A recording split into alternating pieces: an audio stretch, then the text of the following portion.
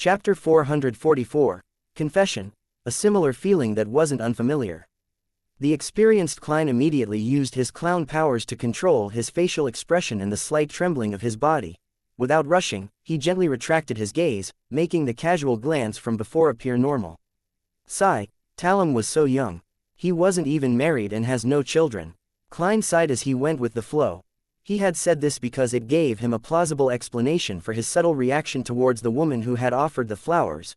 He had turned sad having seen a woman who had some connection with Talum, associated her to marriage and family, and then finally how his friend had passed away at an early age.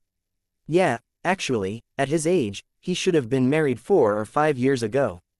Unfortunately, the matter with his grandfather left him with an extremely strong psychological trauma. He had always rejected marriage, and only recently did he improve. Reporter Mike sighed. At this moment, the seemingly normal Klein seemed to have a cluster of thorns stabbing at his back, slowly piercing into his skin and flesh, causing him to feel extremely tense. The girl in the black dress with the sapphire ring on her left hand pinky had straightened her body and calmly surveyed her surroundings. Afterward, she quietly left Talum's grave with 2 maids accompanying her. She silently walked further and further away from Talum's grave. The feeling of his back being stabbed quickly turned into a cold sweat. Just who is she, and why did she come to the grave to offer flowers?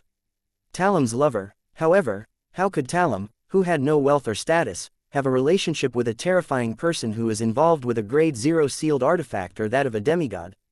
This isn't a novel. Furthermore, she should be the one that used a curse to kill Talum. This matter runs deep. Klein listened quietly as Mike and Aaron recounted Talum's past. His thoughts quickly dispersed, feeling that the most puzzling thing about this matter was that Talum's death, an ordinary person who had no money, power, status, or strength, was actually involved with a grade 0 sealed artifact or a powerhouse of the same level. This was simply inconceivable, but this isn't an isolated case. There's another similar case that has happened around me. Klein suddenly thought of something and looked at the surgeon. Aaron, this ordinary person's home might very well be hiding a sequence 1 snake of mercury. Following this train of thought, Klein recalled the nearly 5 months that he had spent here since he transmigrated.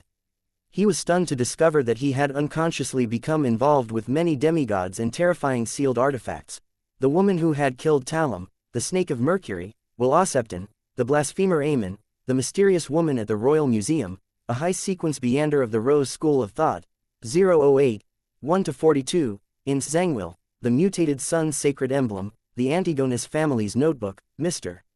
Isaac Eggers, who's suspected to be a descendant of death, Mr. Door, the Twilight Hermit Order. Each name flashed through Klein's mind, and every single one of them made him feel like drawing in a cold breath. He calmed his heart and carefully thought, these don't include the true creator and the eternal blazing sun, who are ranked high above these. Strictly speaking, I can be considered to be among their ranks. After all, I came from a dark divination, and I'm a strange alternate world soul who controls the strange gray fog. Could this be another crest of the times, after Russell? So all the demigods and terrifying sealed artifacts are making an appearance in real life. As these thoughts flashed through Klein's mind, the grief-stricken reporter Mike and surgeon Aaron excused themselves. He then left the cemetery at a leisurely pace. Just as he was looking around for a rental carriage, a familiar carriage drove out of a secluded spot and stopped in front of him. Although the coat of arms on the black carriage was skillfully concealed, Klein was still able to recognize it as Prince Edisic's carriage. Without a sound, the door of the carriage opened, and the old butler with his meticulously combed hair alighted. He politely made a gesture of invitation. His Highness is waiting for you. All right. Klein didn't feel guilty at all as he entered the spacious and warm carriage. Prince Edisic was dressed in a dark blue coat with a large collar and a golden ribbon across his chest, which made him look very abnormally noble. He rubbed the diamond brooch, and his long and narrow eyes showed hints of a sigh. I'm restricted even when participating in the funeral of a friend. I couldn't appear in person and could only watch from afar, sending someone to offer flowers for me. This is the royal family's lack of freedom. If Talum's grandfather hadn't lost his aristocratic title, then you wouldn't have to avoid anything. Klein abided by Prince Edisic's gesture and sat across from him. Edisic picked up a cup of blood-red wine and said, "Sigh, I had originally planned to find an opportunity to help Talum's father recover his aristocratic title, but unfortunately." Instead of going deep into the subject, he asked, "Sherlock, did you receive the package?" "Yes," Klein answered any questions he was asked, never giving any additional descriptions. Edisic nodded slightly. Any progress? I made several divinations using Talam's hair, blood, and belongings, but all of them led to the conclusion that he had died of a sudden heart disease. Klein used his emotionless, smooth narration to imply that, my sequence isn't high enough, my standards are limited, although I'm good at divination, the other party is stronger, and, I'm sure that I can't figure out the truth. Edisic looked disappointed and sighed. How do you plan on continuing the investigation? Starting with the people Talam came in contact with a few days before his death and the places he went, Klein replied according to the plan. Edisic looked at the old butler. There will definitely be no lack of threatening interrogations or bribery. Pay Sherlock £100 for his investigation fees. Yes, Your Highness. The old butler took out a stack of bills that he had prepared earlier. £100 straight out. Once again, Klein felt Prince Edisic's generosity. I'll do my best. He took the £100 in cash and pocketed it without counting it in detail. I hope that we can put Talam to rest. Prince Edisic clenched his right fist and tapped the left side of his chest. He turned his head to look out the window at Crown Cemetery, which wasn't too far away. His friendship for Talam still remained strong. Klein sighed before he was led out to a carriage by the old butler. Audrey looked at her psychology teacher, whose long hair reached her waist, and she pretended to carefully look from side to side. She immediately lowered her voice and said, Miss Escalante, I recently joined a new Beander gathering.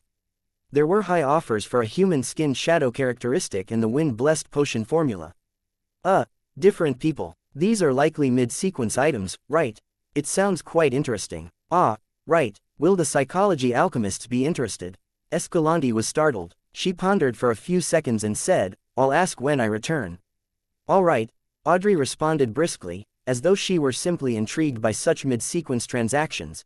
Escalante retracted her attention and said in a serious tone, Miss Audrey, although you are already a Sequence 8 Beander, you have yet to receive formal education in mysticism. You still don't understand enough about the techniques and applications of a spectator and telepathist, as well as the foundation theories. Starting today, I'll guide you to become a true Beander. That's what I wish, Audrey said sincerely. The huge golden retriever, Susie, who was sitting by her feet, wagged its tail happily, as if happy for her mistress. Having made up his mind not to work, Klein took the carriage back to 15 Minsk Street. He opened the door and was just about to take off his hat when he froze. His spiritual intuition told him that a stranger had entered the living room. Someone had entered his room. He barely hid his tracks. Is it considered a warning? Having a warning is better than not having one. Klein stood in the hall for a long time in silence. Immediately, he turned around and went to the steam cathedral in a rental carriage. The cathedral towered over the chimneys and clock tower, the former representing the power of steam, while the latter represented the beauty of machinery through the hanging of its intricate clocks. It was neither the weekend nor noon or the evening, so there were only a few devotees in the hall quietly praying. Klein sat down in the aisle, leaned his cane, took off his hat, and pretended to pray for 10 minutes in front of the sacred emblem. Then, he picked up his things and walked along the aisle to the altar. He said to the bishop standing to the side, I wish to make a confession. Good, God is watching you. The bishop, who had a kind face and hoary hair at his temples, walked to the confessional by his side. Klein followed closely behind and closed the door. He sat down on a chair and said to the bishop through the wooden board, I confess that I didn't adhere to my principles when facing danger, and I chose to retreat. What were you thinking at the time? The bishop gently asked. Klein immediately described in detail about Talam's death, his suspicions, the reminder from the machinery hivemind, Prince Edisic's entrustment, and, after how he failed to obtain any answers from his divination, he expressed his heartfelt cowardice in the face of the royal family's strife. The reason he didn't go straight to Carlson was that he was afraid that not only was he being watched, but Prince Edisic's men were also watching him from the shadows. Once he made his intentions clear, he couldn't be sure if he would encounter another calamity. The Steam Cathedral was the headquarters of the Church of the God of Steam and Machinery, and it was one of the 3 great holy temples. No one could spy on whatever happened inside. What Klein intended to do was to use the Church of the God of Steam to convey his true thoughts and avoid getting caught up in a deeper conflict. Simply put, it was to comply with what his heart wanted.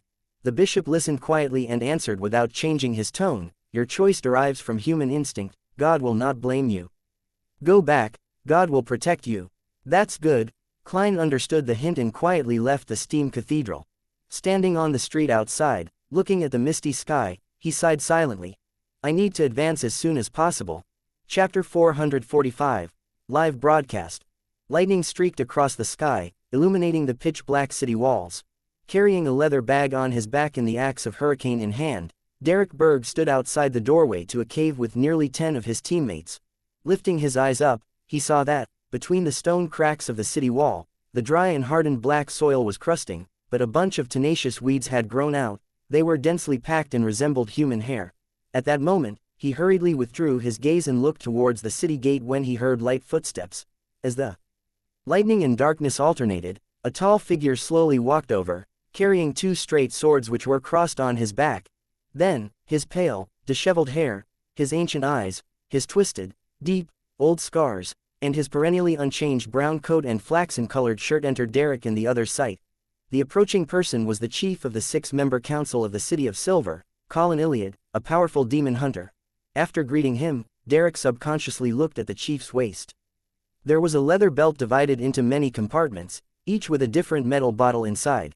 This was a symbol of an experienced and powerful demon hunter. Derek had previously heard his parents mention that demon hunters were good at discovering the weaknesses for different monsters, identifying the uses of various materials, and were able to use their special cogitation state against the former.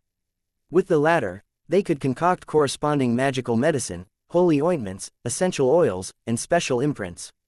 Then, through consumption, smearing, and using these items, they could achieve the effect of restraining the target. In a sense, experienced, knowledgeable, well-prepared, and sharp demon hunters were the nemesis of the vast majority of monsters. The amount and variety of small metal bottles at their waist represented their experience.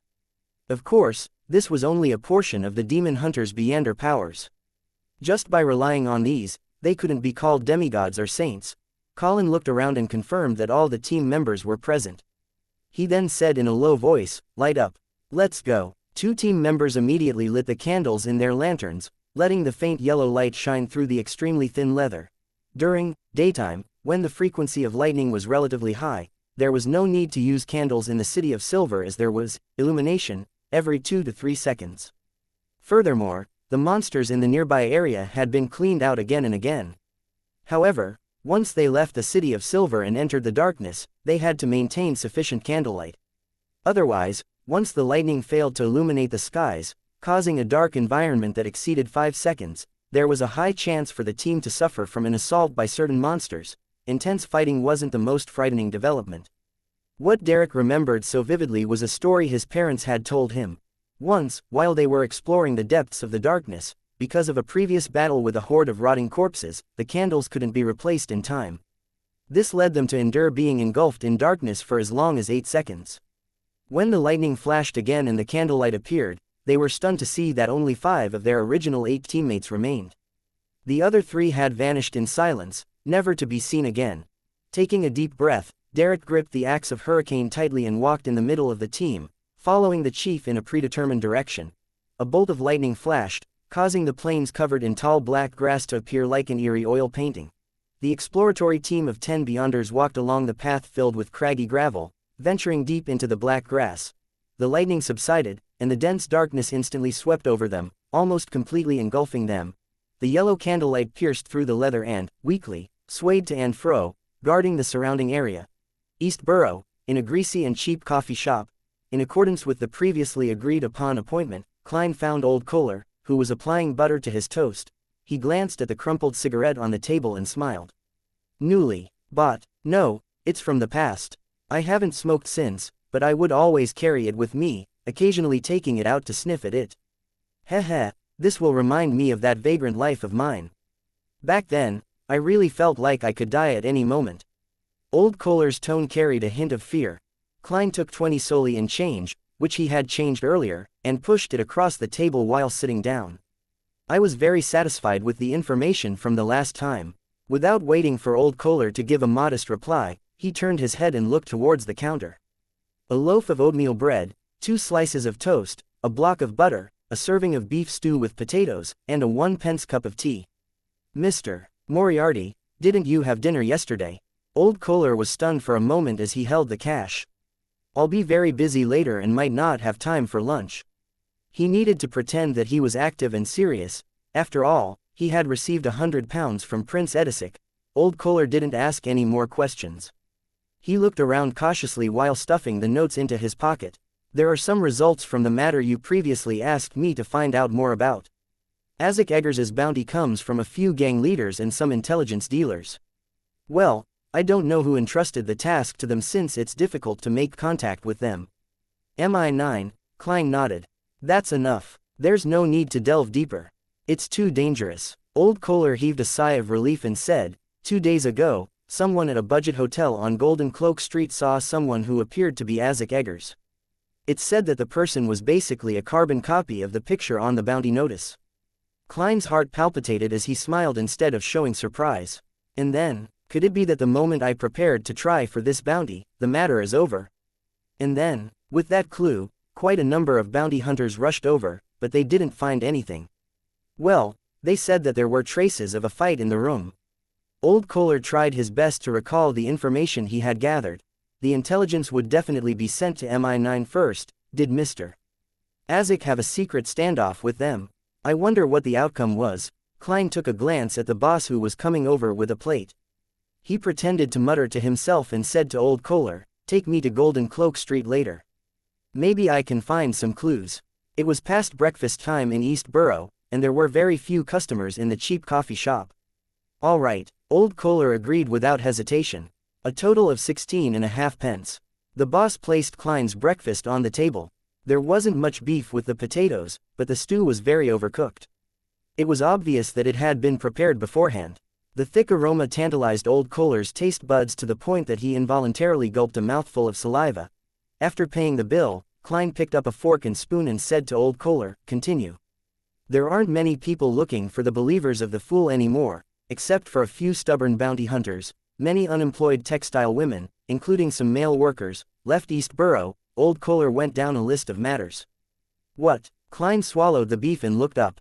Left East Borough? They must have found some other job. As for where they went, I couldn't find out, Old Kohler answered truthfully. Their families aren't aware, Klein pressed. Some left with their unemployed family members, while others had come alone from outside the city to search for work. Old Kohler had already done some investigations.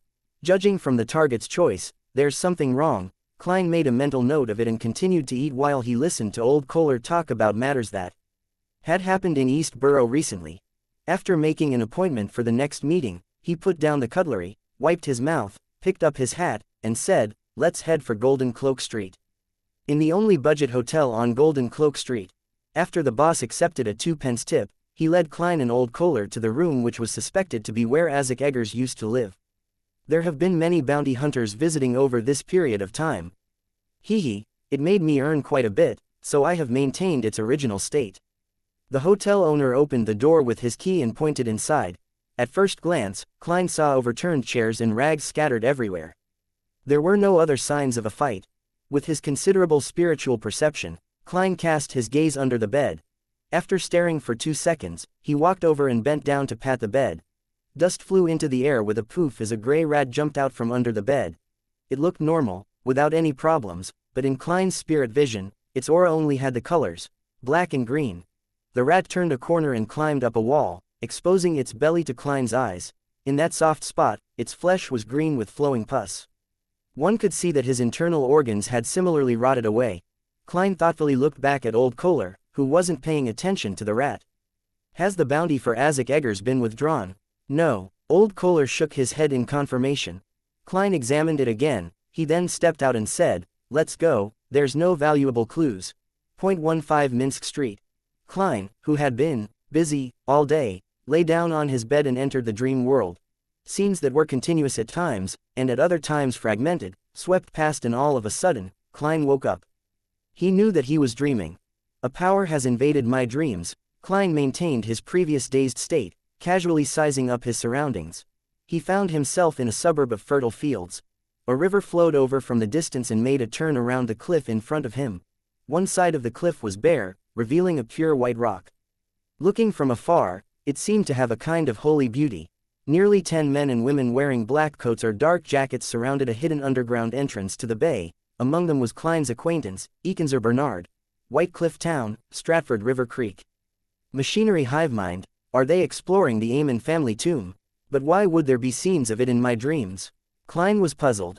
At that moment, he saw the water on the surface of the river undulate, rapidly forming a line of white words. Your loyal and humble servant, Rhodes, is here to report to you on the exploration situation. Klein's mouth turned agape, momentarily losing the ability to speak.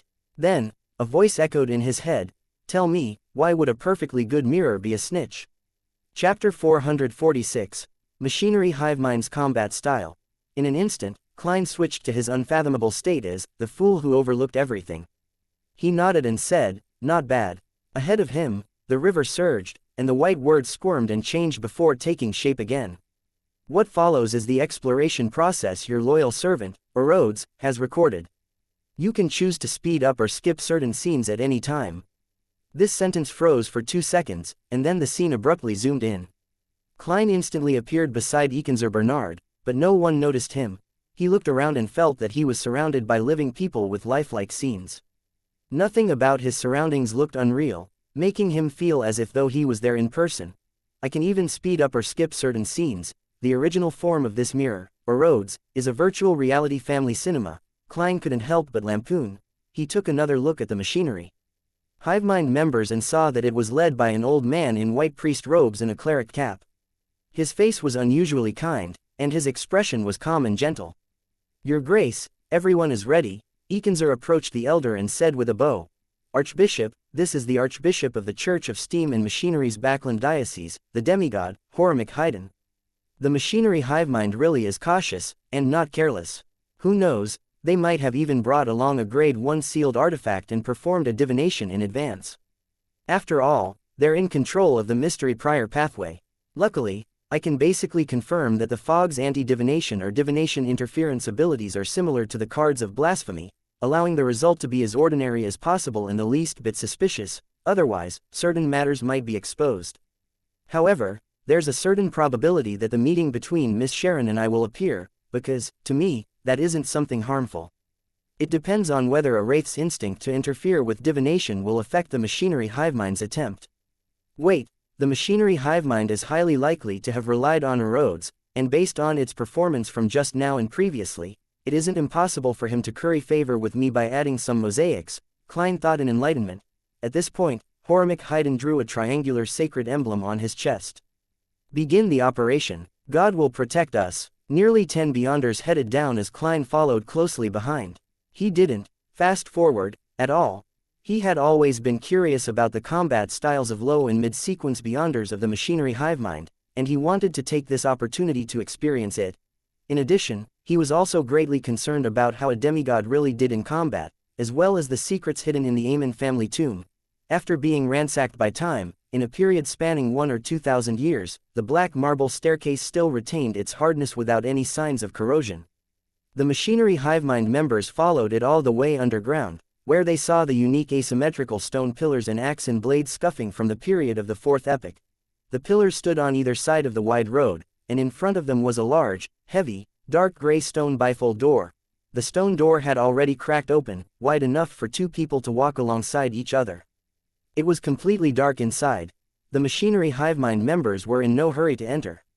They carefully searched the surrounding area with lanterns, but they found nothing of value. According to the plan, the first group will begin with a preliminary cleanup. With the Archbishop's approval, Ekenzer pushed down his hat, compressing his fluffy hair. Cleanup. By the side, Klein ruminated over the word. Amidst his puzzlement, the 2 strongest and burliest male machinery Hivemind team members each laid down a long black box on their backs and opened them up. Inside one long box was a sturdy, heavy, iron-black cannon-shaped object. Its surface was engraved with dense and arcane patterns. In the other box was a complex and exquisite firearm with a chain of pale golden bullets inserted into it. One of the 2 team members carried the cannon-shaped object and trudged to the open stone door. Another machinery Hivemind member picked up the peculiar gun, adjusted the bullet chain, and followed slightly behind. After the 2 of them glanced at each other, the cannon-shaped object on the former's shoulder rapidly lit up, outlining burning patterns and imprints before a loud salvo. A golden fireball, akin to a miniature sun, flew out from the cannon barrel, and into the darkness.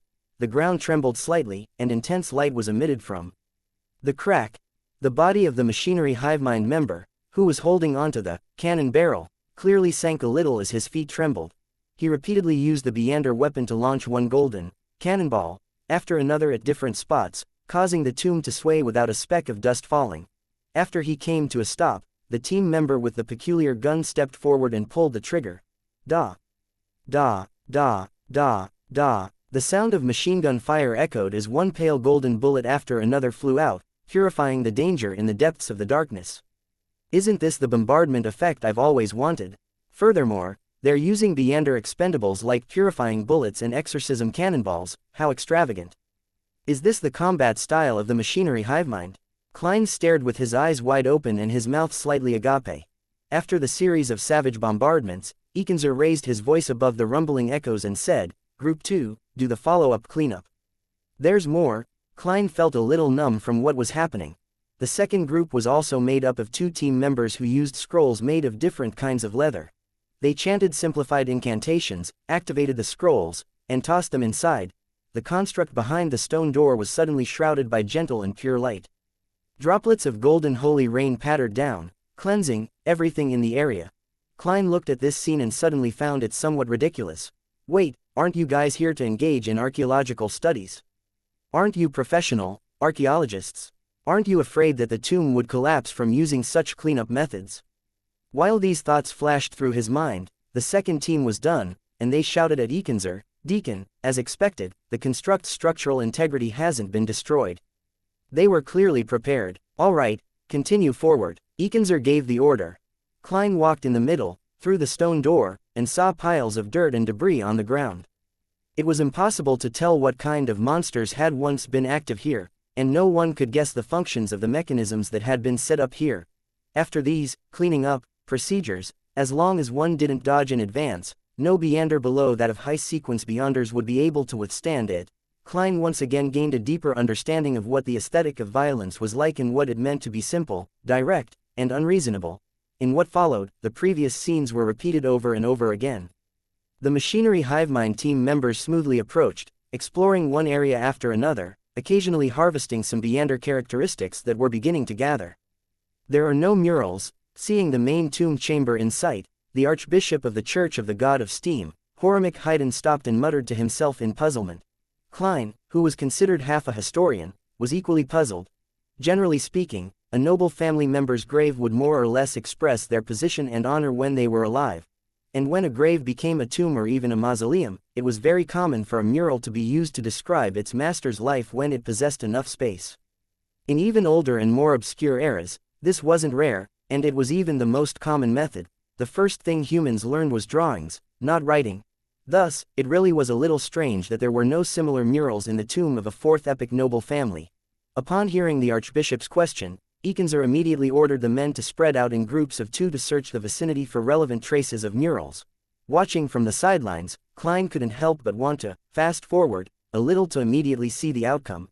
At that moment, he noticed that the 2 machinery hivemind members in the left corner had suddenly turned into 3. One of them looked identical to Ekenzer Bernard, his fluffy hair propping his hat high. This, Klein was first stunned before he made a guess. The moment he had the thought, Ekenzer walked over to the team member closest to him. Any discoveries? He cleared his throat and lowered his voice. The team member turned around warily, but immediately relaxed when he saw that it was Deacon Ekenzer. No. Before he could finish his sentence, the Ekenzer in front of him suddenly turned into a piece of human skin and enveloped his body. The pale human skin tightly wrapped around him, and his face began to form the outline of his facial features. During this process, there were no additional sounds, nor were there any abnormal movements that were triggered.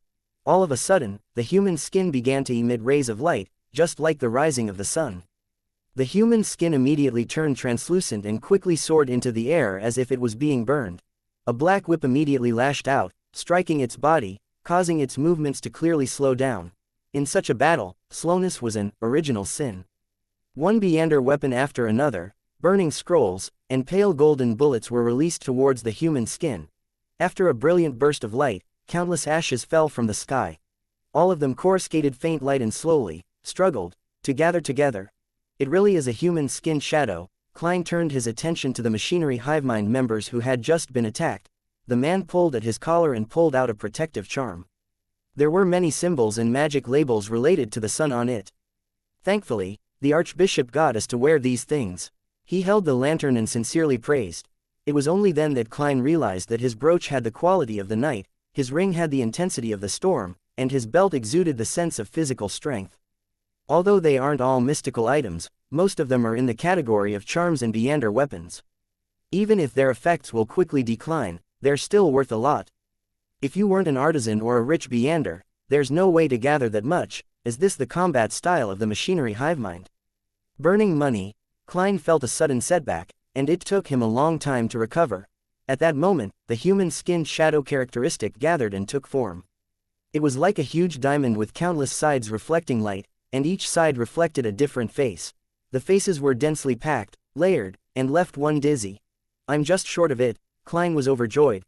After the machinery hivemind handled the spoils, they continued to search for the murals, but they didn't find any traces of them. They had no choice but to gather again and head for the passageway that led to the main tomb. Chapter 447, Portrait. After another series of bombardments, the passage into the main tomb was revealed to the members of the machinery hivemind. The ground was littered with debris. The diamond-shaped Viander characteristic that reflected a human face lay silently at the bottom of the right wall, glowing with the light of two other objects. The entire tunnel, including the two walls that lined the sides and the stone ceiling, was filled with potholes. However, one thing remained undamaged. It was a frame that was hung up ahead about 7 meters away. It was brown in color, and the wood grain was obvious, but only the side of the frame was revealed. Without anyone mentioning anything, all the Beyonders present could tell that it was strange. At this moment, the Archbishop of the Church of Steam and Machinery, Horamic Haydn, stepped forward and said in a gentle voice, "This is likely to be the specter portrait frame that belongs to the Amen family according to the records. As long as one walks into its range and is illuminated by it, their spirit body will instantly be separated from their flesh and blood, turning into a portrait and be forever sealed inside. In this state, even if the portrait is replaced, there is no way of rescuing the person without the corresponding methods. If the duration of being sealed is too long, the body would already be dead. Then, even if one grasps the correct method to remove the seal, the spirit will quickly dissipate." As he spoke, Horamic moved forward, step by step, closing in on the strange frame. Klein was a bit worried, not daring to watch the demigod fight against the sealed artifact, but he quickly realized that he was just watching a scene provided by the magic mirror, or Rhodes. What was there to be afraid of? This is very normal. It's just like watching a horror movie or playing a dark game. Klein calmed himself as he quickened his pace and caught up with Horamic Haydn. The demigod archbishop quickly reached the confines of where the mystical item that needed to be sealed was. He wore a white priest robe and a clerical cap, and his figure gradually appeared in the glass on the surface of the picture frame. Glass in the fourth epoch. Seems to be the case. There has at least been glass in the fifth epoch's history all this time, and there has been no mention of who invented it. Klein waited with great interest for the battle between the demigod and the strange sealed artifact. Horamic's upper body fully appeared within the specter portrait frame, but his eyes didn't lose their luster. He walked towards the frame, face to face. The silhouette within the painting flickered, as though it was constantly shrinking, yet it was unable to succeed. Horamic stopped, took out a large, almost opaque black cloth he had long prepared, and he covered the specter portrait frame. The frame trembled a few times, but in the end, it was completely covered by the black cloth and turned silent. Horamic seemed to be unaffected as he effortlessly removed the specter portrait frame and finished wrapping it with the black cloth before tying a knot on its back. This isn't mystic. Didn't you say that your spirit body would be absorbed into the frame and be turned into a portrait? Why is the Archbishop fine? Is this the uniqueness of a demigod, or is it because of another reason? Klein sized up Horamic Haydn, but he didn't notice anything out of the ordinary. His eyes are filled with spirit, his expression genial, and he's rich in flesh and blood. It's a pity that I'm not there in person. Otherwise, I could activate my spirit vision and have a look. Klein retracted his gaze and waited for the machinery hivemind members, such as Ekenzer, to come over. Horamic handed the specter portrait frame to a member of the team and walked towards the main tomb at the end of the passage. There was a black stone door filled with scrapes carved by blades and axes. In the middle of the door was a grayish-white disc. The surface of the disc was divided into 12 segments. There was a black needle, just like a clock from the outside world. However, the segments weren't evenly distributed across the disc. They were of varying sizes and extremely incongruous. Furthermore, Each grid had half of its surface covered in a shadow. The coat of arms of the Amen family. Archbishop Horamek made a brief introduction. He didn't explain the symbolic meaning of the coat of arms, because presently only Deacon Ekenzer Bernard was qualified to know. Klein, on the other hand, relied on his own knowledge of mysticism to attempt to decipher it. Disc, 12 segments, and a needle. Combined together, they clearly represent time. It matches the worm of time which Amon's avatar left behind after it was wiped out. What should be 12 equal segments on a disc, are unequal in size, and there's a shadow over a portion of it. Does this mean that the Amen family is the dark side of time? Then, where does their title as a blasphemer family show itself? While Klein was thinking, Archbishop Horamek pushed open the stone door without any protection. The heavy stone door opened, revealing an extremely spacious tomb chamber. In the center of the chamber was a dais with a deep black coffin on top of it.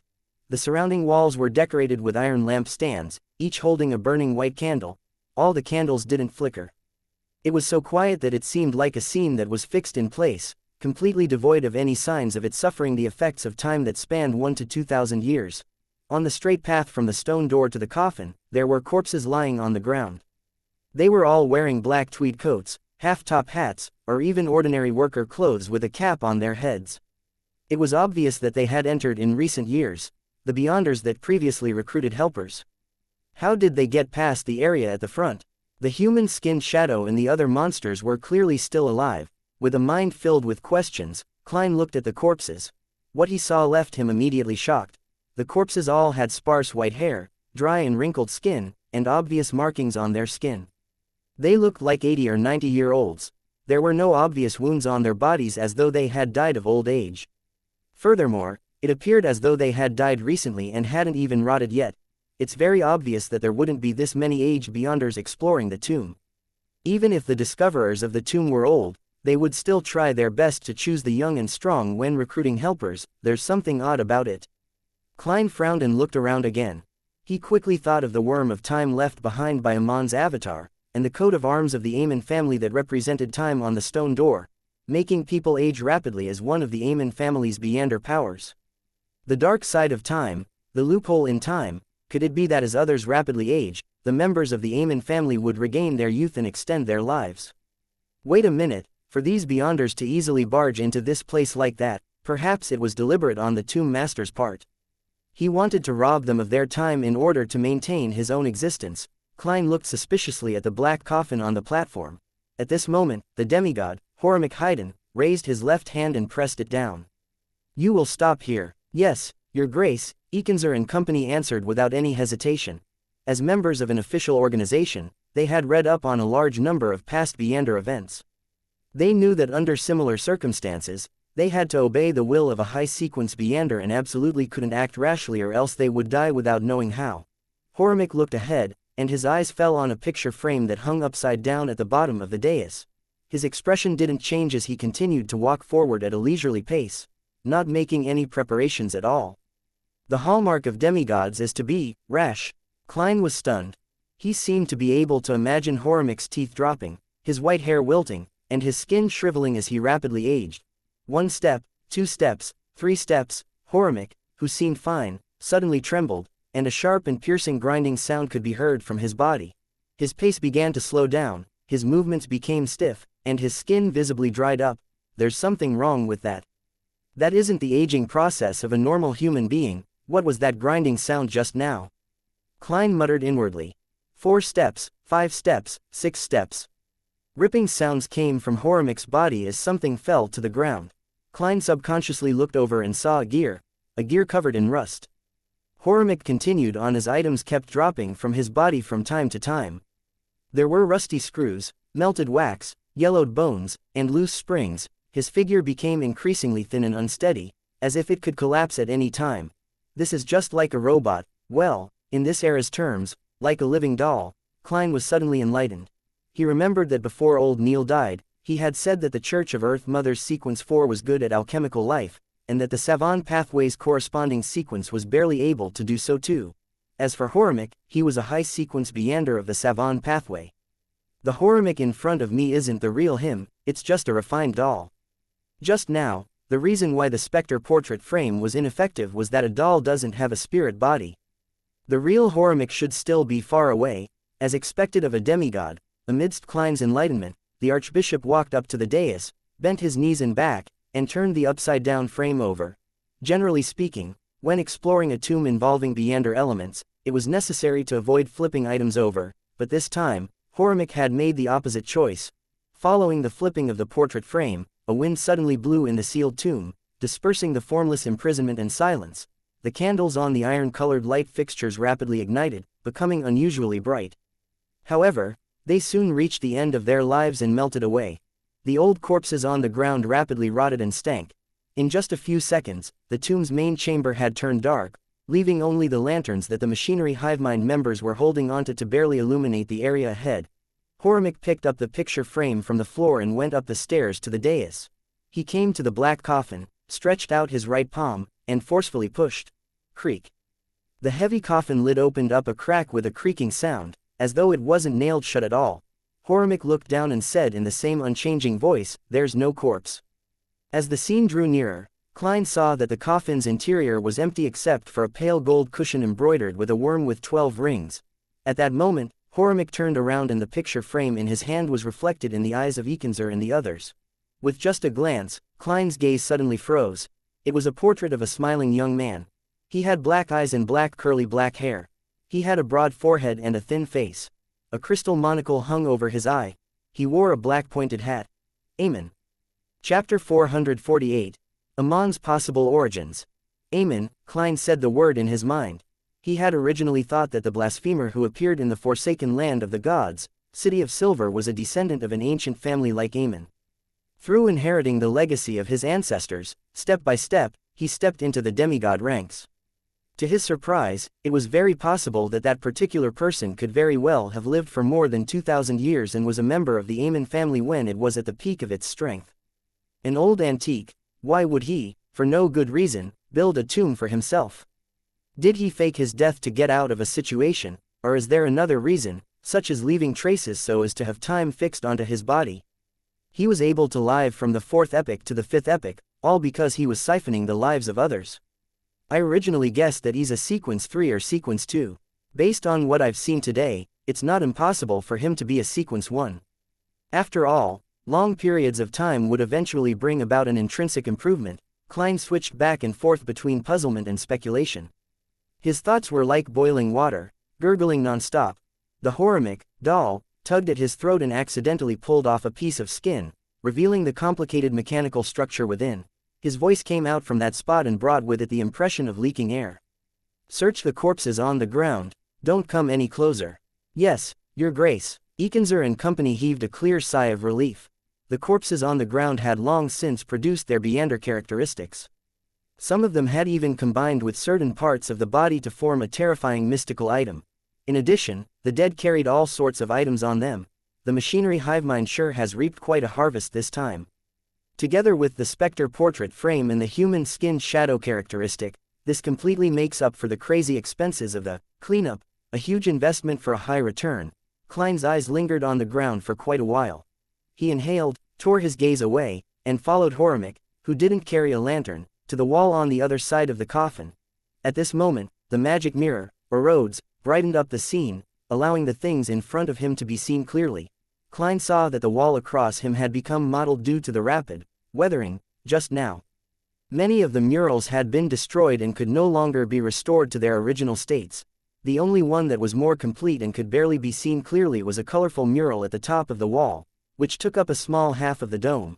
It described a towering mountain range, and on the highest mountain peak, there was a huge cross that was taller than the mountain.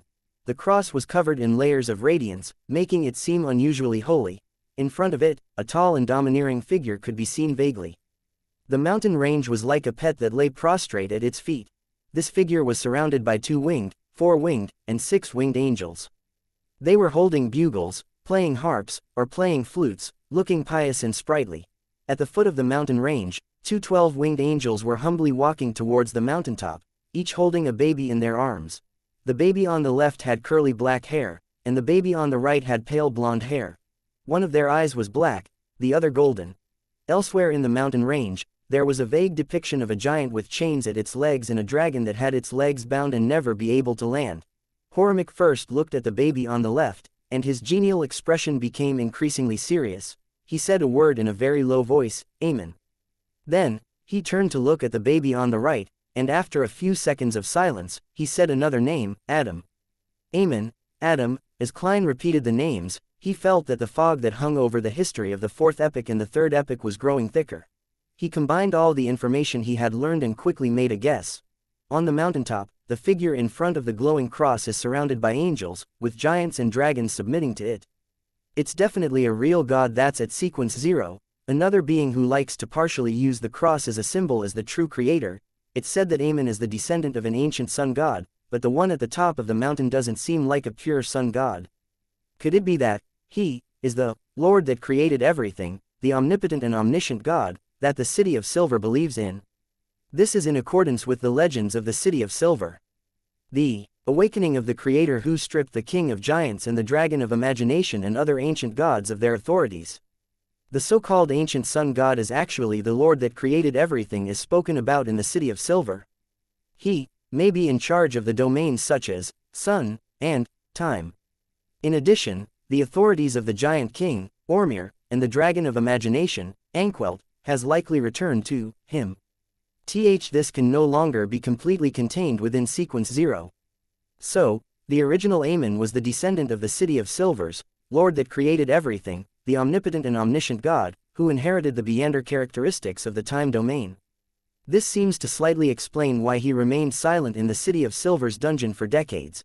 Apart from him, there's also another descendant of the Lord that created everything, the omnipotent and omniscient God, named Adam.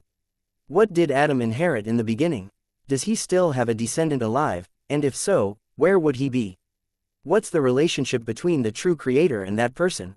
Is it simply an imitation by using the creator's title and the symbol of the cross? Or is there some deeper connection between the two?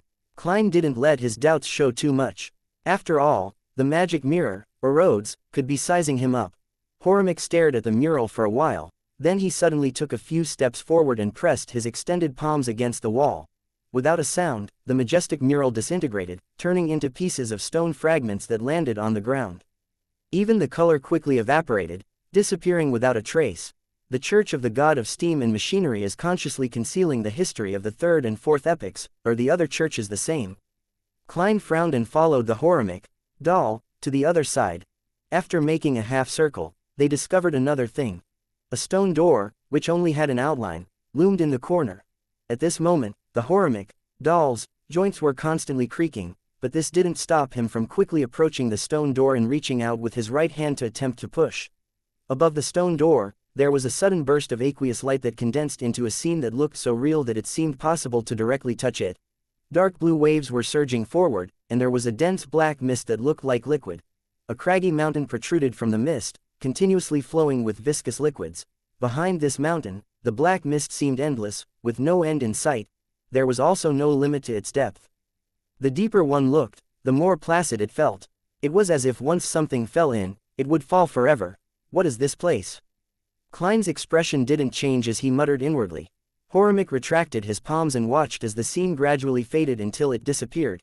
He leaned his head back and sighed to himself while feeling perplexed.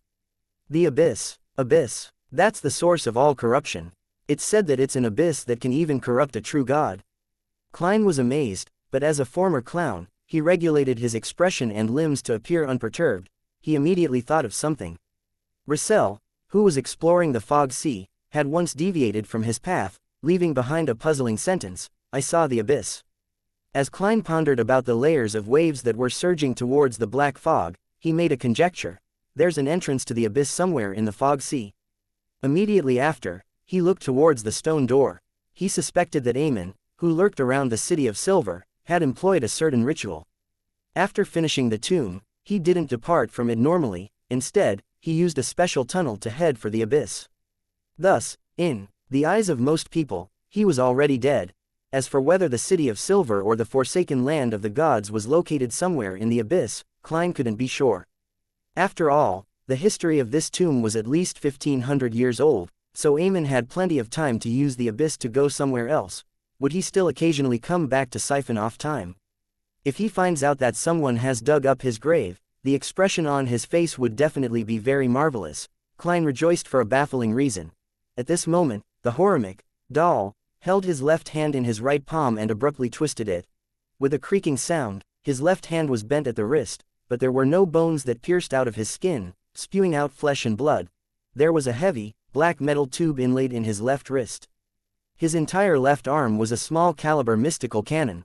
To hide a mole of advanced technology, he truly is worthy of being from the machinery hivemind. However, the requirements and costs for such a thing are too high. Clearly, it could only be provided to specific personnel and not for military troops. Klein felt that today was an eye-opener for him, an opportunity to see another development path in the mysterious world. The only problem is that Beander characteristics are conserved, artisans are limited, so many things cannot be mass-produced. The Horimic doll put his left wrist against the stone door. Inside his body, the sound of gears grinding against each other as they revolved emitted an intense spirituality radiance. A ray of light that was as bright as day appeared and disappeared.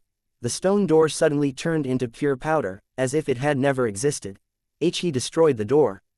If Blasphemer Aemon encounters an emergency situation and attempts to return here, only to find the door gone, that would be fun. Klein almost laughed when he imagined that scene. This was the end of the Aemon family's tomb exploration. The scene surrounding Klein quickly shrank and became the background. An illusory, ancient, and bizarre silver mirror appeared in midair. The black, eye-like gemstones on the mirror flickered. White words were quickly outlined in the mirror. Your loyal servant, Rhodes, has finished reporting and is ready to serve you at any time again. Klein was a bit wary and unaccustomed towards the fellow who appeared too enthusiastic. He nodded and said, "Well done, you may leave first."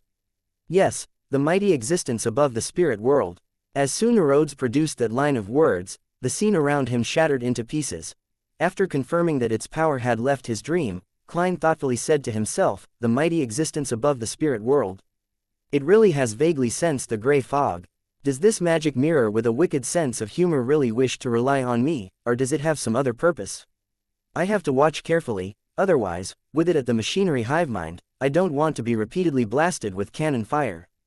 Rounding up his thoughts, Klein began looking forward to the next day. After the machinery hivemind tidied up their spoils, they were likely to get him to choose an item. Chapter 449. Better Choice.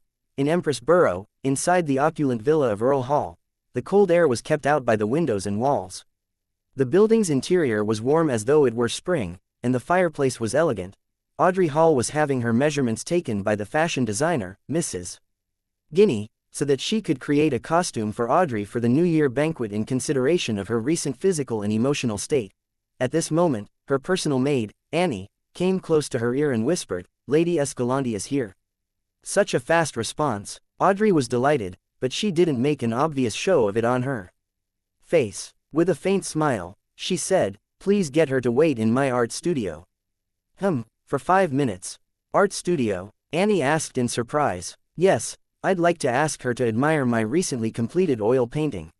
She says that content that is painted in a relaxed state easily allows one to express their true thoughts and emotions," Audrey explained unhurriedly. Annie suddenly felt enlightened. "Yes, miss." Less than 5 minutes later, Audrey entered the studio and saw Escalante admiring the paintings on the walls. "That's Mr. Sensi's Inner Heart's Night, a masterpiece that allows one to feel peace." She smiled and introduced the painting to Escalante. Sensi's Inner Heart's Night, one of the top 10 works of last year's top 100-century-old paintings that the Tussock Times voted for. Escalante was obviously the kind of person who often read newspapers, and as a Beander of the Spectator pathway, she had a good memory. "Yes," Audrey replied simply, as though it was a trivial matter. "I actually have the honor of seeing the real deal." Escalante looked up at the painting again. She swallowed back the words, "This is worth at least a manor," unwilling to appear too Philistine. Audrey didn't continue introducing the other paintings. She found a reason to send Annie away and motioned to Susie to stand guard outside the door. Susie read her hint without any hindrance, wagged her tail, and scampered out. Escalante closed the door and went back to the easel's side. Before Audrey could ask, she took the initiative and said, "We have both the human skin shadows characteristic and the wind-blessed potion formula. However, there is no need for us to sell it unless the other party is able to provide an irresistible offer. The willingness to negotiate means there's hope." Audrey's green eyes darted slightly as she asked with a chuckle, "What do you wish to receive in exchange?" Escalante stroked her hair and gave her pre-prepared answer. 2,500 pounds for the human skinned shadow characteristic, and 3,000 pounds for the wind-blessed potion formula. Quite a huge premium. Although Audrey didn't find them expensive, she lamented the fact that the psychology alchemist's premium had exceeded 50%. According to the description given by the hanged man, under normal circumstances, the formula for sequence 6 would have cost less than 2,000 pounds, but the closer it was to a high sequence, the fewer potion formulas there were to circulate, making it very difficult to buy them.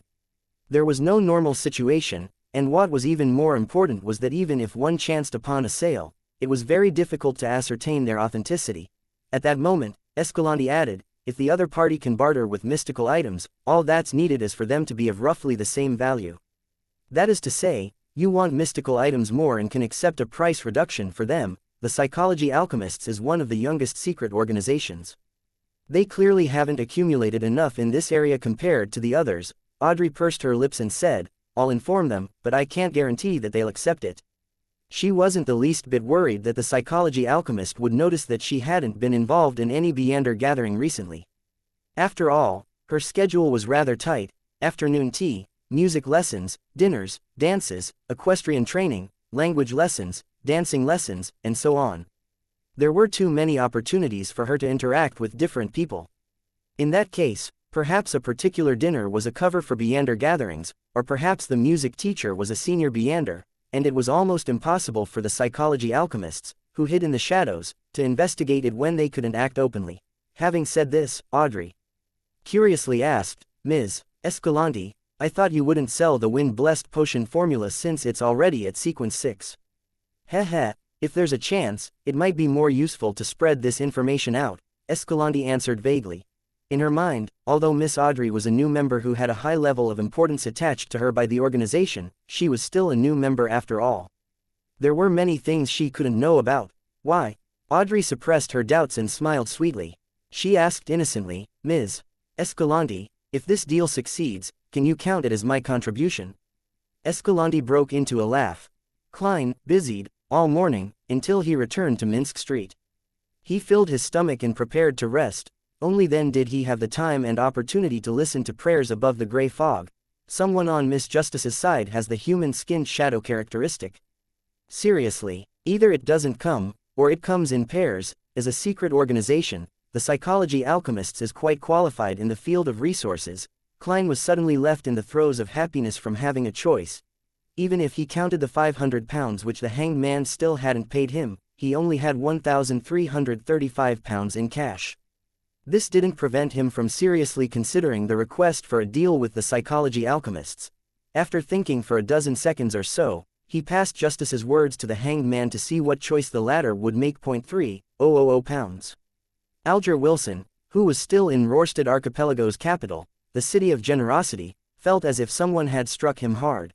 After he became captain of the Blue Avenger, he sometimes played the role of a pirate and sometimes a law enforcer, secretly exterminating several groups of pirates. But even so, the total value of his spoils of war didn't exceed 2,000 pounds, and a portion of it had to be distributed to the sailors under him.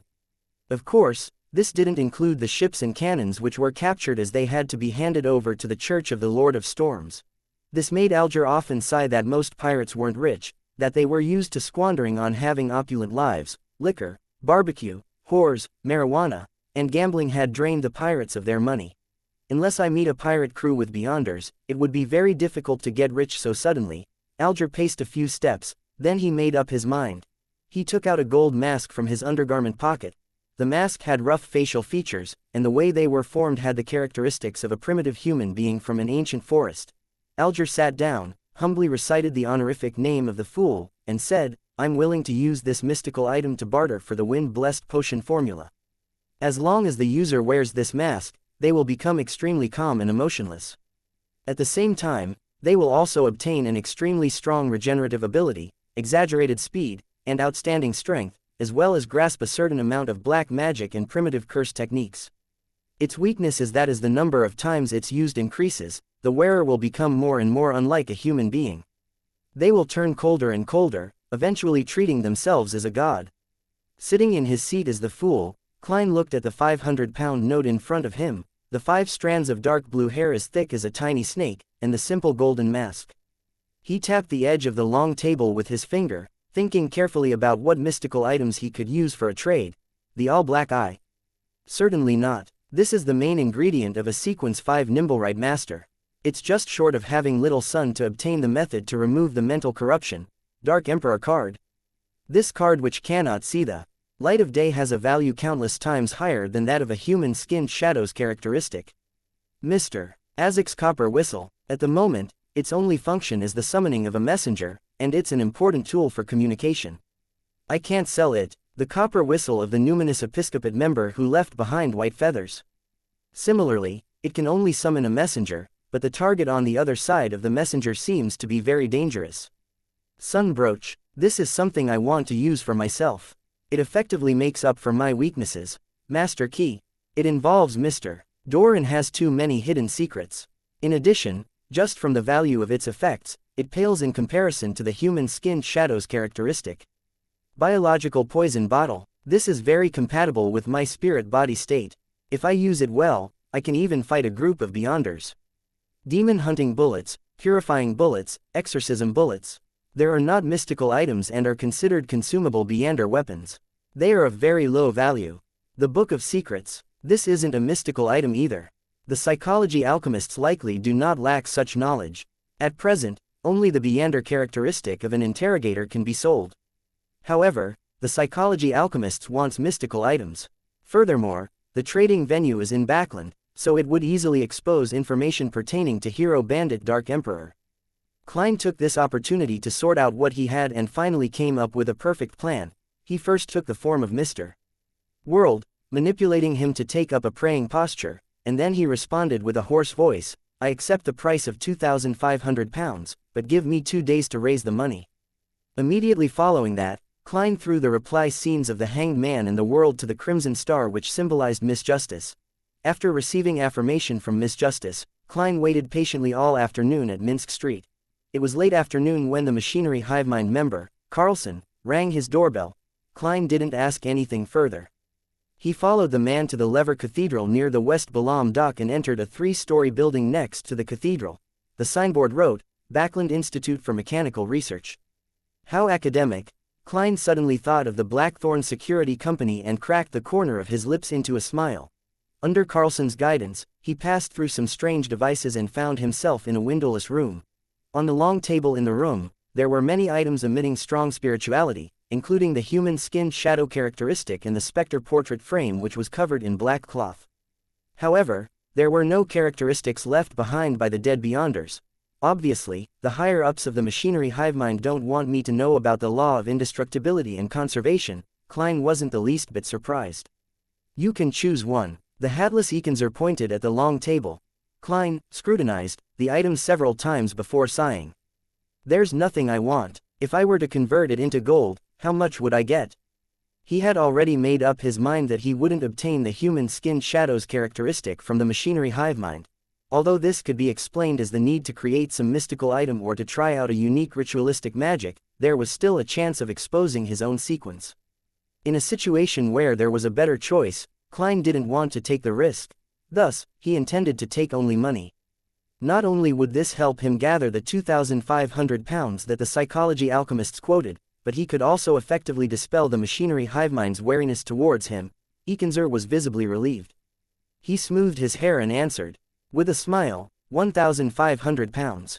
However, we encourage you to choose money, so a total of 2,000 pounds. Klein immediately revealed a sincere smile. Chapter 450, Distribution of Money. With the help of a bestowment ritual, Klein handed 2,500 pounds in cash and the gold mask provided by the Hanged Man to Miss Justice, and he used the image of the world to urge her to close the deal as soon as possible. I've spent almost 5,000 pounds in the past 2 weeks. If I didn't leave Tingen, this amount of money is enough for me to maintain a lifestyle just like my landlady's family. A doll ruins one's life, consuming potions bankrupts you for 3 generations. Klein looked at the vast fog in the ancient palace, which had returned to silence. He was a little upset, as though he had lost something important. He was quiet for a few seconds before returning to the real world. He picked up the remaining 830 pounds on his desk, and he counted out 6 5-pound notes. Then, Klein put the 30 pounds of cash in his now deflated wallet and stuffed it solemnly into the inside pocket of his clothes. He divided the other 800 pounds into 2 stacks, placing 1 stack in each of his side pockets. After that, Klein opened the drawer and took out 2 of the 5 deep-sea naga hair strands that he had brought back to the real world. He wrapped them in layers after layers of paper and carefully put them into his pocket. When he was done, he took his hat and cane, and he headed for the street corner under the glow of the street lamps at night. He got on a carriage and headed for the Bravehearts bar in the Backland Bridge area. In the heated and noisy environment, Klein insisted on finishing his glass of Southville beer before he slowly made his way out of the bar and into a rental carriage through the thundering cheers for the boxers. Taking in the rumbling of the wheels, he intentionally closed his eyes. Suddenly, he heard the sound of the window being lightly tapped. Klein's facial muscles twitched slightly as he opened his eyes and looked in front of him. He saw the pale and exquisite Miss Sharon sitting quietly across him.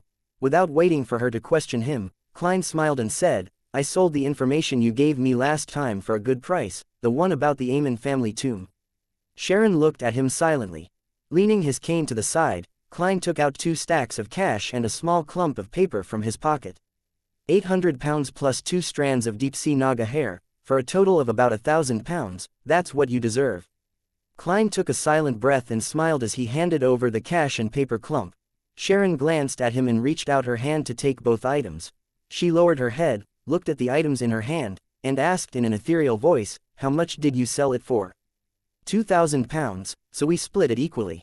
Klein chuckled. If the machinery hivemind had only paid me 1,500 pounds according to the original plan, then I'll have to first owe you a portion of it, he thought gladly. With a flip of Sharon's bloodless hand, the cash and the paper clump disappeared without a trace. She raised her head and tersely acknowledged before asking succinctly, "What's in the tomb?" "I don't know, I didn't go." Klein didn't disclose the help he had received from the magic mirror, or Rhodes. For an instant, he felt that if he described the experience in detail, Miss Sharon would have listened attentively with one hand on her cheek, as she had done before.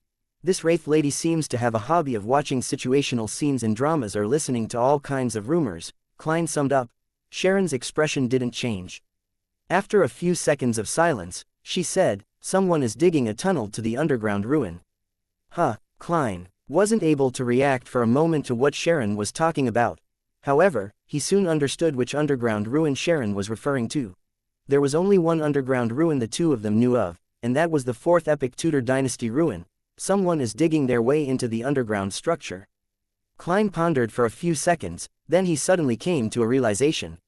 Is it that baronet? He had already forgotten the name of the hidden Tudor dynasty descendant, other than knowing that he had an aristocratic title of a baronet and that he lived on Civilas Street where the Backland police station was located. Yes, Sharon gave him a positive answer. What is he looking for? Doesn't he know that there's an evil spirit inside? Doesn't he know that all the Beyonders from his family died in there? Klein asked himself a few questions. Sharon sat up straight and replied seriously, "I don't know if he knows or not." "How much longer will he take to dig through?" Klein asked in deliberation. "Another 2 to 3 months, for the time being, he's doing it on his own." Sharon provided her own judgment. Phew. Klein let out a small sigh. "There's no need to rush. When I'm ready, then we can go visit him together." At this point, he explained with a smile, "As you know, I like to make sufficient preparations in advance. I won't get involved in anything until I advance to Faceless." He warned himself inwardly. All right. Sharon didn't ask him what he was going to do, but her figure faded quickly, and she disappeared from the carriage. Klein leaned back against the wall, feeling relaxed. The ingredients for the Faceless potion has been reserved, and I'm just waiting for the delivery. My debts have all been paid off, so there's nothing to worry about. His mood was like a fizzy wine that had settled. Occasionally, there would be a little bit of joy that would silently surge upwards. The only problem is, Klein touched his left breast, where there was a shriveled wallet. He sighed and said to himself silently, only 30 pounds in cash, 5 gold coins, and some change. Thursday afternoon. Audrey Hall was waiting in the study for the arrival of Miss Escalante. After receiving the Hanged Man's and the World's replies, she had immediately sent a servant to send a letter to Escalante. The content of the letter was very ordinary. Audrey hoped that the second psychology class this week would be brought forward to Thursday. In reality, Audrey had already made an agreement with Escalante. Once she expressed such an intention, it would mean that the other party had agreed to the conditions. Tick.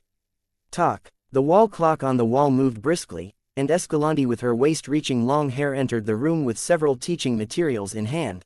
Audrey immediately gave Susie a look. The big golden retriever somewhat reluctantly leapt out, lay down in the nearby shadows, and observed the people coming and going.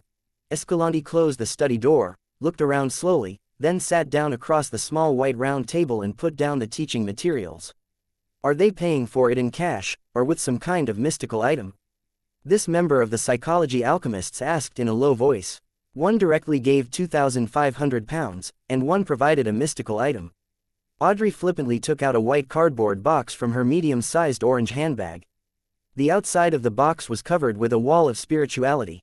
After removing the wall of spirituality, she opened the lid of the box, revealing the simple golden mask.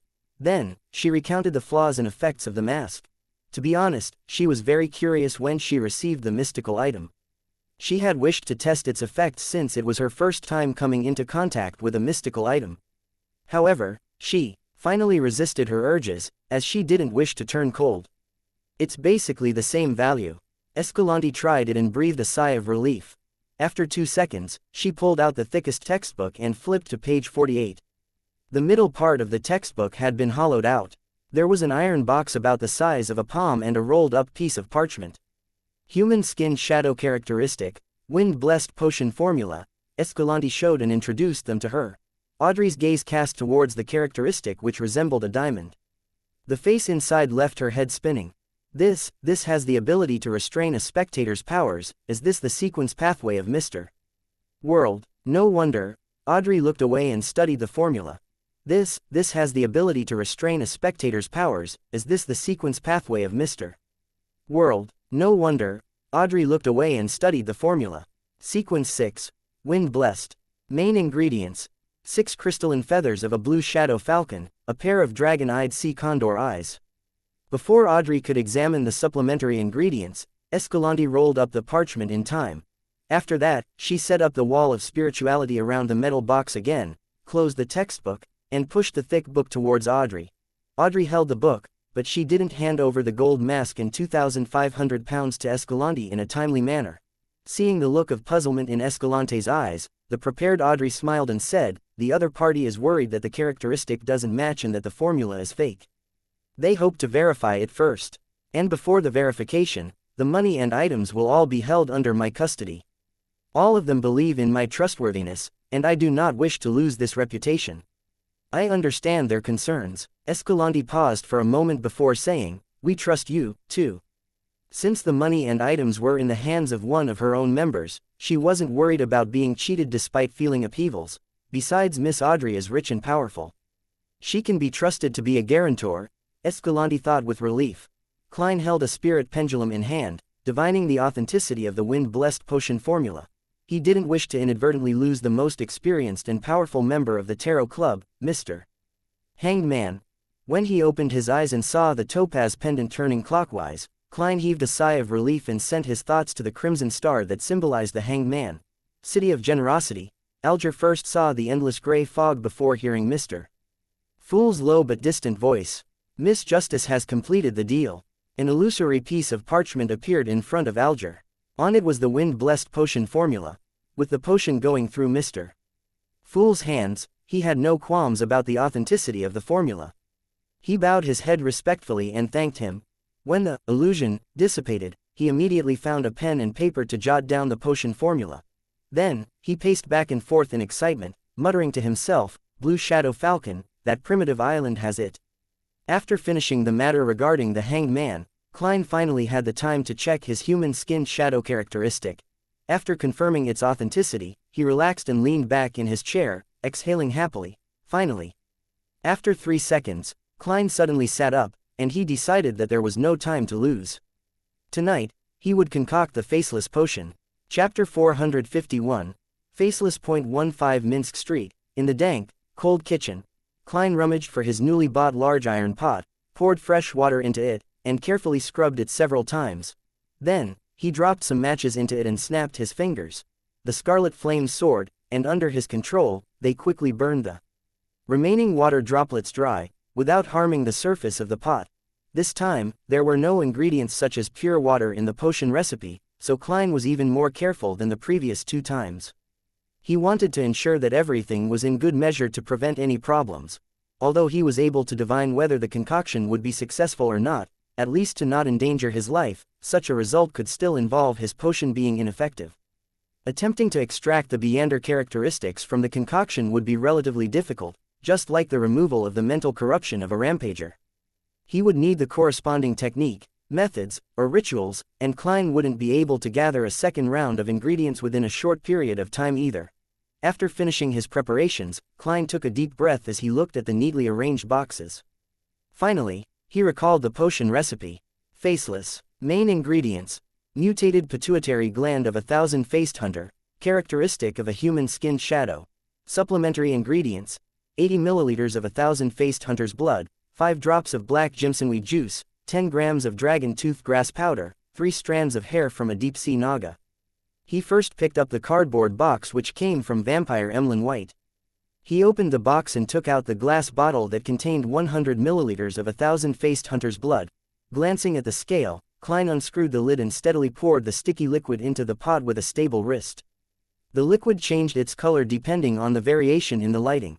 As it was a supplementary ingredient, he didn't pursue precision and didn't use chemical experiment apparatus to separate and titrate the liquid. The thousand-faced hunter's blood was like thin honey that slowly filled the bottom of the pot. When Klein felt that it was about time, he stopped tilting it and allowed the liquid to flow back.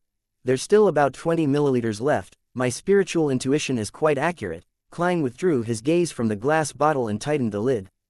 This 20 milliliters of thousand-faced hunter's blood could still be used to make mystical items, Beyonder weapons, extraordinary scrolls, or for drawing symbols or labels in some ritualistic magic. It was still very precious. After putting the glass bottle back into the cotton-filled box, Klein went down the list and added the black jimsonweed juice and the dragon tooth grass powder. He saw that the liquid in the iron pot started to bubble. Without pausing, he picked up 3 strands of dark blue hair that resembled tiny snakes with his black-gloved right hand, and he firmly placed them on the surface of the liquid. A faint mist rose from the iron pot, and the color of the liquid turned a deep blue. It already has such a strange effect even without adding the main ingredients. As expected of a sequence 6 potion, Klein reached out and grabbed the silver tin box which vampire Emlyn White had thrown in as well. With a snapping sound, Klein opened the lid of the box, revealing a peach-like item inside. He didn't directly touch the thousand-faced hunter's mutated pituitary gland. Instead, he placed the tin box over the top of the pot and overturned it. A yellow-brown object with the grooves and ridges of a brain fell in, crashing into the dark blue liquid. At this moment, no liquid droplets splashed up, and the pituitary gland that was constantly changing its shape silently melted. The colors of gray and yellowish-brown quickly merged with the dark blue, and the bubbling suddenly increased in size.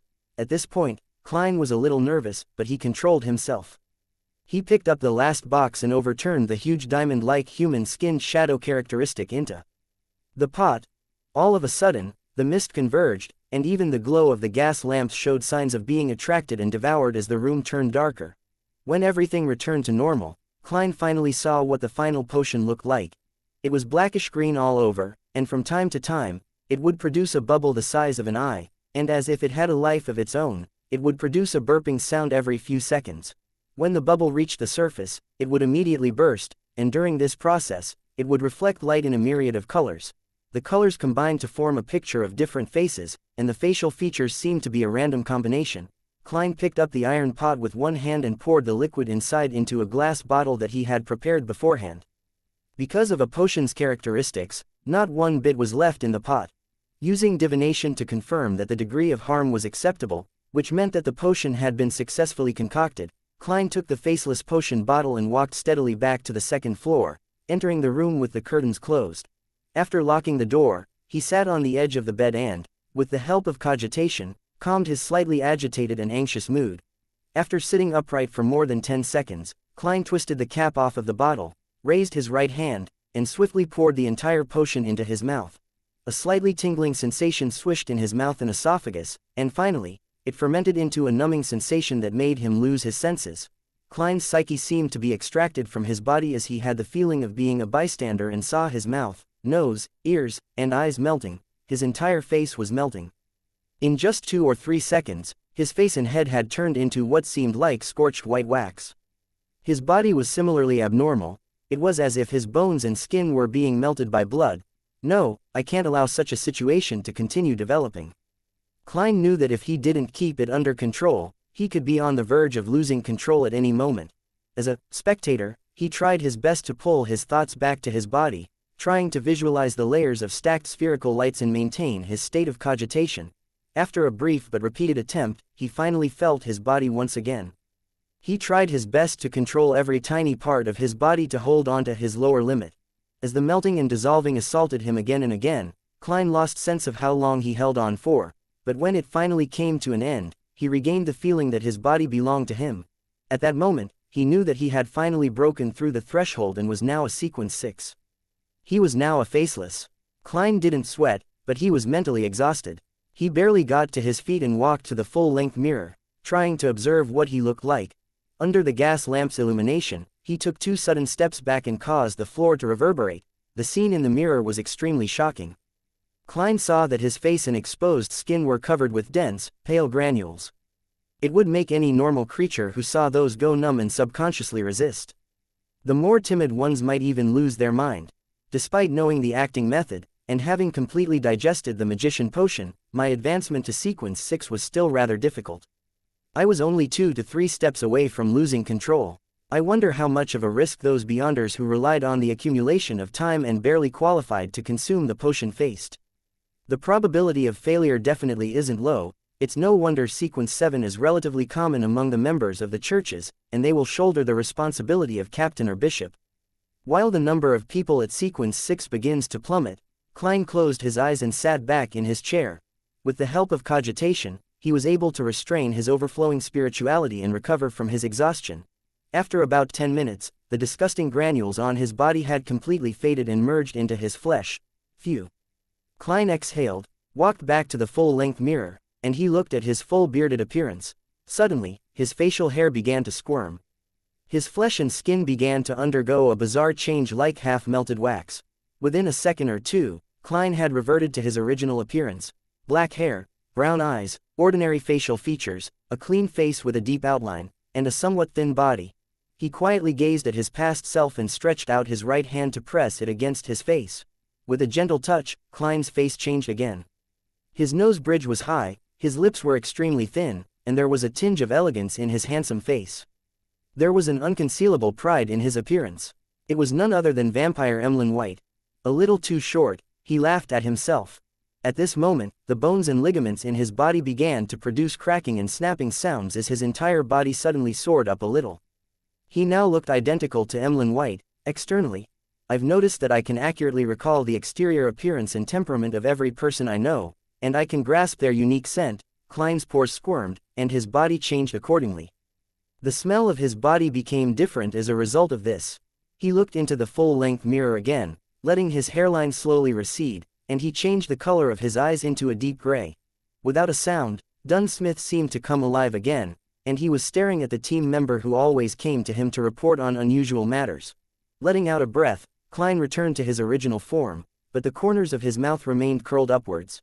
He thought for a moment, took a few steps back, and looked at the magazine, Ladies' Aesthetics, which he had bought to look at fashionable beauties, and he noted down the appearance of the actress on the cover. Then, he went back to the full-length mirror and wiped his face with his right hand. When he looked in the mirror again, he saw a young lady with black hair that went past her shoulders and delicate facial features.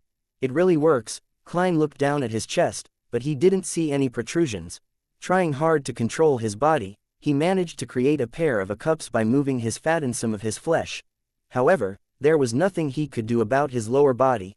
That is to say, it is just a superficial change in appearance, nothing fundamental. Also, I can only grow taller or shorter by 10 centimeters at the moment.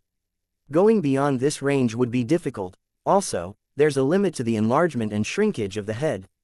For example, I can't mimic Father Utravsky's half-giant head at all. Also, I can only observe the appearance and temperament of the target in an instant, without knowing anything related to him. It's easy for me to be exposed when facing a spectator like Miss Justice. Heh. In the clown stage, the clown restrains the spectator, but in the faceless stage, it is actually somewhat restrained by the spectator.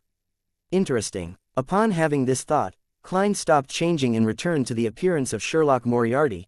Divination, fighting, as well as a magician's Beander powers, have all been enhanced. As for how much they've improved, it can only be confirmed through practice. I should find some time to head to the Quelaag Club tomorrow. Klein took one last look and went downstairs to clear up the mess.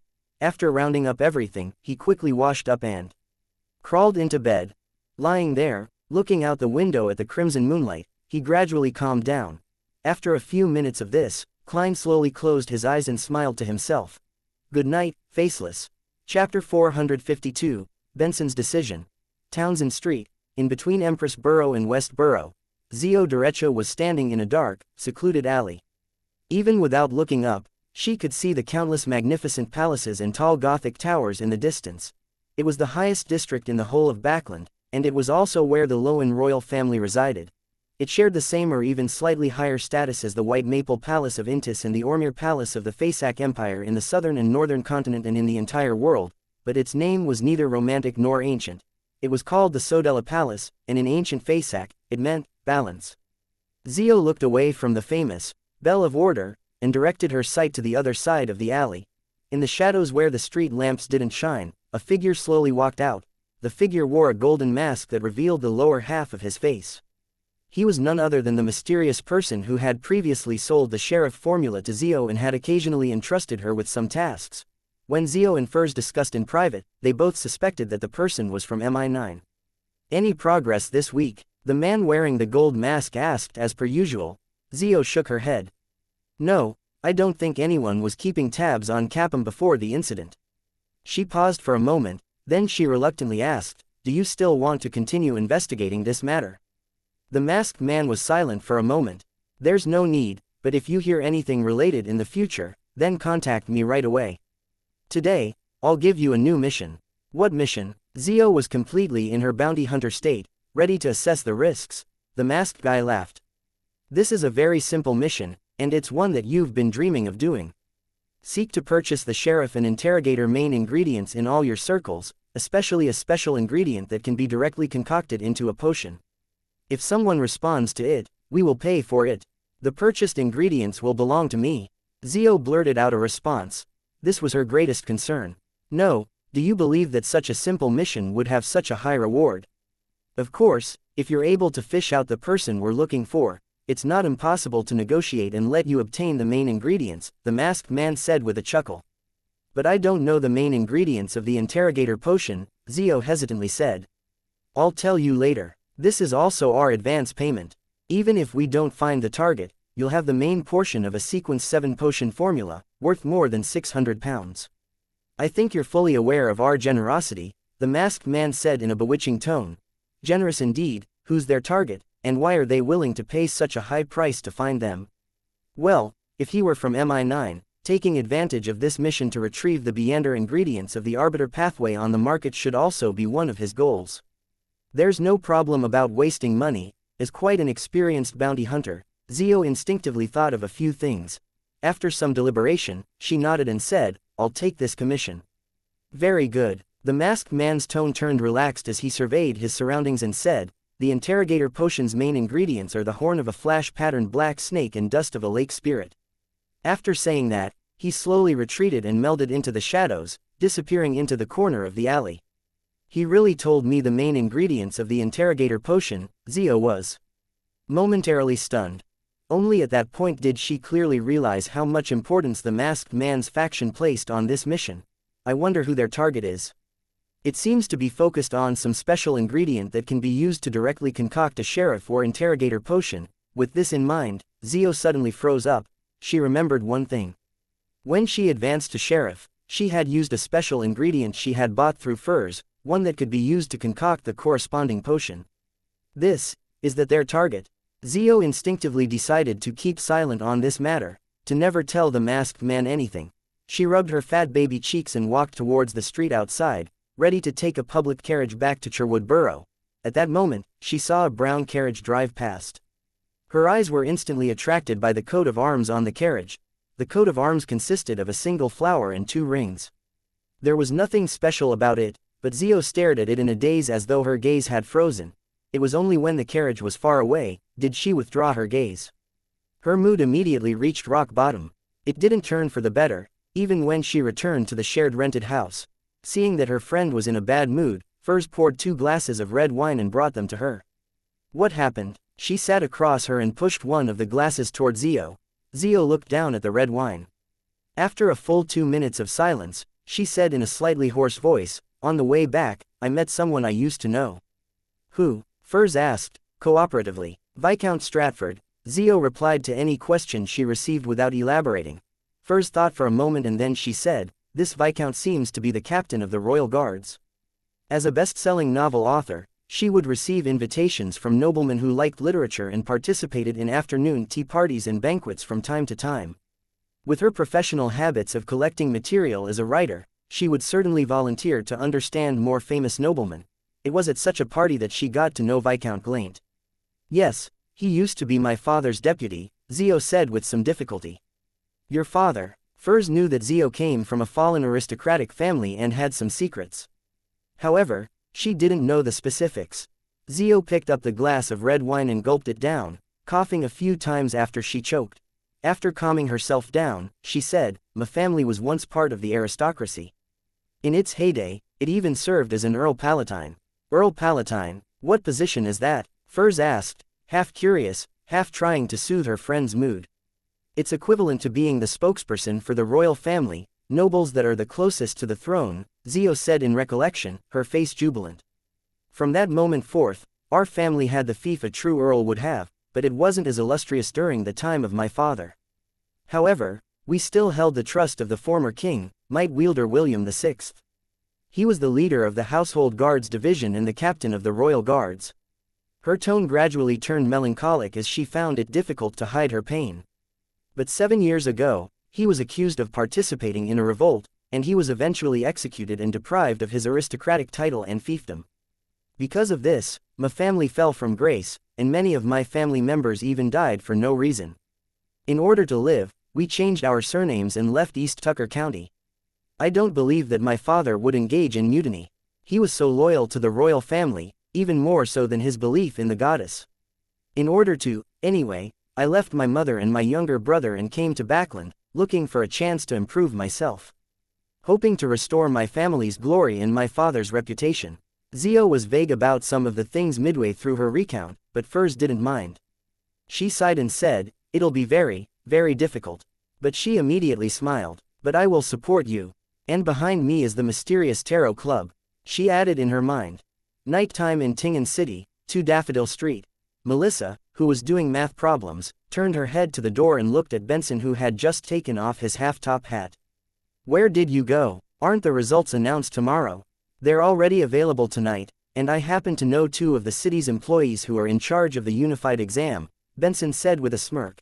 In early December, he had enrolled for the Civil Servant Unified Examination, selected a relatively uncompetitive position, and, in the process, established friendships with several civil servants and a number of examination candidates through his eloquence and communication skills.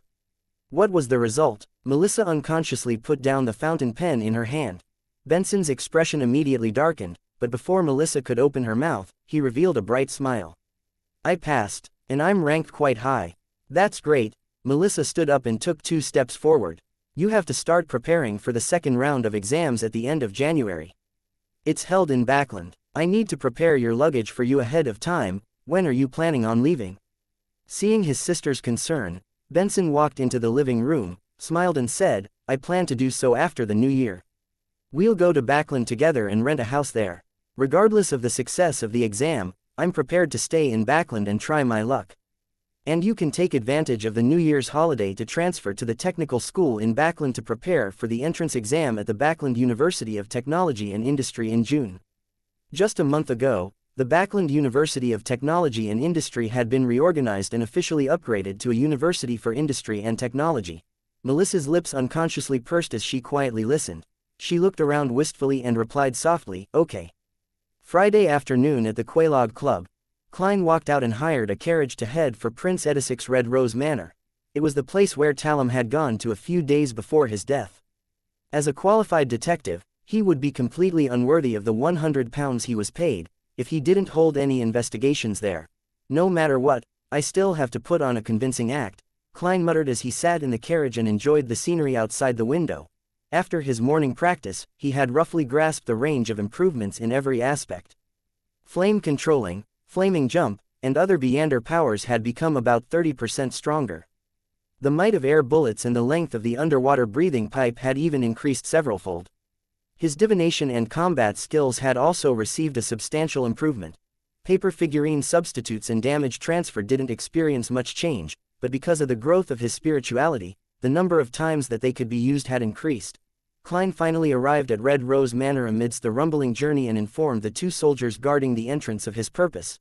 After passing the news, he met the old butler from before. "You can ask everyone here." The white-haired elderly butler paused, then added, "Except that lady." "That's what I want. I don't want to get into trouble." Klein laughed casually. Chapter 453, Stairs. Red Rose Manor. Outside the luxurious rooms filled with all kinds of antiques, Klein stood at the door and asked the sixth maid he had met today. The young maid was wearing a black and white servant dress that had the characteristics of the times. She was pretty, in her prime, and had natural curls to her brown hair. She had a hint of playfulness on her face. "Who does Mr. Talum meet when he visits?" Klein repeated the question numbly. The maid replied almost without a pause, "Mr. Talum usually requests to meet His Highness, or to accompany him in riding horses, or to discuss matters. If His Highness happens to be absent, he will meet with that lady. They are very good friends. He receives permission from the butler. Talum is good friends with the commoner lady who Prince Edisic likes. Meeting in private from time to time, it was likely that he was persuading her to leave this place, so as to not affect the reputation of the prince." Klein nodded thoughtfully. I mean, Mr. Talum and the young lady, what would they talk about?" When he asked this question, Klein suddenly recalled how Talum had fallen in love just recently. With his rich experience from the information age, he somehow came up with an extremely contrived romance story. The maid wasn't afraid of the detective. She smiled, shook her head, and said, "At times like these, we're all asked to leave the room." This, even more than ever, Klein couldn't resist making associations, even to the point of changing the colors one of Prince Edisic's hat and helmet. Without waiting for him to ask any further questions, the maid chuckled and said, "Detective Moriarty, if you want to find out exactly what the lady and Mr. Talum were talking about, you can ask her directly. The old butler doesn't permit that." Klein confidently pushed out his scapegoat. He changed the topic and said with a smile, "You seem to know more than the other servants. You even know to call me Detective Moriarty." The maid looked around, maintained her smile, and said, "It's because I've been serving the lady during my rotations. She's always wanted to meet you, Detective Moriarty. After all, she's close friends with Mr. Talum and cares a great deal about his death. Unfortunately, she always ends up missing you. Always." Klein was sensitive to the words, "always," just happened, and missed. The maid nodded seriously and said, "The first time His Highness invited you to be his guest, she intentionally threw a tantrum and wanted to take advantage of the opportunity to walk downstairs to meet you. Who knew that you would leave in a hurry? Afterwards, she took the initiative to represent His Highness to place flowers on Mr. Talum's grave, but as she didn't know what you looked like, she wasn't able to find you. And today, she just happened to go to the golf course out back to relax on horseback. Otherwise, even if the butler didn't allow it, she would have tried to find a way to meet you." What a coincidence, Klein sighed as he suddenly grasped a crucial point. On the day of Talum's funeral, it was the commoner lady he loved who had offered flowers in the prince's place. On that day, Klein was most concerned about the lady with the black veil and the sapphire ring on her finger. She might have a grade 0 sealed artifact or some powerful existence of an equal level. All of a sudden, a thought flashed through Klein's mind. The woman with the sapphire ring on her finger was wearing a long, heavy black dress. Accompanied by two maids, she slowly disappeared into the distance. One of the ladies had brown natural curls. The image of the maid quickly overlapped with the one in front of Klein, and it was abnormally identical. Klein's body tensed up, and sweat rolled down his back, but his expression didn't change at all. Using the abilities of a clown, he pretended like he was recalling the event, and he asked with a smile, "Were you with that lady on the day of Talum's funeral?" The maid replied without much thought, "Yes." "Damn, it's really her." Klein maintained his smile. "Very well, next question." As if nothing had happened, he began to inquire about other things, then he switched to another servant and continued. "However, Klein secretly shortened the process and sped up the progress. He wanted to leave Red Rose Manor before the young lady returned from her riding. At 4 o'clock in the afternoon, before the sky had turned dark, Klein left the manor much earlier than expected and took the carriage sent by the old butler back to the city. Sitting in the window with his back against the wall wrapped in silken muslin, he was relieved to have the energy to reflect on the whole situation. It was Prince Edisic's beloved commoner lady who had cursed Talum. Why did she have to deal with a descendant of a fallen noble family? To take revenge against Talum for trying to break up the relationship between her and the prince. But there's no need for her to do it herself.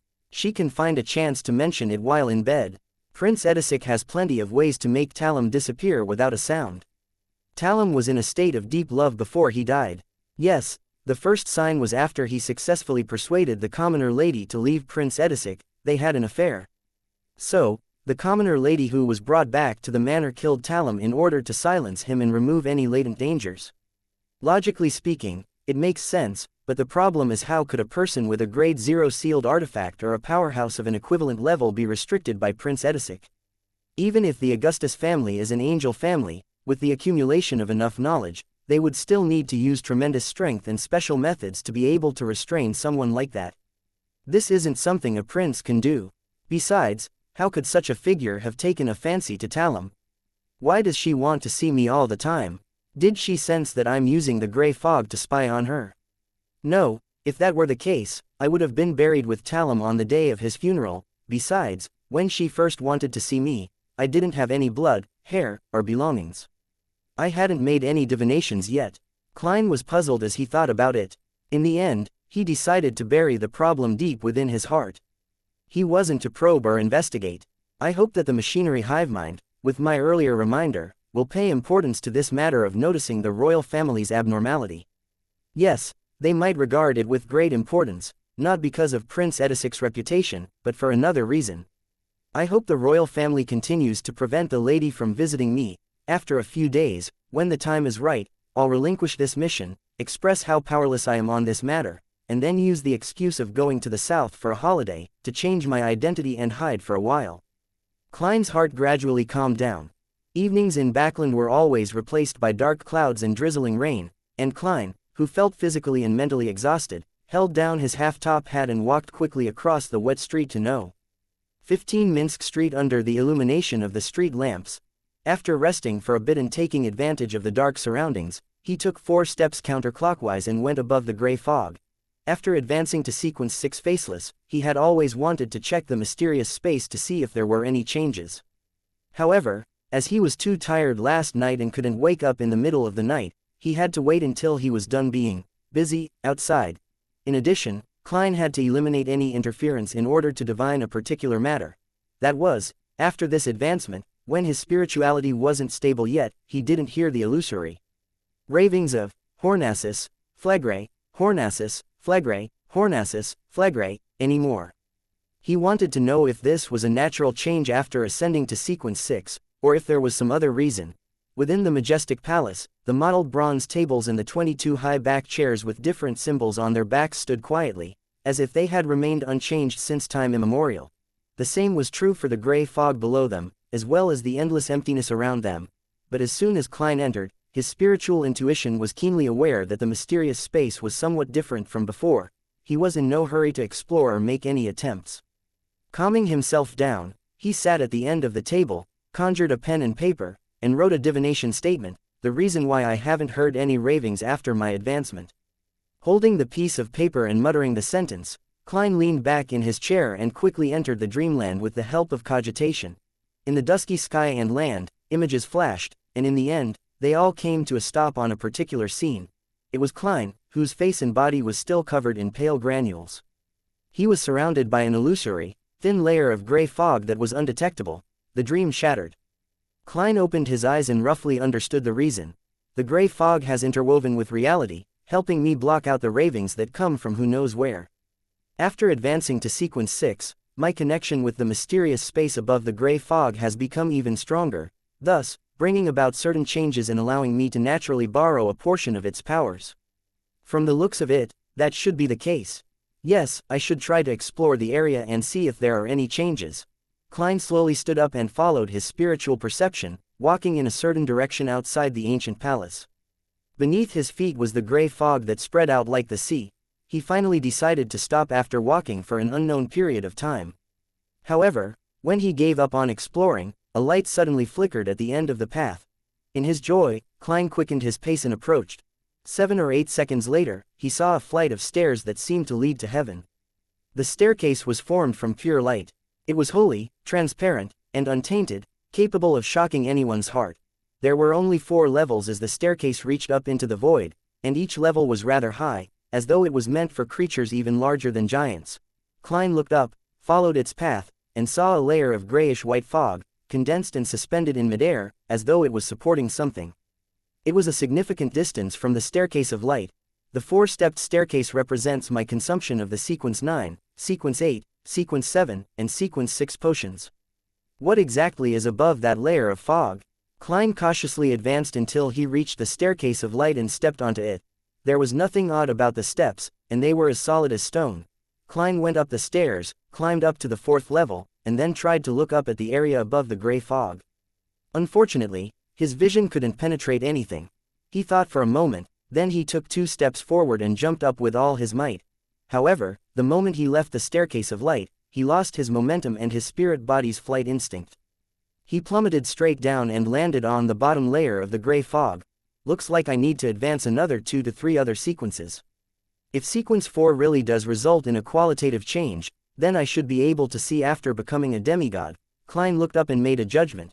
Chapter 454, Who Am I? After looking around, Klein, who had found nothing else, returned to the stone pillar-propped ancient palace. He sat at the head of the long bronze table with his eyes half closed. He examined his spirituality growth with the number of members he could draw in. Including the empty positions that I could handle from before, I can still recruit 4 new members. However, there are no suitable targets at the moment.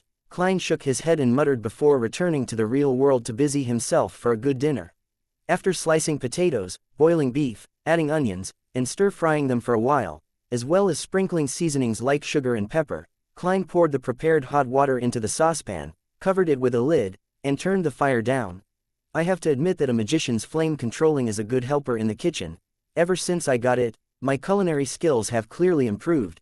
If it wasn't for the loss of control, the monsters, the searches, and the evil gods, the world would be at peace and perfect if everyone was dedicated to using their abilities without causing public damage. Klein sighed and left the kitchen to enter the living room. As the light from the wall lamps spilled out, Klein, who had been planning on flipping through magazines and wait for the appropriate time to throw in the potatoes, carrots, and the proper amount of salt, he couldn't help thinking about how to act as a faceless. Just after waking up this morning, my spirituality had completely stabilized. I discovered that although there aren't any signs of digesting the faceless potion in me, I do have a certain level of harmony. This is a phenomenon that never happened after consuming the seer, clown, and magician potions. With this in mind, Klein looked up at the oriel window. As it was already dark outside, it had become like a mirror, faithfully reflecting Sherlock Moriarty with his black hair, brown eyes, beard, and gold-rimmed glasses. Klein nodded thoughtfully. Perhaps it's because I've always been acting as Klein Moretti. Yes, in a way, Sherlock Moriarty is just Klein's disguise, not someone else.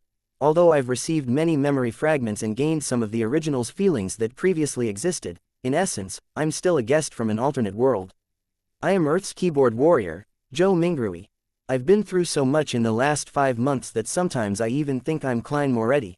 Amidst the silence, many thoughts flashed through Klein's mind, giving him a lot of insight. However, I'm still Joe Mingrui, who's donning the skin of Klein Moretti, someone who has never given up the idea of returning. He slowly closed his eyes. When he opened them again, the figure reflected on the oriel window had already changed. It was a young man with dark brown eyes and short black hair. His facial features were unremarkable, and he appeared refined, but he had obvious eye bags with an inkling of a double chin. This was Joe Mingrui from Earth. Long time no see, Klein sighed, raised his hands and rubbed his face. By the time he lowered his arms, he was back as Sherlock Moriarty. After this period of contemplation and adjustment, he inexplicably felt that the gap between his spirituality and the potion had reduced significantly, and there were signs of them slowly blending together. No wonder Nimblewright Master Rosago's teacher, yes, Perhaps his teacher would say that you can disguise yourself as anyone, but you are ultimately yourself. This is likely a core rule of a faceless's acting method. Once one forgets this point, it would be easy to forget yourself amidst the constant changes, eventually turning into a monster. Klein felt enlightened when he recalled what he had previously obtained via spirit channeling. He crossed his right leg and leaned back, quickly coming up with a plan for the future. Search for and conclude the actual acting rules for a faceless. In the Beander circles of Backland, through the Tarot Club, gather information about mermaids, in preparation to complete the ritual at sea. Directly or indirectly get the Solar High Priest potion formula to help Little Sun advance to Sequence 7, so that he has the clearance to obtain the method for removing a rampager's mental corruption on a Beander characteristic, but I can't fully place my hopes on Little Sun. I should still attempt to look. Klein, whose mood was slowly turning staid, snapped his fingers, reducing the stove's fire in the kitchen as the fragrance of beef emanated. The visitor was none other than Lawyer Jurgen. Even though it was drizzling and the ground was wet, Jurgen was still dressed meticulously. He even wore a vertical collar. What's the matter? Klein, who was very familiar with Jurgen, didn't make any small talk and directly asked. Jurgen put away his black umbrella, patted a few drops of water off of his double-breasted frock coat and said, "Sherlock, I'm leaving Backland on Monday next week to go south on a holiday with my grandmother. The warm environment and the clean air suits her very well." "That's excellent news," Klein took the initiative to deduce, smiling as he asked, "You want me to temporarily adopt Brody?" Jurgen shook his head gravely. "My grandma can't bear to part with Brody and insisted on taking him with her. I've already asked. As long as we put him in a cage and buy a full-price ticket, he can board the steam locomotive, but we have to keep the cage clean at all times to not pollute the air above. Honestly, the smell in the third-class carriage is enough to overwhelm the stench of cat poop," Klein chuckled. "Brody shouldn't be too happy to leave, right? But he's even more reluctant to part with my grandmother," Jurgen replied. He pressed his hat and changed the subject. "I'm here to inform you that if you need to be released on bail or settle any legal disputes during this period of time, you can go to my colleague. Here is his business card. I've already informed him that he wouldn't be leaving Backland this year." What a professional, to think that he even considered this problem. "However, I don't need to do that for now. I'm now an informant for the machinery hivemind, and I won't be remanded at the police station under normal circumstances." Klein thanked him with a smile, took the name card, and slipped it into his pocket. Jurgen didn't have any intention of chatting or entering the room. He immediately raised his hand and said, "I still have to visit the rest of my clients. Sherlock, I'll see you tomorrow." "No, I'll see you next year. Then, I must wish your family a happy new year in advance." Klein smiled and waved. After watching Jurgen leave with his umbrella, Klein closed the door and sat back down in the living room. At this moment, apart from the flame which was licking the bottom of the pot in the kitchen, there were no other sounds coming from the house.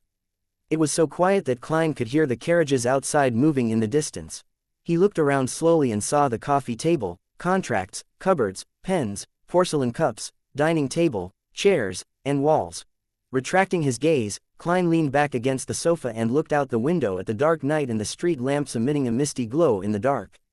In the deep cold silence, he sighed. The new year, the lightning gradually calmed down, and the darkness became the ruler of the earth. The exploratory team from the City of Silver finally reached their destination after a short but, at the same time, not short trek in numerous battles. On both sides of the street, most of the houses had collapsed. Only a few could barely hold on, but their surfaces were mottled with the dust of time. With the help of an animal hide lantern whose light didn't reach far, Derek Berg saw the completely collapsed walls and streets that were in such ruin that even weeds didn't grow. On both sides of the streets were half-collapsed houses, with a tiny minority barely standing. However, their surfaces were mottled and filled with signs of aging. The white and blue colors that formed the foundation of the coatings, the pointed structures which were different from the City of Silver, had already turned gray, making it hard for anyone to imagine their original appearance. However, Derek could figure out the city's past through such observations. It had definitely experienced a long history with a considerable number of inhabitants, developing its own civilization in the Dark Ages. The humans here took potions, built and repaired buildings, and defended the city wall. About 6 teams or more had explored the outside and hunted monsters in search of the necessary resources to survive.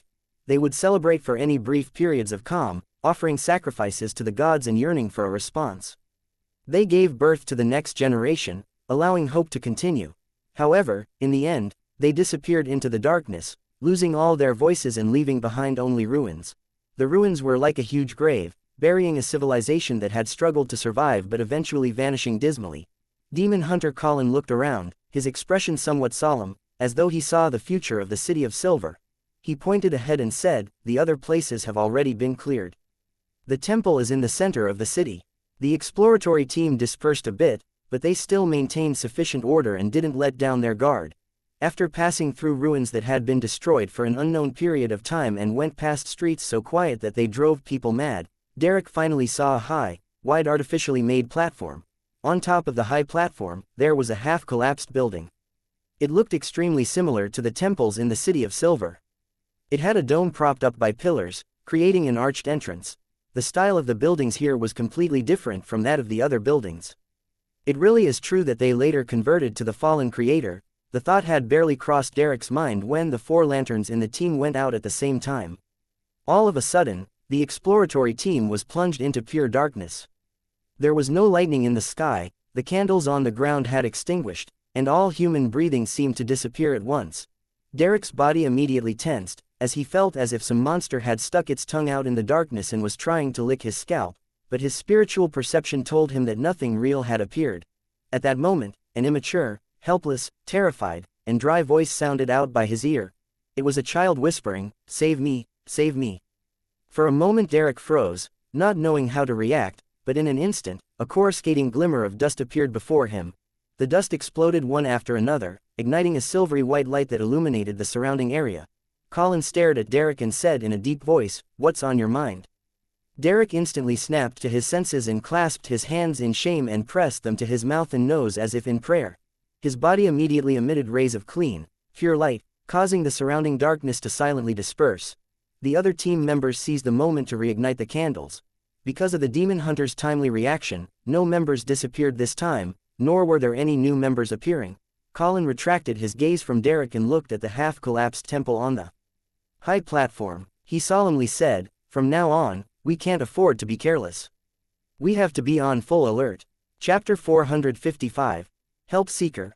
Within the half-collapsed temple, only a few stone pillars remained intact as they collectively supported half of the main hall.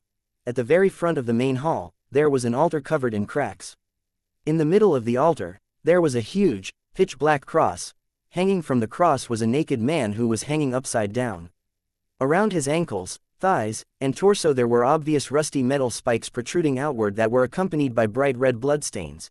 Derek knew that this was the statue of the fallen creator, but he couldn't help look down to size up the statue's face. He saw the face of the statue, the nose, mouth, and ears were all blurry, except for the eyes which were carved with abnormal clarity. The fallen creator's eyes were tightly shut, as though he was suffering from guilt and pain. "Look away, don't study the statue of an evil god," Demon Hunter Colin warned in a low voice. "Yes, Your Excellency." The few members of the exploratory team immediately retracted their gazes. Before today, although the City of Silver had discovered many destroyed cities and written records pointing to evil gods during their explorations, most of the residents had never seen the statues of so-called evil gods. The remaining area of the temple wasn't very wide, so the exploratory team quickly split up into groups of 2 or 3 and completed the investigations without finding anything abnormal. Upon seeing this, Colin, the chief of the 6-member council, said after a few seconds of deliberation, "Let's head underground." As he spoke, he drew one of the 2 swords he carried on his back and smeared it with a grayish-silver ointment. Then, he removed a small metal bottle from a hidden compartment on his belt, pulled out the stopper, and gulped the contents of the potion. At this moment, Derek felt as if the light blue eyes of the chief had become a little brighter. The members of the exploratory team made their utmost careful preparations. Under the illumination of the 4 animal hide lanterns, they followed the stairs on the left side of the statue as they walked down into the underground area. Derek took his turn holding the lantern, walking at the front left as he cautiously entered the darkness. He heard the sound of his own footsteps and those of his companions echoing off of the stone steps. They produced a distant and empty echo.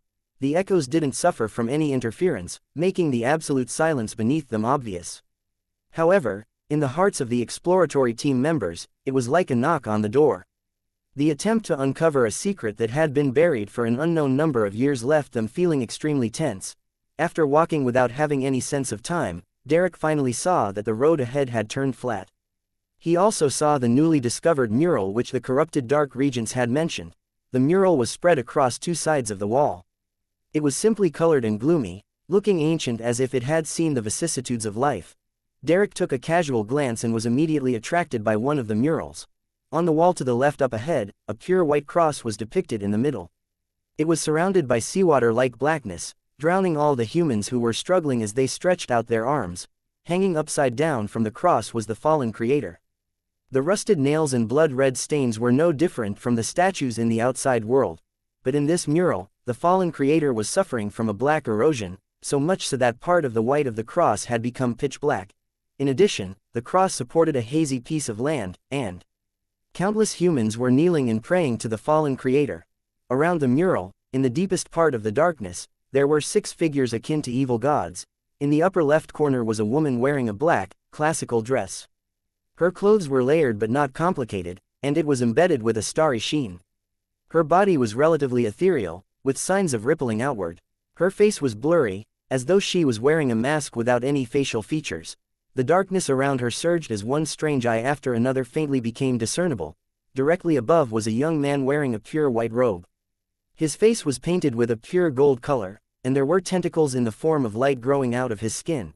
In his hands was a putrid green book and a radiant spear, and his chest and back were inverted.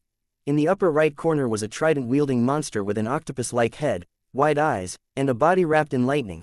The feathers of countless birds formed his cloak, and the darkness turned into waves that supported the bottom of his feet. At the bottom right was a supple and beautiful woman. Her chest bulged, propping her clothes up. In her arms was a rotting baby, and at her feet were black ears of wheat, spring water squirming with flesh, herbs dripping with pus, and wildly mating animals. Directly below was an old man wearing a hood that revealed his mouth, wrinkles, and a white beard. The old man held an open book, and on top of it was an eye that was the symbol of omniscience.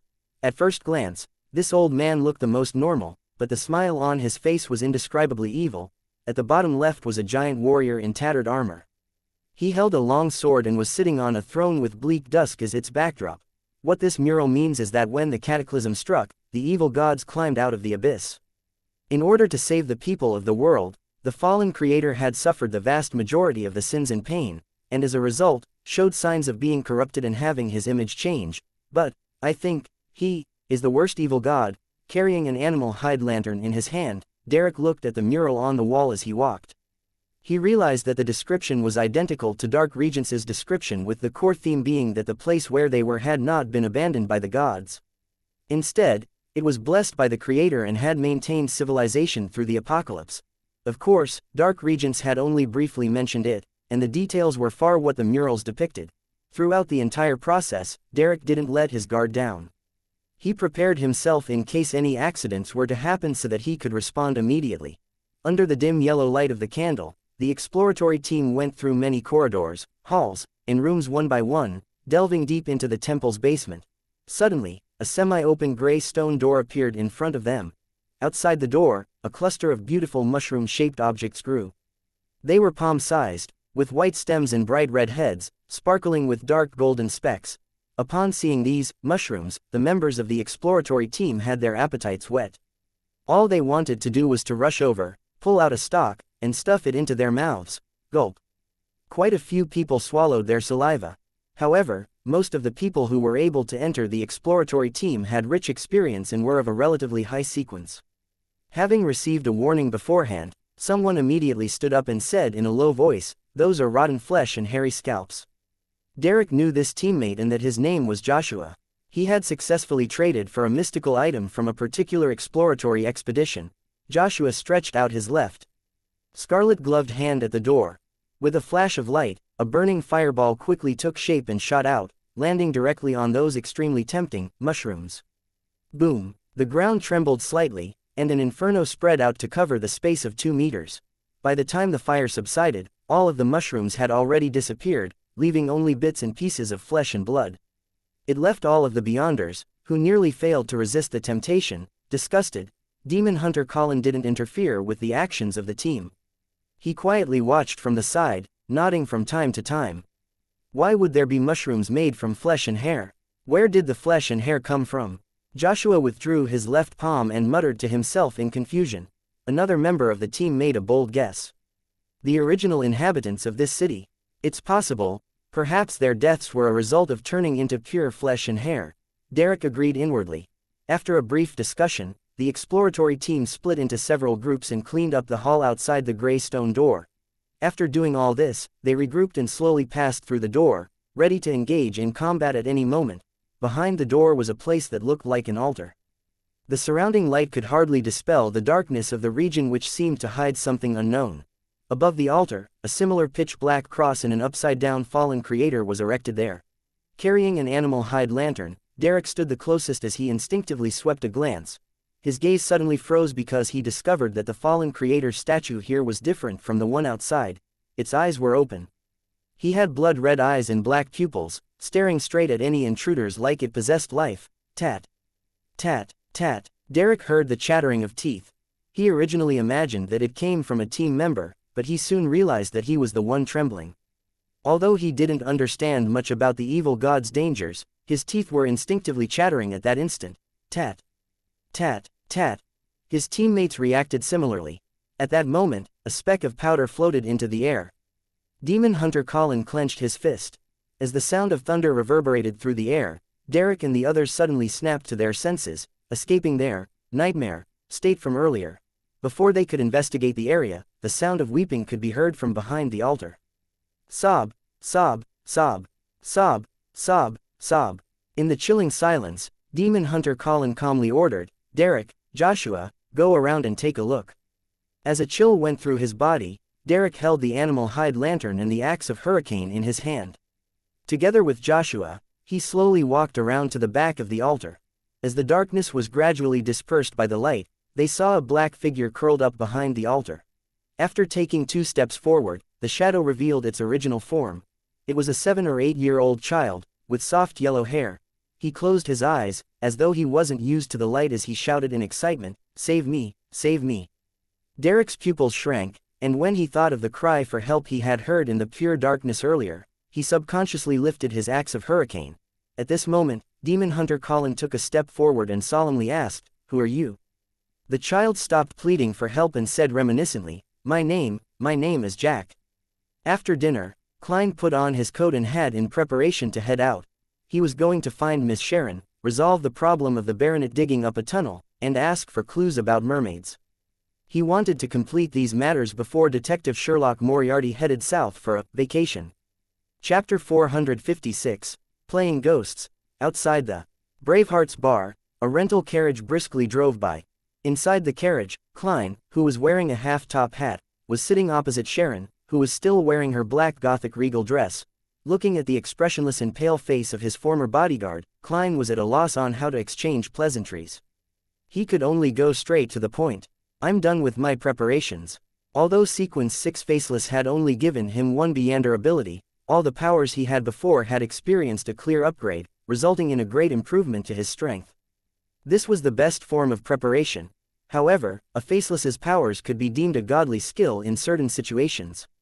For example, when being pursued or trying to infiltrate, Klein couldn't help but let his imagination run wild. Sharon listened quietly and simply said, "Tonight." She spoke with a slight rise in intonation towards the end to indicate an inquiry. "If it's fine with you, then I'm fine as well," Klein responded, prepared. "All right," Sharon nodded.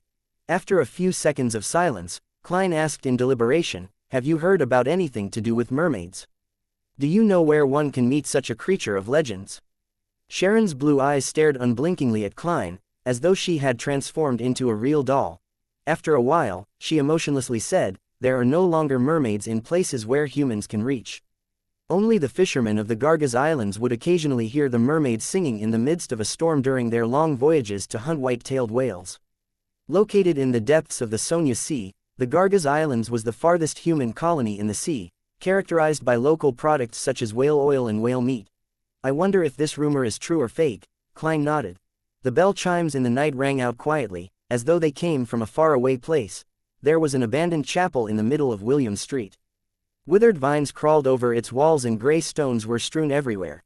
Inside the chapel, feces and debris intertwined amidst the rocks and dead grass.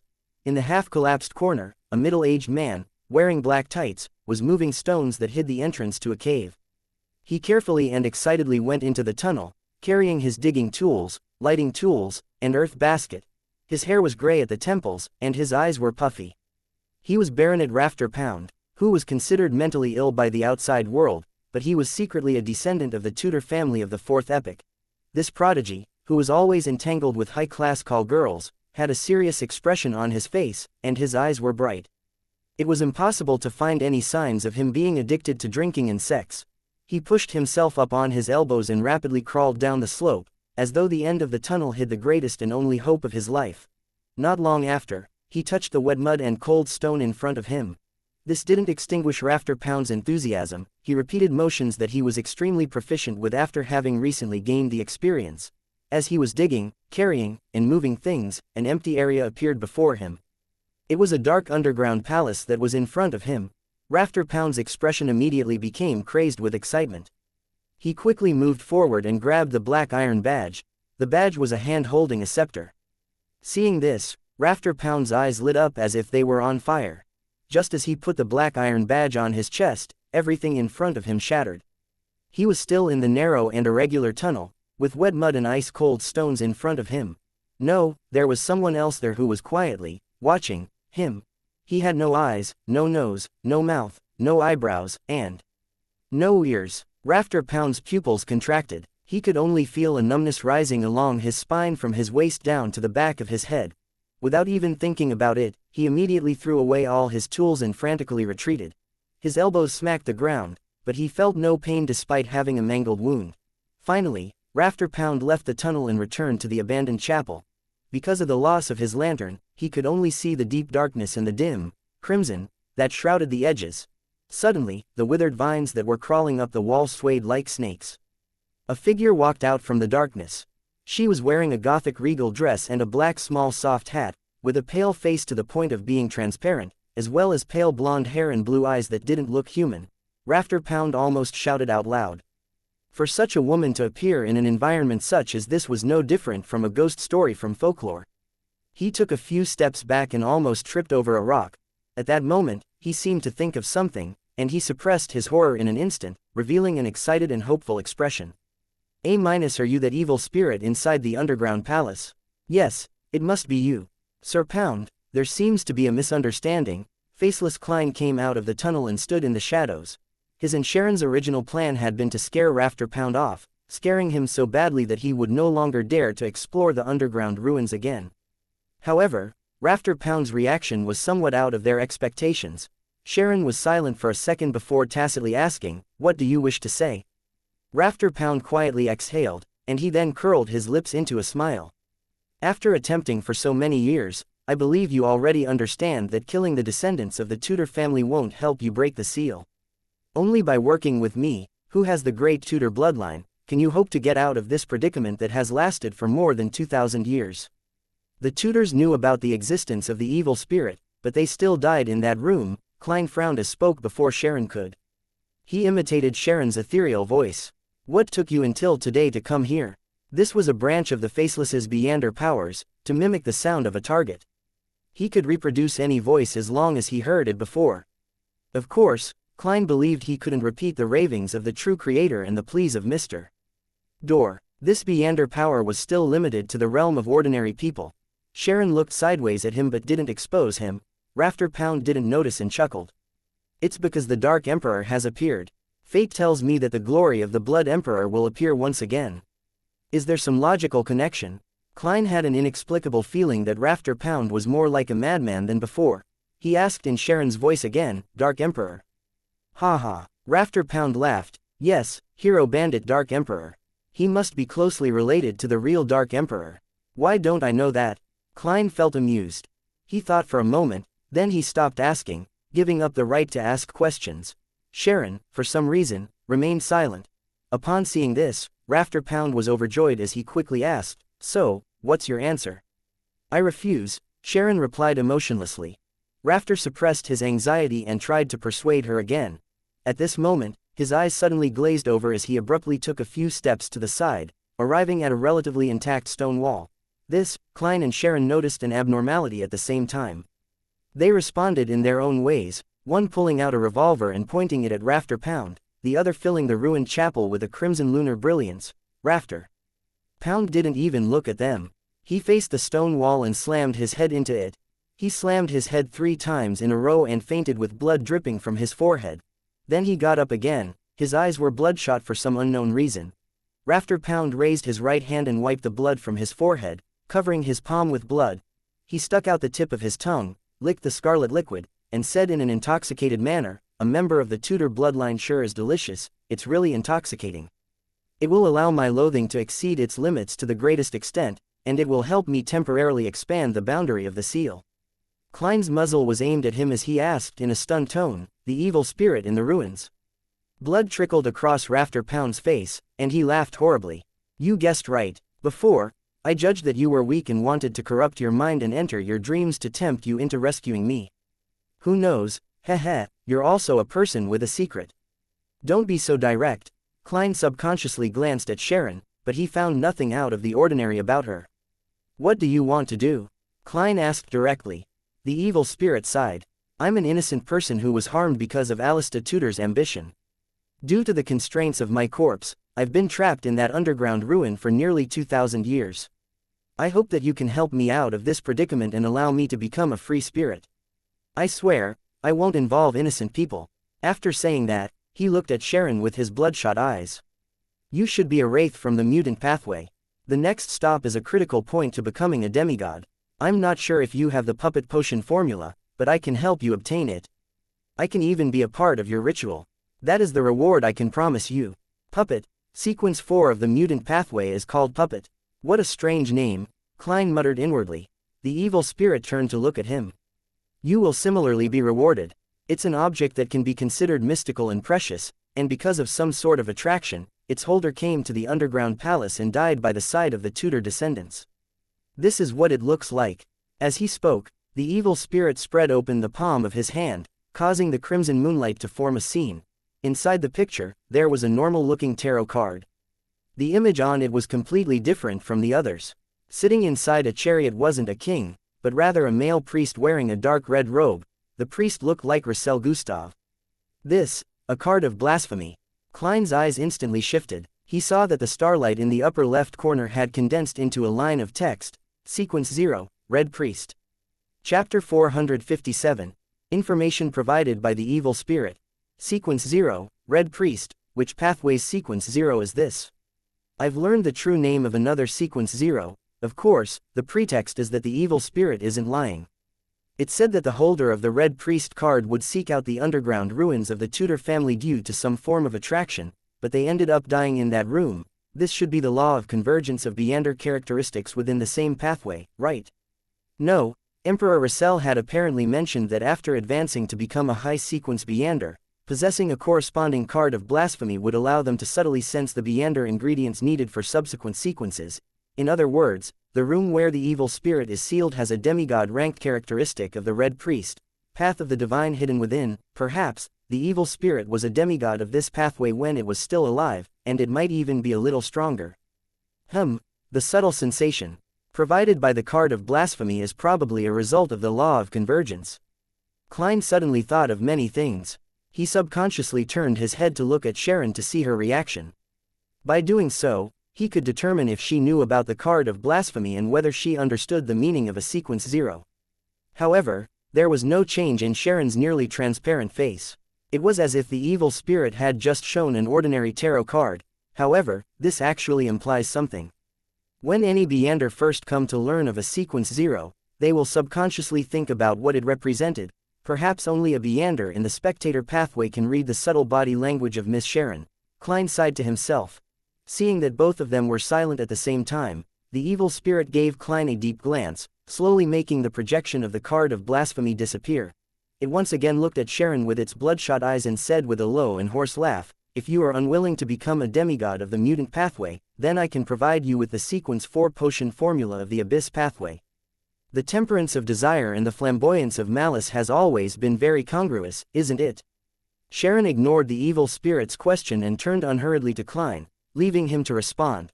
What the evil spirit means is that the mutant pathway and the abyss pathway are closely related pathways which are exchangeable at high sequences. How the Rose school of thought and the blood sanctifies sect act on the surface does seem very similar. Klein thought for 2 seconds and looked at the bloodied rafter pound. Then, how can your seal be removed? The evil spirit laughed and said, very simple. Find a direct descendant of the Sauron, Einhorn, and Medici family and obtain 10 milliliters of their blood, each. A little more is fine, but not less. Then mix them with holy water and pour them into my room. This way, the seal will be lifted. It's a very simple and strange method. Even in the field of mysticism, it's rare. Why must they be direct descendants of the Sauron, Einhorn, and Medici families? I have never heard of the last one. Sauron is the former royal family of Intis, and Einhorn is the royal family of the Faesak Empire. Both of them were loyal to the Truncest Empire, the angel family of the fourth epic, and they were the final winners. However, Lowen's Augustus and Phaenopotter's Castia families also meet the same conditions. Oh right, the Sauron and Einhorn family have one more thing in common, and that is their possession of the Hunter pathway. Is this the reason for them being chosen? Taking the situation from before into context, the Hunter pathway is equal to the Red Priest pathway. As he made a guess, Klein didn't conceal his doubts. I know about the Sauron and Einhorn families, but I've never heard of the Medici family. Very normal. They often enjoy hiding in the shadows. They are corrupted angels and have established an extremely secretive organization, the evil spirit said with a contemptuous tone. That organization is known as Rose Redemption. This name is very familiar. That's right, inside the abandoned temple of the true creator that was recently found by the City of Silver, there is something similar written on a corner of a mural. They suspect that it's the name of the city or the creator of the temple. Now, from the looks of it, this symbolizes an extremely secretive organization that was founded by corrupted angels. They believe in the true creator. What is their relationship with the Aurora Order? Klein pondered for a moment and said, it's related to the true creator. The evil spirit was silent for 2 seconds before asking in a low voice, you know about Rose Redemption? I heard it by chance. Klein spoke the absolute truth. The evil spirit thought for a moment, then it suddenly said with a smile, you have more secrets than I thought. Can we not talk about such things? Klein held himself back from watching Sharon's response as he wore an unperturbed look. The evil spirit's gaze swept across the two and laughed. Rose Redemption has a close relationship with the birth of the true creator. It's impossible for you to imagine that certain people were once members of Rose Redemption, but they have since left it. As long as you find an organization that believes in the true creator and trace it to the very end, then there will be a chance of you coming into contact with Rose Redemption. It sounds a little like the Twilight Hermit Order, with one being the front side while the other the back side. Klein made an intuitive guess. Seeing that the evil spirit had no intention of giving an in-depth introduction to Rose Redemption, he laughed and said, do you think we can complete something like that with our strengths? The evil spirit was silent for a few seconds before saying, maybe you guys can try your luck in Binksea Town. Binksea Town, where's that? Despite Klein's repeated questioning, the evil spirit refused to reveal anything else. Faced with this situation, Klein could only switch to asking, during the fourth epic, were the Dark Emperor, Blood Emperor, and Night Emperor fighting for the position of Sequence 0? When the evil spirit heard this, it was stunned for a moment before it smiled and said, it was the case, but not later. It wasn't the case after Alistair Tudor went mad. Alistair Tudor was that Blood Emperor. Klein sought confirmation. The evil spirit nodded. Yes, there has only been one Blood Emperor, that lunatic, Alistair Tudor. Heh. The descendants of the Tudor family have all inherited the madness of that bloodline. They're usually crafty, devious, careful, and cautious, but at critical moments, they can become reckless and not consider the repercussions. The evil spirit pointed at Rafter Pound's face and said, he is an example. However, after this lesson, he will definitely become more normal for a long period of time. I've no idea if he's the last Tudor. Alistair left quite a number of good things which require the blood of his descendants in order to gain access to them. It's best that you don't kill him now. The evil spirit paused and chuckled softly. All right, after you help me remove the seal, I will tell you all the stories I have experienced. No, a more accurate description is the history I've experienced. Having said that, Rafter Pound's eyes suddenly lost focus. His body twitched a few times before limply collapsing to the ground. Sharon silently watched this scene before she suddenly took a step forward. The wind howled as the dirt and rocks on the ground began to move before falling into the underground tunnel and sealing off the entrance. After that was done, Klein and Sharon left William Street and took a detour to another block in the silent darkness. When Klein boarded the rental carriage, Sharon's figure appeared, and she sat across from him. She looked unblinkingly at Klein as she asked with her hoarse and ethereal voice, "Will you help it lift its seal?" "No." Klein didn't hesitate to reply, and then he asked, "What about you?" Sharon shook her head, indicating that she wouldn't either. "It's already been dead for about 2,000 years, and right now, it's just a remnant of an evil spirit. Dispersing or returning to the spirit world is supposed to be its end. My plan is that once we become high-sequence Beyonders, we can team up and eliminate it, giving it true deliverance." Although the Red Priest card, the hidden history of the fourth epoch, and the evil spirit's promised rewards were tempting, Klein had no confidence in it at all. In his mind, he would always recall the scene of the evil spirit's corpse sitting on a high-backed chair with its head lowered. He would also remember how the other party's face would be covered in traces of decay when he raised his head. Sharon tersely acknowledged, giving the necessary response, "Aren't you supposed to ask me why I'm so confident in becoming a high-sequence Beyander?" Klein couldn't help but lampoon. And the answer to that question was that people needed to have dreams. Klein no longer bothered with the topic and switched to asking, "Is the Wraith's corresponding sequence 4 really puppet? Do you have the potion formula or Beyander ingredients?" Klein asked in thought. "I'll help you keep an eye out for it in my circle." Without changing her tone, Sharon said without changing her tone, "Thank you." Klein looked out of the window and muttered to himself, "I'm going to the south for a holiday." At this point, he said with a smile, as if he were speaking to a lawyer, "Jurgen, let me wish you and Marich a happy new year in advance." Sharon was silent for 2 seconds, then she pursed her lips and replied in a fleeting voice, "Happy New Year." Her figure gradually faded and disappeared from the carriage. Looking at the little boy behind the altar and hearing his slightly hoarse and tender voice, Derek felt as if he was facing the most terrifying monster. He almost performed a downward cleave with the axe of Hurricane in his hand. From what he knew, a person who could survive in the pure darkness for so long was definitely not human. Even if he was one before, it definitely wouldn't be one after that long. Demon Hunter Colin's eyes seemed to brighten a little. He tightened his grip on his sword and asked in a calm voice, "What are you doing here?" The yellow-haired boy who called himself Jack had a pained expression as he replied, "We're looking for the holy residence of the Lord." "The holy residence of the Lord?" Colin pressed. "Right." The little boy Jack turned his head and looked at the pitch-black cross and the statue of the overturned man. "They told me that as long as I go in the direction that the Lord's eyes look in, then I will be able to reach his holy residence." You still have companions." Colin's eyes moved one full revolution as if he were a monster, taking in the surroundings. "Where are they?" Hearing this question, the little boy Jack was stunned for a moment. Suddenly, he held his throat, and with a twisted, blank look on his face, he said, "I'm so hungry. So hungry." Chapter 458. An Ancient Sanguine. Amidst his trance-like words, Jack raised his head and looked at Joshua, who was wearing a pair of scarlet-red gloves. His mouth opened in an instant, reaching straight to his ears, revealing his neat white teeth and thick saliva that was constantly gushing out of his mouth. At the same time, he threw himself forward towards Joshua. He was so fast that he left behind an afterimage on the ground. Although Joshua was on high alert, he wasn't able to react in time. Before he could even make out what was happening, the little boy, Jack, had already pounced in front of him. The yellow-haired figure seemed to slam into an invisible wall, stopping only a step away from Joshua. Jack suspended himself in midair as a reddish glow from the darkness emerged from his body and started to corrode the transparent barrier that was denying him entry. Behind Joshua and Derek, Demon Hunter Colin had already fallen to one knee at some point. He had stabbed his sword, smeared with a silver ointment, into the ground.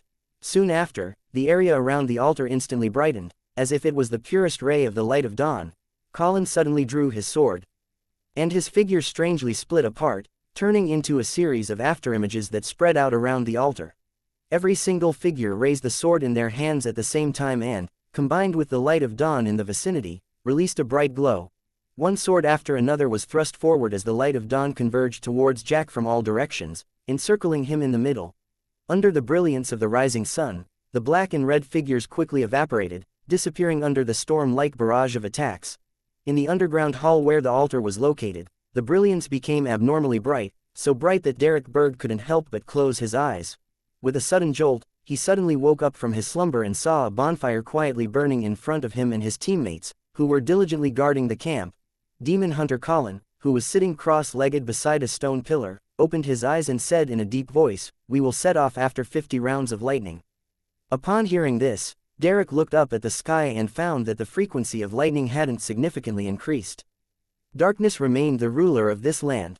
When he thought of the city he was about to arrive at and the temple of the fallen creator, he couldn't help but feel slightly nervous. After spending some time calming himself down, Derek quickly ate his food and recovered his combat-ready state. "I wonder what will happen in that temple." Holding the axe of Hurricane, he came to the middle of the group. Within the campsite, lanterns that were covered with a thin layer of animal hide were being lit one after another. Klein heated the water, adjusted the temperature, and took a comfortable bath. With the languidness after a bath, he took 4 steps counterclockwise and went above the gray fog. He intended to use divination to make a confirmation about the evil spirit's matter. In the silence of the ancient palace, Klein leaned back in his chair and began to seriously consider which divination method to choose and how to design the divination statement. It had to conform to the principles of mysticism, it shouldn't involve subdivision or elimination, and it had to contain sufficient information. After a short period of silence, Klein leaned forward and wrote down what he wanted to confirm: "The evil spirit in the ruins harbors strong malice towards Sharon and me." He undid the spirit pendulum on his left wrist, gripped it with one hand, and began entering cogitation. After muttering to himself for a while, he opened his eyes and looked forward. This time, the topaz pendant was wildly rotating clockwise. This meant that the evil spirit's malice was stronger than Klein had imagined. At that time, there was nothing abnormal about the spiritual intuition we had. That evil spirit is also a powerhouse that's good at interfering with divination and prophecy. Heh. He definitely wouldn't have imagined that one of us has the temperance to resist desire, preventing her from being blinded by greed, while the other has experienced too many things to know what it means to ask a tiger for its skin. With a sigh, Klein returned to the real world and laid down on his bed. Unfortunately, the heat brought by the sun broaches only a psychological feeling and can't warm the bed. Before he fell asleep, he closed his eyes and thought with regret. After Emlyn White wiped the last chair, he straightened up and eagerly said to Father Yutravsky, "I've finished doing today's chores." "Damn old man, don't you suddenly get ideas of getting me to copy the Holy Bible?" Emlyn prayed inwardly. The object of his prayer had unwittingly changed from the moon to Earth Mother. Father Yutravsky stood there, making the vampire look like a child. He smiled and said, "Recently, you've been able to experience the joy and relaxation of working with dedication and gratitude. Go back and quietly feel the pulse of life and the pure joy that comes from it." "I haven't," Emlyn denied on reflex. Without saying anything, Father Yutravsky looked at him with a kind smile, turned and took a seat, and then began his nightly prayer.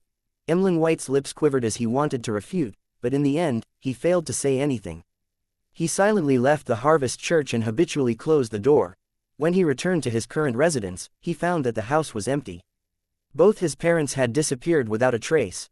It was only after witnessing this scene that he remembered that there was going to be a sanguine gathering in the backland area tonight.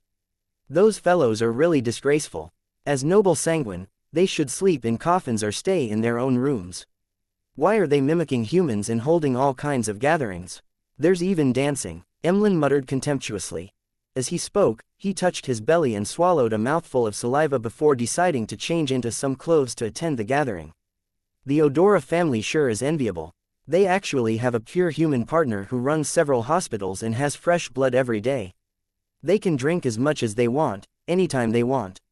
Emlyn put on his black top hat and quickly walked out of the house. Westboro, in a brightly lit villa. Emlyn picked up a glass with scarlet liquid and hungrily took a gulp of it. It really has been pre-selected. He half closed his eyes, sighing in praise from the bottom of his heart.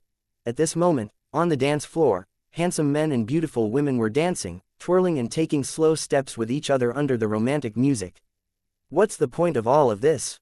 Emlyn stood at the edge of the railing on the second floor, looking down at his kinsman. As the largest city in the world, Backland had many vampires living in it. They hid in all walks of life and had completely integrated into human society. As for those who were unable to control their own destructive urges and bloodlust, they were either sent to castles deep in the mountains or were dealt with in advance to prevent the Nighthawks or other official Beander organizations from finding clues. As he looked at his fellow kinsmen, who were growing more spirited as the night went on, Emlyn increasingly felt like there was nothing in common between him and them. At that moment, the host of the banquet tonight, Cosme Odora, walked over with a wine cup in hand. Smiling, he asked, "Do you like tonight's wine?" "Of course, its owner is young enough and possesses great vitality." Emlyn straightened his back and assumed a noble posture. Based on appearances, Cosmiodora was a very gracious middle-aged gentleman, but Emlyn knew that he was over 200 years old. He had once seen Intis under the rule of Emperor Russell, and then he moved to Lowen because he had lived for too long and feared that his neighbors would discover something was wrong about him. Upon hearing Emlyn's praise, he smiled and said, "Yes, its owner is a young lady who was stabbed by a thief and nearly lost her life. Fortunately, she met me, and this is the price she needs to pay for her recovery. You can have a taste of the wine over there, as well as the wine over there." The owners are from Balaam and Phaenopater respectively. They have different flavors. Phaenopater, Mother Goddess, the humans there love chili so much that their blood has a spiciness that I can't stand. Mother Goddess. As he spoke, Emlyn suddenly paused, his expression instantly turning blank. The corner of Cosmi's mouth twitched, and he pretended not to hear anything. In the awkward silence, he cleared his throat and said, "Emlyn, that's just your imagination. By the way, my grandfather wishes to meet you." "Your grandfather?" Emlyn was startled for a moment, but he then immediately widened his eyes. Lord Nibs. Nibs Odora was a powerful sanguine who had been active in the Fourth Epoch, but the times had corroded his life and forced him to lie in a cold coffin for extended periods of time. Cosmi nodded solemnly. With that, he turned and walked to another staircase on the second floor, not considering the possibility that Emlyn might refuse him. Emlyn followed, a little nervous and uneasy, thinking about the purpose of Lord Nibs's summons. Has he finally understood that the honor of the sanguine is more important and has decided to help me get rid of Father Utravsky's psychological cue? As he walked, Emlyn White developed a strong sense of hope. Following the stairs to the underground area, Emlyn White passed through a few secret doors and entered a large gray hall. In the center of the hall was a heavy coffin made of black iron, engraved with symbols and magic labels. After Cosmiodora reported Emlyn's arrival, a heavy and aged voice slowly came out from the coffin. "Emlyn White, do you know why I summoned you?" "Honorable Lord Nibs, I imagine that you are planning on helping me remove the psychological cue," Emlyn responded without hesitation. Silence reigned in the underground hall for a few seconds. Then, Nibs Odora, who was lying in the coffin, chuckled and said, "That's one of the purposes, but it won't be me helping you. I just woke up from a long dream because I received a revelation from the ancestor." "Ancestor, Shish-Shi, has awakened." It wasn't Emlyn who exclaimed in surprise, but Cosmiodora. "After the cataclysm, doesn't the ancestor only respond to important matters?" Emlyn listened in bewilderment. "No, not yet," Nibs said in a heavy voice. "The ancestor told me that the apocalypse is near and that we must prepare for it, and you, Emlyn White, are one of the key elements in the ancestor's revelation." "Apocalypse?" Cosmi asked in surprise. But Emlyn only had one thought. "I, Emlyn White, was actually mentioned by the ancestor. I am a key element for the sanguine survival of the apocalypse." Nibs ignored his grandson's question and continued, "Emlyn White, I'll hand you a task right now. Please speak." Emlyn felt that he was being too modest. Even after hearing what had just been said, he didn't show any arrogance in front of Lord Nibs. Nibs Odora solemnly said, "Find a chance to pray to the fool." "Ah," Emlyn suspected he had heard wrongly.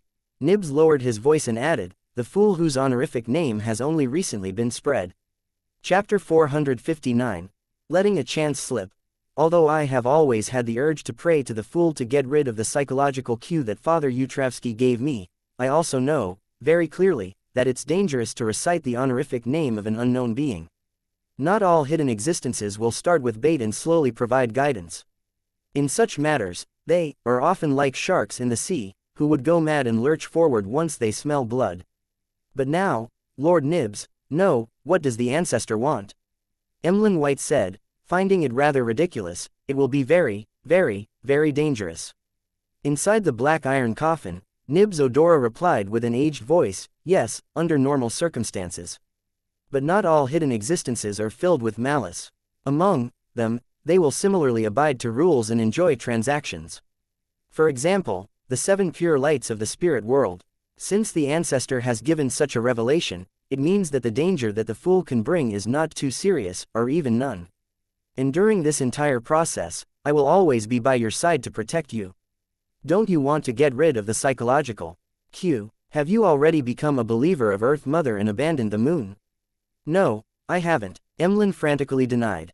After a moment of silence, he gritted his teeth and said, "I wish to have a few days to think it over." "All right, no problem. I believe that you will make a choice that suits your noble identity as a member of the Sanguine." Inside the coffin, Nibs's voice turned soft as he smiled and comforted him.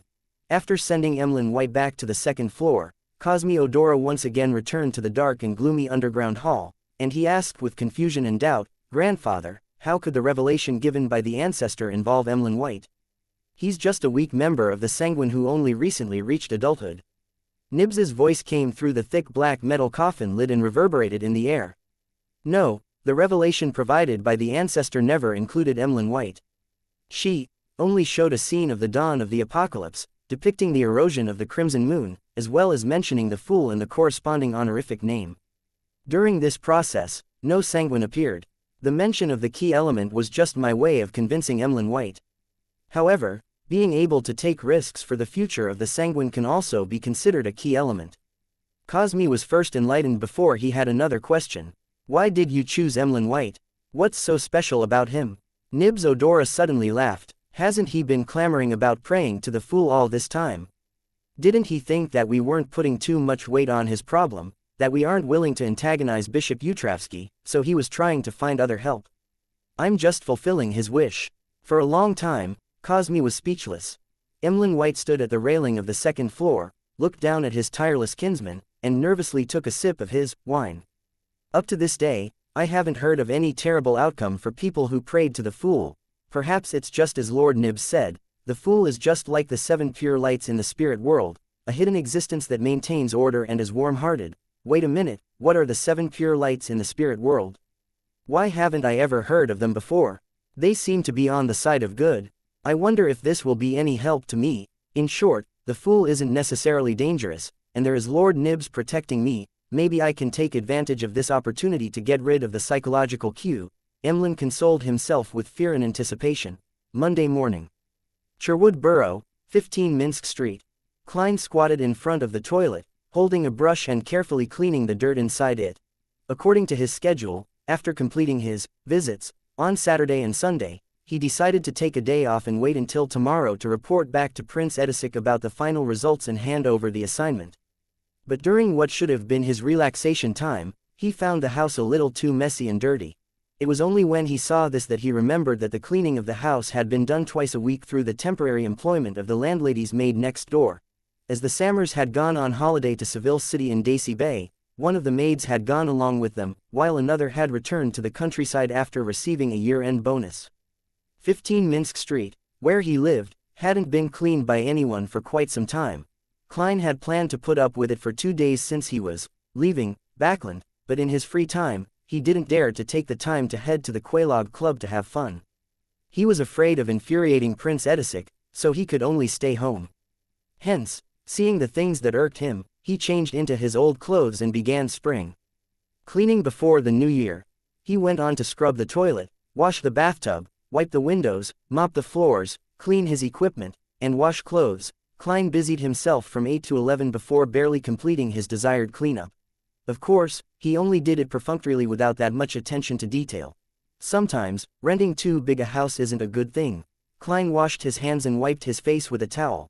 Walking out of the bathroom and looking at the clean and tidy living room and dining room, and watching the sunlight pierce through the clouds and shine through the transparent glass window, showering golden spots in his house, he had a strange sense of accomplishment. He felt a lot happier. Time to reward myself for lunch. I'll find a good restaurant. Klein returned to the second floor and changed his clothes. As he leafed through the papers, waiting for lunchtime, the doorbell rang. It's almost the new year, and there are still people coming to entrust me with missions. As he rose and walked to the door, Klein made up his mind to decline. Although he only had £34 left in cash, in order to get out of the royal strife, he had to go on vacation to the south as soon as possible. He could no longer accept assignments. To his surprise, the visitor wasn't a stranger, but the old butler of Prince Edisic. The old butler was wearing a well-cut tuxedo. He saluted without losing his dignity, and said, "Detective Moriarty, His Highness, the Prince, is waiting for you in the carriage at the end of the street. He wishes to know the progress of your investigations." So impatient. "All right, that saves me the trouble of going all the way to Red Rose Manor tomorrow." Klein quickly reorganized what he had thought of last night and calmly replied, "All right." He was about to remove his hat from the coat rack when he felt a sudden ache in his stomach, a pain that required him to visit the toilet. After enduring for a while, he realized that he couldn't hold it in any longer and apologetically said to the old butler, "I'm very sorry. I'll need to use the bathroom first. My stomach isn't feeling well." The old butler didn't show any abnormal expression. "That's your freedom." As he discharged one wave after another of bliss, clearing away the remnants in his stomach, Klein washed his hands and returned to the hall. At that moment, he noticed that the old butler was no longer around. The one waiting outside was the maid with curly brown hair. "His Highness requested me to apologize to you. He still has matters to attend to and cannot wait for too long. Please go to Red Rose Manor tomorrow or the afternoon of the day after tomorrow." The maid bowed meticulously. "It hasn't even been 10 minutes, and I'd already done it as fast as I could. Usually, I can continue on for quite a while if I have newspapers." Klein smiled. After receiving a response, the maid who had completed her mission immediately felt a weight off her chest. She giggled and said, "Detective Moriarty, you missed that lady again." "Huh." Klein was at a loss. The maid lowered her voice and said, "This time, the young lady came with His Highness. She was the one who suggested taking a detour to meet you. In the end, I missed her because of my stomachache." "Something isn't right." Klein frowned slightly. In a room padded with a thick and soft carpet, a quill that was being held came to a pause and stopped writing. In the open notebook beneath it, there were lines of text and marks of scribbled-out text. Scribbles. Target attempted to escape control, but unfortunately, Detective Sherlock Moriarty leaves before she heads downstairs. The target influenced the surrounding maids, but Prince Edisic's butler, Funkel, chanced upon the problem and dealt with it. The target went off track once again. She participated in Talam's funeral on behalf of Prince Edisic. However, having quickly recovered to her normal state, she realized that she was unable to identify Sherlock Moriarty, and she could only let a chance slip. Sherlock Moriarty went to Red Rose Manor to investigate, but the timing wasn't right, and the target happened to be riding horses on the golf course. The target, once again, triumphed over the arrangement, encouraging Prince Edisic to visit Detective Sherlock Moriarty. Unfortunately, Sherlock Moriarty happened to have a stomachache, ended up staying in the bathroom for 7 minutes and 45 seconds, and the prince couldn't afford to wait. His facial features were like a sculpture, but the middle-aged man who was blinded in one eye put down his quill and looked at a woman. "What exactly did you put on her body? Breaking through the restrictions time and time again will create big problems." The woman laughed in a low voice and said, "It was just an accident. Don't worry, there won't be any problems." As she spoke, she pulled back her hair, revealing her long, white neck. After that, she slowly applied various things to her face, making her look even more alluring. Seeing that she was putting on her clothes and accessories, the dark golden-haired middle-aged man frowned and asked, "Where are you going?" The woman didn't directly answer and said with a smile, "Be careful of the quill in your hand, you almost exchanged bodies with someone the last time." "You don't need to remind me," the middle-aged man with deep blue eyes to the point of being black said with a straight face. The woman tightened her belt to make herself look thinner, then she lazily stretched and yawned while covering her mouth. "I'm going to pay a visit to Mr. of the Aurora Order. I hope he's as crazy as the rumors say." As she spoke, the expression of the blind middle-aged man suddenly sank. It was because that ordinary quill had begun to write on its own, as though an invisible hand was holding onto it. Chapter 460, Cyclic Explorations. Above the gray fog, the ancient temple-like building stood quietly. After noticing some abnormalities in the series of coincidences, Klein entered the mysterious space after lunch, in an attempt to confirm a guess in his mind. He picked up a fountain pen he conjured, paused for 2 seconds, and then wrote, "I am involved in a series of coincidences created by sealed artifact 008. Putting down the dark red pen, Klein held the silver chain in his left hand and began his divination. Finally, he opened his eyes and looked at the spirit pendulum just inches away from him. The topaz pendant stood still without any rotations. This meant that the divination had failed. Divination cannot be completed, possibly due to not fulfilling sufficient conditions, or it could be because 008 is resisting it. In both cases, a similar result would occur. Klein changed his statement and tried to direct it at different targets, but all of them failed. He tapped the edge of the long mottled table with his finger, hesitating on whether he should go to Red Rose Manor the day after tomorrow. if there's number 008 or a similar power to arrange these matters, then my sudden escape will definitely raise Prince Edisic's suspicion. No, my escape might not be successful. Prince Edisic's men live next door. Of course, since I'm already a faceless, it's easy for me to find a chance to escape when I'm out, but is there a need to go this far? Tomorrow afternoon, I'll be able to leave Backland without attracting too much attention by honestly seeking an audience with Prince Edisic and normally handing over the mission. His Highness will likely not force me, an unaffiliated Beander, to accomplish too difficult a task. If there really is a sealed artifact or demigod like 008 influencing the recent events, then from my past experience, I should just be a side character who mistakenly entered the stage and haven't received enough attention. In this case, escaping is tantamount to telling the other party that I have detected your presence. I'm highly problematic. In this way, relying on my faceless powers wouldn't necessarily allow me to escape the attention that has locked onto me. The best method would be to calmly go to the Red Rose Manor and go through the normal procedures to exit the stage. After graciously bowing from the curtain call, I'll fade away from the attention of the unknown party. After combining the two elements, Klein finally decided to pretend that he hadn't discovered anything and to leave Backland according to plan. The bonfire in the campsite was burning with flames, and there was someone standing guard inside the campsite the entire time. Derek Berg leaned against a stone pillar and slept to recover his strength. At this moment, he was dreaming of the endless grayish-white fog, an ancient chair situated at the highest point in the center, as well as the indifferent figure sitting on that chair, overlooking everything. Mr. Fool, Derek said the name in a chanting manner in his mind. Following that, he heard the fool's voice, prepare for the gathering. Yes, Mr. Fool, Derek answered silently and began counting his heartbeats. His eyes never opened, as if everything that had just happened was just a prelude to a dream. There's still quite a bit of time before we set off. There's enough time to attend the tarot gathering, he thought with relief. He originally imagined that he, who had joined the exploratory team, would miss this gathering. After 1,000 heartbeats, Derek waited a little longer before he felt himself entering that quiet and serene divine hall. The moment he opened his eyes, scenes flashed through his mind. It was as if an external force had instantly injected all his lost memories into his head once again. The scenes were crumbling city walls, buildings crisscrossed with white and blue, the temple of the fallen creator with a similar architectural style as the City of Silver, murals detailing the approaching apocalypse and the fallen creator's protection of the remaining humans from the 6 great evil gods, the beautiful and dangerous, mushrooms, and Jack, the eerie pale yellow-haired boy of unknown origins.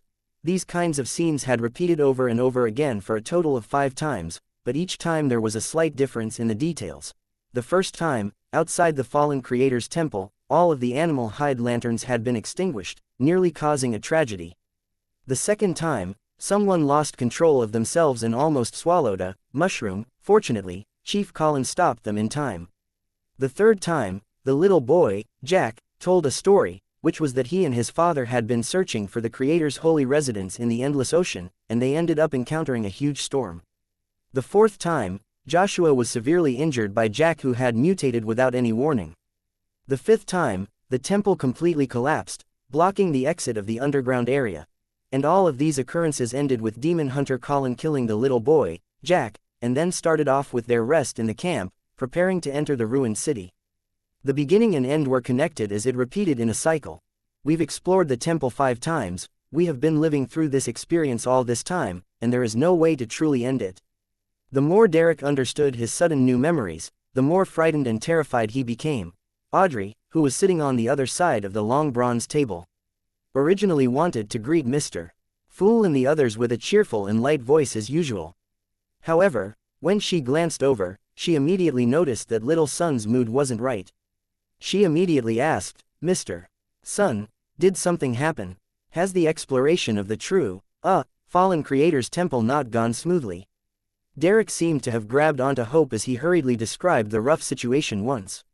When he was done, he said, "After that little boy was dealt with by His Excellency, we all closed our eyes and woke up in the campsite outside the city in preparation to begin a brand new exploration. We no longer had any memories from before. This process has been repeated 5 times, with only the details being slightly different. If it wasn't for Mr. Fool's alerting me to this, then I wouldn't have even known that I've been living a recurring life all this time. He took it for granted that the extra memories from his arrival above the gray fog were the result of Mr. Fool's reminder. He stood up and gave a solemn salute to the blurry figure seated at the head of the long bronze table. I only understood the situation after listening to your description. Klein was still in a daze. He maintained his original posture and lightly nodded his head in response. In a situation where the reasons are unknown, a superior wouldn't so easily express his opinion, so I can't rashly open my mouth. Klein secretly reviewed what he had learned from his past life as a keyboard warrior. Seeing that Mr.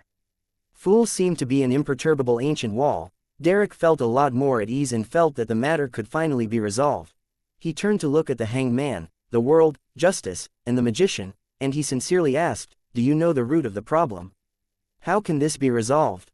The zealous Audrey instinctively wanted to answer, but she found herself without a clue or even a guess. Furs was in a similar state as she was. Filled with rich knowledge from Earth and having read many novels of being stuck in the same day, Klein originally wanted to control the world, to give out ideas, to give everyone some inspiration to consider regarding the matter, but after thinking about it carefully, he chose to stay low-key and prepared to observe first. After listening to the son's description, Alger remained silent for a long time. At this moment, he said in a measured tone, "I can only think of two possibilities. First, you have encountered a nightmare or hallucinatory power at a level that exceeds a demigod. After regaining your memories with Mr. Fool's help, you should be able to immediately detect something amiss once you return to the real world. That way, the problem will easily be resolved. Second, you were forced to, or you proactively entered a strange space or state at a particular node where time is controlled to flow in a certain manner, but the time is fixed within a certain range which is cyclical and the continuation is balanced, that is to say, it is relatively static. In this situation, there aren't many ways to end the cycle. Either there is an external force that can forcefully break the balance, or you find the key point that connects the distortion of time. An external force that can forcefully break the balance." Upon hearing this, Audrey, Furs, and Derek all subconsciously glanced at the calm and leisurely Mr. Fool sitting at the end of the long bronze table. "No, I can't always seek Mr. Fool's help.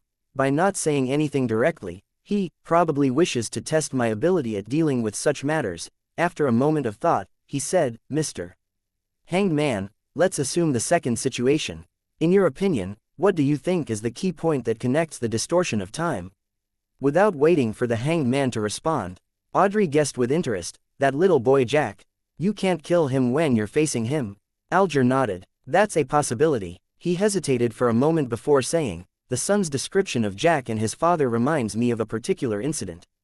He turned to look at Miss Justice. "Didn't I once mention that I was pursuing a listener of the Aurora Order at sea?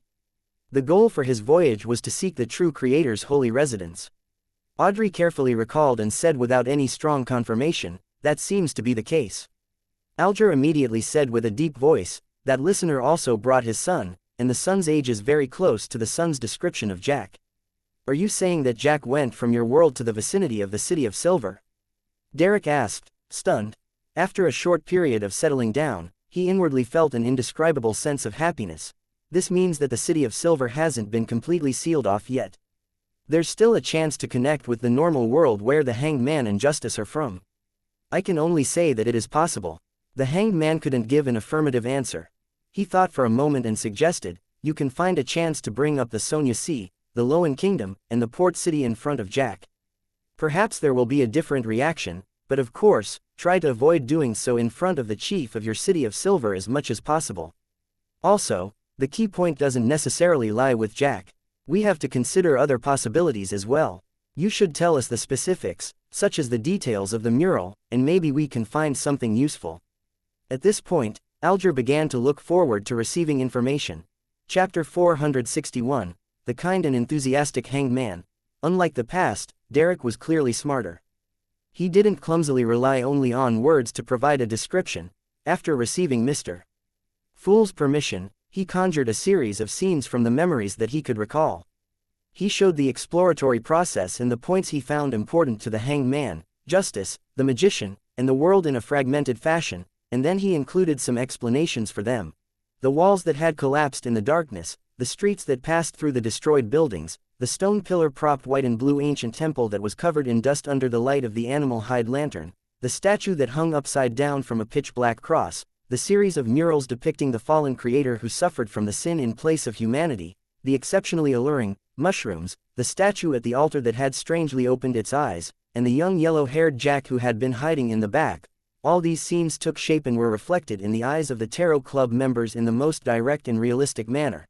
The gloomy and dark tone, the sense of crisis with every step that was taken, and the bizarre development that the son was experiencing made Audrey rather excited. She became extremely interested in what he was saying. This is the situation around the City of Silver. It's more attractive than any novel I've ever read. This is the charm of mystery, uncertainty, and terror combined. Of course, to the humans who live there, this isn't a good thing. Audrey's thoughts were in disarray. She wanted nothing more than to immediately become a powerhouse at the level of a demigod and venture into that region ruled by darkness and storms. Klein watched and sighed emotionally. He was sighing because it truly wasn't easy for the City of Silver to last all this time in such an environment. He sighed because little son still wasn't smart enough and had no experience. Otherwise, he would have been able to completely present the events that happened in the form of a movie or documentary. It would certainly be exciting and attractive. However, this way, the description would take too long. My spirituality wouldn't be able to endure if everyone were to watch such a movie. Also, the longer one stays above the gray fog, the more likely it is that something bad will happen in the outside world. Klein suddenly felt lucky. Alger finished watching in silence as he thought over it. He got the son to pick a few important points he had chosen to present them above the long bronze table. Among them included the mural of the fallen creator resisting the 6 evil gods. Which evil gods are these? Alger looked at the octopus with lightning wrapped around its body, black waves at its feet, an avian feathered cloak on its back, and a three-pronged trident in its hand as he began to make connections. Derek shook his head honestly. I don't know. I thought you would know them. Audrey and Furs cast their gazes over at the same time, carefully observing them several times, but they still failed to come up with any guesses. They had originally thought that these were 6 of the 8 ancient gods from the legends of the City of Silver, but they couldn't find a suitable match. After all, there was a dragon, an elf, a giant, a phoenix, and an annihilation demonic wolf, while there was only one giant in the mural.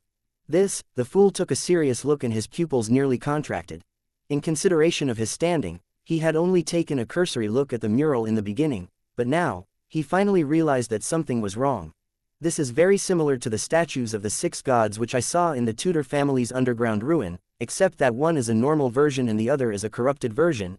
It really is a bit hard for people to look at it directly, especially Earth Mother, Lord of Storms, and Eternal Blazing Sun.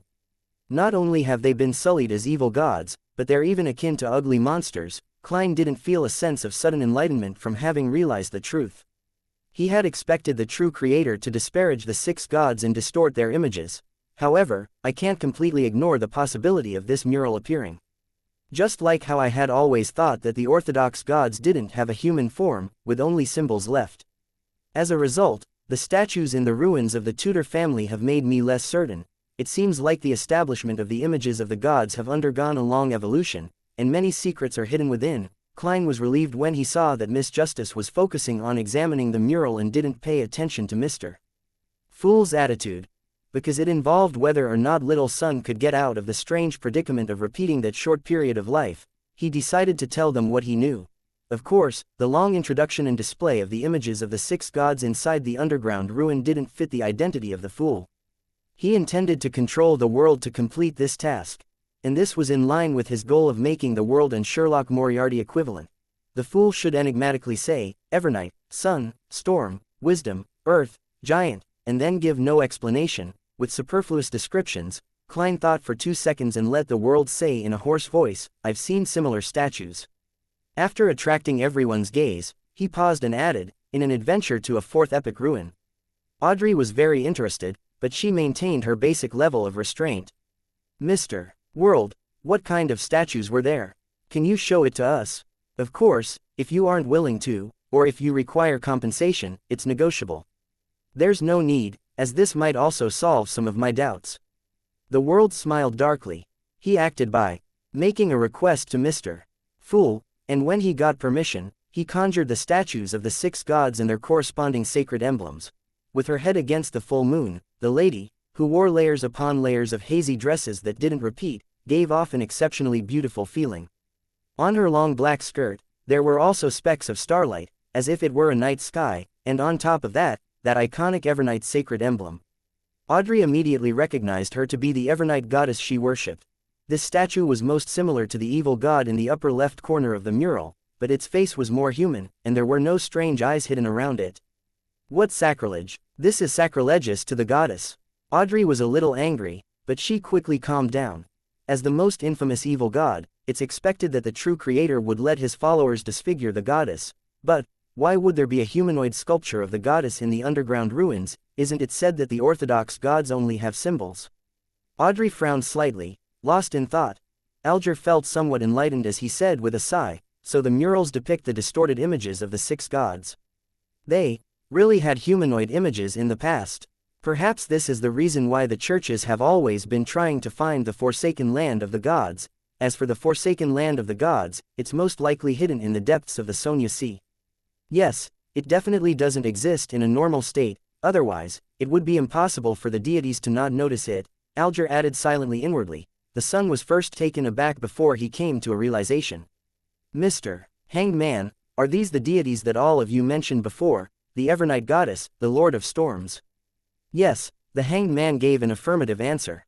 What do they have to do with the apocalypse? What does it have to do with our land being forsaken by the Lord? Derek subconsciously pressed. Unfortunately, no one could answer him. Furs raised her hand in confusion. Why is there no god of steam and machinery? This was the god she believed in. In the northern and southern continents, the 7 gods had always been equal. Rumor has it that the god of steam and machinery, also known as the god of craftsmanship, wasn't born until the 4th epoch. From the looks of it, it's true, and the time node at which he was born seems to be in the late 4th epoch, not in the earlier mid-4th epoch, the Hanged Man said, a mixture of explanations and guesses. He had an unconcealable enthusiasm for such topics. So that's the case. Furs felt a little guilty as she had never read the Steam and Machinery Bible seriously, and her faith appeared as just a way of life. Derek didn't harp on the previous matter and instead asked, is this mural the key point? Perhaps, you can try to break it, but don't let the chief suspect you. The Hanged Man was about to say that he shouldn't attempt to pronounce the honorific names of one of the 6 gods, or else, he, or they, might directly descend into the forsaken land of the gods, but after careful consideration, he realized that the little son didn't know the corresponding honorific names at all. All right, thank you, Mr. Hanged Man, you're always so kind and enthusiastic. Also, Miss Justice, Miss Magician, and Mr. World, you are similarly as kind-hearted. Derek thanked them sincerely. Kind. Enthusiastic. The Hanged Man was momentarily unsure of how to react. This was the first time that someone had used such words to describe him. After the discussion was over, Klein suddenly remembered something. In the previous exploration of the abandoned temple of the true creator, the City of Silver found the name, Rose Redemption. However, it didn't seem to pay attention to this. It can't be ignored. According to the evil spirit in the underground ruin, this extremely secretive organization is an organization led by fallen angels, and it is in no way inferior to the Twilight Hermit Order. Perhaps the cyclic time was set up by them. Thinking of this, the fool, who was sitting upright in a high-backed chair, leisurely adjusted his posture and used his fingers to lightly tap the edge of the long, mottled table. Audrey immediately turned her head and looked at Mr. Fool in excitement, waiting for him to give a hint. The Hanged Man, the Sun, the Magician, and the World also looked expectantly at Mr. Fool. Amid the fog, Klein chuckled and said, Rose Redemption. Rose Redemption, what is that? The key point to getting out of this predicament. That's right, there's such a name in the corner of a mural near the top of the temple. Derek seemed to understand something.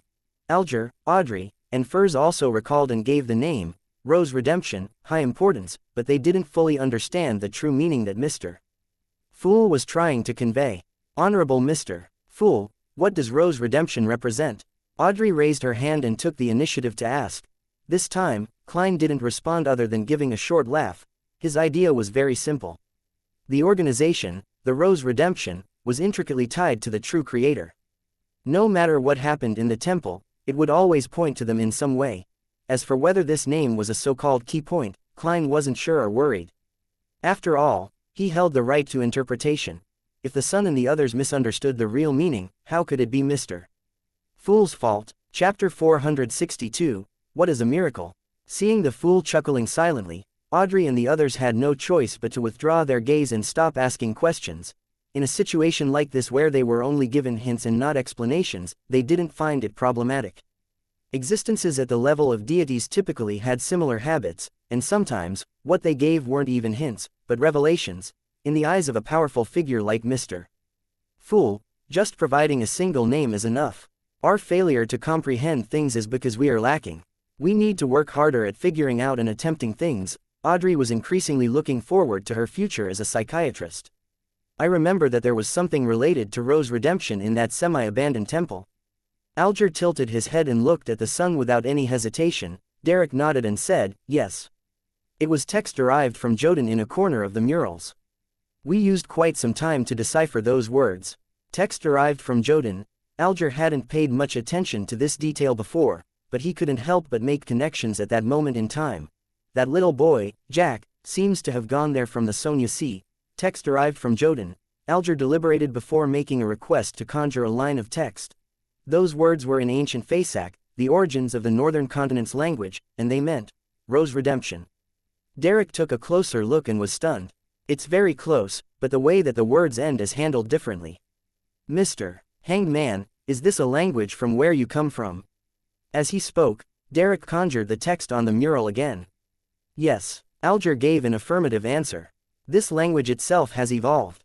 The one you found should be of an earlier type. In the world of linguistics, this type of language, which is similar to ancient Fasak, is widely regarded as a characteristic of the Solomon Empire. Historian Klein gave the most accurate answer in his mind. Alger paused. What about the content of the corresponding mural? I wasn't in charge of that area, and I didn't take a careful look. Before departing, Derek instantly felt ashamed. Alger nodded without a change in expression. Find a chance to clarify this. There might be a crucial point hidden within. All right, Derek was increasingly convinced that things weren't so bad after all. Seeing that he had relaxed quite a bit, Audrey was a little curious and a little puzzled as she asked, Mr. Hanged Man, if that young boy named Jack is the child of the listener you described, why would he be able to communicate with the sun and the others? After discussing the corresponding terms for Rose's redemption, she was completely certain that the City of Silver used a different language compared to the other countries in the northern and southern continent like Lowen. And above the gray fog, everyone is able to communicate fluently, without any gaps in communication. It's all thanks to Mr. Fool's powers, Audrey praised in her heart. Alger scoffed as he looked at her. Miss Justice, you haven't experienced any Beander events, have you? Jack has already become such a terrifying monster, so what else can't he change? Trust me, there are times when language knowledge is very easy to obtain, with it taking just a second or two. Audrey blinked, feeling that she had once again exposed that she didn't have much experience or knowledge in mysticism. After this matter came to a close, the tarot gathering resumed as per the usual schedule. Audrey looked towards the end of the long bronze table and said, Mr. Fool, this time there are 3 more Russell diary pages. I still owe you 7. Upon hearing that, Furs hurriedly added, Mr. Fool, I also received some responses. There will be new Russell diary pages the next time. Very well, Klein chuckled in response. By the side, Derek suddenly felt ashamed again, because he hadn't had time to visit the library last week to look through any material and memorize historical details due to his participation in the exploratory team. After a simple process, Klein picked up the 3 diary pages which were conjured, and he began to read with great anticipation. The 8th of August. For the first time, I was invited to the White Maple Palace to attend a ball held by His Majesty. These aristocrats are really fucking extravagant, with the food they eat completely being in pursuit of novelty. Things like grilled swans, sheep's testicles. I have to say, I was very surprised at the beginning. The aristocrats of this world, yes, this is limited only to aristocrats, really love cleanliness. It's common for them to take baths, and toilet paper has already taken a nascent form. They totally aren't like the aristocrats of Earth's Middle Ages. I originally thought that this was an effect of the existence of true gods, but I was later informed that this was an improvement that had to be made because of some kind of threat. Beyonders of a particular sequence are able to spread the plague through dirty habits. I wonder which pathway and sequence that is. At that time, my first thought was that there's something wrong with these aristocrats' brains, right? Since they're afraid of the plague, why don't they clean up the streets? Why didn't they build a complete sewage system? Why don't they uplift the slums? They're all in the same city. Does this mean that this place will be fine when there's a plague over there? Well, with water sources, food, and people isolated and them moving only in one direction, perhaps it really will be alright. But there are plagues that can be transmitted through the air. When I hold a high position, I must push for urban planning and clean up the environment. Even without the plague, just living in such a stinking city is still very annoying. Oh right, I've been summoned tonight by His Majesty. I thought that since I was born on Earth, I, who received an education of all men being equal, would be neither humble nor arrogant and appear rather calm. But in fact, I remained very nervous and excited, unconsciously bending my waist and bowing my head. Of course, I know that in terms of dignity, I'm equal to the king. This is the charm of power. Even though this entire page is filled with daily activities, the emperor has still managed to make me laugh. He was also someone with a goal. Indeed, even for someone born in the modern world, they will still become apprehensive and sycophantic when faced with someone of high status, a person who can influence their fates. Klein smiled, his mood much more relaxed. He turned to the second page and continued reading. The 11th of November. About to advance to sequence 4 to become a demigod. After this, as long as I don't lose control, then my life's natural order will experience a qualitative change. I would no longer be a short-lived creature. Of course, different sequences of different pathways will be in different states. I faced two choices. One is alchemist of the savant pathway, and the other is mysticologist of the mystery prior pathway. Eventually, I chose not to change pathways since the hidden sage is a very dangerous existence. However, I ultimately suspect that he isn't a real deity. Perhaps he is of a slightly lower level. After becoming an alchemist, I will be able to inject soul into the items I create and give them life. This is the feeling of being a creator. It will definitely be excellent. It's also the reason why I continued choosing this Beander pathway. After obtaining this sequence's Beander characteristic, I should be able to complete more of my concepts. There will come a day when the saying, "It's not that we aren't working hard, it's just that the cheat has a Gundam." It will be a Gundam in the truest meaning of the word. The only problem is that the corresponding ritual of alchemist needs to extract all the life force of a particular region, desertification of the land and the drying of lakes. Why is this not much different from a cult's sacrificial ritual? I've always felt that the potion sequence system has too many dark and crazy parts to it. Occasionally, it would be so evil that it can make one despair. The Emperor also feels the same way. Seeing this, Klein couldn't help but sigh. Sometimes, he also felt that the background color of this world was grayish-black and crazy. Things like the law of Beander characteristics conservation and indestructibility, the laws of pathway convergence, and interchangeability of close sequences all bring about change that leads to tragedy. Alchemist is a very interesting sequence. Alchemical life sounds forbidden and is a domain very close to that of deities. I wonder if the Emperor made any Gundams before he was assassinated. Probably not. Klein's thoughts drifted away for a moment. He was rather curious about the ritual of becoming a demigod like high-sequence Beander. Unfortunately, Russell didn't record much of it. After all, it was a diary, not a notebook. Sequence 4 Mysticologist of the Mystery Prior Pathway sounds good too. Klein turned over the second diary page and displayed the third page in front of him. The 23rd of April. This bunch of aristocrats really are a mess. I even thought that Ma'am Karen had seduced me for sex because she had taken a fancy for my inner self. But who knew that her husband, the Earl of Champagne, was peeping in the opposite room? He was even thrilled and even fucking wanted to fuck me. I'm sorry, but I just can't accept it, so I had to kick him out of the room. Compared to their family, I'm just a pure child. Klein was momentarily speechless. He felt that the private life of Emperor Russell was really filled with excitement and that many of the Intis aristocracy were also sufficiently eccentric. If some aristocrat tries to seek novelty and finds a curly-haired baboon, some kind of disease might even be born. Klein sighed and looked down. The 25th of April. To cultivate my character and hone my mind, I went fishing at Swan Lake. I hope that one day I can go fishing at sea for a mermaid. Sigh, I've been quite depraved recently. I have to invigorate my spirit and invent more things. I can't leave any gaps. Since I transmigrated to this world, I will brand this era with my name. Emperor, it's better if you had fallen into depravity. Klein's mouth twitched without any intention of making comment. Then, he calmly looked at the last diary entry on the last page. The 26th of April. Zeratul came visiting. I deliberately asked him what a miracle was. He asked me in return about what I thought it was. What I think it is. There is only one miracle in my heart, and that is the wonders of civilization. For example, the great Twilight Hall of the Fasak Empire, the former residence of the giant king, Ormir. Zeratul finally gave a direct answer. He said, "What is a miracle? A miracle is to be resurrected from the dead." Chapter 463, answering his own questions. A miracle is to be resurrected from the dead. Klein suddenly remembered what had happened to him. The head injury of a man who shot himself in the head miraculously healing, a Beander who, having died from having his heart crushed, crawled out of his grave in the middle of the night. Are these considered miracles of being resurrected from the dead? Is this the miracle the leader of the secret order, Zeratul, spoke of? In sequence 2 of the seer pathway is called a miracle invoker. At this moment, Klein felt like he had grasped something important, but he was unable to piece together all the clues to form the truth he wanted. As I had guessed before, there are other factors at work for my choice of having seer as my beginning sequence. My greatest support is the mysterious space above the gray fog, which happens to eliminate all interference and provides seers the most coveted environment. My characteristic of resurrection also seems to have come from the gray fog as well.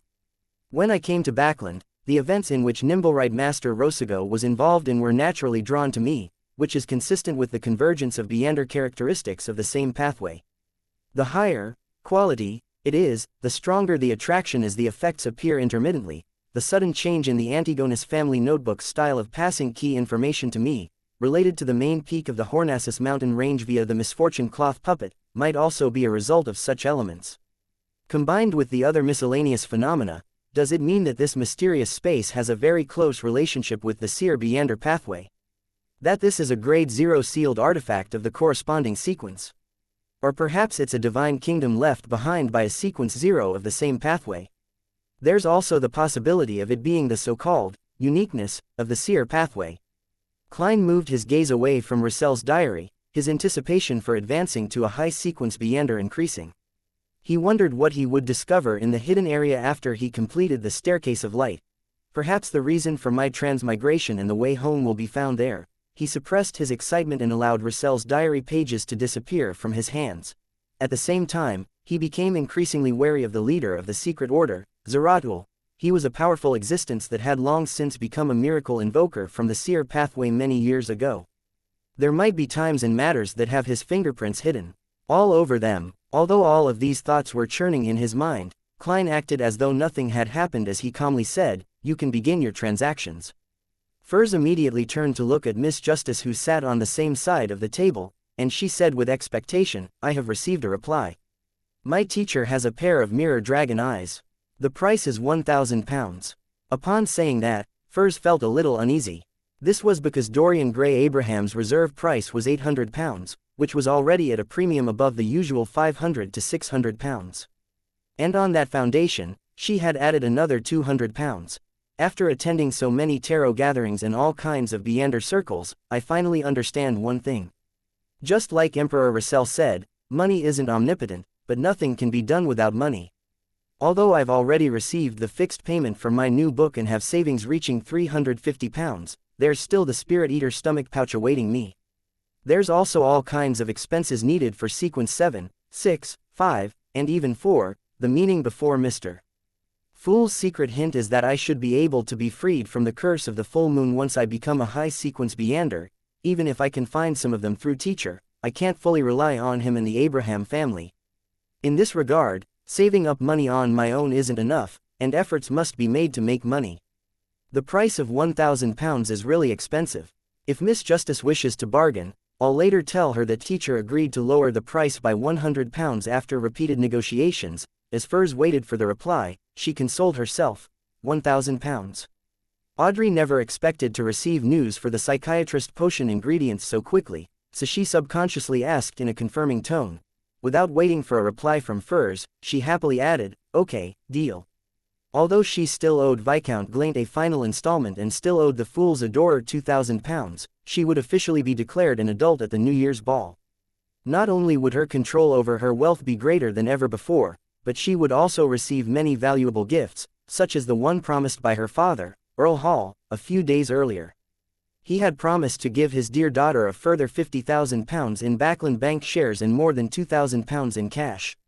Hence, £1,000 wasn't a number that she was bothered with. Audrey had originally asked Mr.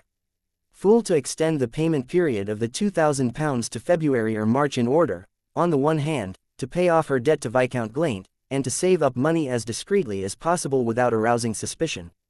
On the other hand, she had to set aside an additional budget for the ingredients of the psychiatrist potion. Now was the time to use the budget. At most, I'll have to tighten my belt like how I did for the past few months.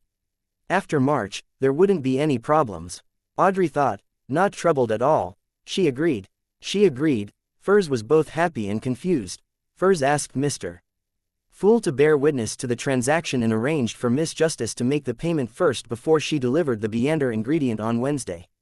As Furs decided to head for Pritz Harbor immediately upon receiving the cash, without wasting any time in the middle, she looked at the three gentlemen, the Sun, the Hanged Man, and the World. Does anyone have any information on the Spirit Eater's stomach pouch? After calming down, she discovered that with her experience in the acting method, she could digest the excess Beander characteristic much faster than she had expected. 1 week was almost equivalent to 2 weeks of the past. In about 10 days, she would be able to completely digest and resolve the problem. When she gathers the ingredients and advances to Trickmaster, she felt that she would be able to perfectly pass the first test given by her teacher, Dorian. She would gain more attention and would no longer be a mere student who was taken in out of gratitude. Derek nodded and said, I was just about to tell you that during this exploration, we obtained some Spirit Eater stomach pouches. I can exchange it at low prices after I return to the City of Silver. That's under the premise that I'm no longer under surveillance. Okay, but it seems that you have no use for gold pounds. Furs asked directly. After the operation to save Little Sun, she had a preliminary understanding of the City of Silver. Without waiting for the Sun to say a word, Alger interjected, you can hand me the corresponding cash or gold coins to me. £300 is a very reasonable price. I will provide the Solar High Priest potion formula to the Sun. Mr. Hanged Man, you have the formula to Solar High Priest? Derek asked in pleasant surprise. During his previous patrols and his recent explorations, he had increasingly felt that the powers of the Sun pathway were perfect for dealing with the dark.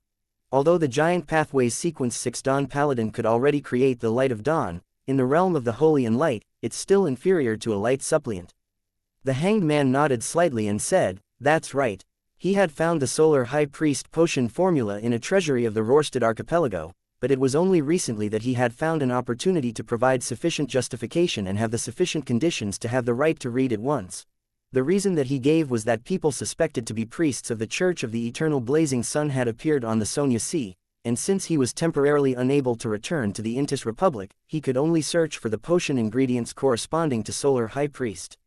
Moreover, the hatred for the Eternal Blazing Sun could turn mere rumors into the basis for action by the Church of the Lord of Storms.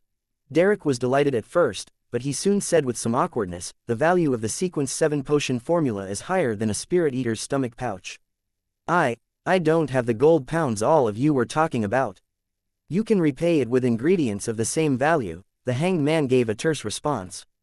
But I don't know what I can get from you. First, you should make a list of the common monsters found around the City of Silver and their corresponding ingredients. I'll then choose from that list. No problem. After this exploration is over, I will do it as quickly as possible. Derek was visibly relieved. By the side, Klein wanted to facepalm, but in the end, he didn't manipulate the world to break the deal. It was because he also wanted to know what kind of monsters and ingredients were common around the City of Silver. As Audrey secretly sighed, the Hanged Man looked around and raised his request. I need a pair of dragon-eyed sea condor eyes. I'll pay the necessary compensation. He only mentioned the dragon-eyed sea condor eyes, in other words, Mr. Hanged Man has clues regarding the Blue Shadow Falcon's crystalline feathers. He really does have many channels and resources. Audrey, who had seen the potion formula for Wind Blessed, thought with some enlightenment. After the transactions came to an end, they began to freely exchange information about their areas, and the end of the tarot gathering quickly approached. During the process, the World inquired for clues about mermaids and obtained an answer similar to the one he had received from Sharon. When everything was over, Klein, who had been watching quietly, thought it necessary to warn Miss Justice and Miss Magician. A terrifying Object that is suspected to be a grade 0 sealed artifact has appeared around Prince Edisic. It might even involve 008, which would definitely not be a simple matter. Furthermore, the last time a similar situation occurred, Tingen City had faced the threat of an evil god spawn, and it had almost disappeared from the map. Hence, now there's also a hidden danger in Backland. Klein thought for a few seconds, making the world say in a hoarse voice, "Ladies and gentlemen, I have recently received some information that a major event is brewing in Backland. This will bring about a great deal of unrest and may lead to a tragedy." "What's the major event?" Audrey asked with concern. Unknowingly, her brow had begun to slightly furrow. "I don't know." The world shook his head calmly. Where would the element of unrest and the possible tragedy come from? Furs asked nervously. From the previous gatherings, she had confirmed that Mr. World's sources were trustworthy. The world acted stumped as he shook his head and said, "There's contradictory information, making it impossible for me to give a definite answer." Upon saying this, he looked up and earnestly cast his gaze towards the figure within the gray fog at the end of the mottled table. "Honorable Mr. Fool, your adorer in Backland must have detected something, right?" Everyone's eyes immediately focused towards the end of the long bronze table, with everyone feeling different feelings: curiosity, worry, anticipation, and tenseness. With the attention on him, Klein leaned back and said in a casual tone, "Edisic Augustus." Chapter 464, Consultation. Prince Edisic Augustus. What connection does he have with the danger that might lead to tragedy? Moreover, this matter seems to have received the attention of Mr. Fool. Audrey instantly matched the name with a face, giving rise to great worry and doubt in her. In her opinion, things that caught the attention of Mr. Fool were either very dangerous, extremely secretive, or had far-reaching importance, and were by no means simple. For example, the true creator had attempted to descend upon Backland with the help of Lenevis in the harsh conditions of East Borough's factory district, Emperor Rassel's Dark Emperor card, or the death of the Duke Negan, and the Twilight Hermit Order. Taking these examples into account, Audrey had good reason to believe that, if not handled well, or given too little attention, the major event involving Prince Edisic would inevitably lead to a very, very terrible storm. Yes, Prince Edisic hasn't bothered me for quite some time, and I was only relieved by that and didn't think too much about it. Now, it does seem a little problematic. At the previous ball, he still warmly kept me back to discuss some boring topics, trying his hand at pompous bad humor.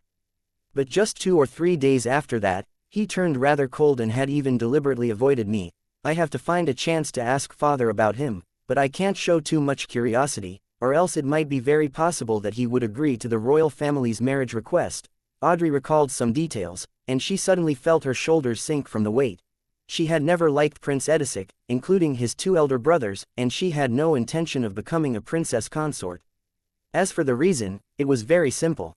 The followers of the Evernight goddess couldn't accept that the Augustus family had believed in the Lord of Storms for generations, which meant their arrogance, pomposity, contempt, and eccentricity against women had penetrated deep into their bones. It was hard to change them, which was the one thing Audrey couldn't tolerate the most. When she thought of the strict, ancient, and extremely conservative environment she would find herself in after becoming a princess consort, Audrey felt that she would surely go crazy and flee, disregarding everything else. So, she wasn't moved at all by the rather solicitous flattery of the princes. She was even very repulsed. Edisic Augustus, the last name implies that he's a member of the royal family. I vaguely remember that he's a prince. What dangerous matter is he going to do?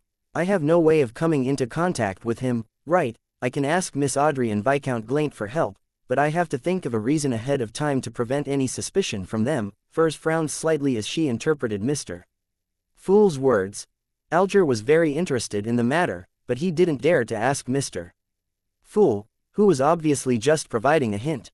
He could only ponder to himself for 2 seconds before saying to Justice, the magician, and the world, the atmosphere over the sea isn't calm either. It might have a connection with Backland, just like those machines. His words were completely baseless. He simply wanted to exaggerate the degree of the danger and let the 3 Tarot Club members in Backland investigate it diligently. I have to say that Mr. Hanged Man has acted in concert so well. Klein, who was watching from the sidelines, gave up on the idea of having the world say something similar. He only mentioned Prince Edisic, but not the lady with the sapphire ring who was suspected of having a grade 0 sealed artifact. He didn't even mention the possibility that the matter Prince Edisic might be involved in had to do with 008 and Inzangwil because he didn't know the circumstances of the top-sealed artifact that could even destroy a country. All he could rely on were minute clues to make guesses that he wasn't completely sure of. He was afraid that if he directly told the key points to Justice and Miss Magician, their investigations would be detected by the target the moment they honed in on the target. This was also why Klein didn't try to find an opportunity to inform the machinery hivemind. Based on his guesses about sealed artifact 008, he suspected that if he left Minsk Street and rode a horse carriage to the Lever Cathedral or the Steam Cathedral, he would encounter an unexpected and absolutely unstoppable attack, such as the eruption of a sealed artifact hidden underground or a fatal strike of a high-sequence Beander. Only the screening of the gray fog allowed Klein to not worry about such problems. To a certain extent, he could inform Justice and the Magician about this through a more gentle, more roundabout, and more veiled manner. In addition, Klein had other plans. It was to leave Backlund by bowing out the stage as a side character among side characters and changing his appearance without anyone noticing. He would then secretly return and contact the machinery hivemind in a manner beyond the Grade 0 sealed artifact senses. Let's hope this will succeed. I hope there's a chance of finding Inzangwil. Yes, the premise is that he is indeed involved in this matter. Wait a minute, while Mr. Azik was after Inzangwil, he had a conflict with MI9. He became secretly wanted, and MI9 has always been considered to be a pro-royal faction in the military. A series of coincidences revolving Prince Edisic is rather similar to the features displayed by sealed artifact 008 in the past. This seems to indirectly confirm Inzangwil's existence. Klein closed his eyes, and the bright boots and pale hand flashed back to him. He leaned back in his chair, his lips curving upward. Ladies and gentlemen, we shall meet next week. Audrey stood in front of the full-length mirror, staring blankly at her reflection. There were good news and bad news for her at this tarot gathering. The good news was that she was about to receive one of the psychiatrist potion's main ingredients. Although she was no longer the ignorant girl who had bought some basic general knowledge from the hanged man for £1,000 and knew the approximate price of a lot of Beander ingredients, she didn't mind paying a premium for the eyes of a mirror dragon. After Duke Negan's assassination, she gained the desire and motivation to raise her sequence to receive the corresponding combat strength. For this, she didn't want to wait any longer and was willing to pay a price. As long as the ingredients appeared, she would immediately accept the offer as long as the price wasn't too outrageous, in case something unexpected happened. It's like a precious piece of jewelry that many noble ladies have set their eyes on. It's also like the purebred houses with unique bloodlines that men like. The corresponding premium is inevitable and unavoidable. At times, it's not impossible to have the price double or triple. Besides, with Furs busying herself in the process of contacting her teacher, she definitely shouldn't be left wasting her time while taking on risks. Yes, she also doesn't know that I'm Justice, Audrey thought indifferently. As for the bad news, it was no doubt related to the matter of Prince Edisic. It left her concerned and worried. Fortunately, Mr. World received the news, and Mr. Fool had provided a warning. Otherwise, who knows how things would have turned out. Audrey, with such excellent conditions, you could certainly solve this problem. Come on. The girl drew the sign of the crimson moon against the reflection in the mirror and tried hard to be optimistic. Then, she restrained her emotions and headed out to the piano room, preparing to participate in her scheduled piano lesson as if nothing had happened. This was because Earl Hall and his wife, as well as Hibbert Hall, wouldn't be home until dinner, and she had no one to ask for information now. She could only tell herself to be calm, to be composed, and to be patient. Before the tutor arrived, Audrey casually played the piano, using the beautiful melody to cleanse her mind and soul. When she finished playing, she noticed that Susie had opened the door at some point and was sitting beside her. She still had a pair of gold-rimmed glasses hanging around her neck. Audrey, what problems did you encounter? The sound of your piano tells me that you're frustrated over something, Susie said suddenly. Audrey froze, not knowing how to reply. She suddenly felt that having a mind-reading dog at home wasn't necessarily a good thing. Within the campsite that had a lit bonfire, with his eyes closed, Derek Berg thought back quietly to what had happened at the tarot gathering and made sure that he hadn't forgotten the memories of his repeated experiences. After an unknown period of time, he opened his eyes, which were brimming with anticipation, and looked around. However, what entered into his eyes were Flames and his teammates, who were exactly the same as in his memories. At that moment, the cross-legged demon hunter Colin, who was leaning against a stone pillar, said, we will set off after 50 rounds of lightning. At this moment, Derek was sure that everything that had happened before wasn't a dream or a hallucination. Klein went down to the first floor and sat in the activity room, feeling the warmth of the fireplace. He quietly rocked in the reclining chair without reading the newspapers, magazines, or even books. It was all so peaceful and silent until he heard the ringing of his doorbell. Klein, who was wearing a house shirt and cashmere vest, got up and walked towards the door. The visitor took him by surprise. He opened the door and chuckled. "Good afternoon, Emlyn. Aren't you supposed to be helping at the Harvest Church at this hour?" It was the handsome, somewhat effeminate, vampire Emlyn White, whose hair was combed back at an angle. The arrogant man's expression froze when he heard Klein's greeting. It took him a bit of effort to recover his composure. "I have something to consult with you, Detective Sherlock Moriarty." Emlyn enunciated one word at a time. After inviting him into the activity room, Klein returned to his reclining chair and asked with a smile, "What is it?" "The fee for a consultation is £1, but the consultation cannot exceed an hour." Emlyn White didn't pay attention to his words, and he said while deep in thought, "A big shot wants me to do something. Although that matter can help me solve my problem indirectly, it also contains a great amount of risk. I don't have any friends, and I'm afraid my parents will be worried, and you're a very knowledgeable Beander detective. What do you suggest? Reject or accept? Solve your problem." Clearing the psychological cue, Klein said thoughtfully, "I can't give you any advice with just the word, something." Emlyn White fell silent for a few seconds before he clenched his teeth and said in a low voice, "It has something to do with that fool." "Huh." Klein almost lifted his hand to his ear. Chapter 465, Emlyn's Determination. After a second of confirmation, Klein clasped his hands together and leaned forward. "What exactly is this something?" "No, I can't say any further." Emlyn White shook his head firmly. Afraid of being probed, Klein didn't pursue the matter. He simply analyzed the situation based on the information that the vampire had just revealed. Something to do with the fool. It can help Emlyn White resolve his problem. Contains a high risk. Combined with his previous ideas, this seems to indicate that he intended to hold an appropriate ritual to pray to the fool, which is also me, so as to eliminate the psychological cue and gain his long-awaited freedom. However, this is no longer a ritual that Emlyn will be holding himself. It's a result of a particular big shot's instructions, and with this vampire's pride, for him to address the person that way, it most likely means that the person is a powerhouse among the sanguine. Why would a sanguine big shot send a descendant to pray to the fool? Have they started working with the Aurora Order? Confused, Klein looked up at the expectant Emlyn and scoffed to himself. "Try guessing if I'll respond to your prayers." He hesitated for 2 seconds and didn't make a suggestion. Instead, he said, "Statistically speaking, when praying to a hidden existence without understanding the situation, 30 out of 100 cases would not receive any response. 68 cases will end up encountering all sorts of terrible things and cause them to lose their lives, or live a life worse than death. Only 2 cases have the possibility of success, allowing them to get what they want, but the price they pay might not be what they want."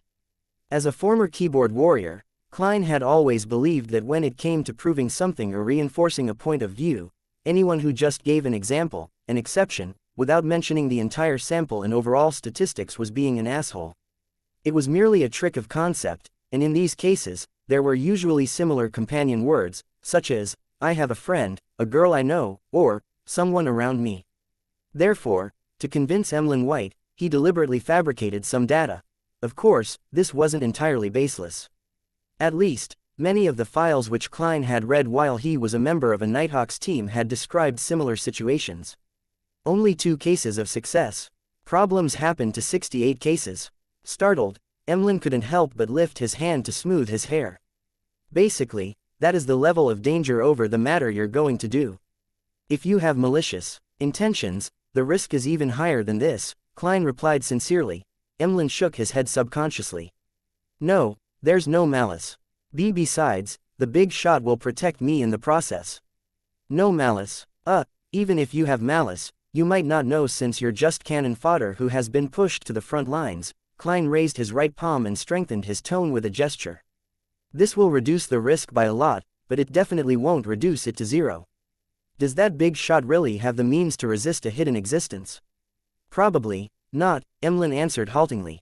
"So," Klein spread his hands. He suddenly revealed a smile and said, "Emlyn, there is no need for you to take this risk. Even if you completely believe in Earth Mother, it will not affect your life in any way. Look at the citizens of Fainapotter, don't they eat, dress, and do whatever they want?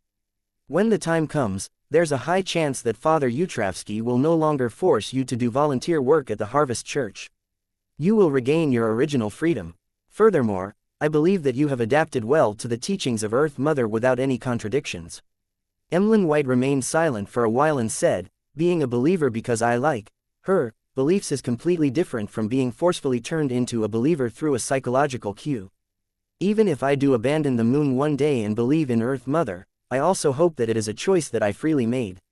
It has nothing to do with others, this is the last pride of a sanguine. Klein looked at Emlyn with some surprise. He hadn't expected him to be so insistent. He considered for 2 seconds and didn't try to persuade him again by giving a terse acknowledgement. The problem is actually very simple, that is, do you have the courage to face a certain degree of danger because of the orders of the big shot and the temptation to get rid of the queue? If you're willing to sacrifice your life for this, then the answer is extremely simple. In short, this matter will ultimately be left to you to decide. Emlyn listened with a heavy expression, and he instinctively retorted, if I really choose to make the attempt, it's definitely not for myself, but for all sanguine. Resolving this problem is just an additional perk. For all sanguine, what matter of mine involves all sanguine? That big shot was lying to you, right? Klein sneered. Do you believe that a weak vampire has the chance to save an entire race? Sanguine, Emlyn emphasized. Moreover, my strength isn't bad either. It's equivalent to sequence 7 of you humans. By the way, it's the kind that specializes in combat. As for whether you believe it or not, you wouldn't understand. He stood up and said, although your analysis and suggestions are meaningless, I still have to thank you. The consultation fee will be deducted from the previous suitcase and tin box. Klein wasn't able to react for a moment to what he was talking about.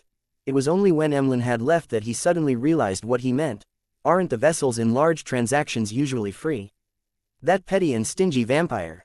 In the darkness, in which the frequency of lightning had yet to resume, the exploratory team from the City of Silver, punctually, arrived at the periphery of the abandoned temple. Derek remembered that during their first operation, all the animal hide lanterns had been extinguished here. The entire team fell into pure darkness, and he had also heard the creepy cry for help coming from the depths of the temple. According to the conjectures from Mr. Hanged Man and Miss Justice, this might be the starting point for our repeated cycles. But why would we wake up in the campsite outside the city and not directly here? Remembering the discussion at the tarot meeting, Derek raised his arm and prayed secretly, as suggested. A pure light suddenly burst out from his body, causing Joshua and the other members of the exploratory team to quickly assume battle positions. What happened? Demon Hunter Colin drew his sword and asked in a deep voice. Derek looked left and right in horror, and said, Your Excellency, I just heard a child crying, save me, save me. He wanted to test if this was a key point. And now, Colin asked warily, I don't hear it anymore. Derek listened carefully. Demon Hunter Colin glanced at Joshua and the others from the corner of his eye. Did any of you hear it? No. The exploratory team members shook their heads. After pondering for a few seconds, Colin came to a decision. He took out a dark blue metal bottle from the secret compartment in his belt and smeared the colorless, viscous liquid on his sword. Then, he stabbed upwards with his sword. Suddenly, the sky lit up. Streaks of silver, snake-like beams started to surge upwards, quickly spreading in all directions. The silver-white light instantly enveloped all the members of the exploratory team, as if illuminating the darkest corner of every single one of them. With a sizzling sound, the silver serpents drilled into the void, heading off into the unknown. Everything calmed down very quickly, leaving only the dim light of the animal hide lanterns scattered in silence. Colin narrowed his eyes. Whatever he attempted had sensed something unknown. After a full 5 seconds, he raised his hand and pointed forward. From now on, we can't afford to be careless. We have to be on full alert. Such familiar words. This isn't the key to breaking out of this predicament. Derek calmed his heart and followed the team into the half-deserted temple without any delay. This time, he learned his lesson and didn't look at the face of the fallen creator. In the process of inspecting the ground, he managed to get himself to investigate the area where the mural was by being proactive. He held onto the animal hide lantern and the axe of hurricane in his hands as he and one of his teammates began to take action as a small team. He finally reached his destination after passing through a series of mottled and crumbling walls. As the light from the animal hide lantern grew closer, the mural on the wall gradually became clearer. Derek first looked towards the corner and found a strange, memorable line of words. Rose Redemption. He silently chanted the name, raised the animal hide lantern, and carefully examined the details of the mural. On the highest area of the mottled wall was a huge, blurry, pitch-black cross. A shadow that was difficult to discern was hanging upside down on it. Against such a backdrop, there was a desolate plain. In the plains, there was a long line of people. Their destination was a distant mountain, the cross on top of the mountain, and the figure hanging upside down. Within the line, some of the people were kneeling on the ground, praying devoutly. Others had already stood up and were walking forward while facing a raging wind. Their faces were simple sketches, as though it was trying to highlight their tattered clothing. Only the leader at the front was relatively clearer. It was a tall and thin man with long, silver hair reaching his back. This man had soft facial features, his head was lowered, and his eyes were tightly shut. There were layers upon layers of wings of light on his back. Angel. A legendary angel. Derek observed the situation around the leader with excitement. Soon, he discovered a meandering, rippling river beneath the feet of the seemingly angelic man. The river kept twisting and turning, and it led back into itself, becoming the source. A cycle. This creates a cycle. Derek felt that he had caught on to something important. In the cycles of experiences, there was actually a circular river in the mural on the wall. The latter was obviously hinting or revealing something. Derek looked up and saw the silver-haired angel with an uncountable number of wings. There was a touch of indifference in the gentleness of his face, as though he was looking down at a river, looking down at fate. Is this the true meaning behind Mr. Fool's hint? Derek thought for a moment and decided to give it a try. If he succeeded, he planned on blaming all his anomalies on the boy, Jack. If he failed, no one would remember what he had done. Under the stunned gaze of his teammates, Derek raised the axe of hurricane and viciously slashed at the river in the mural. The lightning that had just flashed by was triggered, and the silver light fell onto the axe. Chapter 466, Tail Devourer. Derek's axe, wrapped in streaks of silver, struck the river in the mural, causing the wall to cave in and stone chips to fly everywhere. With one strike, the river that had its source connected to its mouth completely disintegrated. Just as he was looking forward to having the cycle broken, resulting in the members of the exploratory team escaping the temple, demon hunter Colin's figure phased away and appeared before him, his face grim. The tip of the demigod's sword was still pointed downwards, but the grip on his hilt was clearly tighter than before. Thinking back to the collective wisdom of the Tarot Club members, Derek said, half doubtfully, and half fearfully, "Your Excellency, a black shadow flashed past here just now." It's true, it looked like the figure of a child. Without looking away, Colin Iliad asked another team member, "Hyam, did you see it?" The exploratory team member named Hyam subconsciously moved closer to the chief, firmly shook his head, and said, "No, I didn't see anything." Colin's light blue eyes immediately glowed, revealing two complex dark green symbols. He watched Derek in this state for 4 to 5 seconds. Finally, he withdrew his gaze and said in a normal tone, "This is your first exploration mission. Hallucinations due to being nervous is normal. Subsequently, you are to stay by my side. I think you'll be calmer this way." "Yes, Your Excellency," Derek agreed without any hesitation. Having just made an attempt, he confirmed that the mural wasn't critical. The Rose Redemption that Mr. Fool suggested likely hides a deeper meaning. It's not that simple. Derek walked silently beside Chief Colin with the axe of hurricane in hand. What happened afterward wasn't much different from the explorations he remembered from his previous explorations. Everyone repeated the events in the past and arrived at the final hall with an altar for the 6th time. There, they found the yellow-haired boy, Jack, curled up in the shadows. Upon hearing, save me," and seeing the silhouette of the child, demon hunter Colin nodded his head indiscernibly and retracted most of the attention he had placed on Derek Berg.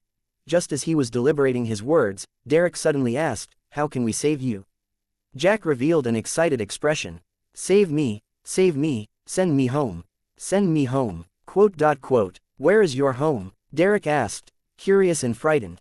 Seeing this, Colin shut his mouth and tightened his grip. Jack raised his hand weakly and said, my home is at Enmat Harbor." Enmat Harbor, although Mr. Hangman never mentioned it, from the word, harbor, Jack really doesn't belong to this place of ours. It's very likely that he comes from the outside world, from the Lowen Kingdom where Miss Justice and the others are located. Derek was overjoyed, unable to hide his excitement. His reaction didn't arouse any suspicion from Demon Hunter Colin, because this powerful chief of the 6-member council had also never seen the sea. He could only read from the preserved books that this body of water was many times larger than a lake, as well as the term, harbor. The words that came out of the strange boy's mouth presented itself like a painting of a new world in front of Colin. This made him, who was desperately searching for the future of the City of Silver, forget about anything else as he blurted out, "How did you, or you and your companions, get here?" Jack showed a reminiscing expression. "My father and I first traveled by boat, then we met up with his companions and continued on the voyage. After a huge storm, the rest of us touched ground and followed the direction of the Lord's gaze and came all the way here." Followed the direction of the Lord's gaze. Demon Hunter Colin and the others looked at the deity statue in unison, trying to determine where he was staring at. Soon, Colin was able to determine some general information. They had proceeded in the direction of where the statue was looking at. That is to say, as soon as we reverse the process, we can find the shore and the place where they landed. The opposite direction of his gaze is the map around the City of Silver, which was gradually being perfected through continuous explorations, appeared in Colin's mind, allowing him to come up with a preliminary sketch of the route of the boy's journey. If there are no other temples in the middle and no corresponding statues, extrapolating it all the way would pass through the ruins of the giant king's court. Colin's pupils suddenly contracted. That was the palace that once housed the ancient god, giant King Ormir. It wasn't too far away from the City of Silver. The descendants of the Kingdom of Silver, who had been ruled by the giants for generations, knew exactly where the ruins were located, but they were still unable to complete their exploration of the area because it was extremely dangerous, even more dangerous than the pure darkness. According to Colin's extrapolations, the unfamiliar boy and his party had passed through the ruins of the giant king's court before arriving here. How did they do it? Perhaps they didn't take a completely direct path, and they circled around the giant king's court. Regardless, there's a path that leads to the sea behind the giant king's court. And on the other end of the sea might be a human kingdom. Is that the hope of the City of Silver? Colin couldn't help resisting the thought. At this moment, Derek acutely noticed that the clothes on the boy's chest and abdomen were dyed dark red, as though some kind of liquid was slowly seeping out. "Are you hurt?" he cautiously asked. Jack lowered his head and replied in an erratic tone, "Something ugly is growing there." As he spoke, he took off his clothes, revealing his bare chest. It was inlaid with 2 eyes, a nose, and a mouth. It wasn't painted nor was it made of gems. They were real eyes, a real nose, and a real mouth in the purest sense of the word. Furthermore, they didn't seem to belong to one particular face but that of 3 people. All of a sudden, Derek imagined a scene in which Jack had used the remnants of his companions after eating them, their eyes, nose, and mouth, to form a strange face on his chest. The face was gentle and indifferent, giving Derek an inexplicable feeling of familiarity. It took only a second or two for Derek to figure out the reason for the familiarity.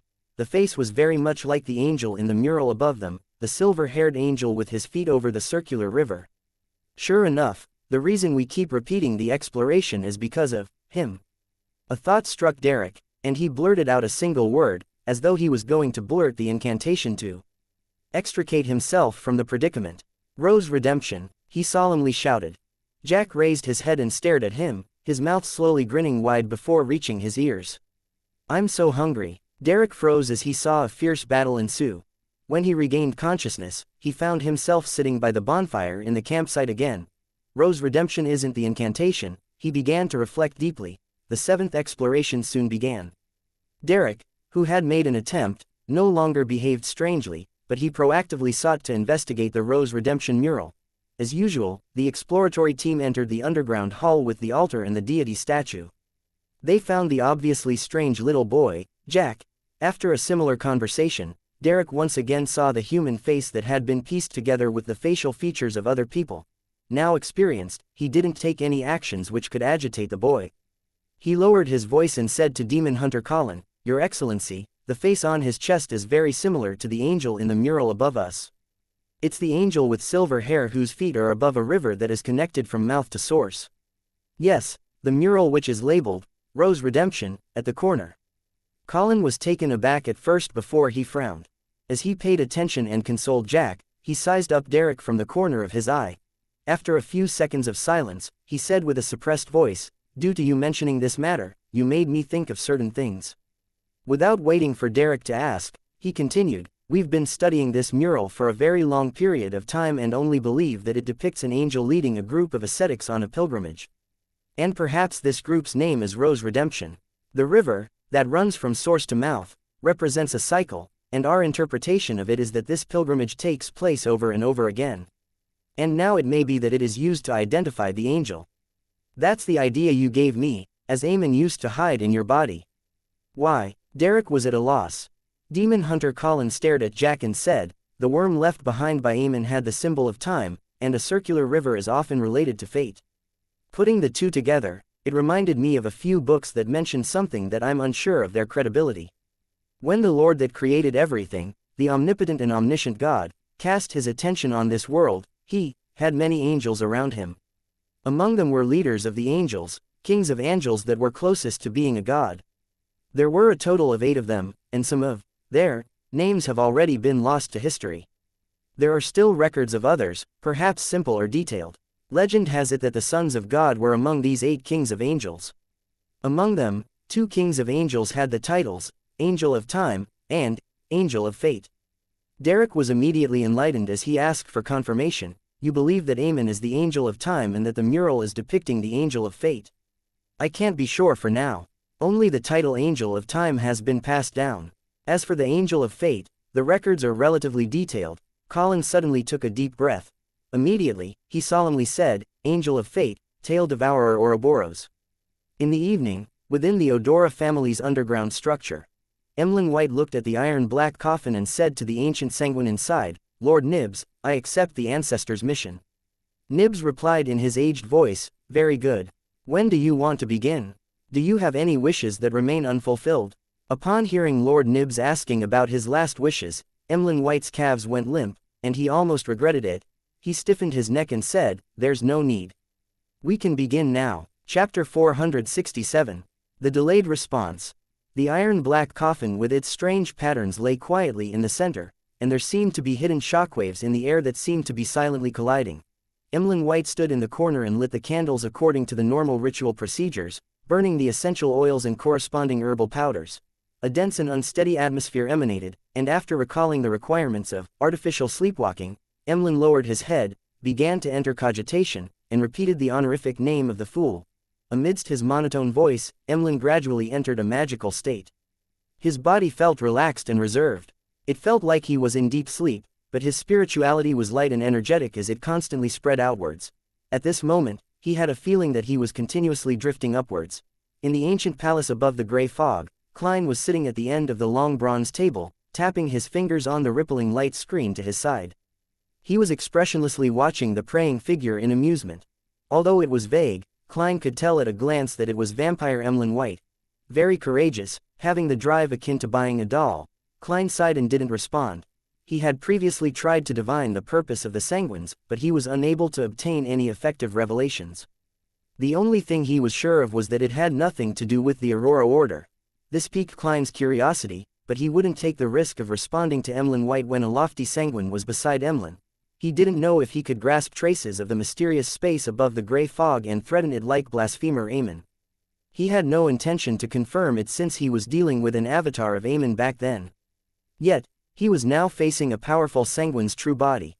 There's no need to take risks on matters of no importance, even if I want to know the real purpose of the sanguines, and it's not like there's no other way. Klein looked at Emlyn White in his state of artificial sleepwalking.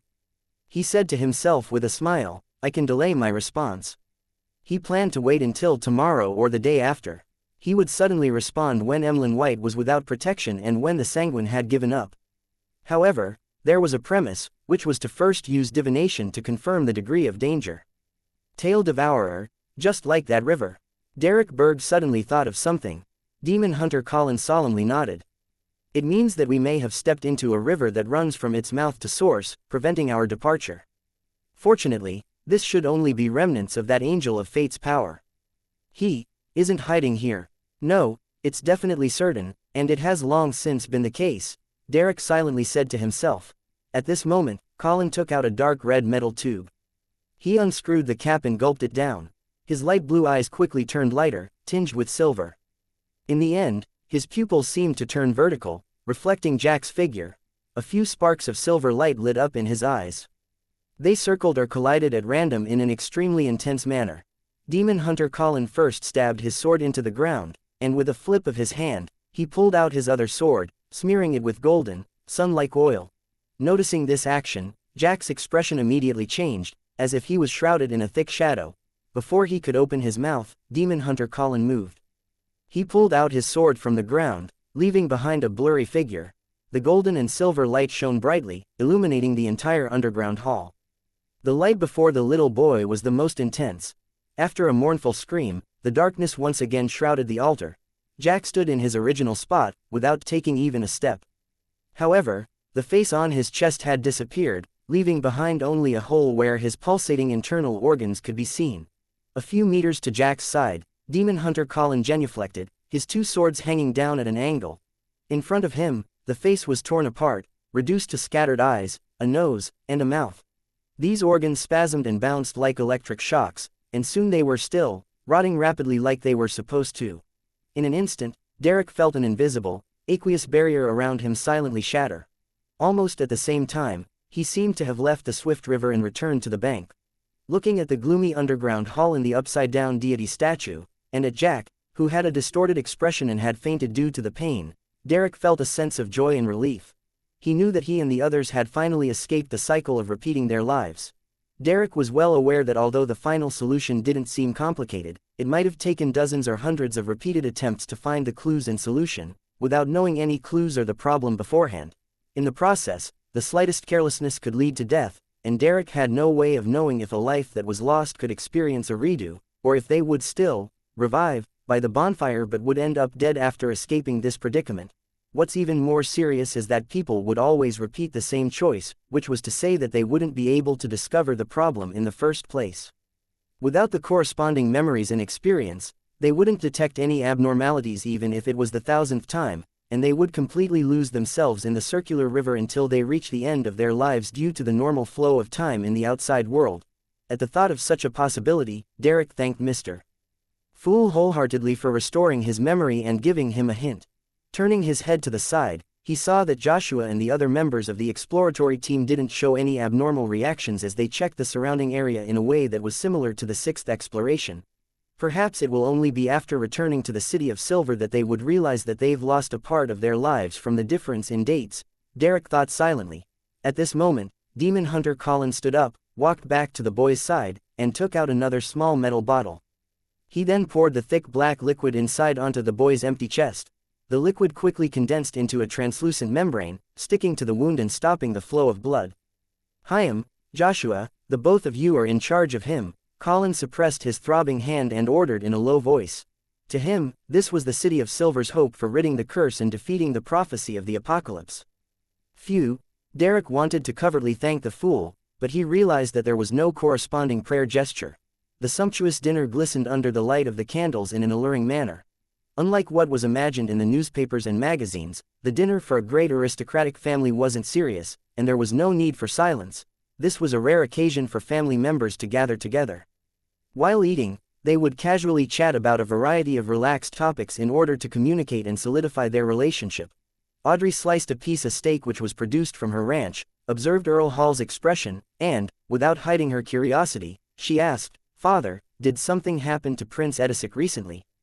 If nothing had happened, then her plan was to pretend that she had heard irresponsible rumors that didn't correspond to reality. It wasn't uncommon for this to happen among the aristocracy. Earl Hall paused, raised his eyebrows, and asked, "What did you hear?" "There really is something." Gleaning information from her father's reaction, Audrey replied with a faint smile, "Some rumors, but they seem to be true." Earl Hall rubbed his temples and said, "It's not a very serious matter. Audrey, I know what you're thinking, so I don't have to hide it from you. This involves a relatively ordinary scandal of the royal family. To put it simply, Prince Edisic has fallen in love with a commoner girl.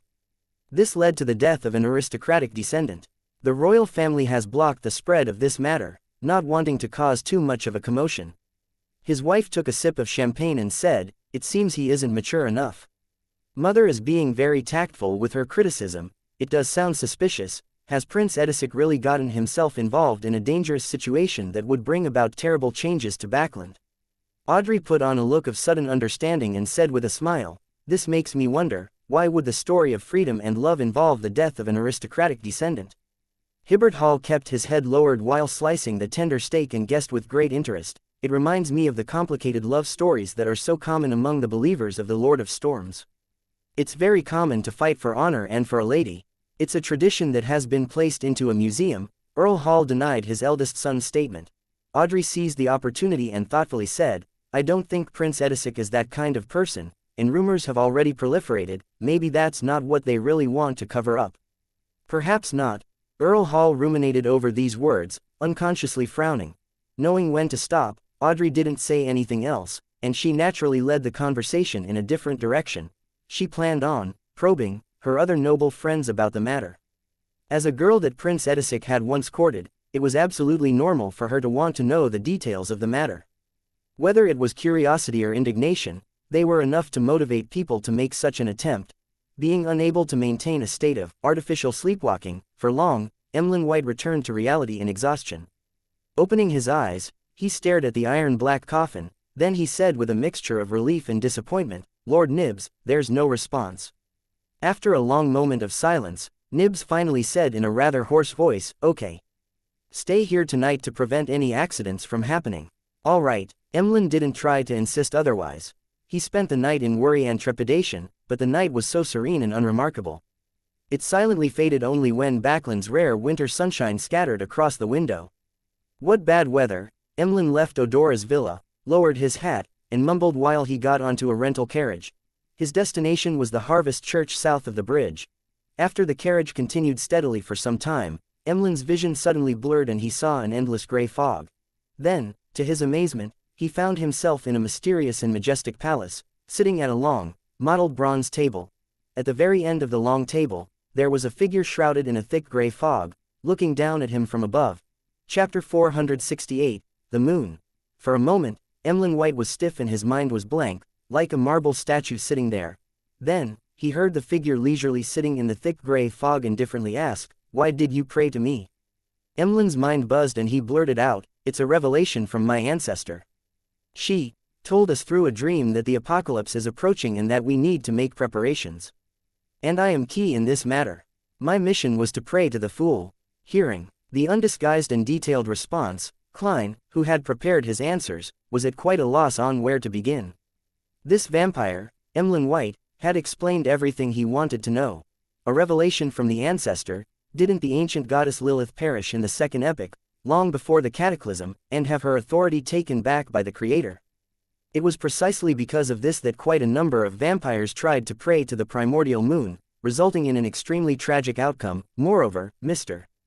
Dorr had also mentioned that the moon card is empty, indicating that, on the one hand, the primordial moon is most likely the embodiment of some other deity or powerful devil, while on the other hand, it indirectly proves that the ancient goddess Lilith has lost her sequence 0 position, which is generally equivalent to dying. Klein instantly connected the dots.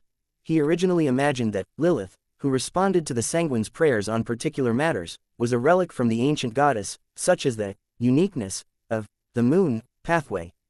Thus, it would be rigid, passive, and extremely restrictive, but now, its initiative of providing a revelation had overturned his guess. Two possibilities.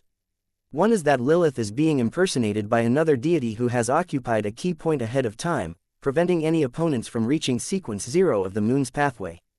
In essence, the entity doesn't care about the Sanguine, and the provided revelation is a kind of test. The greatest suspect is the goddess who had snatched the title of Lady of Crimson, but she's already sequence 0, corresponding to the star in the cards of blasphemy. Why would she covet the moon? Is it to foil the plans of her enemy? The second possibility is that the ancient goddess hasn't fully perished. As long as no other powerhouse has become sequence 0 in the moon pathway, she is able to use a unique and incomprehensible method to continue surviving, waiting for a chance to make her return, just like the Dark Emperor card's description. And perhaps the goddess had taken the title of Lady of Crimson to foil this situation to a certain extent.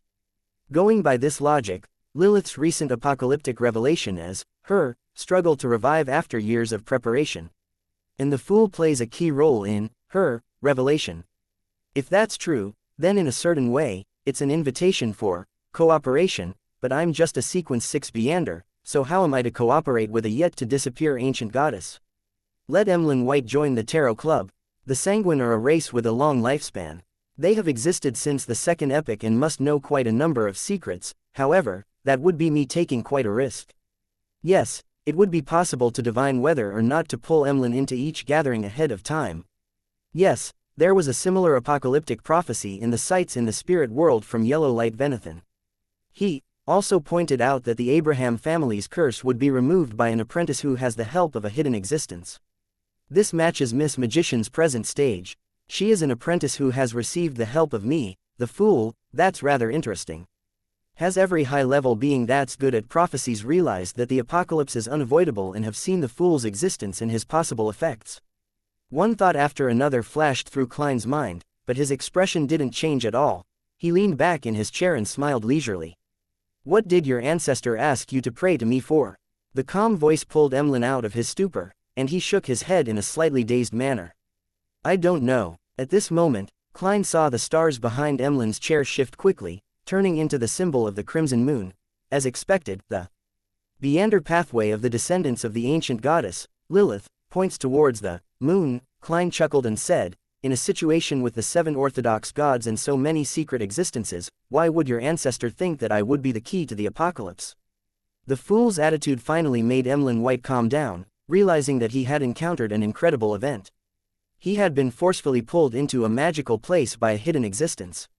He is the Fool. He isn't actually angry. Is it because I represent the ancestor? I, Emlyn White, am indeed special. I was mentioned by the ancestor, and I received a response from the Fool. With this in mind, Emlyn couldn't help but sit up straighter before saying in deliberation, Honorable Mr. Fool, the revelation provided by the ancestor is this. I, Emlyn White, will become the key in saving the Sanguine and clinching victory against the apocalypse. And all of this will begin from my praying to you. The meaning behind his words was, the key to the apocalypse isn't you, but me. This fellow has such a 8th grader syndrome 1-inch side to him. That's right. He has always been very arrogant and feels self-important. Klein lampooned silently with a popular phrase from the past. Amused, he said, the same question, why me and not the 7 orthodox gods or the other hidden entities? I don't know. Emlyn shook his head honestly. Klein thought for a moment, then he deliberately said, actually, I think I understand your ancestor's intentions. She wishes that, with my help, you're able to grow into a true high-level entity and save the Sanguine when the apocalypse happens. Grow, Emlyn said in puzzlement, as you know, as Sanguine have no way of growing on our own. Only through special ceremonies will we gain the bestowment of our elders and relics of the ancestor that allow our advancement. Indeed, it has to be in accordance with the law of Beander characteristics conservation. In other words, there have to be other ways as long as the basic law is abided to. Klein chuckled. Your knowledge has blinded you, making you unable to see the wider world. Of course, this question will not be answered by me. The answer must be found by you. I will only provide you with an opportunity. He paused for a second, then he said in a condescending manner, do you wish for such an opportunity? Without any hesitation, Emlyn got up and bowed. That is what I wish for. Hey, where did your arrogance go when facing a hidden existence? Why is there only humility? Klein secretly lampooned as he tapped the edge of the mottled long table and said, but you have to adhere to certain matters. Please speak. Emlyn held back his excitement. Klein smiled and replied, you cannot reveal anything related to me to anyone unless you gain my permission. This includes the Sanguine who were previously present at the ritual. But, Emlyn was somewhat unable to accept the request. Klein asked warmly in a very certain manner, it's likely that Lilith didn't get you to report to anyone afterward. This could be inferred from the fact that there was no prayer content in the revelation. He directly called the ancestor by her name. It sounds like they're old friends. Emlyn's heart trembled. He lowered his head and replied, no. Klein said with an unperturbed smile, this is a secret deal, which is why I responded after you were free from surveillance. Similarly, you don't need to report this to Lilith as it will let certain people notice it. Seeing Emlyn nod in understanding, Klein added, if you want to be the key to saving the Sanguine, you must suffer the pain of the corresponding thorns. For example, you will not be understood by others, be slandered, and looked down upon. You can only silently proceed forward in the darkness while being burdened by your heavy mission. The words that were aimed at him made Emlyn White imagine a corresponding scenario. He, who was always mocked by his kinsmen because of his fondness of dolls, had gotten lost and entered the Harvest Church. Stained with traces of shame, he, who had never been valued and thought highly of by his elders, would silently guard his race from the corner, protecting everyone without anyone knowing. Very soon, Emlyn, who had moved himself, respectfully replied, "Your will pass through the earth." Klein leaned back and said very lightly, "I tacitly consented to the establishment of a secret gathering, and it is held right here. Are you willing to join this gathering in search for the method to become powerful to save the Sanguine?" "I am," Emlyn replied without any hesitation. Klein nodded in satisfaction. "Do you have any other requests?" Emlyn was overjoyed. He said in a hurry, "Honorable Mr. Fool, I would like you to help me dispel the psychological cue in me." "A bishop of the Church of Earth Mother." "I know." Klein calmly interrupted him. "He knows," as expected of a hidden existence. Emlyn's head lowered again. "I can help you, but what price are you willing to pay for this?" Above the gray fog, he had a very potent spirit vision, and he had previously discovered that the dark-colored psychological cue within Emlyn White's spirit body had at some point mostly dissipated, thinning out to the point of frailty. Klein had intended to resolve the problem by referring to the ritual used to resolve similar problems in the Book of Secrets, but the situation now led him to believe that a secret deed ritual with the Dark Emperor card and the purification of the Sun brooch would thoroughly disperse Emlyn White's psychological cue. Price. Emlyn thought about it for a moment, but he couldn't think of anything that would interest a secret existence like the Fool. Seeing this, Klein took the initiative to say, "I'm very interested in some of your Sanguine history. You can use that in exchange." The Sanguine's history. After a moment's thought, Emlyn agreed. "You can think about what you would like to describe first." "Heh. Before that, you need to choose a code name from them." Klein conjured the unselected Major Arcana tarot cards on the surface of the long bronze table. Emlyn White scrutinized the cards with interest and said, "The Moon." "I choose the Moon card." Chapter 469. Vampire Queen. The Moon. Emlyn thought hard about what part of the Sanguine's history that he should tell the Fool. He and the ancestor are old friends, so he must know what happened before the cataclysm, so I don't need to repeat it. In the 4th and 5th epic, the glory of the Sanguine wasn't rare, and there was a lot of history to talk about, but there was only one most important point. Emlyn quickly came up with an idea. From what he knew, the Fool was likely an ancient god before the cataclysm. Due to certain reasons, he didn't perish and had slept till today, gradually in the process of recovering. This explained why no such secret existence had appeared in the Sanguine records, that had a history spanning millennia, until his honorific name suddenly spread. After some deliberation, Emlyn straightened his back and said, "After the cataclysm, the Sanguine left the center of the historical stage of the northern and southern continents and became nobles of different empires and dynasties as individuals instead of as a race. They either governed a territory or guarded a castle in a key area. This continued until our queen, Blood Moon Queen, Aurnia, who led us out of the era of darkness, became the wife of the Truncest dynasty's Night Emperor. She gathered all of the Sanguine together and the Sanguine became important supporters of the dynasty. At that time, Loans Augustus and Faceax Einhorn had to politely address our queen as Her Majesty. In that era, Queen Aurnia was the symbol of beauty. If there was a magic mirror that could answer questions, then the answer to, who is the most beautiful of them all, would be her. The more Emlyn spoke, the prouder he became. He went from being reserved and serious to becoming extremely talkative. A magic mirror that can answer questions, isn't that a Rhodes? I wonder if there are any members of the machinery hivemind who were so bored out of their minds to ask the question, "Mirror, mirror, on the wall, who is the fairest of them all? I wonder how a Rhodes will answer."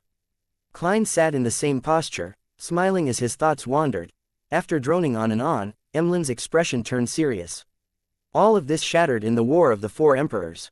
The Night Emperor perished, along with the Queen. The Sanguine suffered a terrible blow, and while trying to reap the final fruits of victory, the four noble families, Augustus, Einhorn, Sauron, and Castia, split the empire, destroying the royal family which was lacking in high-level beings. The Sanguine had no choice but to retreat to an uninhabited mountain to hide in the shadows so as to maintain the continuation of our race. Just as I expected, the seven gods were already the seven gods during the War of the Four Emperors. Klein thought of the statue of the six gods in the Tudor ruins. Fortunately, the 7 gods were fractured back then and the 4 countries attacked each other. After paying a certain price, we finally escaped the disaster.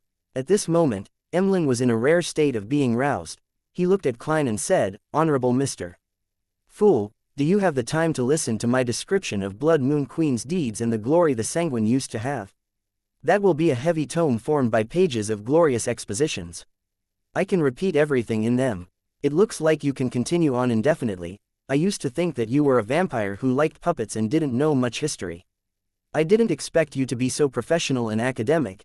No wonder you always believed the Sanguine to be noble and are proud of it. This kind of guy who doesn't like going out really will delve into deep research into a topic he's interested in. Furthermore, vampires have a sufficiently long lifespan." Klein hesitated, prepared to decline Emlyn's offer in a euphemistic manner. Although he had no lack of interest in the history, time didn't allow him to listen to them all.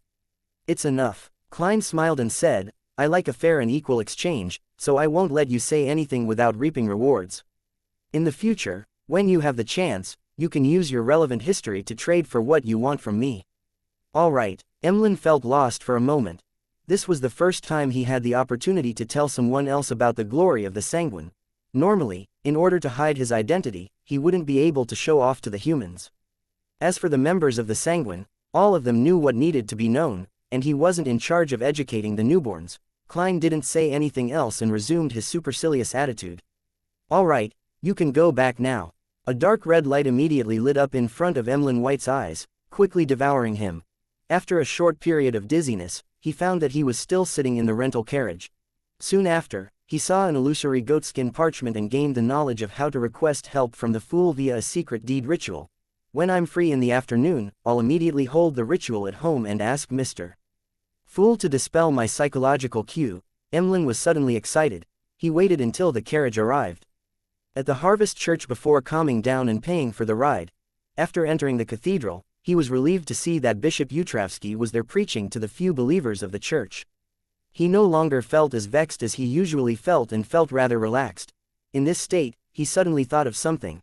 "Father Utravsky has never seemed to stop me from finding a way to dispel the psychological cues. What exactly is on his mind?" East Borough, in a greasy coffee shop. Klein, who arrived at the scheduled time, was enjoying wheat bread with fresh pea lamb stew while he listened to old Kohler's report of the information he had gathered over the past week. It was a pity that there was no valuable information inside. When old Kohler was done, Klein thought for a moment, then he pulled out £2 worth of bills and pushed them over. "You already paid me just now." Old Kohler jumped in shock and waved his hands in front of him. Klein chuckled and said, "Within this week, I'll be heading south for a holiday. After a year of hard work, it's time to rest for a while. I might take 2 to 3 weeks before I return, so I'll pay you in advance." "Heh, don't forget to help me gather information." Okay. Old Kohler accepted the notes with a mixture of joy and gratitude. At this moment, he had already thought of how to spend the new year. He planned to buy the cured ham he had been reluctant to buy and match it with his bread. "I really can't stand the wait, thank you, Detective Moriarty." He swallowed his saliva without realizing it. Klein picked up his hat, hesitated for a moment, and said, "You should have noticed that East Borough has been a bit chaotic recently. Don't take risks just to find out more information. If you notice anything wrong, immediately hide and avoid getting yourself involved." He was rather worried about the matter surrounding Prince Edisic, so he wanted to give Old Kohler a reminder. "I understand." Old Kohler patted his chest and said, "I'm very timid. I won't take the risk." "Very good," Klein praised. Then he remembered the laundry maid, Liv, and her 2 daughters, Freya and Daisy, who loved to read, and wanted to change their fates before he said whilst in thought, "Watch out for Liv's family. Don't let them be bullied. If there are any outbreaks in East Borough, take them to a safe place." "Outbreaks? You mean the workers' resistance?" Old Kohler asked, puzzled. "More or less," Klein answered vaguely. This was the limit of what he could reveal. Otherwise, it would be very easy for him to be suspected by others or the sealed artifact itself. In a room with large and small dolls, Emlyn White came home at noon and sat in his chair, enjoying the gloom created by the curtains. He looked around and clenched his fists. "All cheer for myself." With that, he rummaged for materials with spirituality and began to write the honorific name of the Fool, as well as the corresponding symbols and magic labels. After some hustling and bustling, he tried the secret deed ritual. His spirituality gradually dissipated, as if he had arrived at an immeasurably high place. Vaguely, he saw countless shadows of ineffable shapes, 7 colors of light that seemed to contain immense knowledge, and the grayish-white fog that stood above everything. Above the boundless gray fog, there was an ancient palace that was impossible to see clearly. Seated inside the palace was a person shrouded in gray fog. Then, Emlyn saw a figure of golden majesty and holiness, as well as black wings that blotted out the sky behind it. He didn't even have time to count the number of pairs of mysterious wings before he felt himself quickly floating upwards, making contact with that golden figure. He screamed miserably as he held his head and rolled on the ground, emitting green smoke from his body. It took a while for Emlyn to calm down, and then he heard the deep voice of the fool echo in his ears. Your psychological cue has been lifted. Is this what it feels like to dispel a psychological cue? It's really painful. Emlyn sat on the floor, panting, his neatly combed hair falling in disarray. Atop the gray fog, Klein thoughtfully nodded and said to himself, indeed, the sun brooch's purifying and dispelling effects can also harm vampires. He had calculated in advance that the sunlight needed to remove the weakened psychological cue wouldn't severely damage Emlyn, so he couldn't be bothered switching to a more complicated approach. And now, the result was indeed consistent with his expectations. After taking care of this matter, Klein took off the topaz pendant on his left wrist and planned to perform a divination. It is suitable to head to the Red Rose Manor this afternoon. After chanting 7 times in his mind, he opened his eyes and saw the spirit pendulum standing still and not spinning.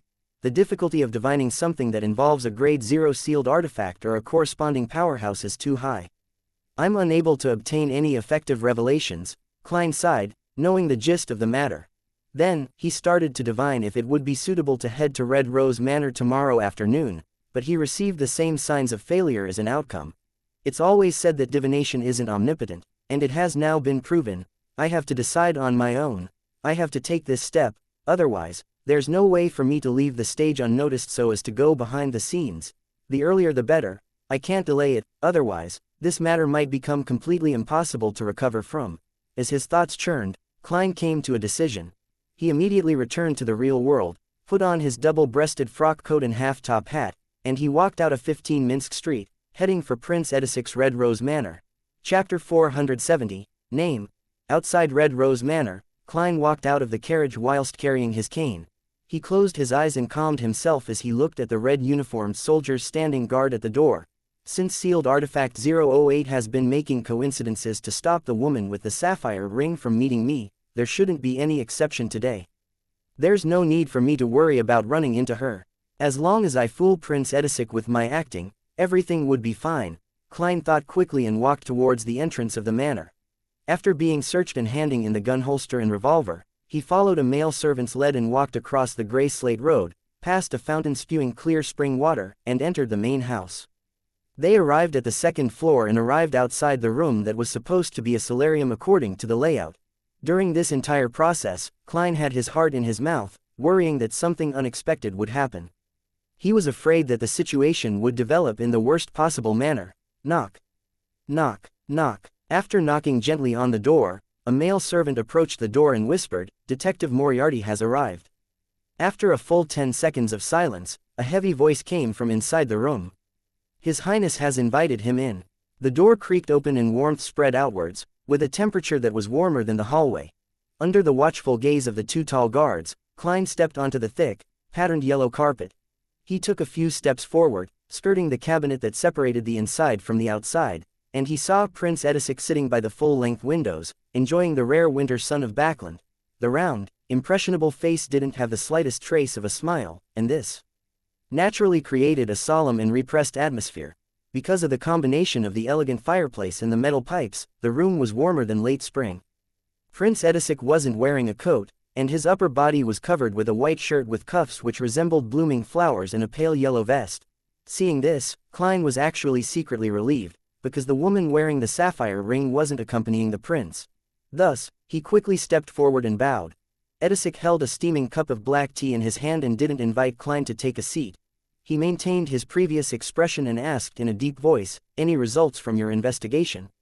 "No, my divinations, my spirit channeling, my interviews, my investigations all tell me that Talum died of a heart attack," Klein said with a heavy, painful expression with obvious signs of self-blame. "I'm just too weak in every aspect. Your Highness, you should hire a stronger and more powerful helper. Why don't you get someone better? He added silently inwardly. It was only then that Edisic seemed to clearly notice Detective Sherlock Moriarty's face. He felt as if he had aged considerably, as though he had been unable to sleep at ease for a long time. It wasn't an illusion, because Klein had used his faceless powers before he left to adjust the state of his face, making his skin look dry and lusterless. He made his beard appear messy and his eye bags bigger, darker, and more obvious. Edisic was silent for a moment before he put down the white porcelain cup with a golden inlaid rim.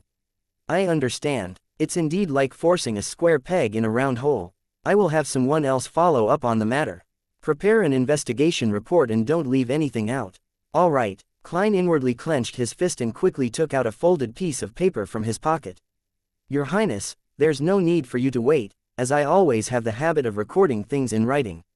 After instructing the attendants to take the report, Prince Edisic casually flipped through it and put it aside. Is there anything else you need? No, Your Royal Highness, please allow me to take my leave. Ah, right, I will be heading south for some time. I want to use the warm sunlight there to melt the pain in my heart. Klein sighed in response. It's a New Year's custom of many in Lowen. Prince Edisic nodded slightly and turned to Funkel, the old butler. Send Detective Moriarty out and get him a carriage. The nearest town to Red Rose Manor is a 15 to 20 minutes walk. I'll have to hire a carriage when I get there. Yes, Your Highness, the old butler bowed and said politely. Klein didn't let down his guard and quickly took his leave. He followed the old butler all the way to the entrance of the manor and took back his underarm gun holster and his weapon. Less than a minute later, he was seated in a Red Rose Manor carriage. He leaned against the carriage wall and watched the manor turn smaller as the distance grew. Klein relaxed and let out a long breath, letting his hanging heart calm back down to its original position. He knew that he had left the center of the stage. After that, it's time to bid farewell to Backland and head south, a complete curtain call. After that, I'll change my looks and sneak back in secret. He calmly considered his subsequent plans. Suddenly, his spirituality stirred as his spirituality tensed up as he saw the door to the carriage quickly open and then silently close. Before he could respond, he saw a figure quickly outline itself. It was wearing a heavy black dress and had a sapphire ring on its hand. Sapphire ring. Upon seeing this scene, Klein, who was at the juncture of a flight or fight response, narrowed his eyes and sat back down, not daring to act rashly. This was a terrifying person who possessed a grade 0 sealed artifact or was a demigod of a similar level. It's really true that the more afraid you are of something happening, the higher the chances are of it happening. 008 or something else. What happened to the coincidences you create? Klein's spirit and body instantly tensed up as he could only watch helplessly as the figure appeared in front of him. The lady's age was completely different from her dressing style.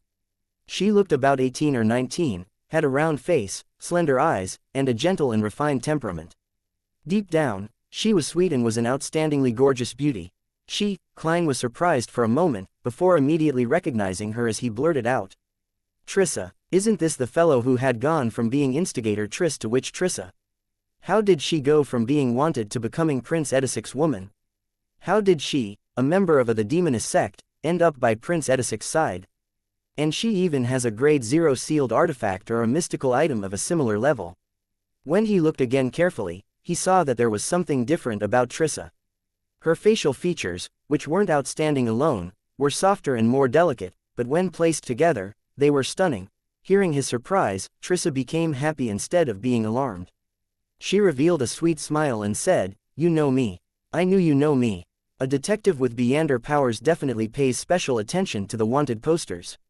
She looks very happy, Klein cautiously asked with doubt and caution, "What do you want?"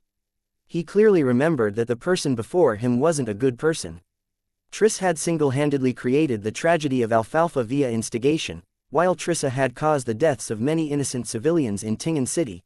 Trissa pursed her lips into a smile and said, "Very simple. Quickly report me to the Nighthawks, the mandated punishers, or the machinery hivemind. Get them to come here and capture me. Calling the cops on yourself. This transvestite, this woman must be insane." Klein was a bit at a loss. He soon figured out the meaning behind her message. Trissa would rather be locked up behind Channy's gate than stay at Red Rose Manor. She's trying her hardest to get out of here. Simply put, She believes that this place is more dangerous and more despair-inducing than being caught by the Nighthawks and mandated punishers. Klein tried his best to control his expression and asked in a deep voice, "What are you afraid of?" Trissa stood dazed for a second before she widened her eyes and said with her unfocused eyes, "There's someone manipulating my life. There are always coincidences that horrify me after they happen. And I'm becoming less and less like myself." Saying this, the corners of her mouth curled up as she said, "Can you imagine being someone who loves those shy and cute maids? Can you imagine the pain when I wake up in the morning in the arms of a naked man? I can. That's why it's best to stay away from being an assassin or witch." Klein couldn't help but imagine such a scene, and his heart palpitated for a moment. Trissa continued with a self-deprecating smile, "I thought that by working hard to advance, to become pleasure, that I would be able to free myself from that weird state. Hence, I sought people to help me search for the corresponding Viander ingredients, but the outcome only turned worse. Sometimes, I forget a lot of things, but they end up really happening. I endured the disgust, seduced Talum, and tried to get him to help me escape. Who knew that I ended up killing him with a curse without me even realizing it? Do you believe that? Heh, they even changed my name. They wanted me to completely abandon my past self. No, absolutely not. They thought I could only overcome the coincidences for a short period of time and that I would soon get back on track. Humph, it was just an impression I deliberately created for them, so I have managed to meet you, Mr. Detective. Pleasure, Demoness, ingredients." Klein suddenly remembered that in the Viander gathering held by old Mr. Eye of Wisdom, Isengard Stanton, there had been a person who had requested to purchase the main ingredients of the Demoness of Pleasure potion. With him being aware of the formula, he instantly noticed it on the spot, but he had chosen to ignore it. He gradually forgot about the matter with time, so that was Trissa's helper. Was she already by Prince Edisic's side back then? Why do I somehow feel that her present smile looks so miserable but beautiful? A Demoness of Pleasure is sick. Klein took a breath, his thoughts in a jumble. As he was organizing his thoughts, he asked casually, "What did they change your name to?" Trissa furrowed her beautiful brows as she answered with a somewhat blank look in her eyes, "Trissa Cheek." Trissa Cheek, cheek. Klein suddenly raised his head, his whole body turning numb once again, as stiff as a marble statue. At this very moment, there was only one page of Russell's diary that was madly reverberating in his mind. The 5th of June. I obtained an ancient book. It actually mentions the primordial demoness's name. Her name is Cheek. Chapter 471. Klein's preparations. Cheek. The goosebumps on Klein's skin surfaced uncontrollably as he looked at the beautiful young lady with her misty eyes and furrowed eyebrows. The goosebumps were distinct and were accompanied with cold sweat. At this moment, he felt as if he had returned to Tingen, back to the Blackthorn Security Company, and was about to activate his spirit vision to observe Megos and the baby in her womb. The fear that resulted from his instinct was so clear that it felt like a giant hand tightly gripping onto his heart. He finally understood that the thing interfering with the gray fog and his divinations wasn't a grade 0 sealed artifact or a mystical item of the same level. There was something even more terrifying hidden within Trissa's body, the symbol of the apocalypse, the primordial demoness. No, she isn't the primordial demoness yet. Otherwise, I would have already lost control just by being together with her, turning into a pile of squirming rotten meat. She's in a very strange state. Trissa's brows eased as her eyes regained their focus. As she looked at Klein, who didn't dare to move at all, she gently lifted her right hand, allowing her slender white finger to slowly slide down from the side of her body.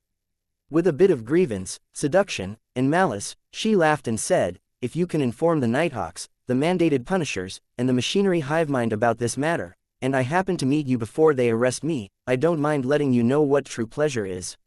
Klein's gaze subconsciously followed the movement of her fingers, and all sorts of mind-blowing details surfaced in his mind.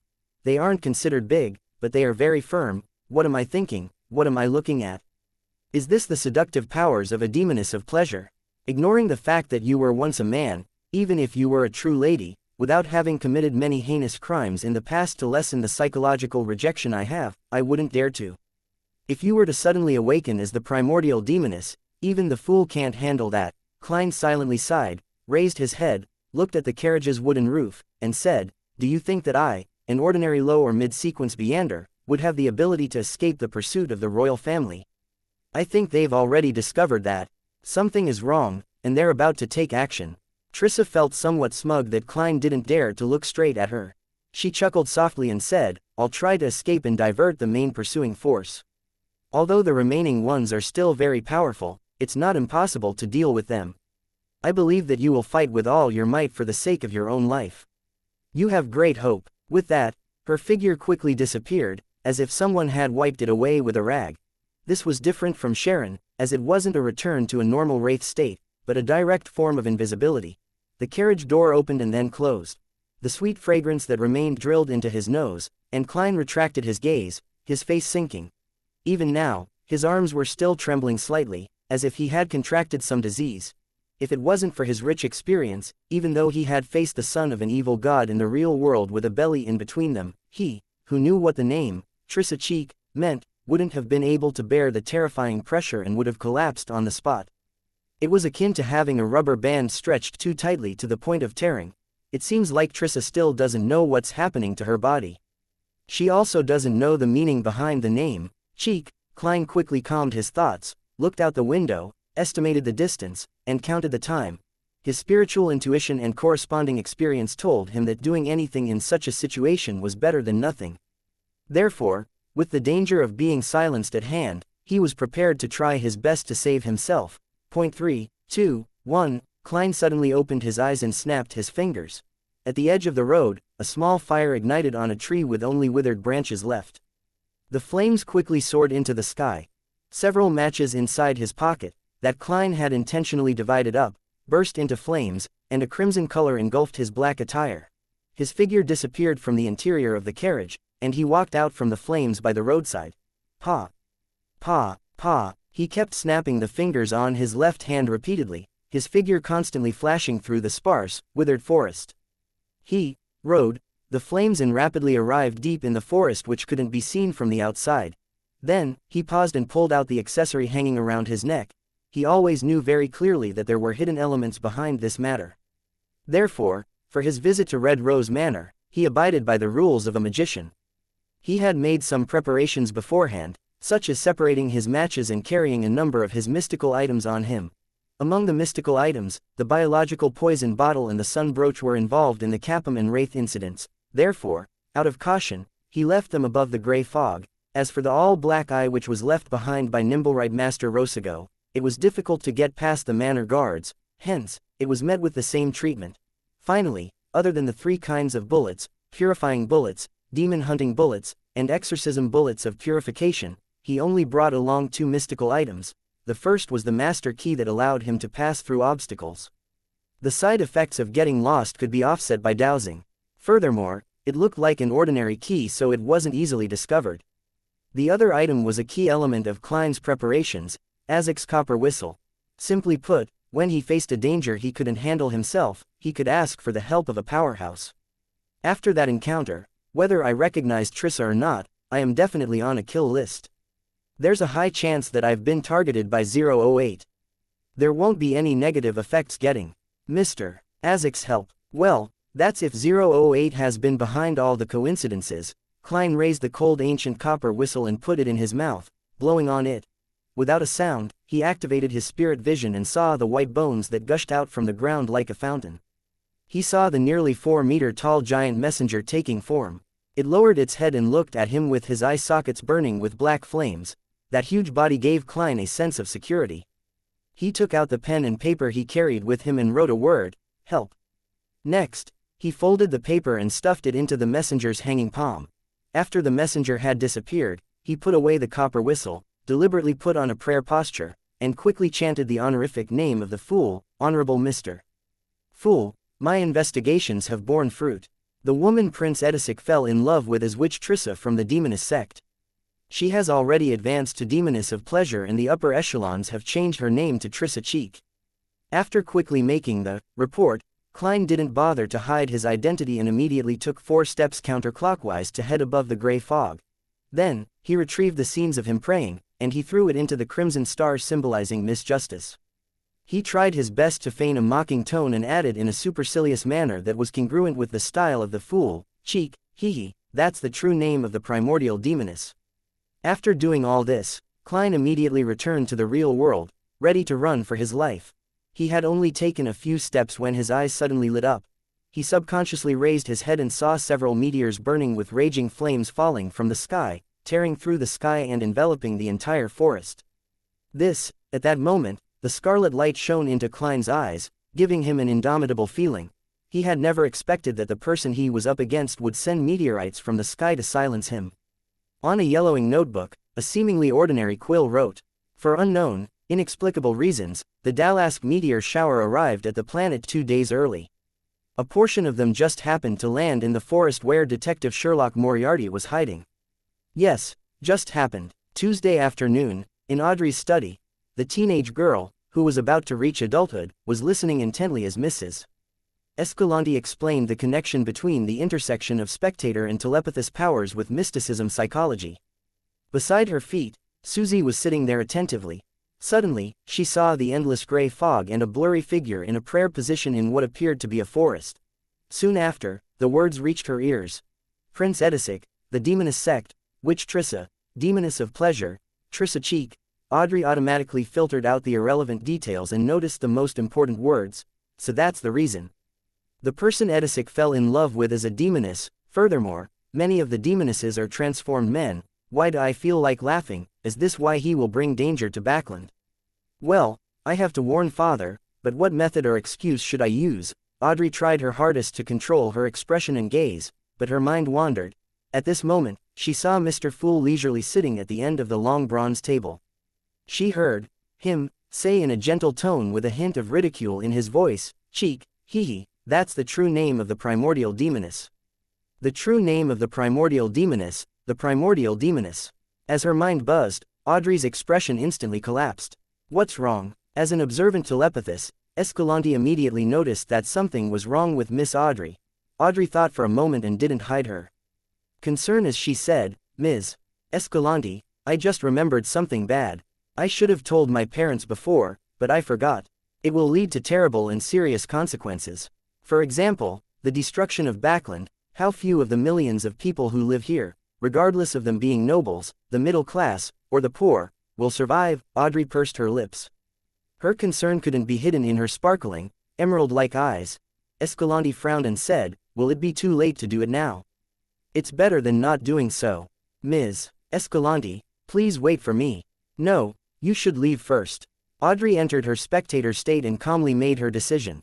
Then she got up and left the study and went into the hallway.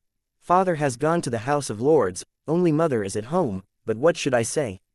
Audrey frowned slightly. She didn't slow down, nor did she increase her pace. Next to her were her personal maid and her huge dog, Susie. Gradually, she had an idea. When she arrived at the living room where her mother was, she had already made up her mind. Taking a light breath, Audrey felt an unusual sinking sensation on her shoulders. Then, without hesitation, she knocked on the door. Chapter 472, Latent Danger. Lady Caitlin was sitting on a sofa in the activity room, with the deputy butler, butler's assistant, and the attendant of the corresponding services seated opposite her. She was meticulous as she gave instructions on various things to take note of for the dinner banquet that night. This continued until her daughter, Audrey, came to her side. "Mother, I have something to tell you." Audrey swept her gaze across the other people in the room. On the way to the activity room, she had felt a slight tremor, but she didn't discover anything unusual.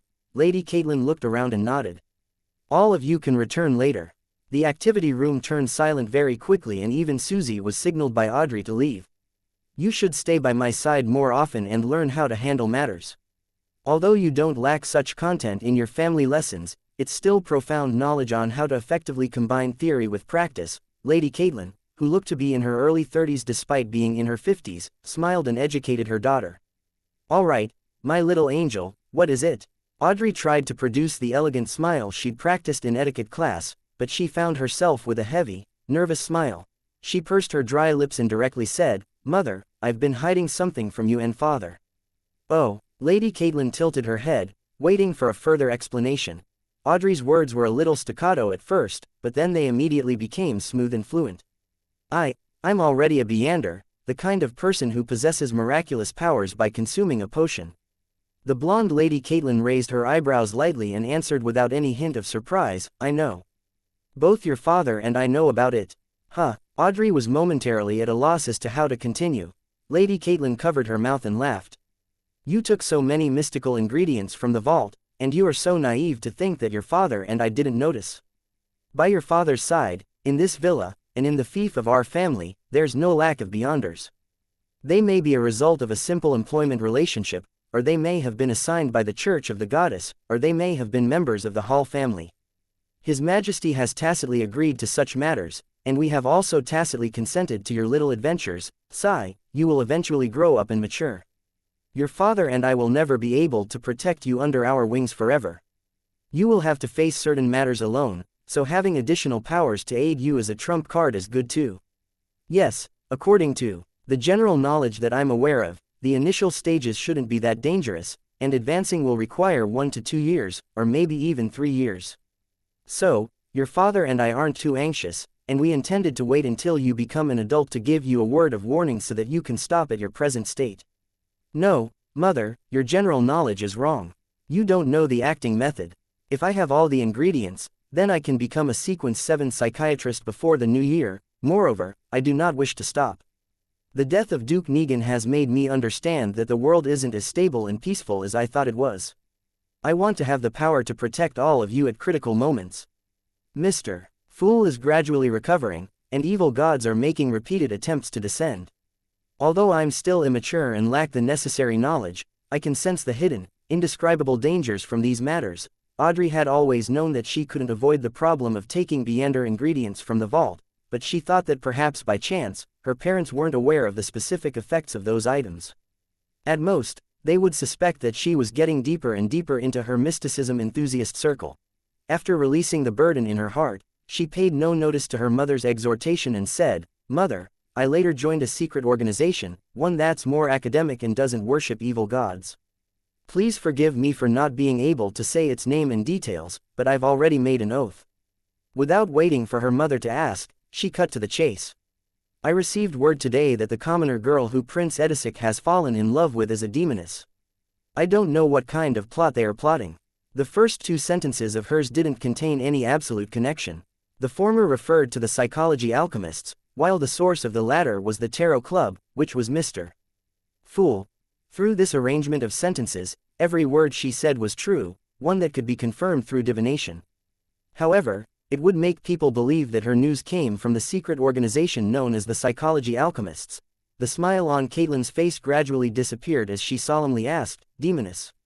She didn't know much about the mysterious world, but the very word was enough to make her sense the evil and become uneasy. Audrey quickly nodded.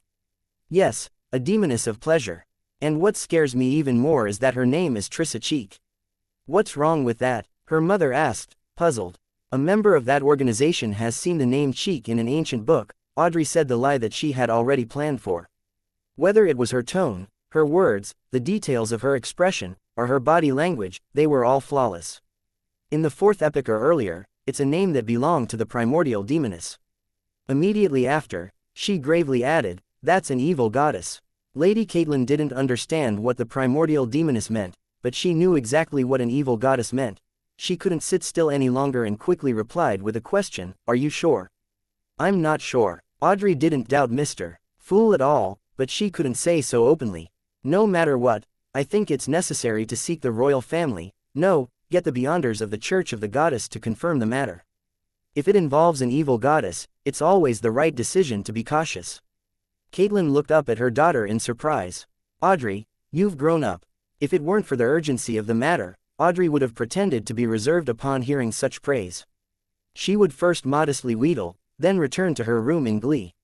She might even twirl into a dance, but now, she couldn't care about that at all. She quickly let her worry and nervousness surface on her expression. "Mother, can you help me hide the truth? I heard that the beyonders of the church and the royal family abhor secret organizations that aren't a part of them." "Well, you can say that it was news which father received. He should have plenty of channels for information." Caitlin stood up and gave her daughter a hug. "Don't worry, neither your father nor I will involve you in this. Your father won't be back until evening. I'll first let the hidden guards appear, pretend that he sent a message, then I'll get the Church of the Goddess to send beyonders to protect our family." "All right," Audrey replied happily. At that moment, she finally breathed a sigh of relief. She was exhausted from maintaining her prolonged high level of tension. Looking at the few burning meteors crashing down at a high speed and enveloping the whole forest, Klein actually had the thought of waiting helplessly for his doom in despair. Even if he continuously used flaming jump, it would be impossible for him to escape the forest and the dangerous epicenter before the meteor shower landed. Moreover, the weak body of a meander from the seer pathway didn't allow the possibility of him withstanding a head-on meteor strike. Even a zombie that wouldn't be wounded by a revolver would immediately be turned into minced meat under such an attack. Moreover, it would become charred black. Flaming jump, the yellow-white light shone into the depths of his eyes, quickly giving Klein, who had not given up, an idea. In a situation that was depicted in seconds, he didn't hesitate. He did whatever that came to his mind. After silently calculating the distance, Klein snapped his fingers and ignited all the remaining matches in the matchbox. A streak of crimson-red light soared into the sky, quickly enveloping his figure within it. Klein disappeared without a sound, appearing in the flames above the meteor. The meteor rapidly descended. The moment he leapt out of the flames, he was away from the meteor's vicinity, entering a region of air with frighteningly high temperatures. At the moment when he used his meander powers to jump, Klein was immune to ordinary flames even if the temperature was rather high. However, upon exiting that state, he had to do his best to avoid the flames via flame controlling. Otherwise, he would suffer burn wounds and even burn to death. In addition, the hot air wasn't within his jump range. Klein snapped his fingers again, causing the air at a critical point to ignite. He phased into another flame, trying to avoid the first blast upon the meteorite's impact. However, no matter how many times he tried and how many risks he took, he still couldn't escape the danger. There were only two choices: to jump to a point away from the forest and suffer the meteorite's resulting blast, or to jump around like an acrobatic, waiting for the mushroom cloud to swallow him up. For a moment, Klein thought he could see himself being torn apart, scorched black with flames still burning over his body. A thought flashed through his mind, and his vision suddenly changed as all the colors saturated. The reds became redder, the yellows became yellower, and the whites became whiter, just like a strange oil painting. The oil painting seemed to be different from the real world, allowing Klein to watch as the meteorite, slowly, crashed to the ground. That patch of the forest was instantly destroyed, and the ground clearly quaked a few times. Plumes of smoke that were mixed with flames rose up, forming a strange mushroom cloud. Such an impact didn't affect Klein, because the blast simply didn't enter the superposed, still, oil painting world. Klein was stunned at first before he saw the human figure next to him. The figure had bronze skin with a medium build. He wore a long black suit and a half-top hat. He had a pair of aged brown eyes, soft facial features, and a tiny mole below his right ear. "Mr. Isaac," Klein cried out in joy. He finally knew what seemed the revelation from the divination he made a long time ago corresponded to. It corresponded to the present. The sea of blood represented a perilous situation, and being pulled up by Mr. Isaac meant being rescued because of him. Just as Klein's words left his mouth, Isaac waved his hand, grabbed his arm, and pushed his way through the deep layers of saturated colors. The ordinary-looking quill was no longer writing on its own, and its surface had dimmed a little. The solemn-looking middle-aged man with only one eye grabbed it and quickly wrote as if he was channeling a spirit. It was obvious that Isaac Eggers had yet to recover all his memories and strength. While attempting to travel through the spirit world and the astral world, a latent danger appeared as a result of this problem. Hence, he and Sherlock Moriarty found themselves landing near in Zangwill and his friend. Chapter 473. Faceless. Everything around him was like an illusion. The colors were saturated and superposed as they quickly receded. As soon as Klein came to his senses, observed, and experienced this wonderful passage, he felt Mr. Isaac's hand which was holding his hand tremble slightly. Before he could even react, he felt a strong sense of weightlessness. His body couldn't help but plummet as he even began spinning. The colors of red, yellow, white, and black around him faded rapidly, and Klein fell, hitting the solid ground hard. The impact left his head spinning and his internal organs churning. Mixed into his vision were bits of golden stars as his vision was restored to normal. To his left was a bottomless dark valley that resembled the legendary Devil Abyss. On the right was a gray stone wall that continued to extend upwards, as if supporting the entire region. There was no sun, no clouds, and no fog. Some light came from the luminescent moss growing in different places, and darkness and heaviness were the primary tones of this world. Klein pushed himself up with his left hand and nimbly jumped up. He found that the ground beneath his feet consisted of properly paved stone which could accommodate 2 horse carriages traveling in parallel. It was definitely not naturally formed. One end of the road spiraled down into the dark crevices, while the other led to the top. From time to time, it was possible to see the domed hallways and halls inside the walls. Klein raised his head, but he couldn't see the highest point. His vision was completely blocked by the gray stone wall. Suddenly, he had an epiphany. He and Mr. Azek had fallen underground into the ruins of an ancient civilization. Is it another area, or are we still near Backland? As soon as Klein thought about it, he heard Mr. Azek say in a low voice, "Leave here first. Head up." Before Klein could understand the meaning behind his words, he saw a flash of light from the side, instantly forming an illusory door that opened outwards. The door seemed to be made of bronze. It wasn't real enough, but it was unusually heavy. On the surface, there were countless strange patterns and indistinct symbols. With a creak, a crack appeared in the door. Pale, bloody arms reached out from the crack, one after another. In addition, there were also greenish-black vines with baby faces and sleek tentacles with protruded eyes. It's very similar to the effect of Miss Sharon's mystical item. While he was in thought, Klein noticed that the arms, vines, and tentacles were no longer as crazy as before. They had calmed down and stuck to the ground, completely unlike their former appearance of madly pulling a sequence 6 zombie into the door. Immediately after, the gap between the doors widened, and a human figure emerged from it. The figure wore a pure black clergy robe, and his facial features were clear and distinct like an ancient, classical sculpture. His hair was dark gold in color, his eyes were dark blue, and he had a high nose bridge. He wore a bonnet which was popular with the elderly, and his sideburns were somewhat gray in contrast to his middle-aged appearance. Looking at the figure's completely lifeless eye, Klein suddenly recalled the name of the person who had just arrived. Ince Zangwill. The former archbishop who had directed the Tingen incident and dealt heavy damage to the Nighthawks team, as well as being the owner of sealed artifact 008. Almost at the same time, Klein turned around and, following Mr. Azek's instructions, fled towards the top of the road. He knew full well that being a Sequence 6, he would only serve to be a burden and distraction in a clash between demigods. In this race for time, false modesty and pretentious words were unnecessary. They would harm both him and his companion. Tap, tap, tap. As there was nothing he could ignite underground, all Klein could do was grit his teeth and run as fast as he could. While running, he heard Azek's calm, gentle voice. "Run all the way out of here. Don't worry about me. I've recalled a lot of things, and I know that I once remained in a particular sequence for a very long period of time. That sequence's name is Undying." Tap, tap, tap. Klein circled around the cliff and entered a dark domed corridor. The walls on both sides were engraved with mottled murals. At that moment, he heard a dignified and hoarse voice reverberate from where he previously was. "Teleportation is prohibited here." A figure had arrived beside Ince Zangwill without anyone noticing. He was floating in midair in defiance with the laws of physics. He wore a gorgeous gold mask, and Ince Zangwill didn't attack immediately. Instead, he glanced at the bend where Klein's figure had disappeared.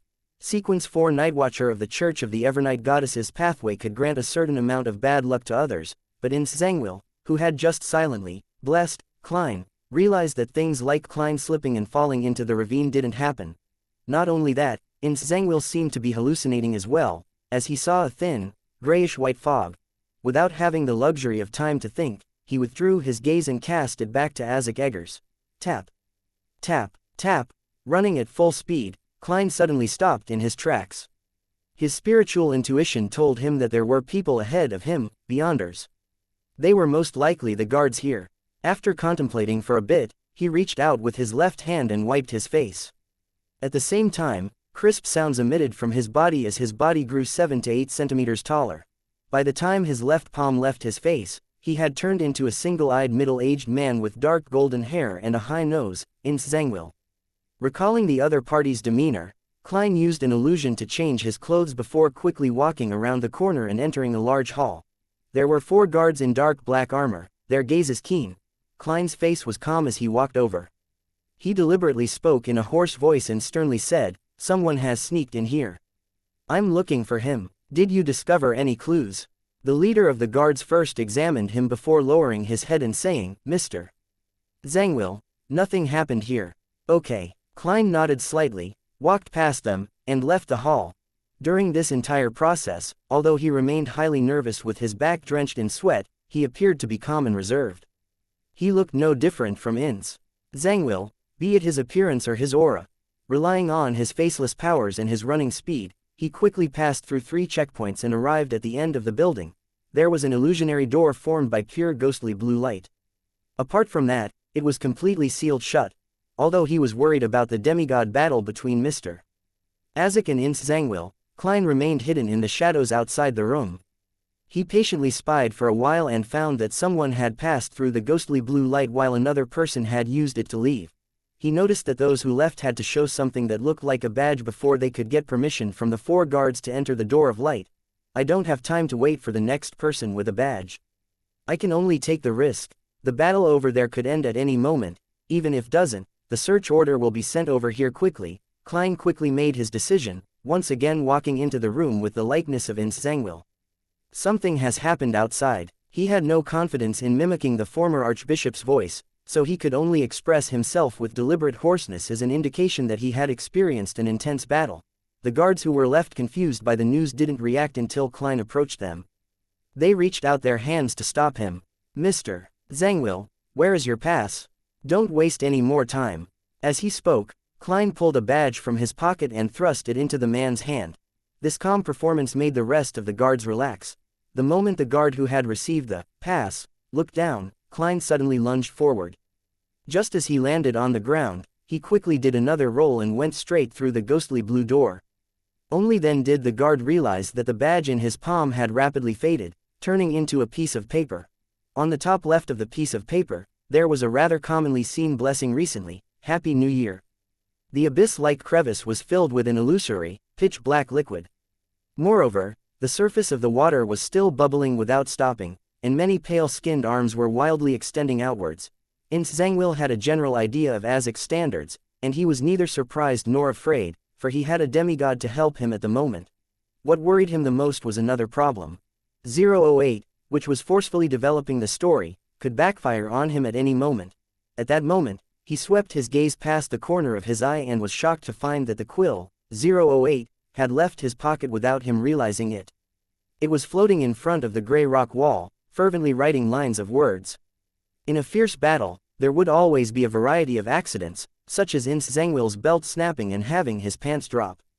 The ghostly blue light filled Klein's eyes, constructing a passageway that overlapped with layers of light between the deep darkness and the roaming invisible creatures. Klein didn't bother to observe his surroundings as he scrambled to the end of the passage. He stood up, straightened his clothes, restored Zhangwil's stern expression, and stepped into the rippling screen of light. After a moment of being mentally adrift, he found himself in another room, which was also occupied by quite a few guards. Something went wrong underground, keep an eye out. Do not allow anyone entry, Klein calmly instructed, walking towards the door at an unhurried pace. Yes, Mr. Zhangwil, the guards replied respectfully. At this moment, the guard from before passed through the ghostly blue light and shouted loudly, "There's a problem with that Zhangwil from before." Everyone turned to look at the door, but Klein was nowhere to be seen. Tap. Tap, tap. The guards immediately split up into several groups to search in every direction for their target and notify their companions. The scene momentarily turned rather chaotic. One of them had just rounded the corner when he saw Zhangwil's back. Subconsciously, he pulled out his sword that coruscated with lightning and performed a forward cleave. The figure floated away weightlessly and became a splintered paper figurine. At the same time, 2 loud bangs could be heard. Pale golden bullets passed through the visor that wasn't pulled down and accurately hit the guard's head. Before he could even cry out, the guard collapsed to the ground with a thud, convulsing. Klein stepped out of the shadows in the corner and expressionlessly slipped the revolver back into his underarm holster. After burning the paper figurine, he quickly dragged the guard to an empty room and changed into black armor, switching his appearance to the fallen guard.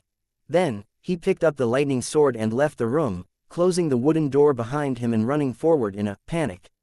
He was going to notify every guard along the way that there was a problem within Zhangwil. Chapter 474. Edisic's story. Inside the solarium of Red Rose Manor, Edisic Augustus stood by the full-length window, looking at the indifferent Trissa with a gloomy face, and he said in a voice that was like a volcano about to erupt, "Why did you run away again?" Trissa looked past him and beyond the window, chuckled, and answered with a question, "Did you see the meteor shower?" Did you feel the trembling of the earth? Behind her, porcelain and other items in the cabinet had fallen onto the thick, soft carpet.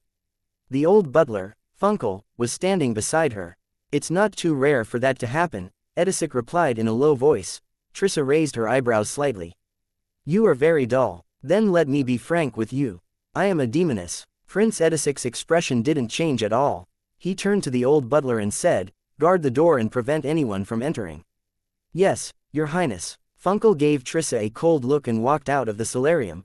When he heard the door close, Edisic exhaled slowly. Trissa cheek, hey, you prefer to be called Trissa. I know you're a demoness.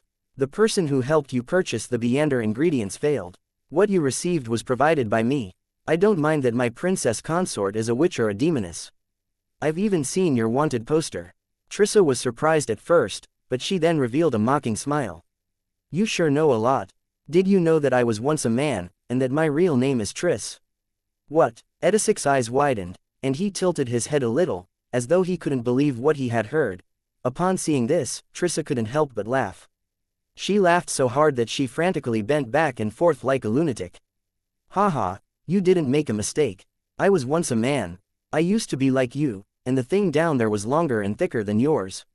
However, the witch potion had forcefully changed my gender. Are you disgusted? Does it give you goosebumps? She vented the words she had been repressing all this time before taking 2 steps forward.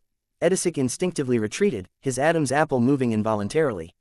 No, it's not like that. You're a real woman. There's no problem. I can definitely confirm that. He mumbled to himself, then he raised his voice and said, from the moment I met you, you were a real woman. I don't want to know what you were like in the past. I can pretend that nothing like this happened. What I like, what I love is the present you. Stunned, Trissa raised her hand to wipe away her tears of laughter. You're a really pathetic man. Do you still not understand? Our meeting wasn't a coincidence. Even your interest. She paused in disgust and continued, even your interest in me was a result of someone else's arrangement. Don't you think that everything happened too quickly? I believe in love at first sight, but I don't believe that it possesses such powerful bewitchment properties. You act like the main character in a third-rate romance novel, becoming obsessed with love from just one meeting. You fell in love with a stranger, forgetting the type of person you once liked. That's crazy. Prince Edisic's eyes went blank as his eyes turned agape, but he didn't speak. His body suddenly swayed, as if he had finally awoken from a long dream. Why, you are indeed my type, but my reaction, it's really too exaggerated. The corners of Trissa's mouth curled up, and she turned her head to the side to let out a sneer. What a pathetic man, to have what you like being arranged by someone else. It's like you're a puppet on strings. Don't you understand? You're a person that can be sacrificed, and I, as well as being a hostage for the cooperation between the royal family and the demoness sect, am also a necessary disguise for this deception. I possess an important item of the demoness sect, and under your strict supervision, I can be destroyed at any time and result in the loss of the treasure. This is the sincerity of our cooperation, and once the matter is exposed to the other 3 churches or the military, the development of this matter will be very simple. Prince Edisic secretly kept a demoness due to his lust. After knowing of his heinous sins, he shoots himself in the mouth. Then, all the problems would be covered up. No, Edisic blurted out. Then, with a twisted expression, he asked, why are they cooperating with the demoness sect? How could a hostage who might be abandoned at any moment know? Trissa gave a self-deprecating laugh. That's the whole reason behind why I want to flee. She lowered her head and chuckled in a low voice. Her body trembled slightly from the laughter. After a few seconds, she raised her head once again, curled the corners of her mouth, and said, what do you want to do with me? Strip me down and throw me onto the bed? No, you've probably formed a psychological resistance. Actually, I don't mind giving you some warmth right now. It's not a shameful thing for 2 poor people to comfort each other. Prince Edisic darkened his rotund face and looked at Trissa silently for nearly a minute. Suddenly, he closed his eyes, pointed to another side and said, you can leave. Leave through that door. Trissa raised her eyebrows in astonishment. You're letting me go? Yes. Edisic turned to look out the window and slowly replied, I'll stop Funkel. As for whether or not you can escape from the other pursuers, that will depend on your own strength and luck. A dazed look flashed in Trissa's eyes a few seconds before she quickly ran towards the hidden door. Before leaving, she couldn't help but look back. What about you? Edisic didn't turn his head, but he continued to stare out of the full-length windows as if searching for the shadows of his past. He smiled and said, "Me. Let me live in this beautiful story and welcome its final end, good or bad." Trissa took a breath and, without further ado, went through the secret door. In a quiet room inside St. Samuel Cathedral, one of the 13 archbishops of the Church of the Evernight Goddess, the person in charge of the Backland Diocese, St. Anthony Stevenson, had received an urgent telegram from Earl Hall's residence. This bearded old man with deeply recessed eyes had an extremely clean appearance. Even though he wore a black and red archbishop's robe, he didn't give off a gloomy feeling. However, anyone who faced him would shudder from the bottom of their hearts. It was as if their spirituality was dominated by fear, or as if they were facing an unknown existence lurking deep in the darkness which stared back at them. Trissa cheek, primordial demoness. St. Anthony lightly patted the paper and immediately stood up. The light around him suddenly vanished, as if swallowed up by the gloom of the room. All the worshippers in the cathedral instantly felt the coming of night. Everything quickly returned to normal as St. Anthony appeared in front of the Chinese gate beneath the cathedral. Today, the one leading the team was the spirit guide, Daily Simone. Without waiting for her to ask, Archbishop St. Anthony instructed in a deep voice, "Make preparations. The process shall begin. I'm awakening a sealed artifact." He wanted to use 0 to 17. He wanted to use the terrifying sealed artifact to confirm and deal with the Trissa matter. And this was the only grade 0 sealed artifact stored outside the Holy Cathedral. Only 2 of the church's upper echelons knew that it was in the Backland Diocese. "Yes, Your Grace." Daly was startled for a second, then she immediately responded. While waiting, St. Anthony closed his eyes as a portion of 017's information surfaced in his mind. Number 17. Name XXXXXX. Danger grade 0. Extremely dangerous. It's of the highest importance and of the highest confidentiality. It is not to be inquired, disseminated, described, or spied. Security clearance. Pope, Team A researchers, and Archbishop of the Backland Diocese. Note: when the Archbishop is transferred out of the Backland Diocese, the corresponding memories have to be wiped out using sealed artifact 1 to 29. Sealed method. The seal is completed through the combination of 1 to 29 and 1 to 80. Description. This isn't an item. This is a living angel. Her appearance is beautiful with black hair and eyes. Looks like a young woman, but her actual age cannot be estimated. She doesn't have the wings recorded in canon. Just from her appearance, she is no different from an ordinary person. She does not have the ability to think and has lost all sentience. Anyone and everything that comes close to her will completely disappear. Through divination and other methods, it can be confirmed that they're still alive but are impossible to locate. Currently, 1825 methods have been attempted, with every one of them failing. 017's range of influence will expand and contract without any pattern. Currently, it has caused more than 70 researchers to vanish.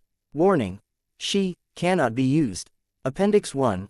This sealed artifact first appeared in the Pale Era of the 4th Epoch. Exact year, missing. Exact date, missing. Exaction location, missing. Appendix 2.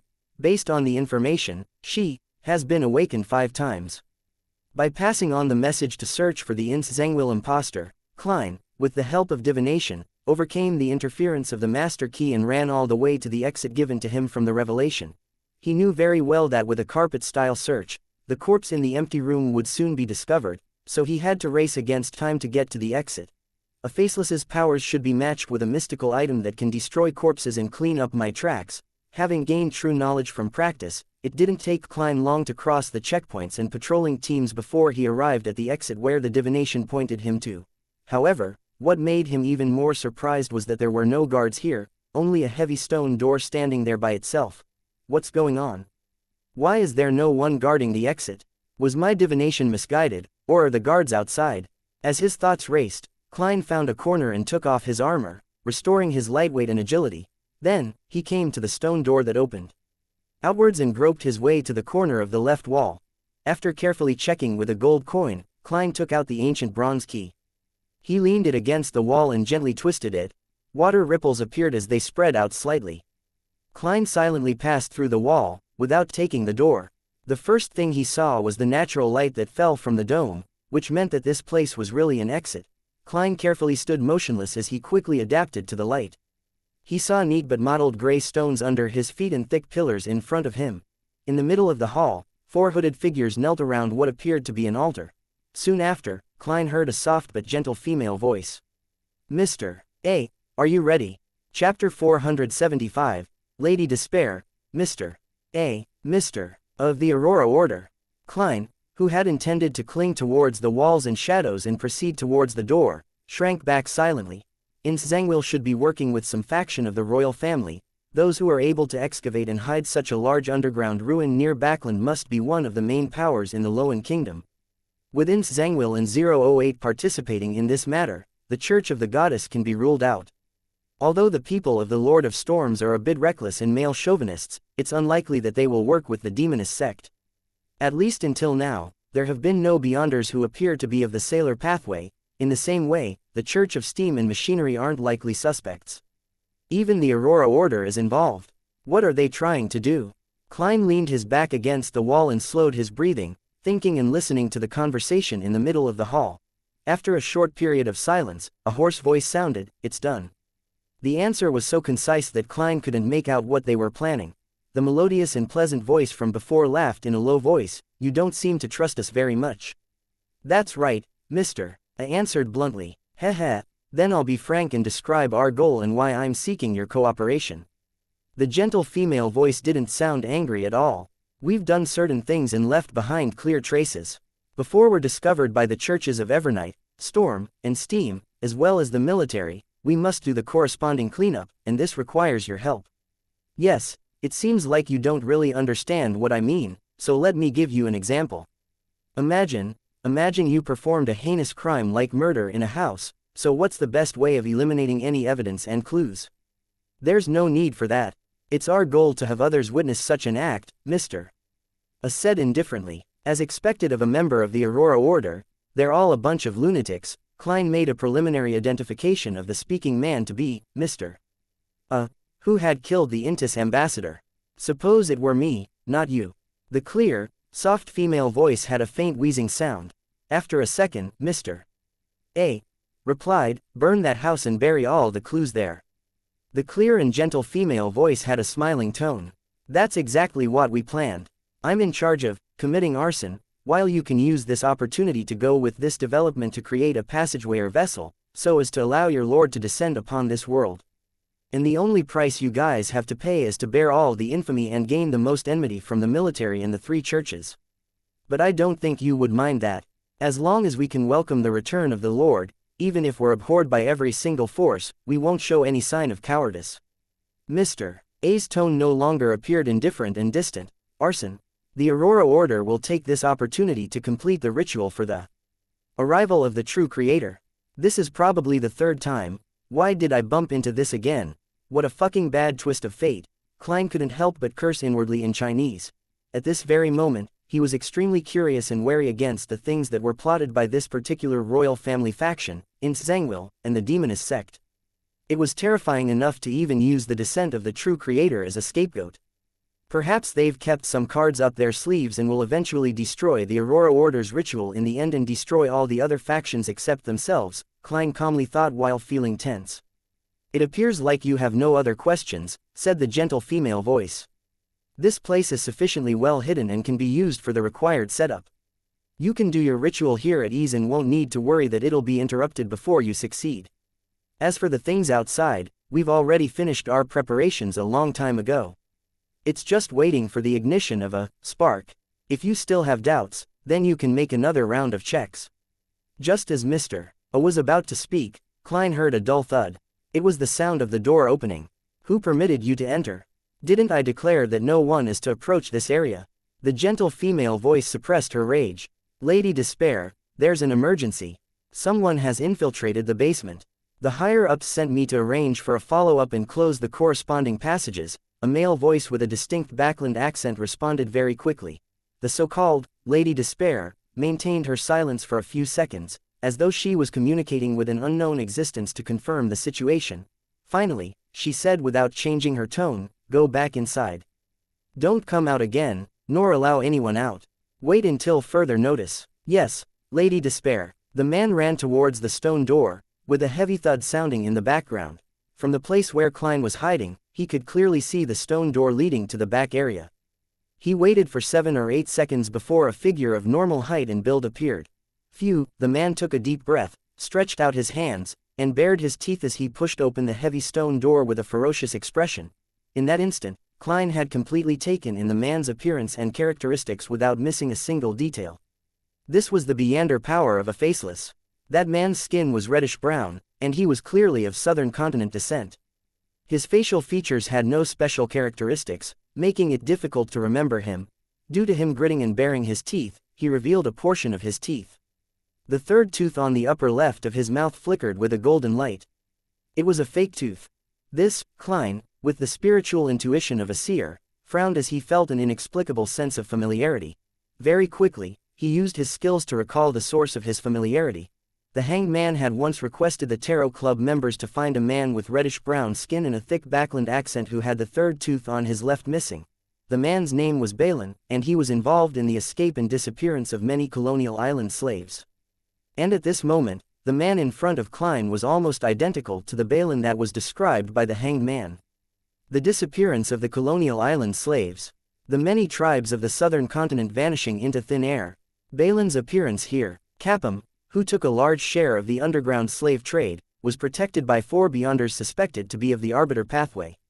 Among them, the strongest was a Sequence 6, and even a Sequence 5. Capum constantly targeted relatively innocent girls in his abductions. The passing of the Grain Act, the improvement of the textile machines all resulted in a large number of people losing their jobs. Many female textile workers silently left East Borough after receiving new jobs, not leaving any clues. The scattered dots instantly formed a line in Klein's mind, pointing directly into the depths of the earth. What are they up to, that they need such a large number of people, as well as so many pure and innocent girls? A ritual, an extremely terrifying ritual that takes a very long period of time while being held in secret. Klein's pupils suddenly contracted. Creak, bang. The stone door closed and Balin disappeared from his sight. The hall was silent for a few seconds before Mr. A's deep and hoarse voice rang out again. I smell an accident. Let's begin. We need to hurry before it arrives. Lady Despair responded slowly. That's exactly what I was thinking. But I need you to send me to East Borough. East Borough? Klein had a bad premonition. No problem, Mr. A answered with a lack of emotion. Under the hood, a transparent and blurry book appeared in front of him. Accompanied by a distant and indistinct chant, he said, I came, I saw, I record. The book quickly flipped open and stopped at one of the pages. Soon after, it began to emit a light blue and illusory light. The light enveloped the white-robed Lady Despair, causing her figure to blur at first, then becoming indistinct. In an instant, Lady Despair saw countless indescribable silhouettes. She discovered lustrous brilliances which contained the bright and pure splendor of endless knowledge at the highest point. Her body was being dragged forward by a strange force as she rapidly tore through space. Not long after, she left her original spot and arrived at a secluded, uninhabited, and filthy corner of an alley. She pulled down her veil to cover her face and looked up into the sky. The afternoon sun had once again been obscured by clouds and fog, turning pale and dark. The light yellow fog wasn't particularly thick, and it sank down to every corner of Backland, giving off a slight choking sensation amidst its coldness and moisture. It's a pity that the haze didn't reach the point when it's in its worst and calmest state. The accident that happened to Trissa, the sudden and temporary loss of control over 008, the appearance of Azek, the destruction previously caused by Dark Emperor, these had complicated matters, garnering the attention of others. It forced the operation to be brought forward to today. Lady Despair surveyed the area, walked out of the alley, and into the streets. Her steps were slow, as though she were wandering in a sea of fog. Wherever she passed, the fog would unnoticeably thicken. Tinged with an iron-black color, it silently lowered the range of one's visibility. As she left the street, a sallow-faced tramp in an old jacket suddenly coughed violently and fell to the ground. The 2 poor people close to the tramp retreated in horror, and then they covered their throats with their hands as they gasped for air. It was as if they were suffering from severe lung disease or bronchitis and could no longer breathe. A haze which was a mixture of iron-black and pale yellow colors descended upon East Borough, the dock area, and the smoke-spewing factory district as it continued to spread throughout Backland. Various scenes in the distance were drowned, and even the towering clock tower was only a pale shadow. One by one, workers and poor people felt the discomfort as they fought against the cold, and the disorderly tramps fell one after another in the woman's wake, their lives as fragile as the bubbles formed during laundry. Lady Despair's expression was calm and gentle, as though she were finishing a work of art, like an ordinary person. She walked among the pedestrians as she chuckled and said in a low voice, "The Lowen Kingdom's history will remember this day." The great haze of Backland. The dark valley had been completely covered by the black, incorporeal water, but 008 didn't stop writing. It fabricated ridiculous and terrifying stories wherever it could land its tip on. The dropping of pants didn't affect Zhangwill's performance, because he was wearing a long robe, perhaps having anticipated a similar accident. The imperative mage stunned Azek Eggers in the spot, robbing him of his two most powerful Beander powers at the last moment, truly a great assistant in every meaning of the word. However, the stacked door of the spirit world and the underworld were attracted by Azek's characteristic. It began being stirred by the powers of their battle, causing unpredictable changes. At that moment, an unknown existence was attracted, resulting in him passing by. He took this opportunity to extend his hands into the real world. Oh no, he caught Zhangwill. In midair, two bloody arms which were covered in squirming flesh suddenly appeared behind the clergyman robed Zhangwill. They caught Zhangwill's shoulders, dragging him into the void and into the spirit world. Chapter 476, The Straw Men. Light suddenly faded from where Zhangwill disappeared, staining the area with the richest and deepest darkness. In the darkness, the sounds of melodic chanting could be heard. It was quiet and tranquil, hypnotic even. Even the countless pale arms flailing upwards underneath the pitch-black water seemed to slow down, no longer as frenzied as before, as if they had won redemption for their souls. In such a dark night, a figure walked out. It was none other than Zhangwill, who had just been dragged into the spirit world. Compared to before, he had lost the bonnet on his head. The clothes on his left shoulder were tattered, and a piece of flesh had been torn off. Faint yellow pus bubbled out one after another. His eyes were no longer indifferent, but filled with pain, as if he was suffering some unimaginable torment. The 008 quill continued writing. Some might feel regret, while others might rejoice. Zhangwill had the umbilical cord of the evil god which came from the baby in Megos's womb.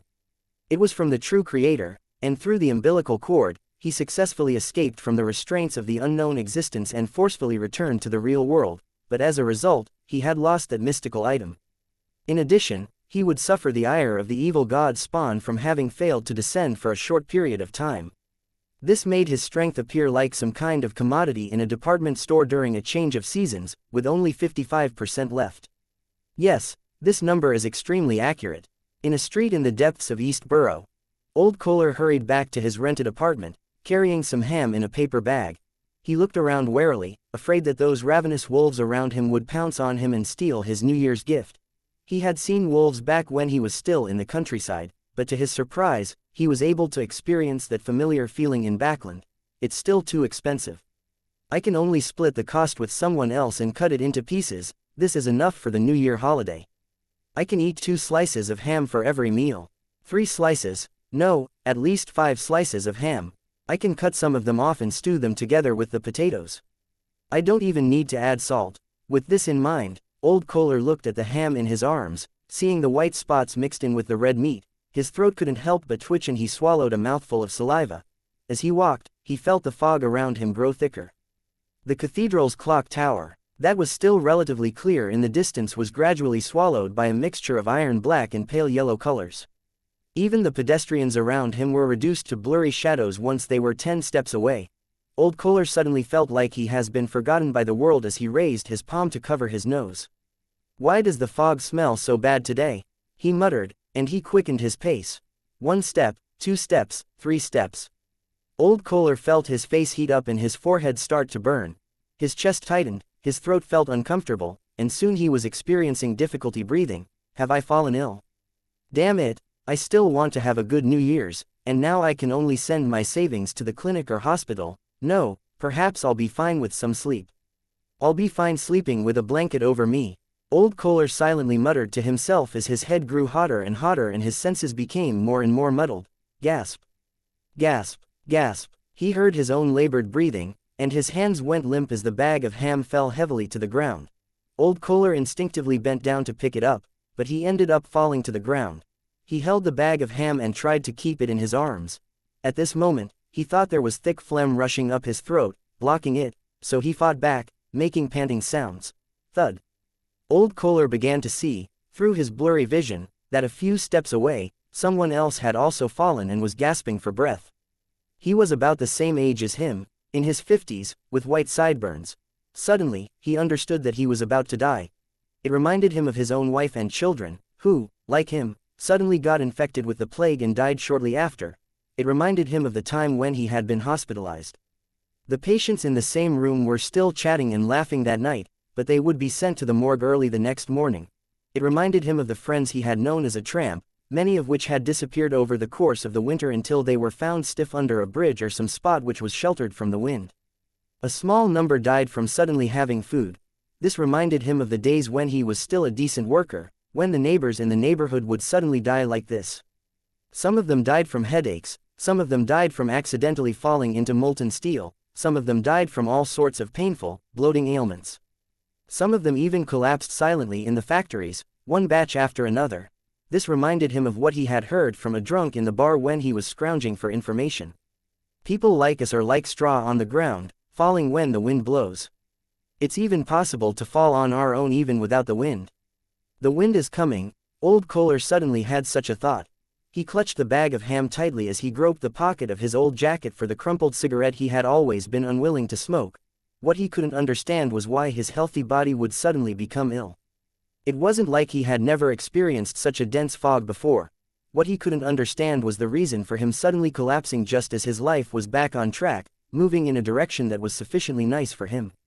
Furthermore, he had been paid in advance by Detective Moriarty to buy his long-awaited ham for the new year, and he was looking forward to tasting it. Old Kohler fished out that crumpled cigarette, but he no longer had the strength to lift his arms again as they slammed heavily to the ground. He used the last of his strength to shout out the words that had been building up inside of him, but he could only let the frail words linger at his mouth without producing them. He heard his last words. He heard himself ask. Why? In an apartment at the edge of East Borough, Liv hung up the last piece of clothing she had washed and waited for it to dry. She looked at the sky outside, somewhat unsure of the time due to the thick fog which had appeared without her realizing it. Anyway, it's still early, and we've already done the laundry. Liv's expression grew heavy. It wasn't a good thing to finish work too early. This meant that they could rest, but it also meant that they didn't have enough work, which would imply inadequate income. Liv took a deep breath, turned around, and looked at her eldest daughter, Freya, who was wiping her hands and casting her gaze towards the vocabulary notebook in the opposite room. It's almost New Year's. Most of our clients have left Backland and have gone on vacation elsewhere. We can't go on like this. We have to find new work. As she spoke, she walked towards the door. During this period, the rich will host banquets one after another. They definitely won't have enough servants and might hire temporary kitchen cleaners. I plan on inquiring. Freya, you stay at home and pick up Daisy when the time comes. We need income, but so do the thieves, bandits, and human traffickers of those prostitutes to welcome the new year. In the East Borough, every woman, who didn't work in the factories, had to be skilled or aggressive enough in order to survive. Freya answered briskly, all right. Her mind was already on the desk and vocabulary notebook next door. Liv had just opened the door when she stumbled and fell to the floor. Cough. Cough. Cough. She broke into a violent coughing fit as her face flushed red, with every joint in her body experiencing an unbearable ache. Freya ran over in panic and squatted beside her. Mother, what's wrong with you? Mother, what's wrong with you? It's nothing. Cough, I'm fine. Liv began to find it harder to breathe. No, you're sick. Sick. I'll take you to the hospital immediately. Freya tried to help her mother up. It's too expensive. Too expensive. Cough. Let's go to a charity hospital. A charity hospital? I can wait. It's not a big problem. Liv gasped a response. Freya burst into tears and her vision blurred rapidly. But at that moment, she felt her lungs burn, and her body went limp as she fell to the ground with Liv. What's the matter with you, Freya? Cough. You're sick too. Liv shouted anxiously. There's money. Cough, in the closet. Cough, in the hole in the wall. You have to be quick. Go to the hospital. Get a good doctor. Freya tried to say something, but not a sound came out from her mouth. Her eyes slanted up to the door beside her. It was their bedroom, their bunk beds. On top of it was her favorite table in her vocabulary notebook. Her body suddenly began to twitch. Liv's coughing stopped. Within the public elementary school at the edge of East Borough, the fog still wasn't thick yet, but many students had already started to cough. The experienced teacher on duty immediately ordered, "Quick, to the cathedral. We need to head for the cathedral next door." Daisy stood up in a panic and ran with the crowd to the cathedral next to the school.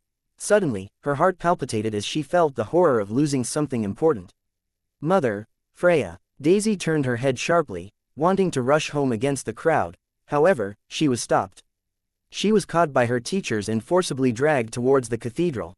Daisy struggled and screamed at the top of her lungs, "Mother! Freya! Mother! Freya!" In East Borough, the dock area, and the factory district, the old or those with latent ailments collapsed in the fog in succession like felled trees, while those who came into contact with them felt as if they had been infected by the plague. They died quickly, and even the able-bodied adults and children also felt slightly unwell. In their eyes, the light yellow and iron-black fog was like the descent of death. On the Tuesday of the last week in 1349, Backland was shrouded in haze. In the corner of the hall, Klein pressed himself against the stone wall so that he wouldn't be discovered by Mr. A. Soon, he heard muffled groans and could smell the scent of flesh and blood. "Give up your lives for the Lord, Mr. A's voice suddenly sounded. Thud, thud. The sound of figures collapsing entered Klein's ears, and a strong spirituality fluctuation appeared and constantly reverberated. Mr. A sacrificed his 4 attendants. Just as this thought appeared in Klein's mind, illusory layers of weeping sounds could be heard. Some of them were calling out for their mothers, others coughing violently, and some moaning in pain. As half of an expert at mysticism, Klein seemed to see a series of disgruntled and transparent figures entering the ritual one after another, followed by the years of numbness, despair, pain, and resentment from the dock area, factory district, and East Borough. Has it officially begun? Klein closed his eyes and leaned his back against the wall, his right hand clenching and relaxing. For him, the best thing to do at this moment was to slip out of the hall and flee into the distance while Mr. A was concentrating on the ritual. His right hand loosened and tightened before relaxing many times in a row. 7 or 8 seconds later, Klein opened his eyes, the corners of his mouth curling upwards in an exaggerated manner. He reached out his hand to grab the revolver, turned around abruptly, and dashed out. Dressed in his black double-breasted frock coat, he raised his right hand and aimed at the altar. Chapter 477, The Many Considerations of the Fool. The first thing Klein saw was the altar, which was surrounded by layers of light, and the tall, thin figure standing in it. The figure took off its hood, revealing a beautiful, devilishly feminine face, with the left chest, shoulders, abdomen, and thighs all covered in squirming, sticky, disgusting flesh and blood. His surroundings were filled with illusory, transparent shadows that brimmed with feelings such as numbness, despair, pain, and depression.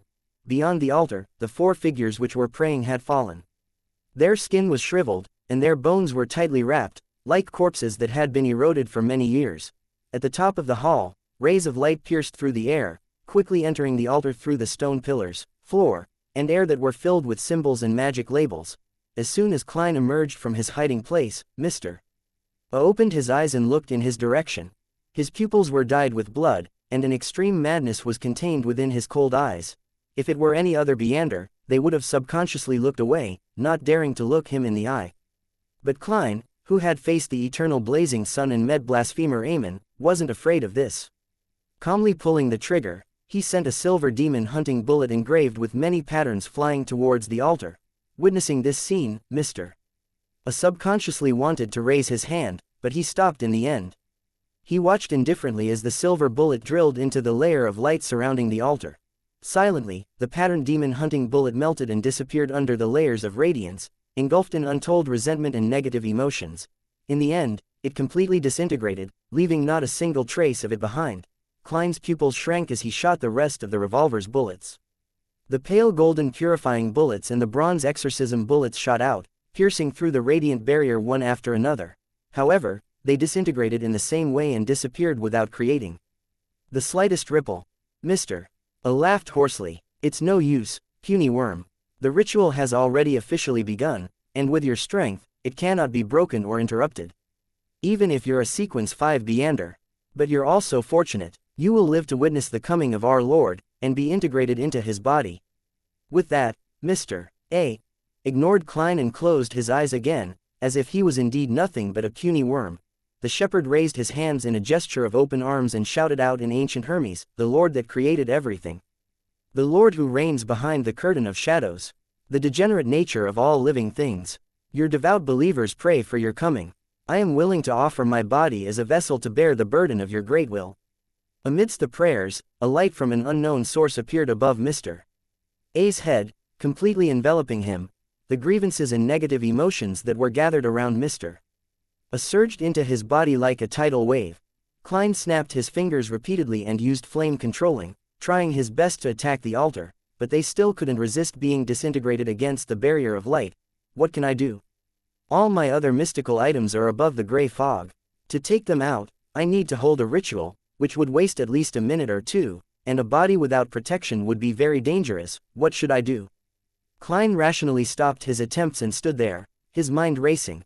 Furthermore, whether it was the sun brooch, the biological poison bottle, the all-black eye, or the Dark Emperor card that raised his level, none of them seemed capable of breaking through the altar's barrier. Is waiting for Miss Justice's call for reinforcements the only thing I can do? Or do I just watch helplessly as the true creator descends? Klein tensed up, his thoughts rapidly flying through his mind. He quickly considered the corresponding strategies. As he considered each and every item on his body, his palms unconsciously broke out in cold sweat. Suddenly, he thought of something. Without having time to think about the consequences, he reached into his pocket and grabbed something that felt metallic. Klein took a few steps forward, jerked his arm hard, and threw the object in his palm at the altar. With a flash of bronze, the object entered the barrier of light. It was an ancient, simple key. It was the master key. Within the barrier of light, the brass master key began to decompose and melt. And when its outer shell disappeared, the curse that was hidden within it appeared, connecting to the unknown area where Mr. Door was. Audrey stood by the full-length window and worriedly looked into the distance. She saw that the fog on the horizon was gradually thickening, turning a pale yellow that was dyed iron black as it slowly spread in her location. There's something wrong with that. The huge golden retriever, Susie, sat beside her and also looked at the commonly seen haze. Yes, I hope it can be stopped in time. Audrey didn't know what the fog represented. She silently prayed to the goddess and Mr. Fool that they wouldn't let the primordial demoness descend. Suddenly, she noticed that the branches outside the window were beginning to shake and the glass was slightly rattling. A wind is coming, Audrey felt inexplicably happy. Sherwood Borough, Holy Wind Cathedral. Terrifying storms that were visible to the naked eye suddenly appeared outside of it, and then they surged towards the east in an unimaginable hurricane. The thick, accumulated fog was blown away, and the rich yellow and iron-black colors quickly faded away. Dried branches fell to the ground as dust and dirt rose into the air, following the fog into the distance. Many of the pedestrians had their hats separate from their heads, and their bodies swayed so much that they had to hold onto trees or walls. The sailors in the dock area felt as though they had returned to the port city and were witnessing a typhoon. The smoke in East Borough and the factory district thinned, and the healthy population felt relieved of their slight discomfort. Boom! Boom! Lightning leapt and thunder rumbled. They soon subsided, and a downpour began to cleanse the land. The Church of the Lord of Storms reacted rather quickly this time. It also has to do with us bringing the operation forward and not being fully prepared. Heh. Those in the middle class and the tycoons would have shared the same fate in this great smog as the commoners if it wasn't for the respective protection they received. They would all be lambs waiting to be slaughtered. Lady Despair sat on a rental carriage as she leisurely heard the pattering of the rain on the glass windows. Even though her plans had been ruined in a timely manner, the haze from before had caused more than 20,000 deaths according to her calculations. Furthermore, there would be the subsequent spread of the plague. With this, I've pretty much digested most of my potion, but this is just a benefit I received as a matter of convenience. With large numbers of the population being wiped out, all this points to the Aurora Order and to the true creator. No one could guess what the royal family really plans on doing. It's time I leave, along with the true creator, Lady Despair thought while in a good mood. Her whereabouts were kept secretive, and she had taken care of everything beforehand. Therefore, she didn't have to worry about being surrounded by Backland's demigods at all. By the time they found traces of her, she would already be far away from the city. Just as the Lady Despair was about to leave the carriage, her vision blurred and she saw a figure appear before her. The figure sat across her. It was a young woman in a hooded classical robe, with black eyes and hair, and a beautiful but dull face. After throwing out the master key, Klein held Azek's copper whistle, then he held his breath and waited for the results. If things failed to develop as he imagined, with the altar's barrier remaining intact, He planned on using Azek's copper whistle to see if he could get any help from the messenger. If that still failed, he would go above the gray fog and use all the items like the Dark Emperor card. He had to attempt every possibility until the very last second. At this very moment, there was no crimson moon, let alone a clear full moon since it was afternoon. Therefore, Klein didn't have enough confidence in the curse contained within the master key, and he only hoped that the disintegration effects of the altar's barrier would threaten its very existence and cause it to react instinctively, such as communicating with Mr. Door in reverse and transmitting its cry for help to him. In just a second or two, Klein saw the master key disintegrate into the smallest particles of light in an illusory, distorted crimson. The crimson quickly faded as it struggled and then suddenly exploded. In an instant, Klein lost his sense of hearing. He saw the countless figures formed from resentment and indignation all raise their heads and scream. They rapidly transformed, tinged with a blackish green, and grew a second skull, a third eye, or even a fifth leg. They converged into a torrent and surged into Mr. A's body. Mr. A suddenly opened his eyes, shock and disbelief evident amidst his indifferent blood-red eyes. Soon after, the radiant layer of light surrounding the altar warped and collapsed. A huge explosion spread out from the center of the altar, setting off a terrifying storm. Crack. The four thick stone pillars closest to the blast instantly crumbled, and the distant Klein only had enough time to duck and roll before he was sent flying by the shockwave. He hit the wall, flattened into a thin sheet of paper. The subsequent wind quickly tore apart that thin piece of paper, scattering it in every direction. Klein himself appeared in the corner, using the walls to withstand the ensuing shockwave. The destruction caused by the master key exceeded his imagination. The curse that had been forcibly melted away really did have an instinctive reaction, as it transmitted Mr. Door's roar, and the voice of this forsaken entity, who was at least at the level of an angel, contaminated the resentment and numbed the despair needed for the ritual. As a result, the altar lost its balance and embarked on a path of self-destruction. The moment the blast calmed down a little, Klein rushed out to confirm the results. The illusionary figure and oppressive feeling in the air had already vanished, leaving behind scattered remnants of the altar. Mr. A had his body leaning forward as he knelt by a collapsed pillar. He was missing an arm, half a face, and a number of organs. His remaining eye was filled with bone-deep hatred. However, his wounds were quickly covered with squirming flesh. After that single glance, Klein didn't hesitate to run. For him, he had achieved the ultimate goal of foiling the true creator's descent. If he didn't leave now, was he, a Sequence 6, going to share a dinner with the shepherd, Mr. A, to welcome the new year? Chapter 478. Grade 0 Sealed Artifact in Operation. The moment she saw the stranger appear in front of her, Lady Despair materialized a sharp, crystalline ice spear and threw it at her target. Using the force of the recoil, she attempted to break through the back of the carriage and into the street. With regards to this sudden turn of events, she was puzzled at this strange enemy who suddenly appeared. On the contrary, she was very confused and perplexed as to how someone could find her concealed self so quickly. It was no less difficult than destroying a large city, or teleporting directly from Backland to the southern continent of East Balam. But as a Sequence 4 Demoness of Despair, she had developed herself one step at a time from when she was an assassin. She knew that she couldn't afford to be distracted or spout nonsense at such critical moments. It wasn't too late to think about all these matters later. Therefore, she chose to attack directly and wanted to take the opportunity to leave.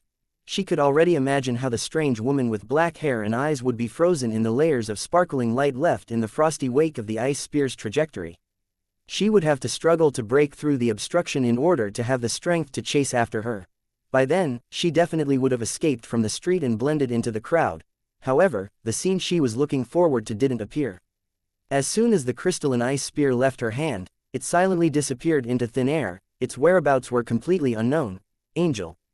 The Demoness of Despair's eyes narrowed as black flames suddenly surged from her body, spreading ailments in a bid to ignite everything around her and causing a large-scale fire. At that moment, her body trembled in a strange manner, and she froze on the spot. She saw her left hand disappear, 1 centimeter at a time, as it rapidly spread upward in an unstoppable fashion. In her eyes, the beautiful and lifeless eyes of the woman opposite her were dark and serene, as if there was a pure darkness concealed within. "You aren't, you are." The Demoness of Despair's words came to an abrupt halt. Her entire body was like a sketch that had been quietly erased with an eraser, leaving no trace behind. Her final gaze was filled with fear and despair. The seat she previously Occupied was empty, as though she had never sat in it before. The beautiful woman with the lifeless expression pulled the hood of her classical robe, and her lips moved almost imperceptibly as her figure instantly disappeared, on the outskirts of Empress Borough. On a trackless public carriage, Triss was sitting quietly in the corner, wearing a veiled hat. She didn't flee with the help of the river by going straight to the Tussock River, nor did she head for the nearest railroad to catch a train, as everyone thought she would. Her choice was to return to Backland. Only in this city with a population of over 5 million, with all sorts of hidden factions and numerous beyonders, would they be able to help her escape the subsequent pursuit of the Demoness sect. At this moment, she felt tense, mentally, constantly wary of the terrifying old butler, Funkel. Suddenly, her head spun. When her vision returned to normal, she found herself having magically left the public carriage and was standing on the muddy road outside. Triss's pupils contracted rapidly as she looked around cautiously. Then, she saw a black hooded figure in a classical robe, and she noticed the black eyes hidden in the shadows. For some reason, it was as if Trissa had returned to being an infant, so weak to the point that she couldn't put up any resistance at all. Cold sweat dripped from her forehead, and although her legs were trembling violently, she was unable to move. This is the scariest enemy I've ever faced. Even the high-ranking demoness I previously met didn't give me such a feeling. Am I going to die here? Is this finally going to end after I persisted in escaping despite failing so many times? A deep sense of despair and uncontrollable sadness filled Triss's heart, making her feel as if she had plunged into her deepest nightmare. Suddenly, a dim blue light flashed before her eyes, removing her curse of being unable to move. Trissa looked forward again, but there was no longer any traces of that extremely terrifying figure. Everything that happened just now seemed like the most realistic illusion. But when Trissa lowered her head, she was surprised to find that the sapphire ring on her left pinky had somehow shattered, losing all of its brilliance. Crack.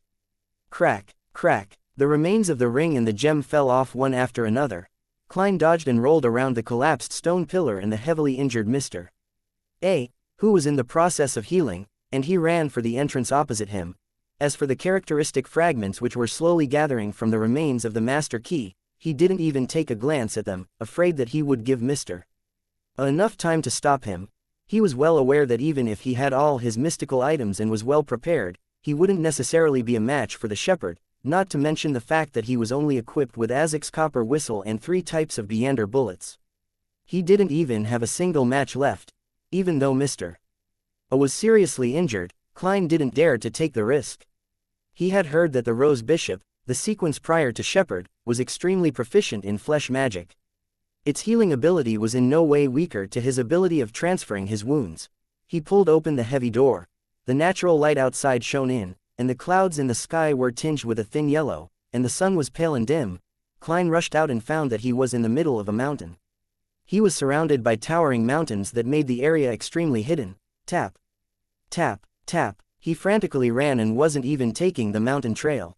Instead, with his skills as a clown, he ran down the steep slope, occasionally tumbling, and occasionally swinging up with the help of trees. He heard the crashing of the river. It was up ahead, just below him. But at that moment, a strong gust of wind blew over, sweeping towards his back. Klein made a prompt decision. His knees buckled and he rolled to the side. The location where he was originally standing and the direction he was moving in had a deep ravine carved out by the wind blades. Mr. A dropped out of the wind, his body still draped with a cape squirming with fresh blood. He pointed with his finger, and immediately, chunks of flesh flew out and swelled up in midair before suddenly exploding. Drops of blood and bits of flesh flew in every direction as Klein cartwheeled with his hands, dodging most of it before finding shelter behind a huge tree. The projectiles bored bloody holes through the huge tree. Traces of corrosion began spreading in every direction from the affected area. Back when Klein was running, he had already loaded his revolver. He was about to raise his hand and shoot Mr. A in the eyes when he saw a deep darkness appear within them. All of a sudden, Klein knew that, although the scenery around him hadn't changed at all, he had been forcefully dragged into a dream. He had once killed a nightmare at least. Klein maintained his consciousness and saw Mr.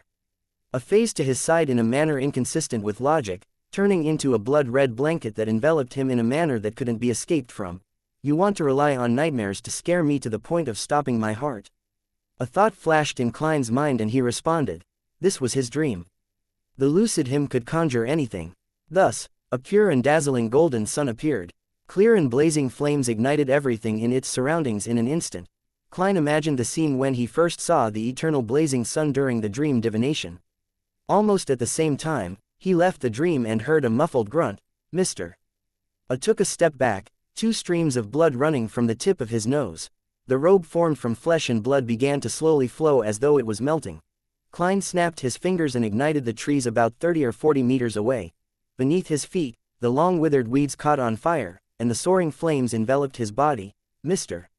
A's originally unmanly beautiful face suddenly turned even more beautiful and feminine.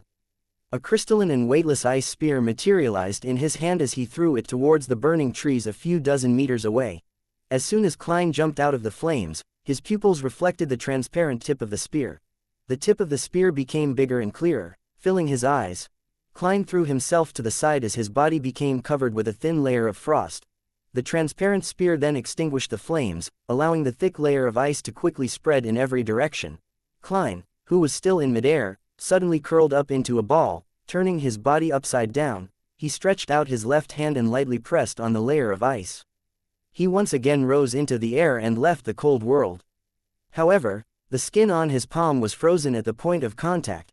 This resulted in him tearing off his skin with a ripping sound.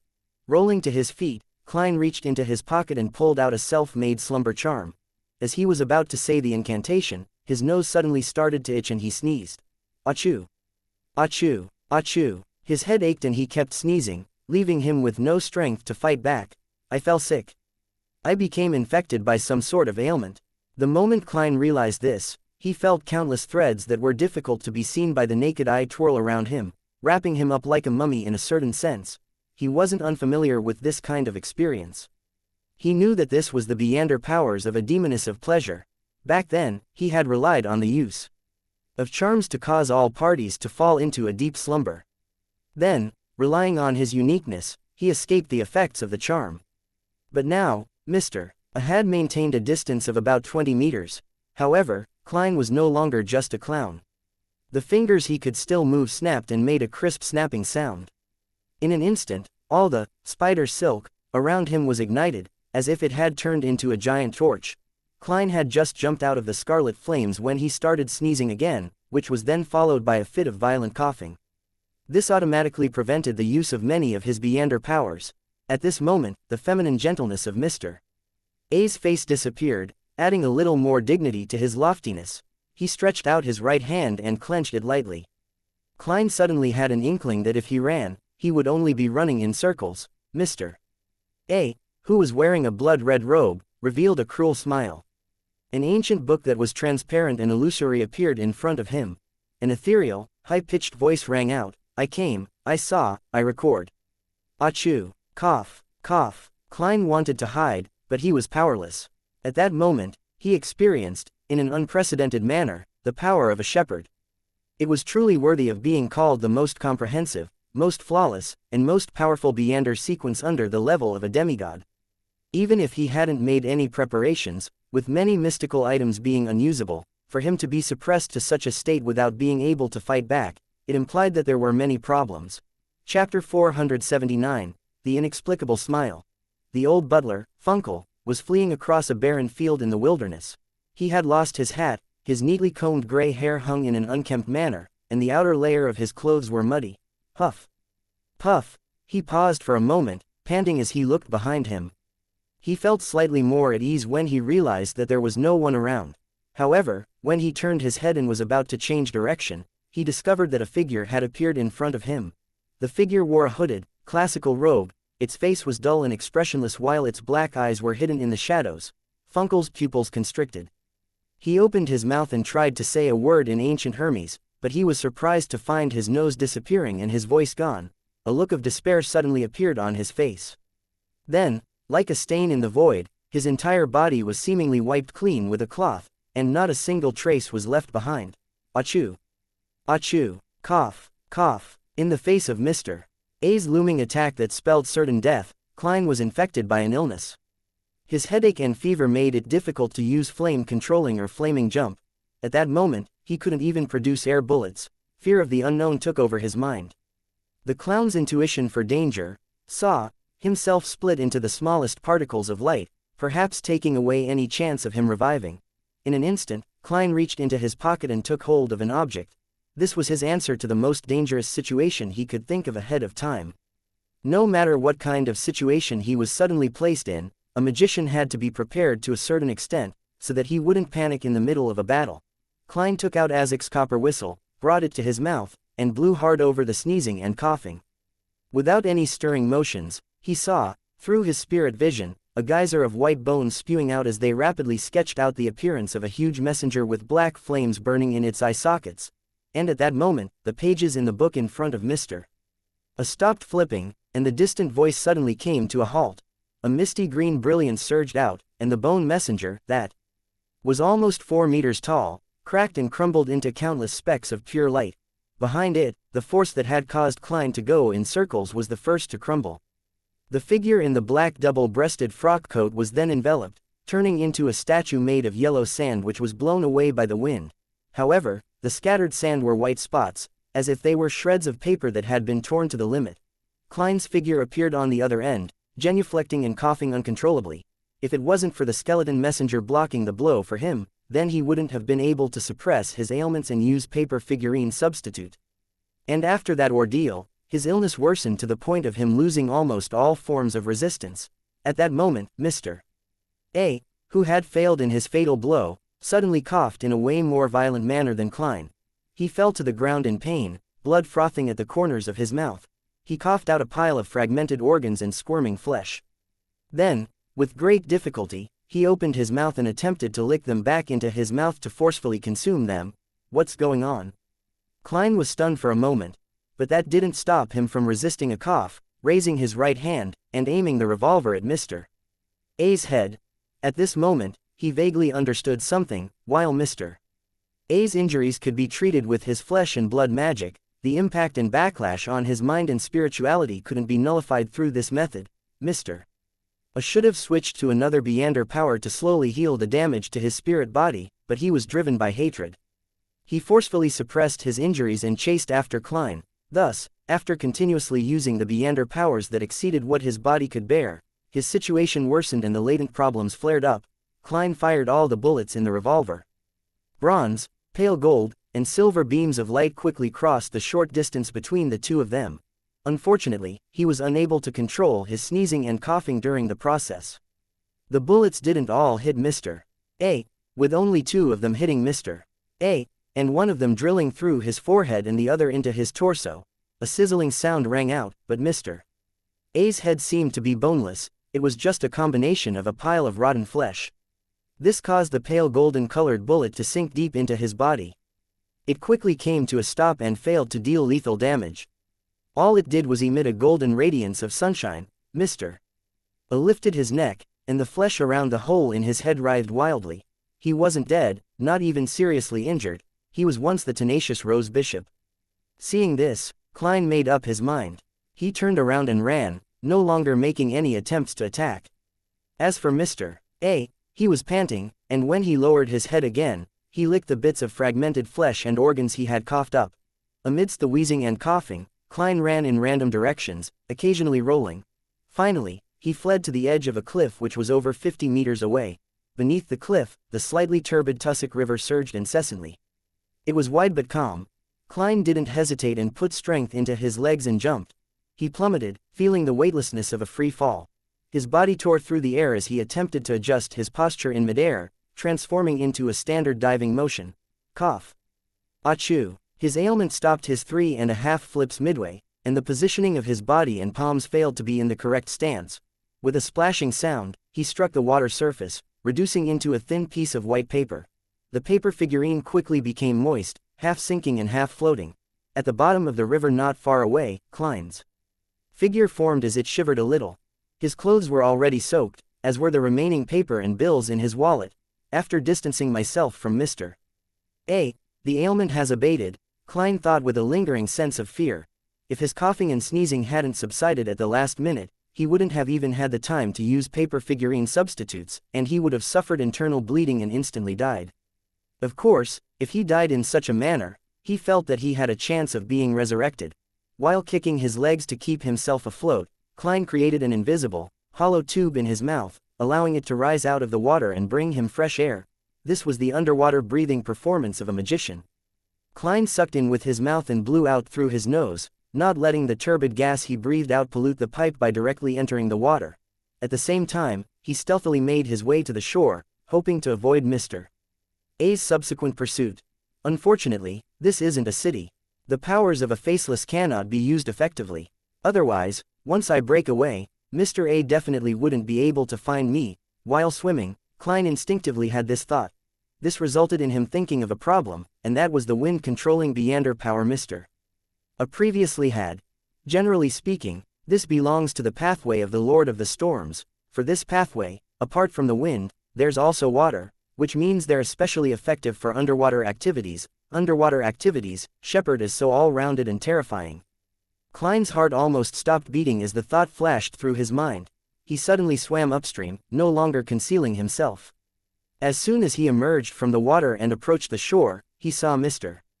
A's devilishly beautiful face, covered with fish scales and gaping gills. Mr. A, who was floating on the water surface in his bright red robe, had the corners of his mouth curled up. His eyes were filled with true hatred. Fight. I can only fight. I'll try to hold out until the church's reinforcements arrive or for Mr. Azek to escape his predicament. Without hesitation, Klein, who had gained reprieve from his ailments, raised his right hand, ready to snap his fingers.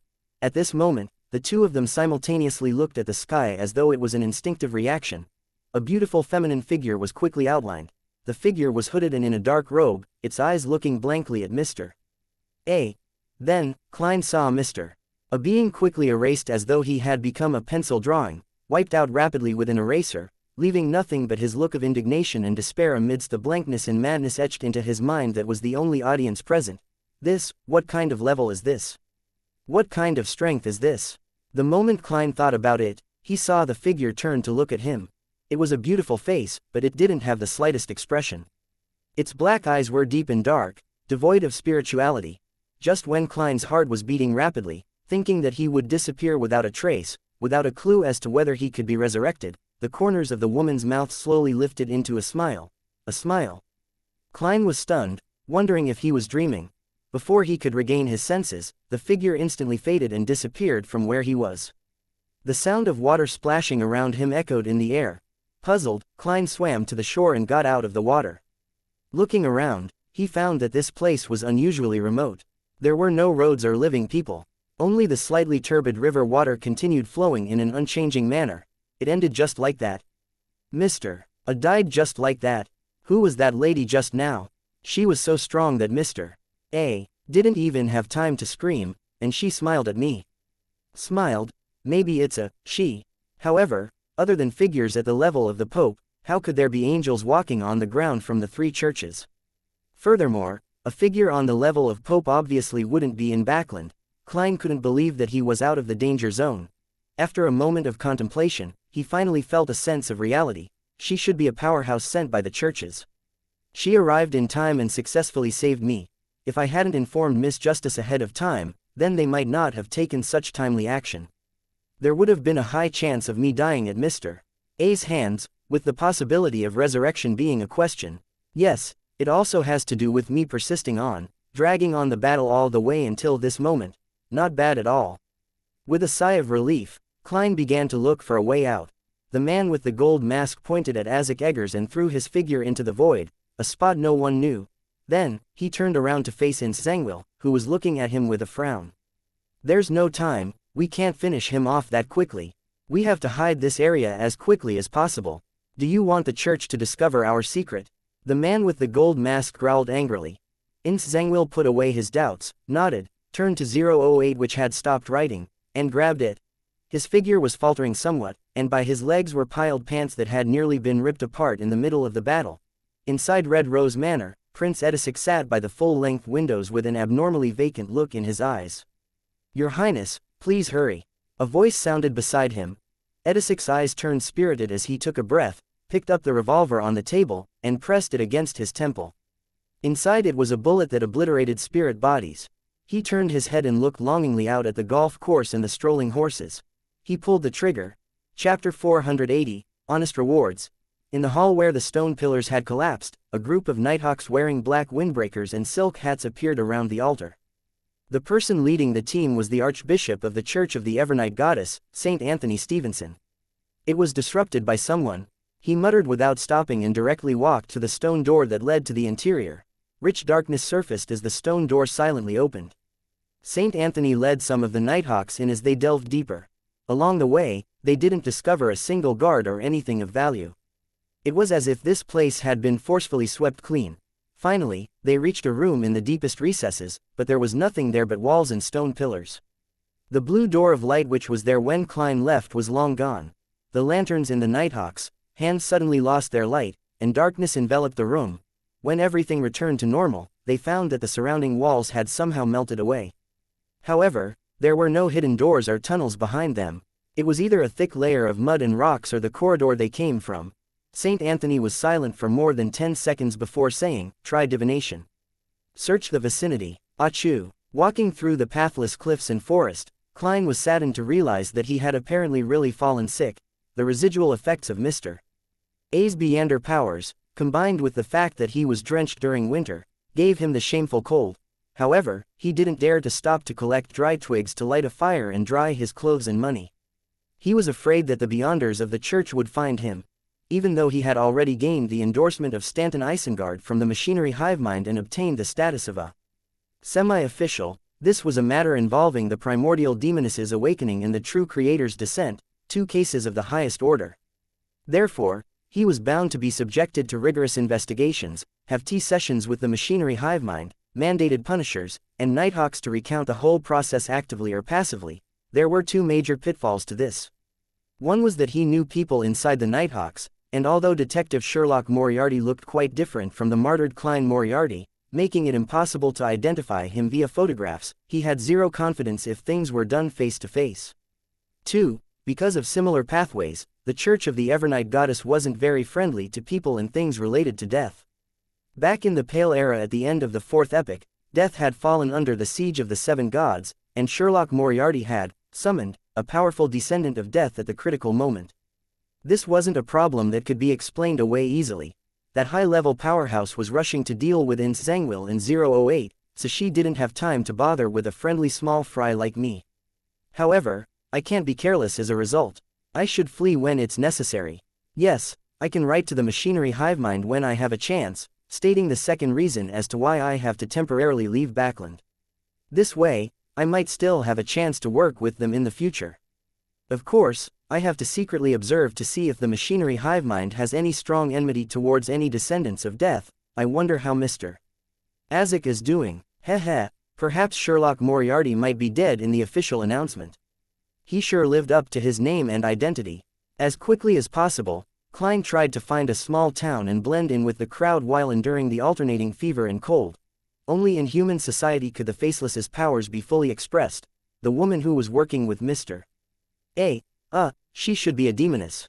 She went to East Borough. From the looks of the ritual, there must have been a large number of deaths over there. I wonder, with the spiritual intuition of a seer, Klein's heart suddenly felt heavy. At this moment, all the colors in front of his eyes turned saturated, as if they had been sprinkled with oil by a deity. The feeling was over instantly, and Klein found himself far away from where he had been, with the bronze-skinned, soft-featured Azek Eggers appearing next to him. "Mr. Azek, are you unhurt?" He couldn't help but heave a sigh of relief. "I am," Azek replied frankly before smiling, "but to an undying, this isn't a big problem." Klein calmed down and asked, "What happened to xianxia in 008? Xianxia is still alive, and he still wields that grade 0 sealed artifact," Azek said as he walked. Klein tried hard to follow him as he couldn't help but sigh. "What a pity. Don't worry about it, he was severely injured," Azek solemnly said.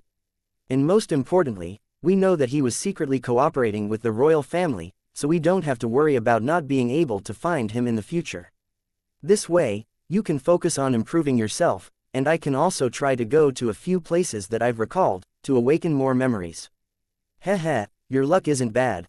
I've been secretly observing the people from MI9 and the royal family to confirm xianxia's whereabouts.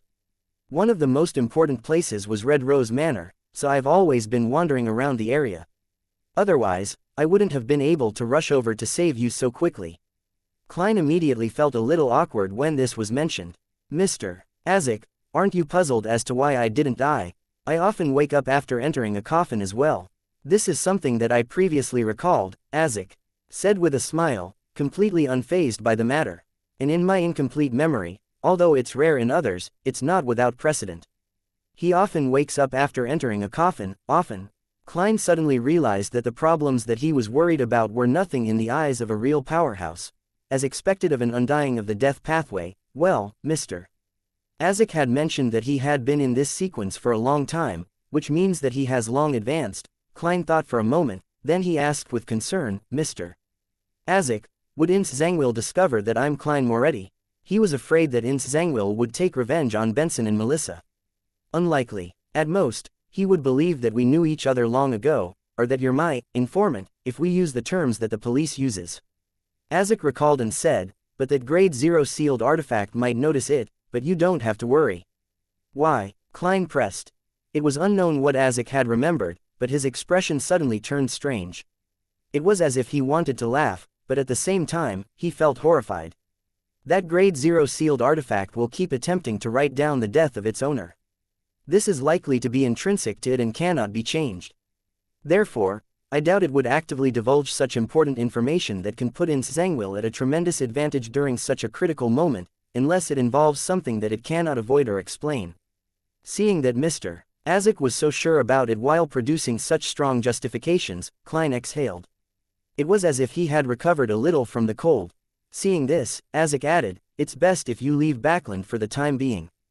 Ince Zangwill might use that grade 0 sealed artifact to seek revenge again, using your fake name. As long as you aren't in Backland, it should be fine. That grade 0 sealed artifact's sphere of influence doesn't exceed a large city.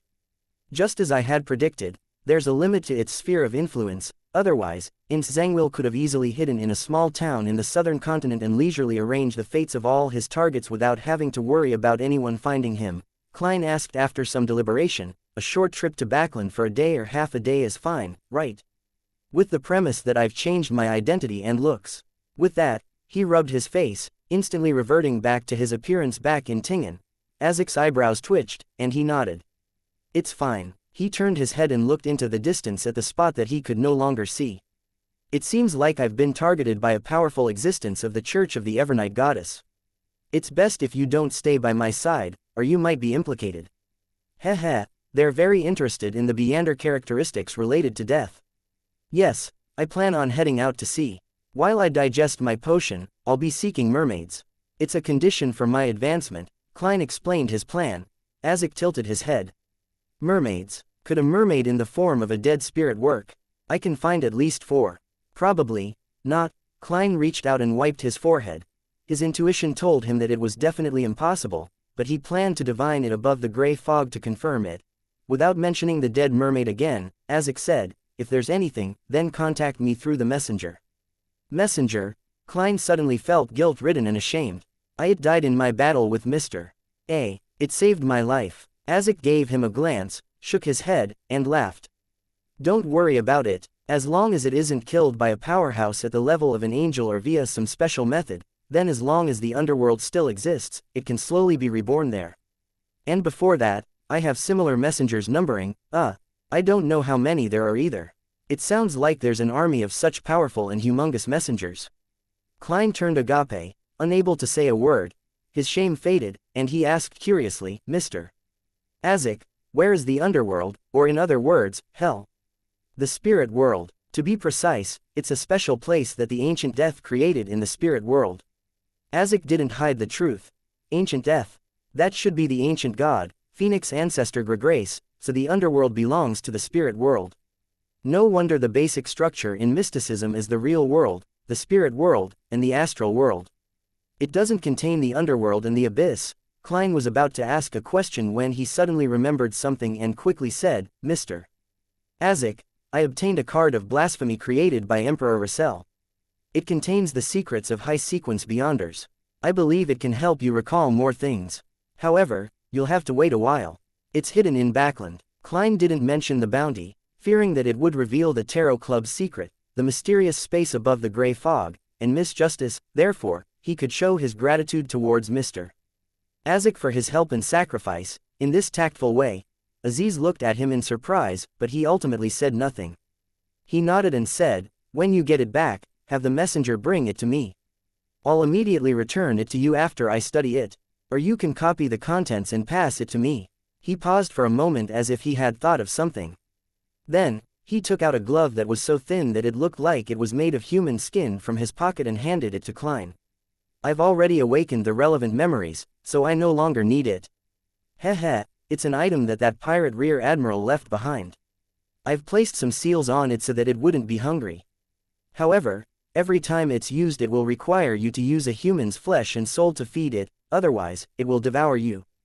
Creeping hunger, the remains of a particular shepherd. Klein immediately recalled what the glove represented. Chapter 481, Statistics and People. In a small town on the outskirts of Backland, after changing into clean and dry clothes, Klein placed the wet bills on the surface of the table, one by one, waiting for them to dry naturally in the warm room. During this process, he moved very carefully and very gently. Even his sneezing and coughing, which were brought by the fever, had been forcefully suppressed. To make sure there were no mistakes, he didn't dry them by controlling a flame. Having done all this, he walked to the corner of the hotel room, where there was a full-length mirror. Klein's black hair was neatly combed in the mirror. He had a pair of dark brown eyes, and his face was thin and angular. He had gold-rimmed glasses on the bridge of his nose and was beardless. He looked young but also experienced. This was a modification of Joe Mingrui's appearance, with the traits of a native from the northern continent. Moreover, this was his youthful appearance during university when he was filled with vigor, one that had yet to be made fat by society. He intended to go back to Backland when things have settled down a little, and then he would get himself a legal identity for his current appearance. Compared to when he left Tingen, he had no shortage of appropriate channels. For example, he had Ian at the Bravehearts bar, Miss Sharon's circle, and Detective Isengard Stanton. How nostalgic, Klein whispered. He busied himself with a ritual in the room where the curtains had been drawn. He planned to bring creeping hunger above the gray fog to study it safely. Inside the silent, ancient palace, he appeared at the very end of the long bronze table, leaning back in his chair while holding a pair of thin gloves made of human skin. Immediately after, he closed his eyes and extended his spirituality into the object that required sealing. He immediately felt the hunger of the glove. It was as if it had a stomach that could never be filled, but above the gray fog, it was so tame that it didn't dare let out even the slightest bit of malice. It was like a hunting dog lying there, not daring to move at all. Then, Klein heard cries of indignation and groans of pain. Many distorted, hideous, and grieving faces appeared in his spiritual perception, brimming with unspeakable melancholy and madness. These faces were deeply fused with the Beander characteristics of different colors and different states. Wherever Klein's spirituality spread, it would combine with the corresponding faces and use the powers it had. This is the way to use it. Together with the help of divination, Klein made one attempt after another and figured out what the 5 souls that the creeping hunger could let out to graze. The first was faceless, but it only had the powers to change his appearance and build. The second was psychiatrist. He could make a target fall into a frenzied state, place a certain amount of psychological cues, and could simulate a dragon's might, intimidating individuals and groups, and creating chaos. The third was interrogator. It allowed the wearer of the glove to be proficient in the use of all kinds of weapons, become a demolition expert, possess the ability to focus his mind, and have the ability to pierce a target's spirit body. The fourth was nightmare. There was only one power, which was to drag someone into a dream without being detected. However, it was unlike a Beander of the corresponding sequence. It was accomplished by creeping hunger, so the wearer could still move their bodies after entering a nightmare state. The fifth was priest of light. It allowed him to produce a halo-like effect, purifying all undead and foul creatures within a certain range. At the same time, he also had the singing ability of a bard which could strengthen his companions, as well as summon the light of holiness which was weaker than flaring sun. The limit is 5 souls, and the powers are fixed when letting them out to graze. For the first time, this isn't something I can decide for myself. It's purely based on luck. Maybe there can be 3 or just 1. Klein thoughtfully nodded, sighed, and said to the suffering souls, "No matter what kind of people you were in the past, I will gradually free you from your imprisonment to acquire complete deliverance. In the future, the souls I graze will only come from people who have committed heinous and unforgivable crimes. For every such Beander I kill, I'll replace one of you and release you, regardless of whether I need their powers or not." His solemn but gentle voice echoed within the ancient palace. The wailing souls quieted down, no longer writhing in a hideous fashion. Phew, Klein exhaled, opened his eyes, tapped the edge of the ancient table with his fingers, and said to himself, that Faceless's powers overlap with mine, so it's completely useless. Once I have something to replace it with, I'll release him first. Yes, when the time comes, I can attempt to channel his spirit and converse with him. Perhaps I might receive information regarding the high sequences of the seer pathway, as well as clues to the whereabouts of mermaids. No, there's no need to wait for a replacement. In a few days, I can make the attempt when I fully recover from my cold. The soul corresponding to the Priest of Light should be able to complete the incomplete formulas I previously obtained. Furthermore, he'll leave behind the corresponding Beander characteristic. That way, Little Sun doesn't need to worry about his subsequent advancements. Yes, he will be the second to be released. As for me needing to feed a human soul and flesh to creeping hunger every time it's used, that's not something I need to pay attention to. I usually wouldn't use it anyway. When using it, I'll definitely be facing a terrifying enemy. In such a battle, there's no lack of lives to call. Even if there isn't, I can throw creeping hunger above the gray fog and not be worried about its backlash, nor do I need to be afraid of harming the innocent. The worst outcome would it becoming unusable. Putting his thoughts away, Klein tried to use the mystical item, creeping hunger, to divine the formula for the shepherd potion but ended up failing. He didn't divine the origins of creeping hunger, afraid that he would provoke an unfriendly existence. Although he wasn't afraid of endangering himself due to the gray fog's isolation and obstruction, doing so could likely damage creeping hunger. I'll consider trying that out when I no longer need it. Klein leaned forward and rested his elbows on the table. He quickly recalled the previous matters and keenly noticed a detail. After the master key was obliterated, its Beander characteristic didn't disappear. Instead, it became dots of light, trying hard to converge. It can be assumed that the apprentice characteristic that's formed in the end will no longer contain Mr. Doors roars. In other words, such a method can be used to rid the mental corruption inside a Beander characteristic. But the underlying problem is that there's no way to destroy a Beander characteristic which has solidified into an item under normal circumstances. Back then, I was relying on a ritual that could allow a true god to descend. It needed the prerequisite of a large number of innocent lives. Also, once the all-black eye is shattered, the true creator's mental corruption that's hidden within will definitely erupt. When that happens, who can withstand it? Do it above the gray fog. As these thoughts crossed his mind, Klein remembered what could have happened at East Borough. He hurriedly conjured a pen and paper to make the appropriate divination. After receiving the revelation, his expression sank, and slowly, he leaned back in his chair. Below him, the endless gray fog floated in silence in a seemingly eternal unchanging fashion. Audrey stood by the window, looking at the fog mixed with pale yellow and iron-black colors rapidly disperse. When she saw the heavy rain that was incompatible with winter, her heart felt more at ease. After an unknown period of time, she and Susie waited for Earl Hall's eventual return home. "Father, how is it?" Audrey asked with concern. Earl Hall smiled warmly as he handed his coat and hat to an attendant. "It's resolved, but the exact details are still unclear. My little princess, you've really helped me greatly this time. You deserve a ton of medals." That's good, thanks to Mr. Fool's reminder, thanks to the risky investigation of his adorer, our tarot club has once again stopped the descent of an evil god and saved the world. Audrey's heart was filled with pride. Earl Hall took the towel from the maidservant's hands, wiped his face, and sighed. However, this time, there were still some serious casualties. To think that Backland smog could become so deadly, although the statistics haven't been tabulated, I estimate that more than 10,000 people died in East Borough, the dock area, and the factory district. Furthermore, the plague is still spreading, so please try not to leave the house for the time being. More than 10,000 people. That was a statistic Audrey could understand but couldn't imagine. Only on the anniversary of the kingdom's founding and during the parade, would she be able to see tens of thousands of people gathered together. However, this didn't stop her heart from feeling heavy as her mood suddenly turned gloomy. Daisy stood outside her apartment, watching the doctors and nurses in white coats and masks enter and carry out the bodies. She had long known the outcome. Her expression was numb and her eyes vacant. She subconsciously moved closer to the door. At this moment, the police officer in charge of the cordon stopped her. "Don't go over. Do you want to be infected with the plague?" Daisy stood there as she watched the two bodies being carried out. She saw her mother, Liv, hugging her sister, Freya, tightly. They were carried to a cargo carriage that was wrapped in black cloth and temporarily requisitioned. She then watched as they disappeared in front of her eyes as a white cloth covered them. The carriage slowly moved towards the other end of the street. At that moment, Daisy seemed to wake up from a dream. She turned around and ran at full speed, chasing after the carriage. The ground was abnormally muddy after the rain.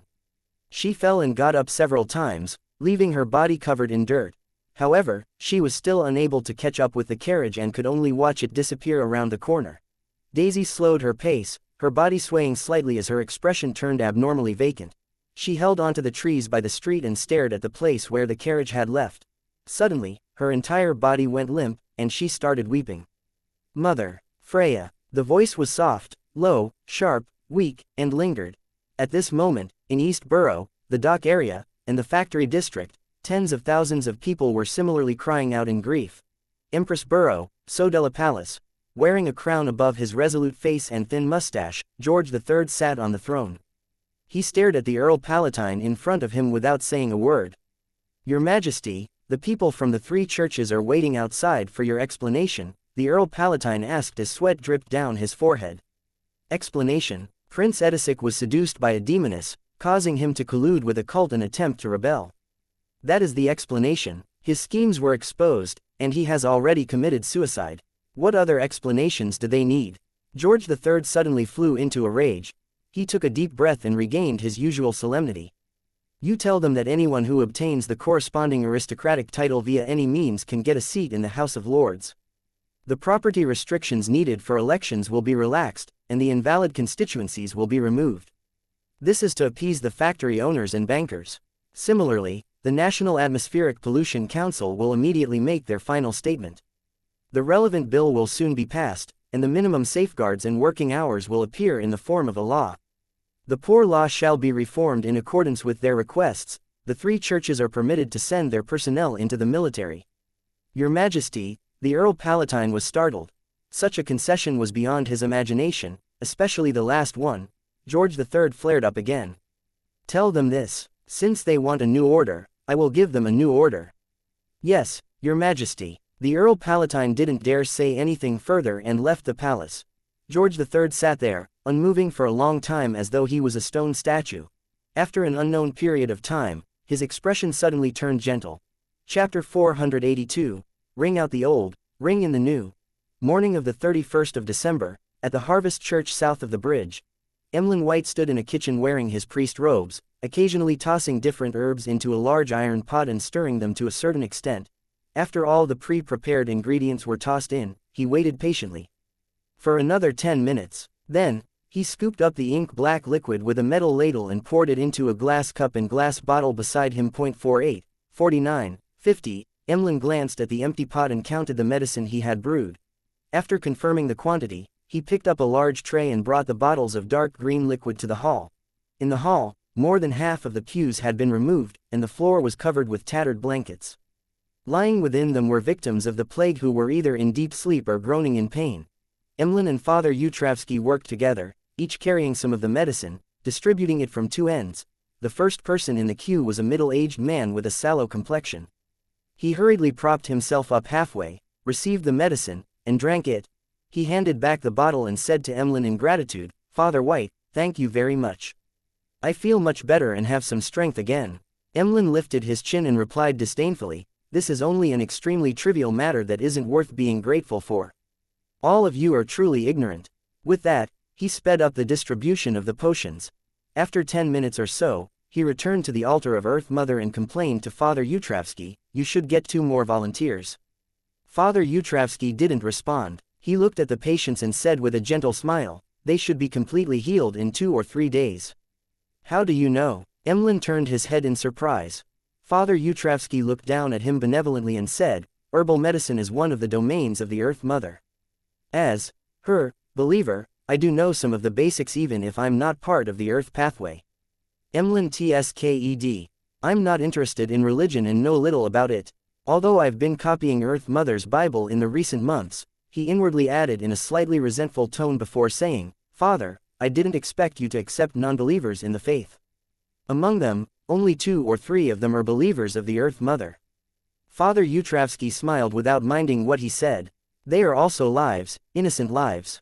Emlyn paused for a few seconds, exhaled, and said, Father, I've already found a way to resolve the psychological cue. Perhaps I will leave this place soon. Wait, why did I mention this? I was actually moved by him. What if he locks me up in the basement again? Emlyn suddenly turned nervous. Father Yutravsky's expression remained unchanged as he looked down and said to Emlyn, Actually, you didn't need to seek out solutions. In a little while, the psychological cue will be automatically removed, and you will be free to choose whether to come to the cathedral any longer, and I would have become the Mother's, no, Earth Mother's devout believer. Emlyn blurted out. Father Yutravsky raised an eyebrow and said, feeling somewhat surprised, I didn't compel you to change your faith. The psychological cue I left in you was for you to return to the cathedral every day, hoping that you would be able to fully appreciate the value of life and the joy of a harvest. The only effect of the psychological cue was to make me return to the cathedral. Emlyn's expression instantly froze. Father Yutravsky nodded frankly. Emlyn's mouth gaped as he slowly and mechanically turned his head to look back at the altar, looking at the Earth Mother's sacred emblem of life, as if he had become a puppet that very instant. In the evening of the 31st of December. 2 Daffodil Street, Tingen City. Benson entered the house, took off his hat and coat, and chuckled. I've booked second-class tickets for the steam locomotive to Backland on the 3rd of January. Melissa, who was sitting in the dining room with several newspapers in front of her, worriedly said, Benson, the air in Backland is terrible. Tens of thousands of people have died from the poison and diseases caused by the smog a few days ago. It's a sad and regretful matter. Benson walked to the dining room, sighed, and said, but the 2 houses have already passed the report submitted by the National Atmospheric Pollution Council. There will be legislation to regulate the emission of smoke and wastewater, so a new Backland will welcome us. You don't have to worry too much. Having said that, he smiled mockingly. When I came back from Iron Cross Street, I found a lot of factory owners or their employees from Backland recruiting people. They said that due to the smog and plague, the factories there are suffering a shortage in manpower, so they're willing to promise that the working hours and minimum wage will be much better than the current standard. Heh. You think it's impossible? Melissa asked. When more and more people flock to Backland, it will be impossible unless both houses pass the corresponding laws directly. Benson spread his hands and pointed to the table. Well, it's time to receive the new year. There were 3 sets of forks and knives, 3 empty porcelain plates and 3 cups on the table. 3 cups. 1 for beer, 2 for ginger beer. In the evening of the 31st of December, dressed to the nines, Audrey stood inside a lounge, waiting for the start of the New Year's party. However, one couldn't see the excitement, exuberance, and joy on her face despite the fact that she was about to become an adult. In front of her was a newspaper. On it was written, according to preliminary estimates, a total of over 21,000 people died in the fog, and the subsequent plague took the lives of close to 40,000 people. Among the deceased were young children, healthy young men, and women. Phew, Audrey couldn't help but close her eyes. Just then, her father, Earl Hall, and her mother, Lady Caitlin, knocked on the door and said in unison, Your beauty surpasses everyone tonight. Darling, it's time. The Queen is waiting for you. Audrey slowly breathed out and wore an elegant and beautiful smile. She then walked out of the lounge and entered the party's hall, under the company of her parents. She walked all the way up to the front of the dais and, under the gaze of many, handed her white, muslin-gloved hand to the Queen. The Queen led her to the edge of the dais as they faced all the guests. After a short pause, the Queen smiled and said, Although this is a dark period in Backland's history, we still have a gem that can illuminate the entire city. Her wisdom, her beauty, her character, her etiquette, are all impeccable. Today, I will formally introduce her to you. Lady Audrey Hall. Outside the window, the fireworks exploded into a dreamy light. On the last night of 1349, Audrey officially came of age and was presented to society, in the afternoon of the 3rd of January 1350. On the outskirts of East Borough, in a newly opened cemetery. Using divination, Klein found the graves of Old Kohler and Liv. This wasn't a grave in the truest sense of the word, but rather a niche where an urn was stored. They went on, row after row, stacked one above another. Standing there, Klein saw that not only was there no photograph or epitaph on Old Kohler's niche, but even his name was missing. Similar situations weren't uncommon. There were too many ownerless ashes whose relatives and friends couldn't be located. Their names, looks, and whatever experiences they had were unknown, nor did they garner the interest of anyone. They were only distinguished by the numbers on the niches. Klein closed his eyes, pulled out a slip of paper, shook it into a piece of metal, and carved a word on the niche's door, Kohler. Then, he added an epitaph: he was a good worker.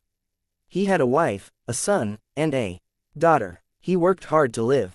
He withdrew his wrist, and with a shake of his wrist, the black-haired, brown-eyed, and emaciated Klein let the paper burn in his hands, as if it was a memorial service to all the souls residing in the area.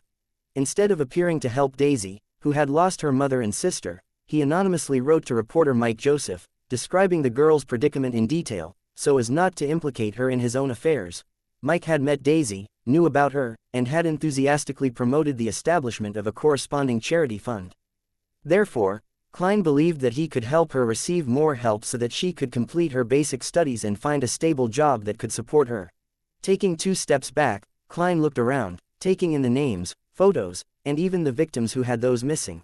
He raised his head, let out a long breath, turned around, and left the cemetery. On the steam locomotive to Backland, Melissa was engrossed in her textbooks, and Benson was soon chatting with the passengers around him. "It's too expensive, just too expensive. A whole 10 soli, half a pound." A burly man who wasn't even 30 sighed from the bottom of his heart. "If it weren't for the fact that I couldn't buy a third-class seat or a boat ticket recently, I wouldn't have spent this money at all. This is equivalent to half a week's worth of my salary." "Indeed, there are too many people heading to Backland after the new year," Benson agreed. The burly man wiped off his heartbroken expression and said expectantly, "Because they promised me 21 soli a week and that I wouldn't need to work more than 12 hours a day, we signed a contract. When I receive my first payment and rent a house, my wife will come to Backland, and she'll be able to get a good job, a job that pays about 12 or 13 soli a week. It's said that Backland is in dire need of people. When the time comes, we'll earn a total of over £1.50 a week, and we'll be able to eat meat frequently. Your wish will definitely be achieved. The king has already signed the bill, passing the law for a minimum wage and maximum working hours." Benson sincerely wished him well before smiling. This is the land of hope. The steam locomotive brought countless hopeful people to Backland. The sky was still bright, and the fog in the air had thinned a lot. The gas lamps on the platform were no longer lit that early. Experienced, Benson protected his sister and wallet before leaving the station with their suitcases while following the crowd. Suddenly, they simultaneously felt a gaze sweep past them. Tracing the gaze, Benson and Melissa saw a young gentleman with neat black hair and dark brown eyes. The gentleman with the gold-rimmed glasses pressed his hat and looked past them into the distance. Benson and Melissa also looked away and cast their gaze to the smoky pillars in the garden in the middle of the street as they looked forward to seeing the underground transportation system in Backland. Carrying his suitcase with an expressionless look, Klein walked past them with his body kept straight. He entered the departure station, facing the mass of people pouring into the land of hope, people filled with wonderful hopes in their hearts. It was the best of times, it was the worst of times. End of the second volume, Faceless. Chapter 483. New Identity. The sky was dark outside the window, but it wasn't the dark fog which Klein was used to. The sea waves rolled in, blowing away all the smog and making the clouds line up in various shapes, reflecting the reddish-gold sunlight. This was Pritz Harbor, the largest and busiest port in the Lowen Kingdom. Wearing a light vest and white shirt, Klein stood by the window and watched the outside world for a while until his pocket watch urged him to return to the mahogany table. In the warmth of the fireplace, he picked up a black, round fountain pen, unfolded a letter, and slowly wrote. Dear Mr. Azek, forgive me for not writing to you until today, but for the past few days, I've been wandering in Backland, immersed in the devastation that has been inflicted on this great city by the events of the past few days. If we were ordinary people, perhaps we would have been covered with white cloth and carried to the crematorium, eventually settling in a tiny niche. I've waited for quite a while and finally found an opportunity to retrieve what belongs to me. This includes the card of blasphemy I promised you. In addition, there's another item which I will get the messenger to bring to you as well. It's a copper whistle that can summon a messenger. It comes from a chance encounter of mine, regarding an elder who crawled out of his coffin. I'm sure you're puzzled having read this, as the description I used similarly points to you. This is what puzzles me. This is exactly what happened. I suspect that the original owner of the copper whistle is a member of the numinous episcopate that tries to revive death. Furthermore, his level isn't low. Perhaps you'll be able to tell something from this copper whistle. Before leaving Backland, I will write to the machinery hive mind to describe the massive underground ruin where you fought in Zhangwil. I hope that they will be able to figure out the truth with the help of this information. After going through a roundabout and indirect test, I've confirmed that they do not have any enmity towards you and me for the time being. If you're in trouble, perhaps you can try seeking their help. Finally, I have one more question. Is there any way to remove the residual mental corruption of a Beander characteristic that has already solidified? I am about to set sail. I wish you a smooth journey in finding your memories and a safe journey for myself as well, your student and friend, Klein Moretti. Putting down the pen and reading it once more, Klein folded the letter and stuffed it into the envelope along with the Dark Emperor card and the copper whistle left behind by the suspected numinous episcopate member. When he was done, he picked up the copper whistle Mr. Azek had given him and summoned the messenger by blowing into it. The messenger was still nearly 4 meters tall, made purely of white bones, its eye sockets burning with black fire. However, Klein's spiritual intuition told him that this was another messenger. Sighing secretly, Klein raised his arm and placed the letter into the messenger's lowered palm. The messenger lowered his head to take a look, before quickly disintegrating into bones and drilled into the ground like a torrential downpour. Seeing this, Klein lightly tapped his right molar and deactivated his spirit vision. He returned his gaze to the table, where there was a pale yellow identification card. This was a necessary item required for official purchases of any voyage tickets. For this, he had specially gone to Sharon and obtained a new identity through her circle. This identity was that of a bounty hunter, a lunatic who was eager to go on an adventure at sea to get rich. In accordance with Klein's wishes, his name was Gehrman Sparrow. A hunter of evil, Klein whispered, putting away a series of documents for his new identity. Shortly after, he drew the curtains, took 4 steps counterclockwise, and went above the fog. There was still some time before the tarot gathering, so Klein quickly retrieved creeping hunger and wore it on his hand. Closing his eyes, he tried to sense each and every twisted, illusory soul. He attempted to release the faceless. In the real world, creeping hunger would happily consume this gift and spit out the corresponding Beander characteristic, but above the fog, it didn't dare to act rashly. It allowed the soul of the faceless to leave the glove and appear to the side of the long bronze table. It was a middle-aged man with a blurry face. His twisted and painful feelings seemed to dissipate quite a bit. With difficulty, he bowed at Klein, who was leaning back in his chair. His figure gradually turned dim, almost plummeting beneath the gray fog at any moment. In the majestic palace, Klein could directly communicate, without any additional rituals prepared. Thus, he extended his spirituality and stabilized the man before saying in a low voice, "Do you know where there are live mermaids?" The man answered in an adrift manner, "Apart from those kept by the Church of the Evernight Goddess, they can only be found by sailing from the Gargaz archipelago towards the Sonia Sea for at least a week. That was my destination." So he's also a faceless seeking to advance. In order to seek out mermaids, he had taken the risk to go out to sea. However, he somehow died at the hands of Rear Admiral Hurricane Kilangos in the end. The Church of the Goddess rears quite a number of mermaids. Klein suddenly asked in realization, "Which organization did you belong to? Or should I say, where did your potion formula come from?" The blurry-faced middle-aged man's body suddenly trembled.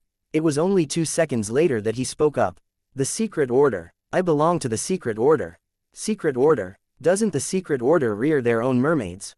Klein hesitated for a moment before asking, "Have you ever seen your leader, Zeratul?" The illusory and transparent faceless was silent at first, but then he shouted with a sharp voice, "I have. He's abnormal. He's an undying monster." As he spoke, his figure became increasingly thin, almost on the verge of dissipating. As expected, Zeratul is still alive. Just what had happened for a Secret Order member to be so afraid of him? More accurately, I should use him. Klein quickly asked about another key issue. "Apart from the treasures left behind by the Antigonus family and what your Secret Order has, is there anywhere I can get the high-sequence Beander formulas for the seer pathway?" The faceless turned increasingly transparent and more illusory. He finally left the words, "The Church of the Evernight Goddess, Cathedral of Serenity." The Holy Cathedral. Klein silently watched as the faceless's spirit body achieved complete liberation as he repeated the words. The Cathedral of Serenity was the headquarters of the Church of the Evernight Goddess, also known as the Holy Cathedral according to the Nighthawks. There really are high-sequence potion formulas of the seer pathway hidden there. I wonder how many secrets the various churches have kept buried and hidden. Sighing, Klein let the dark green glue-like substance, that had formed on the surface of his glove, slide onto the surface of the long bronze table. The faceless Beander characteristic eventually formed a jelly-like translucent object. In the dark green background, from time to time, there were different faces emerging, like shadows hidden behind dark curtains. Klein took a few looks before nodding indiscernibly. He muttered to himself, "I'll use the world later to get Mr. Hanged Man to sell this Beander characteristic either to artisans or Beyonders who need it." Although he had found a flaw in the official Beyonders' surveillance of 15 Minsk Street by means of divination above the gray fog, he didn't return there so as to not provoke them or expose the secrets of his spirit body. Instead, he spent extra money to buy a change of clothing and other daily necessities. All of that amounted to £12, together with the £8 paid for the documents. Of his new identity, his wallet was so empty that there was almost no need for it to exist. As for the 10% stake in the bike company, Klein found an opportunity to meet with Isengard Stanton and signed a legal agreement to entrust the matter to him. After all, their relationship wasn't a secret in the eyes of the Nighthawks or the machinery hivemind. "I still have £5 in cash and 5 gold coins. It will cost £4 to head for the Rørsted Archipelago, and that's for a third-class ticket at the lower deck. It would take at least £4 to go from the Rørsted Archipelago to the Gargaz Archipelago. I have to quickly sell off the faceless Beander characteristic. This way, I would be able to afford a second-class cabin and eat decent food. Thanks to Emlyn's suitcase being placed above the gray fog all this time, I've had to buy another one." Klein silently went through his financial situation, feeling as if he had returned to the time when he had just transmigrated, relying on the salary of the Nighthawks before he could even buy a suit. A Sequence 6 Beander characteristic varies between £3,000 to £4,000. If I encounter someone in desperate need for it, then it can be sold at a premium, but apart from maintaining my living expenses, I have to consider the cost of the Nimblewright Master's supplementary ingredients. I also have to consider the cost of the ritual needed to eliminate the mental corruption. Klein sighed and took out his pocket watch to take a look at it. Seeing that it was about time, he sent a message to Little Sun to prepare for the gathering. Furza's vision turned clear as she saw 3 figures sitting across the long, mottled table. A new member. With a thought, she quickly settled down. At this moment, she didn't care if the Tarot Club had any new members. Her mind was filled with the incident of the smog and plague from last week. She vividly remembered that the world had warned herself and Miss Justice at the last gathering that something huge was brewing in Backland, which could likely bring about a tragedy. Mr. Fool had confirmed that conjecture, and he had further pointed out that the person at the heart of the problem was Prince Edisic. She didn't doubt Mr. Fool's abilities and felt that the tragedy needed time to brew, giving her plenty of time to investigate. Who knew that it would come so quickly and so suddenly? Prince Edisic was also reported to have been infected in the haze and unfortunately died. It really happened. It really happened. Thinking back to the contents of the newspapers from a few days ago, she seemed to understand something, but she wasn't sure of it. For a moment, she felt terrified and uneasy. As a Sequence 9, I seemed to have become involved with terrifying matters that involved a huge city, a prince, and tens of thousands of lives just because I'm a member of the Tarot Club. It was only at this moment that the magician, Furs, realized the importance of being a member of the Tarot Club. Then, she heard Miss Justice's usual greeting that lacked her exuberance. "Good afternoon, Mr. Fool. You saved Backland again." "Ah, what? When was I saved again?" The Moon Emlyn listened blankly. Chapter 484, Asymmetrical. As he thought back to the recent events, the Moon, Emlyn, was quick to associate it with the Great Smog and the Plague outbreak, guessing that this was what the lady opposite him was referring to. But I heard that it was the work of a demoness of despair who was trying to advance herself. Furthermore, the Church of the Lord of Storms responded quickly, creating a hurricane to blow everything away. How could it be said that the fool saved Backland? Emlyn, who had an entire clan behind him, was quite well informed. Upon doing the comparison, it was hard for him not to be surprised and confused. Although he had always been proud and didn't wish to spend time on social interactions, he still felt an instinctive fear when faced with a hidden existence that he had to address with he. He didn't dare to open his mouth to ask and decided to listen for a while. Alger, even though he was drifting out at sea, had received news of the Great Smog in Backland. He was interested in the secrets and the truth behind it, confident in the belief that this was definitely a struggle between deities. After all, it had attracted the attention of Mr. Fool. "I'll ask Miss Justice when we exchange information." However, She might not be too sure of the details. It's rather impossible for her to know too many details based on her standing. Heh, she has great curiosity. To open up with such a greeting, she would definitely attempt to get an answer from Mr. Fool, hoping to get an answer. I hope that I have the opportunity to listen in from the side. With this in mind, Alger turned his head to look at the sun. Seeing how he wasn't anxious but calm and reserved, he knew that the City of Silver's exploratory team had already broken out from the fate of repeating their lives. Similarly, Audrey, who had figured out that the operation was successful from reading Little Sun's reaction, heaved a secret sigh of relief. She prepared herself to understand what had happened later in detail. After a solemn bow towards Mr. Fool, she thanked the seemingly unkind Tarot Club member, the World, for his advance warning. Mr. World, if it wasn't for your advance warning, then perhaps tens of thousands of people would have died in Backland during this great smog. In truth, I was also doing it to save myself. Klein controlled the World to give a hoarse laugh. He said it with sincerity and without any trace of acting, because if it wasn't for Miss Justice who was notified in advance and warned the Church of the Evernight Goddess, then the powerful existence who erased Mr. A wouldn't have arrived in time, and he himself might not have been able to hold on for long. If Mr. A had disintegrated me and ate me, then perhaps I might not have a chance of reviving, Klein thought in appreciation. Mr. A's feasting would literally be feasting. Immediately after, as the Fool, he leaned back in his chair and responded with a smile, all I did was provide some trivial help. No, your adorer really helped save Backland. His contribution is the greatest amongst everyone, Audrey praised from the bottom of her heart. His warning allowed the goddess, the Church of the Evernight Goddess to make preparations, wiping out the demoness of despair in a timely manner and preventing the primordial demoness from awakening. It allowed the contamination of the Great Smog to be kept under control. Furthermore, he even destroyed the Aurora Order's ritual, preventing the attempted descent of the true creators once again, keeping him at bay from the real world. Audrey received unanimous praise by Earl Hall and his wife for providing the most important information. They hadn't concealed the results of the investigation and some of the details they had gathered from her. Of course, they also raised their wish as parents that their daughter wasn't to get too involved with that secret organization. It would be enough if she stayed in the outer circle and gathered some information, then maintained her strength below that of Sequence 7. The primordial demonesses awakening, the true creator's attempted descent. What exactly happened in Backland? At the same time, Alger and Emlyn had the same reaction, but their expressions were different. The former only slightly raised his eyelids as his pupils contracted, unconsciously sitting to the side a bit, while the latter gave the illusion that he was about to jump up. Mother, no, esteemed Moon, when did Backland become so dangerous? Two evil gods had actually made their appearance during the Great Smog. Is that young lady lying?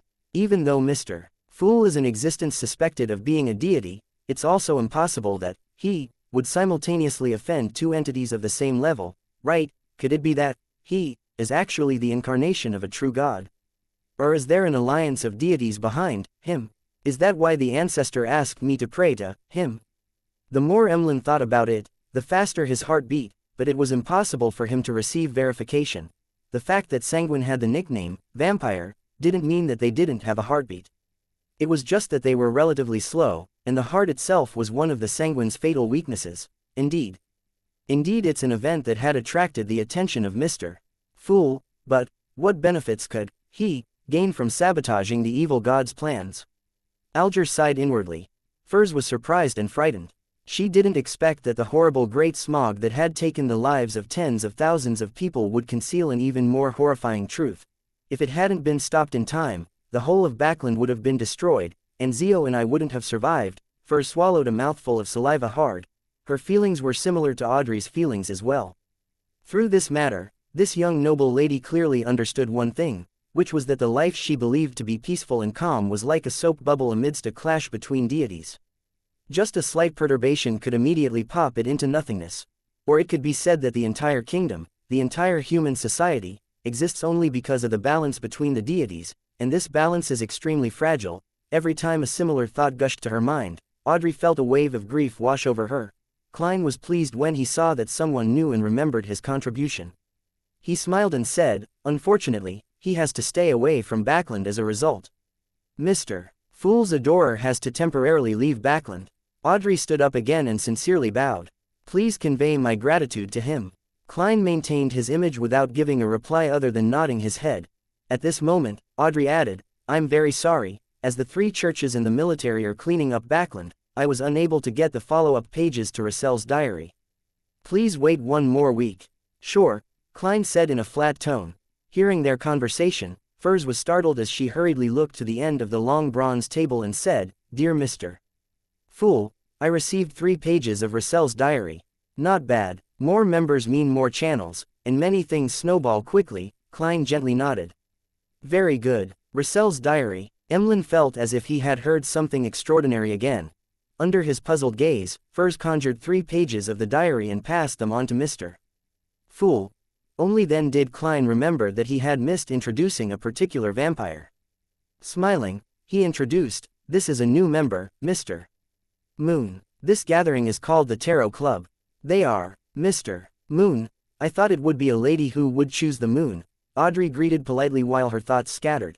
Similarly, Emlyn wondered whether the members such as the Hanged Man and Justice were humans or transcendent creatures, which pathways they were from, at which sequences, from which organizations, or if they were friendly to the Sanguine. Klein didn't care about them sizing each other up as he cast his gaze to the diary entries in his hands. The 11th of February. Today, I found out about a secret of the Sauron family. Ha ha ha, I'm going to die from laughter. Ha ha ha, so it turns out that the Hunter pathway that they possess will change gender at sequence 4. Men wouldn't change, but women will change into men. It's no wonder that none of the high sequence beyonders of the Sauron family that I'm aware of are female. The iron-blooded knight is indeed a true man. Ha ha ha, if it wasn't for how sensitive this secret was, then I would even feel like ridiculing Florin next time. The Sauron family ancestor that he looks like might have been a woman. This potion is way too much of a trap, isn't it? I hope the Savon pathway wouldn't have any strange changes upon reaching the high sequences. I don't want to one day suddenly realize that I either don't advance, or I have to change into a woman. The first thought that flashed through Klein's mind at the sight of this diary entry was, Emperor, you won't become a woman, but you will do it with a demoness, perhaps more than one. Indeed, there's a pathway that changes women to men. Furthermore, it's within the ones I expected. Hunter represents war, causing women to change genders at sequence 4, this is a little odd. The demoness pathway changes at sequence 7 which, it doesn't actually strictly correspond. Klein felt the warped and feeling of madness even more acutely. It was a result of the extreme asymmetry. Could it be that the underlying logic of this world is chaos, distortion, madness, and asymmetry? He tried his hardest not to frown. The 12th of February. This won't do. I want to laugh whenever I see Florin. Ha ha ha ha. 15th February, the modified artillery I designed and supervised was completed. The effect was worse than I expected, but the problem isn't that great. With it in mass production, I'll be able to show the world what true advanced tactics are. In order to celebrate, I decided to hold a banquet to invite those fellows who look down on me. Just wait to be slapped in the face. The Emperor truly doesn't let a grudge go. While sighing, Klein turned to the second page of the diary. The 5th of May, that unspeakable organization called for another gathering. I'm struck by the way they gather their members every time. It's phenomenal. No, a miracle. With my earlier observations, I raised some problems at this gathering. For example, all the sequence 0 names have a high enough level on the blasphemy slate. Only Red Priest appears rather unique. It doesn't sound strong enough. The old gentleman sitting beside me told me that red represents the red of war. And priest can be understood as the ritualist of strength at its core. Someone objected, believing that the priest in red priest represents being a priest of that creator. I leaned towards the former and asked for the name of the old gentleman in a low voice. I didn't know the identity of every member. To put it in an extreme manner, I only know a portion of them. The old gentleman answered me with a smile. He said his name was Hermes. Hermes, the Hermes who created the language of ancient Hermes. Hermes, the founder of humanity's mysticism. Chapter 485, Rich Information. Hermes. That's an ancient powerhouse. Klein frowned slightly. With his solid knowledge of mysticism, he was well aware of the era in which the old gentleman who had created the language of ancient Hermes had been active. That is during the second epoch when the giants ruled the land and the dragons soared through the skies. In a particular sense, he appeared before the god of combat and the Earth Mother in human history. In other words, even little son, who didn't know the 7 gods before joining the tarot club, would likely know of the name Hermes. Yes, I should find a chance to confirm this using the world.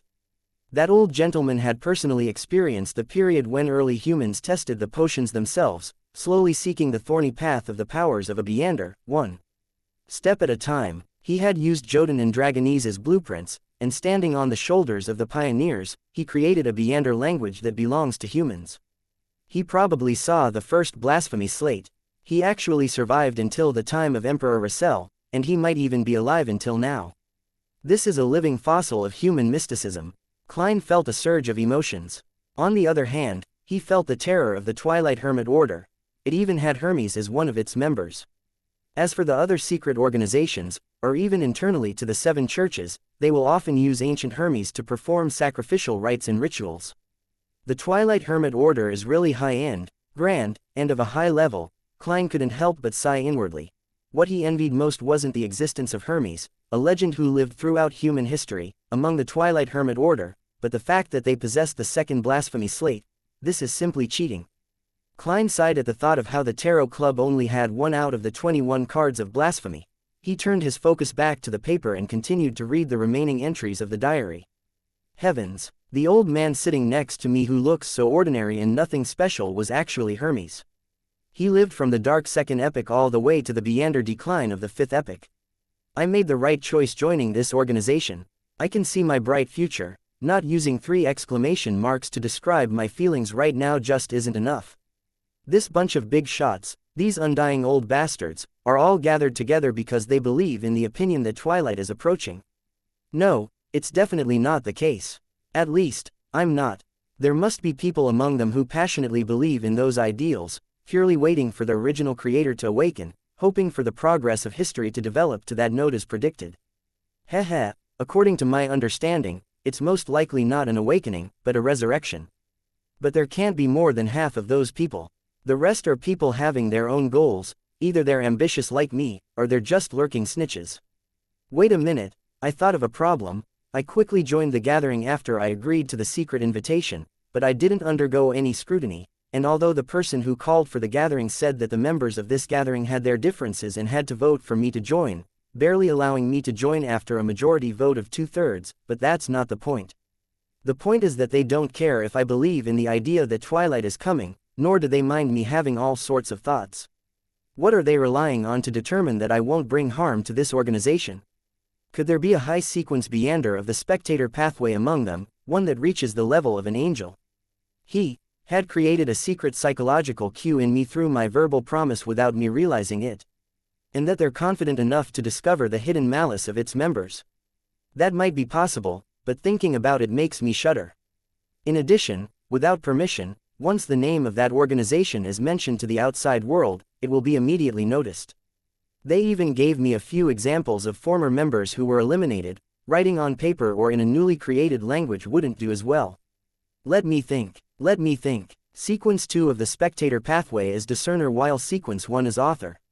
Who among them fulfills the corresponding traits 1? Yes, I have a preliminary suspect, the person who convenes the gathering. Yes, there's also sequence 0 of the spectator pathway.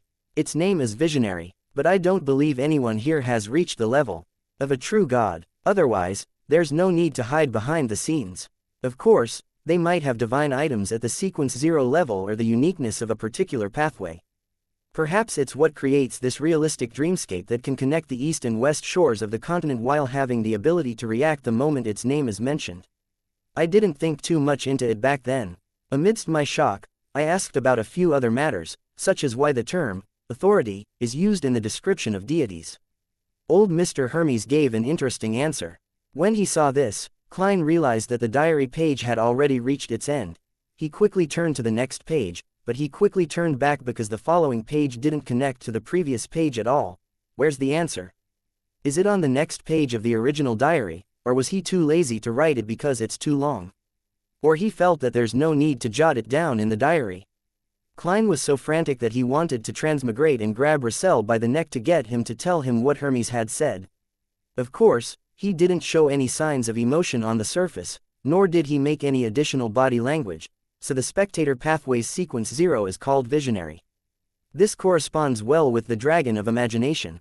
I thought it would be dragon. Visionary adheres more to what humans know, which also means that consuming the corresponding sequence 0 potion wouldn't necessarily change one into a dragon. Sequence 1 author. Just from the name of the potion, I find it quite similar to that Quill 008's traits. The Twilight Hermit Order's method of summoning members is a realistic dreamscape that connects the eastern and western ends of the continent. The miracle description at the beginning of the diary gave me a fright. I thought they had the gray fog or the mysterious space above the gray fog as well. Klein calmed his emotions and discovered that the single diary page provided a lot of important information. First of all, he knew that the ancient sage, Hermes, had at least lived to Russell's era, which was about 100 or 200 years ago, and he was a member of that mysterious organization. Second, from Russell's description of how the organization's name couldn't be spoken, he basically confirmed that the mysterious organization was equal to the Twilight Hermit Order. Finally, he learned the Sequence 0, Sequence 1, and Sequence 2 names of the Spectator Pathway. Although they wouldn't be needed anytime soon, they enriched his accumulated knowledge of mysticism.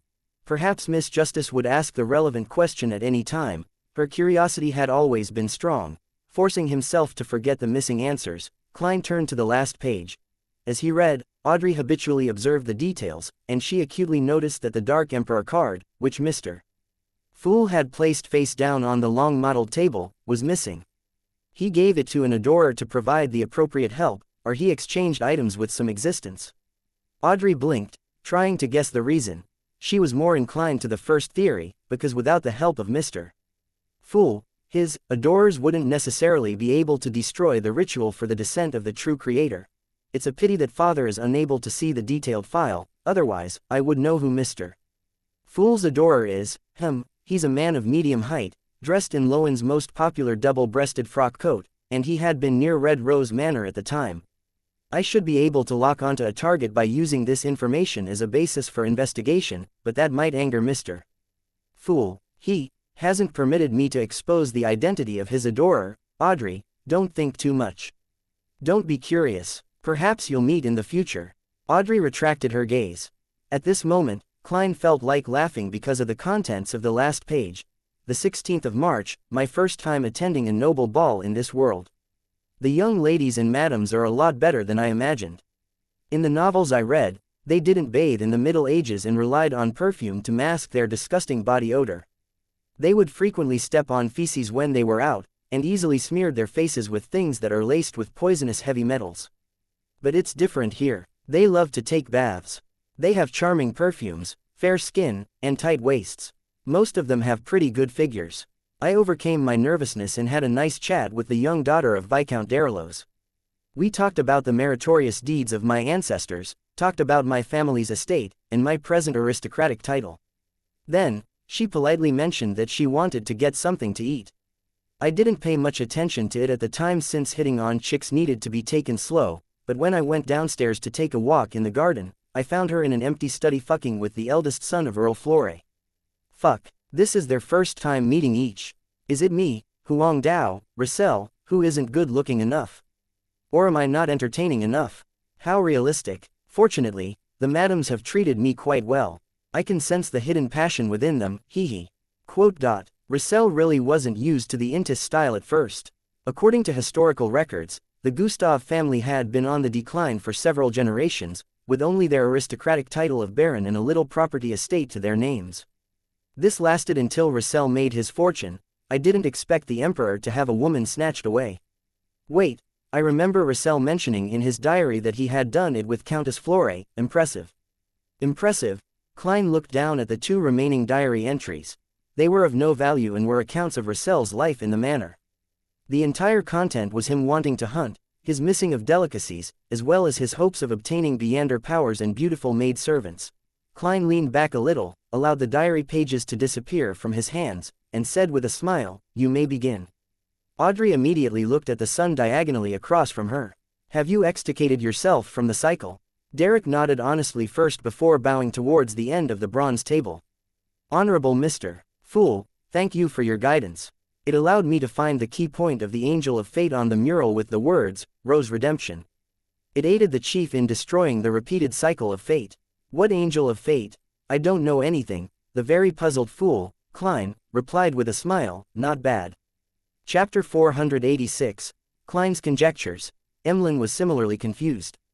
Words like, Rose Redemption, Angel of Fate, and, destroying the repeated cycle of fate, were beyond his understanding. He only felt that he could understand every word, but had no idea what they meant when placed together. Could it be that the young son had just escaped the pursuit of an angel?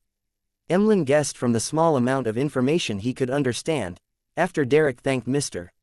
Fool, the hanged man shifted his position slightly, leaned slightly towards him, and kicked off from Miss Justice's question. He said in a normal tone, what was the exact sequence of events? Derek didn't hide anything and honestly replied, Miss Justice, Mr. Hanged Man, Miss Magician, and Mr. World, thank you for your concern, and thank you for the suggestions you previously gave me. In my 6th exploration, I tried. He described his actions and the corresponding results, highlighting the matter that the little boy, Jack, came from Enmat Harbor and the details of the Rose Redemption murals. Enmat Harbor, that strange little boy, Jack, is really from the Lowen Kingdom. In other words, the forsaken land of the gods, where the City of Silver is somehow connected to the northern and southern continents in some way. As long as one finds the right place, they'll be able to enter. Klein seemed to be listening leisurely, but he had made a judgment in his mind. Enmat Harbor was located to the east of Tingen City and was one of the most famous seaports in the central region of the Lowen Kingdom. Together with Pritz Harbor to the south, they supported the resupply of more than half of Backlund's goods. The spirit medium, Mam Daly, had once settled there, and Mr. Z of the Aurora Order seems to be there as well. Klein recalled something from the past. The same judgment also appeared in the minds of Alger, Audrey, and Furs.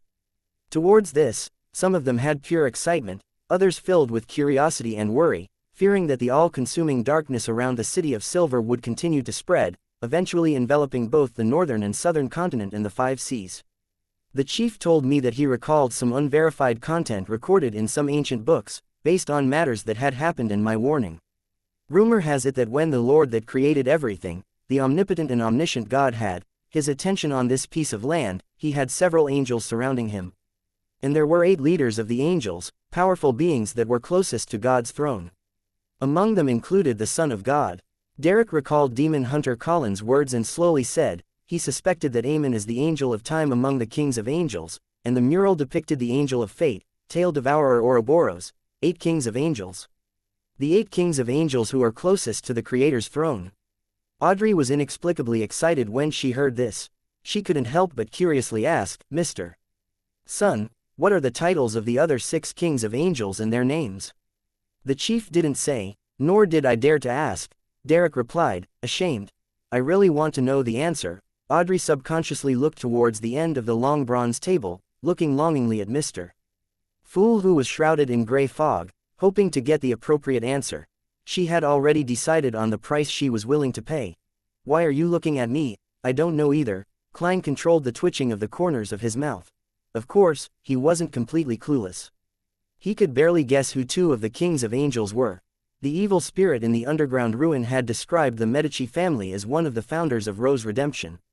According to that mural, the Angel of Fate, Ouroboros, is likely one of the leaders of Rose Redemption. Both basically have equivalent standing, which is to say that the Medici family possesses a king of angels, but it cannot be determined if he has already perished. The Medici family is suspected to be in control of the Hunter pathway, which is the Red Priest pathway. That king of angels title should be Red Angel or Angel of War. Since the Son of God is a king of angels, Amen is one of them, being Angel of Time. Then Adam might not be one, but I can't confirm his title. As for the other 4 kings of angels, I can't guess who they are. Perhaps there might be one or a few of them inside the Twilight Hermit Order. It's possible. The Twilight Hermit Order views the fallen creator as its enemy, making it at odds against Rose Redemption, which worships that evil god. Perhaps its true origin comes from those few kings of angels. Right, there's indirect evidence which isn't substantial enough. According to the legends of the City of Silver, the authority of the Dragon of Imagination, Anquelt, was taken back by the Creator. Logically speaking, it's not impossible for the Lord that created everything to give a portion of the authority to a king of angels by his throne. And from the description and guesses from Russell's diary, the Twilight Hermit Order likely has a spectator, which has the strength at the level of an angel in the visionary pathway or even higher. The two can form a correspondence. Hermes is a person who had experienced that piece of history. As these thoughts flashed through his mind, Klein smiled and said, "You will come into contact with it in the future. When I figure it out, I'll sell you the appropriate information," he added inwardly, seeing that Mr. Fool had no intention of answering. Audrey looked away with a slight sense of loss, motioning little son to continue his story. Alger had a bold idea. The history before the cataclysm can no longer be referenced. At the end of the third epic and the beginning of the fourth epic, there were only the 6 orthodox gods. Together with Aemon and the Tail Devourer, aren't there 8? They had benefited from the death of the creator and succeeded in advancing to sequence 0. For a moment, Alger felt that his thoughts were blasphemous actions that could be punished by fire, but he was also unable to contain his excitement.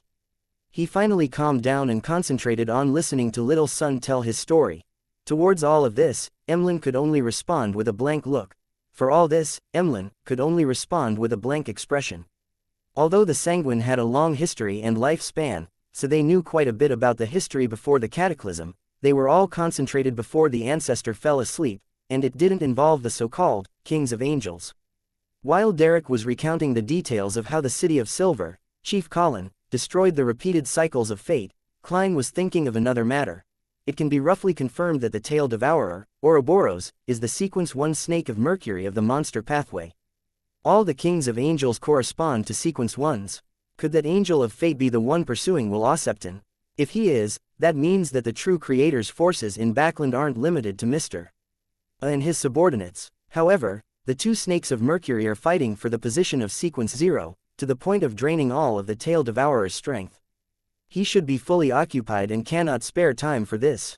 Of course, I can't eliminate the possibility that Will Osepton is equivalent to Ouroboros. However, the chances aren't high.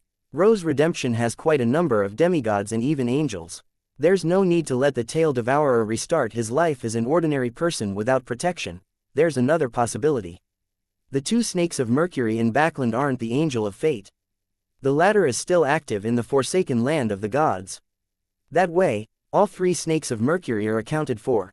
After finishing his recount of how they escaped the cycle, Derek expressed his gratitude once again. As for Audrey and company, despite listening to the repeated events a second time, it still left them shivering down to their bones, filling them with curiosity and fear. This is beyond my knowledge of Beander powers. It's all thanks to the help Mr. Fool gave. Audrey sincerely praised the Tarot Club's master from the bottom of her heart, feeling full of confidence. Alger and the others had similar thoughts as her. They all thought that the repeated cycles of life were close to a miracle that could only be destroyed by a deity. Fortunately, the master of the Tarot Club was a deity. Mr. Fool was a deity. At that moment, Derek looked opposite him and sincerely said, "Miss Magician, due to some unexpected circumstances on our return to the City of Silver, despite it having been resolved, we have slowed down. It will prevent us from returning to the City of Silver on time. Your Spirit Eater's stomach pouch will require another day or 2. Yes, I believe I'm no longer under surveillance. No problem, I can wait. I've prepared enough gold," Furs said as she let out a sigh. She had sold the mirror dragon's eyes to Miss Justice and had received £1,000 in cash. After informing her teacher, Dorian, of the exact results, her honesty had been praised and approved. Dorian told her that the £800 offer had been made in order to give her about £100 in labor fees. As such, the extra £200 would be a bonus for her. In other words, she had earned £300. Together with her original savings, she now had a total of £650, which was enough to buy the stomach pouch of a spirit eater. With this, Dorian trusted her a lot and revealed a lot of information regarding ingredients. It will take me at least 2 weeks to digest the rest of the potion. I'm not in a hurry. Looking diagonally across the table, Furs said, "Mr. Hanged Man, there's news of the dragon-eyed sea condor you require. £2,200. Dorian had given a reference price of £2,000. On the one hand, Furs had allowed room for bargaining, and on the other hand, wished to earn a little more. £200, Alger couldn't help but frown. His financial situation wasn't looking good after he purchased the wind-blessed potion formula.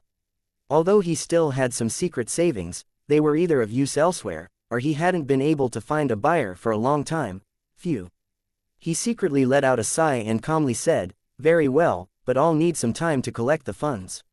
In addition, yours is too expensive, I have many channels to get cheaper ones, £1,900. That's the highest price I can accept. No, £2,000. That's the bottom line, Furs replied without hesitation. She was afraid that if she made too high an offer, then the other party would give up the deal. Alger immediately nodded. Furs was somewhat stunned. After listening by the side and witnessing the conclusion of a deal, Emlyn thought and eagerly asked, "Ladies and gentlemen, does anyone know how a sanguine can improve their strength without relying on the bestowment of their elders?" As soon as he finished speaking, he felt numerous gazes land on him. Sanguine. Is that the vampires of legends? Audrey's eyes sparkled as she studied Mr. Moon. And as a novelist, Furs no doubt had all sorts of beautiful or exotic fantasies of the sanguine, and her eyes were just as bright. Sanguine. Alger was taken aback at first, but he soon relaxed his brows. A vampire hiding in the darkness, covered in pus, while moving like the wind. Derek couldn't help but look sideways to size up Emlyn. Sanguine. The world was laid by a second before giving a normal, necessary response. Chapter 487, The Growing Tarot Club. The moment he was being stared at, Emlyn was momentarily at a loss, vaguely aware that he had asked something he shouldn't have. Why are you looking at me like that? Can't I have a sanguine friend? Should I try to explain? No, what's wrong with being a sanguine? I'm a sanguine, there's wrong with admitting that. A sanguine have a long history, long lives, and rich heritage. It's a lofty race. None of you are especially amazing either. What was just traded was only a sequence 6 item at best. After a few thoughts, Emlyn White raised his chin and proudly added, "Yes, I am a pure sanguine." No one asked him if he was. Mr. Moon is lacking some self-confidence, which resulted in him reacting a little excessively. Audrey read Emlyn's performance. He's really a sanguine, Furs asked out of curiosity. Mr. Moon, do you sanguine mimic humans and give aristocratic titles like Duke, Viscount, Earl, and Baron to label different powerhouses of different standing? No, it's you humans who mimicked a sanguine. Emlyn sat up straight. Long before the cataclysm, long before the second epoch, our sanguine already had these aristocratic titles. Those who have yet to fully control their strength are underage sanguine, and as for me, I'm considered an adult. Going one step further, one will gain the title of Baron and the progression leads all the way to Duke. Above Duke would be positions such as Queen and Prince. Back then, you humans were still under the rule of the giant king's court, so it's impossible for you to invent aristocratic titles. The moment his voice fell, the nearby Derek blurted out, "There are no such records in the history of our city of Silver." The categorization of the sanguine was determined by the appearance of the blasphemy slate. Prior to that, it was very vague and ambiguous. There were only titles such as the different family clans, head or leaders of a territory. Standing atop all is the ancestor, Lilith. After that, it strictly followed the potion system, named after the different sequence names. Emlyn replied scornfully, "The history of our sanguine was written with our long lives. It's not something that can be overturned by the random records of some small, ordinary city of Silver." Wait, they keep mentioning the city of Silver. Where exactly is it? Why haven't I heard of it? After the retort, Emlyn realized that he had apparently overlooked something important. Our city of Silver doesn't make up history. Our records come from ancient books that can be verified or from the ruins of other cities, Derek emphasized, somewhat aggrieved. If no one stops them, then I think they can argue about this matter until the end of the gathering. Although Little Sun is honest, sincere and reserved, he has a very stubborn and persistent personality. On the other hand, Mr. Moon seems to care especially about the history of the sanguine. Audrey did her daily observations as a telepathist with piqued interest. At this moment, Alger interrupted the discussion between the sun and the moon. "I know how to raise the strength of a sanguine." Emlyn's attention was diverted. Mr. Hanged Man, what payment do you need? I can use some of the lost history our sanguine has in exchange." Alger revealed a smile. "No, we're all members of the Tarot Club. This kind of information exchange is free of charge." Mr. Hanged Man sure is a generous, noble man. Emlyn inwardly made a preliminary assessment. "Thank you for your goodwill." After thinking for 2 seconds, Alger said, "The sanguine can also consume potions to advance, but it has be in correspondence, the correct type. The various churches have done a certain amount of experimentation, and the results have proven that this method is feasible. However, I am unable to find out the exact details. But the main ingredient for those potions are from my kinsman. Emlyn denied such a method. The hanged man laughed and said, never deal with absolutes. For example, I have a clue about the characteristics left behind by a sanguine baron. He died in a sudden conflict and didn't have time to find his successor. As for you, you can use the potion method to receive this inheritance and prevent the power of the sanguine from being lost. This item was owned by a great pirate that Alger knew. As he didn't know what sequence the potion corresponded to, he hadn't been able to sell it. Even his newly established artisan source wasn't that interested either. Use potions to inherit an inheritance to prevent the sanguine's powers from being lost. Emlyn suddenly felt that Mr. Hanged Man was very reasonable. Hence, he asked, what's the price? Alger chuckled and said, between 4,000 and 5,000 pounds. I won't know for sure until I find the owner of it. He had never communicated with the great pirate before, but he believed that as long as the price wasn't outrageous, the pirate would accept it. To a pirate, selling something would mean profit as it didn't take much capital. 5,000 pounds. Emlyn exclaimed. With such a large sum of money, I can buy a few puppets that I've been eyeing for a long time, and I can even get some new clothes for all my dolls. Emlyn's first reaction was to give up such a transaction. However, he thought of the ancestors' favor in him, the glory of the sanguine, and the identity of him being the race's savior. He was momentarily put in a difficult position. Alger didn't rush him as he said indifferently with a smile, I know this is a difficult decision. You can take your time and think about it. All right, Emlyn breathed a sigh of relief. Mr. Hanged Man is really, Audrey muttered to herself inwardly, turned to the moon, and said to all the members, Lady and gentlemen, do you have any news regarding the fruit of the tree of elders and the blood of a mirror dragon? Yes, Emlyn answered without hesitation. He had previously made a fortune due to a particular detective's purchase of Viander ingredients, therefore, at every sanguine gathering, he would pay attention to such information.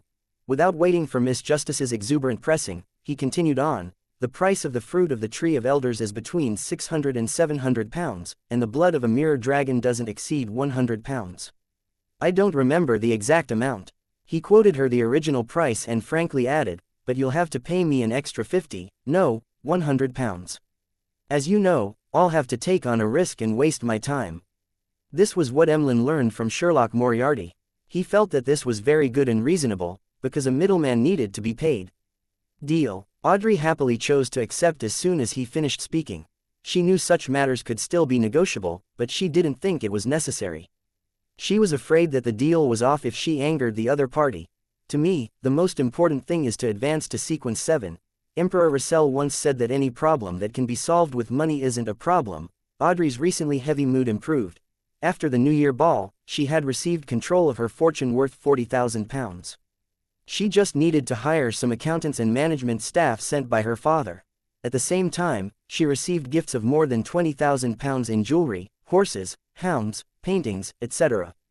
Most of them came from her mother, 2 elder brothers, and other members of the Hall family.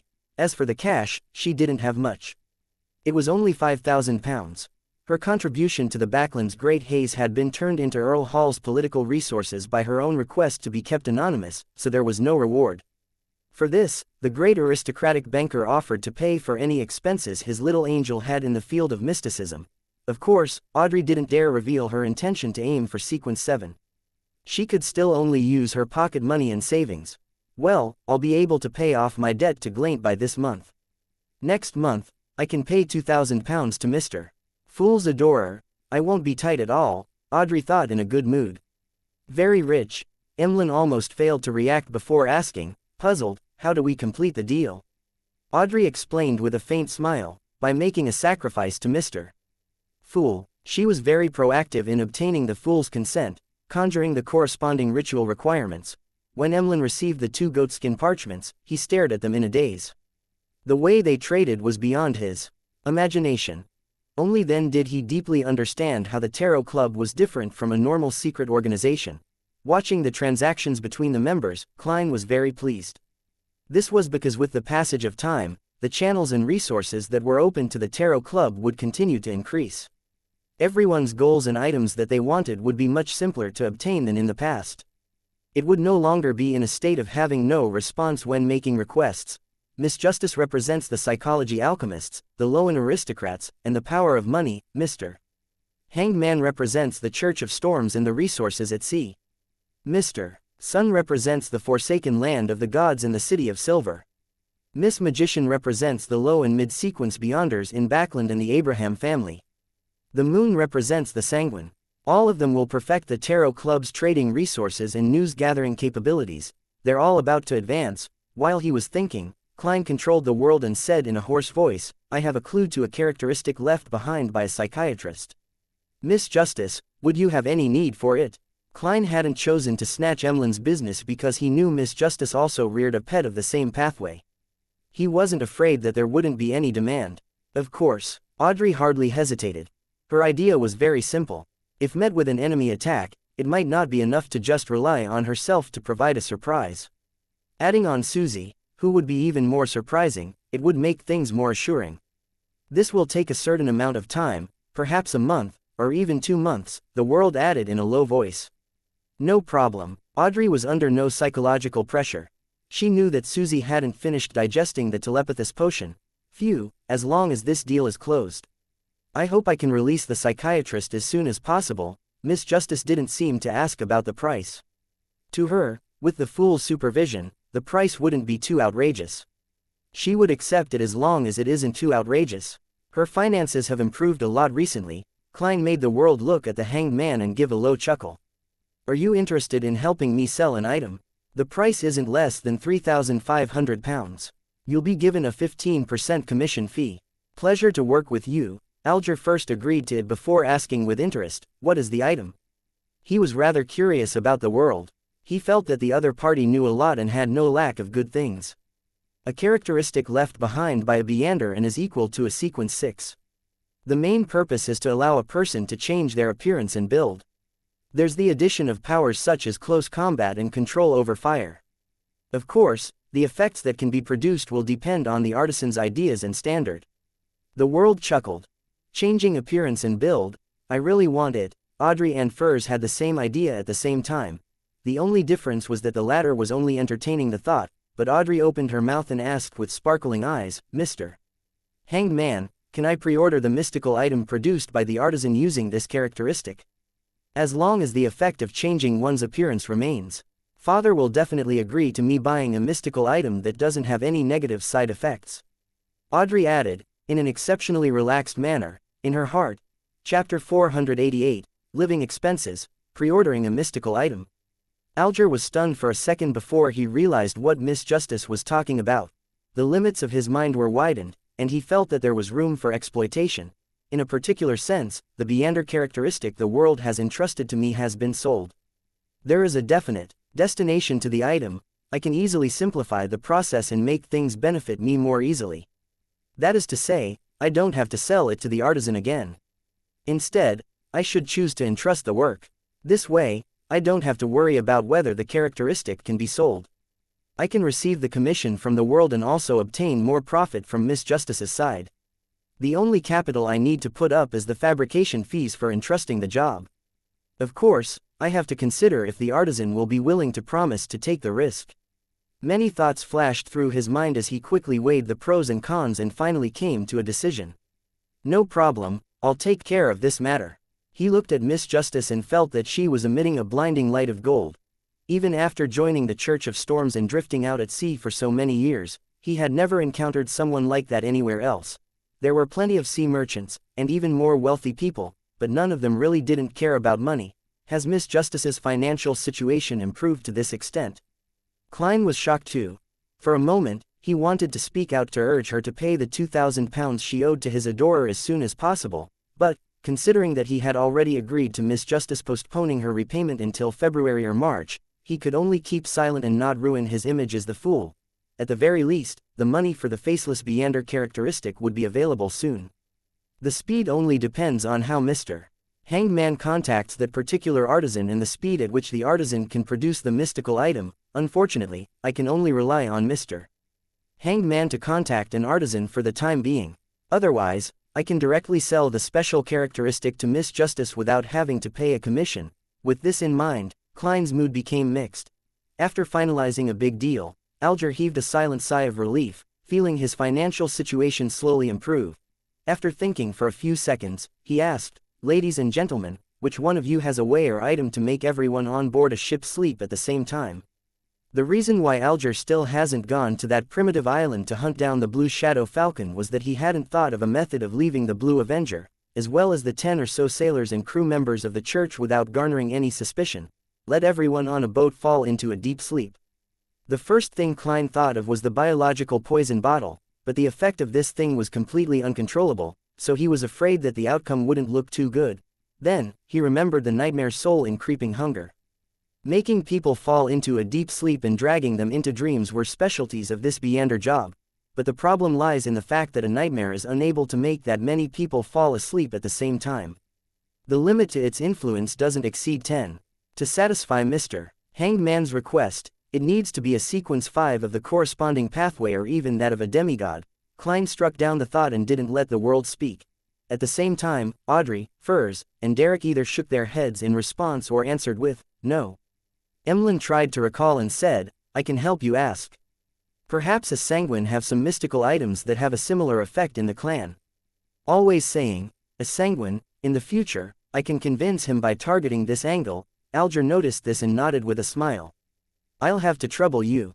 Seeing that the transactions were coming to an end, Klein quickly got the world to bring up his latest necessities.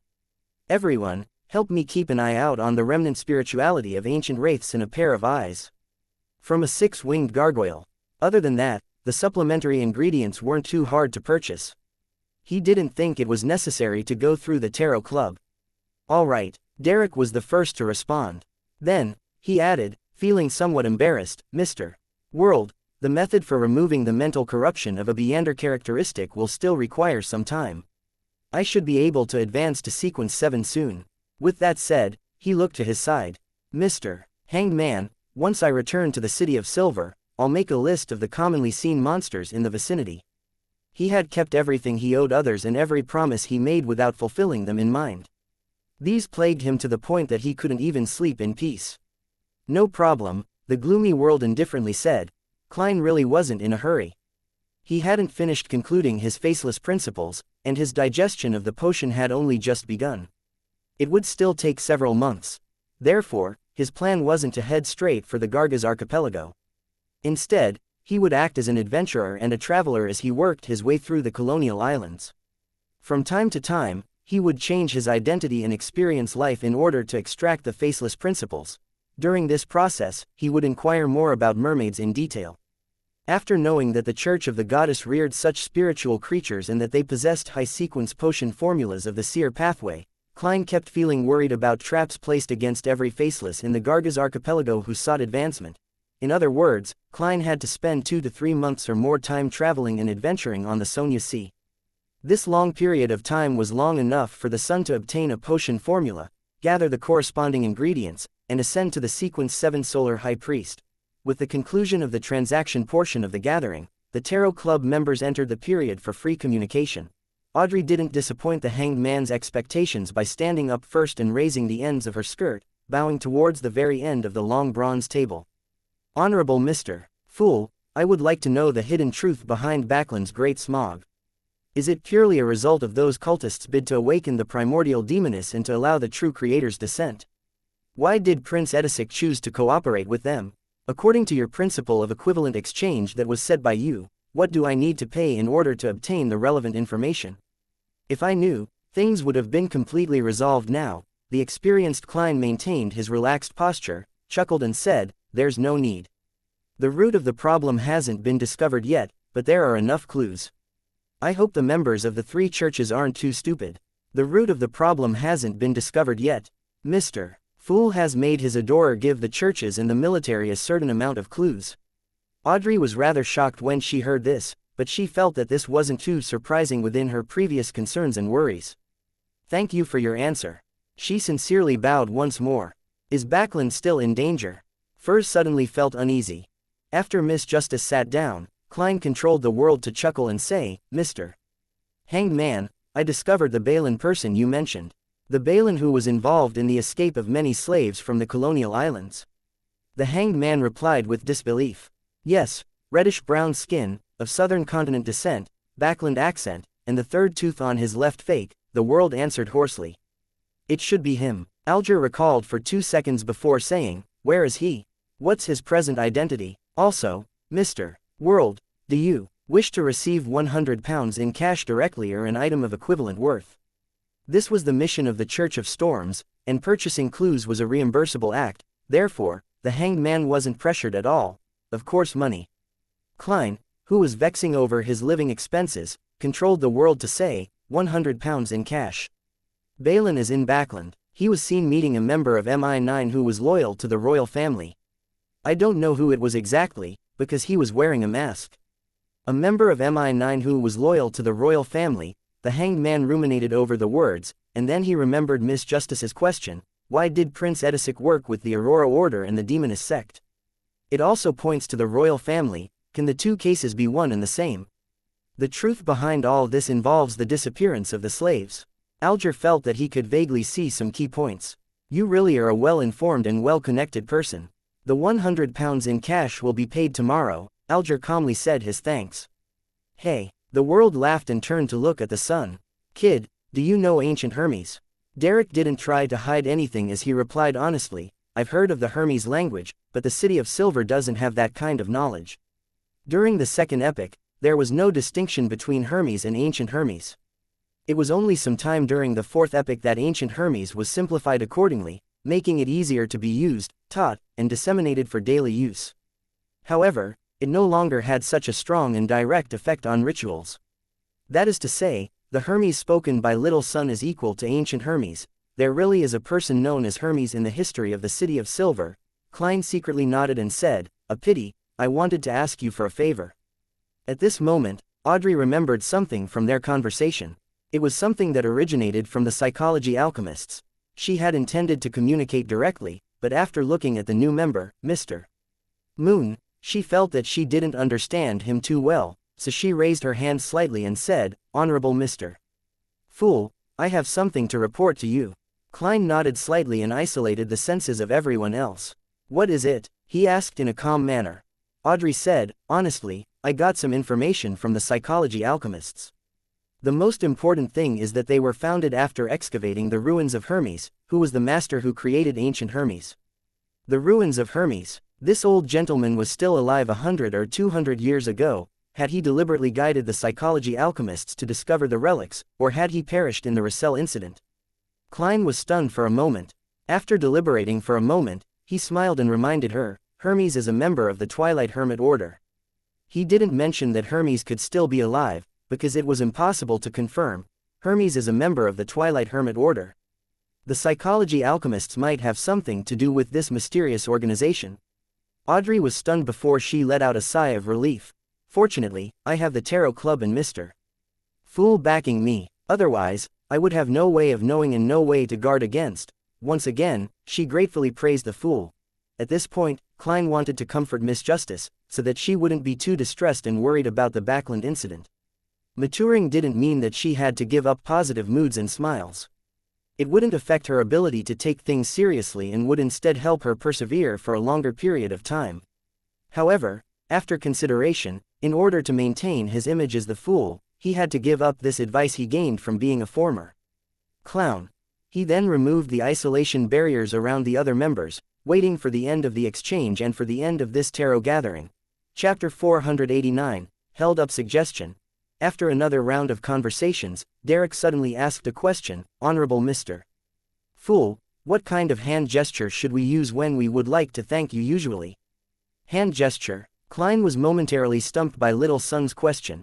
It had never occurred to him to imitate the gesture of drawing a clockwise circle from the Church of the Goddess, nor the Church of Storms' prayer gesture of striking the left of one's chest with their right fist.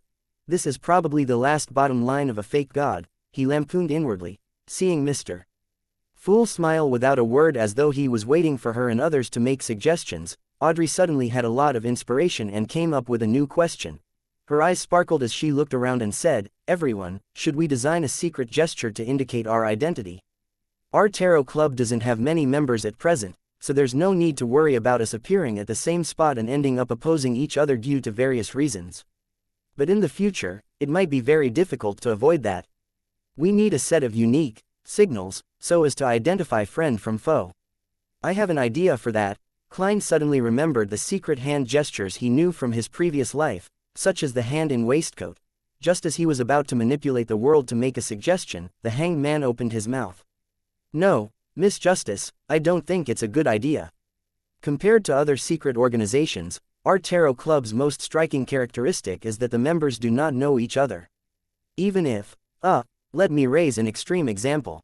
Even if one of our members are captured and interrogated, they wouldn't be able to affect the others unless there's someone who can resist Mr. Fool and enter this place directly. And that is clearly impossible.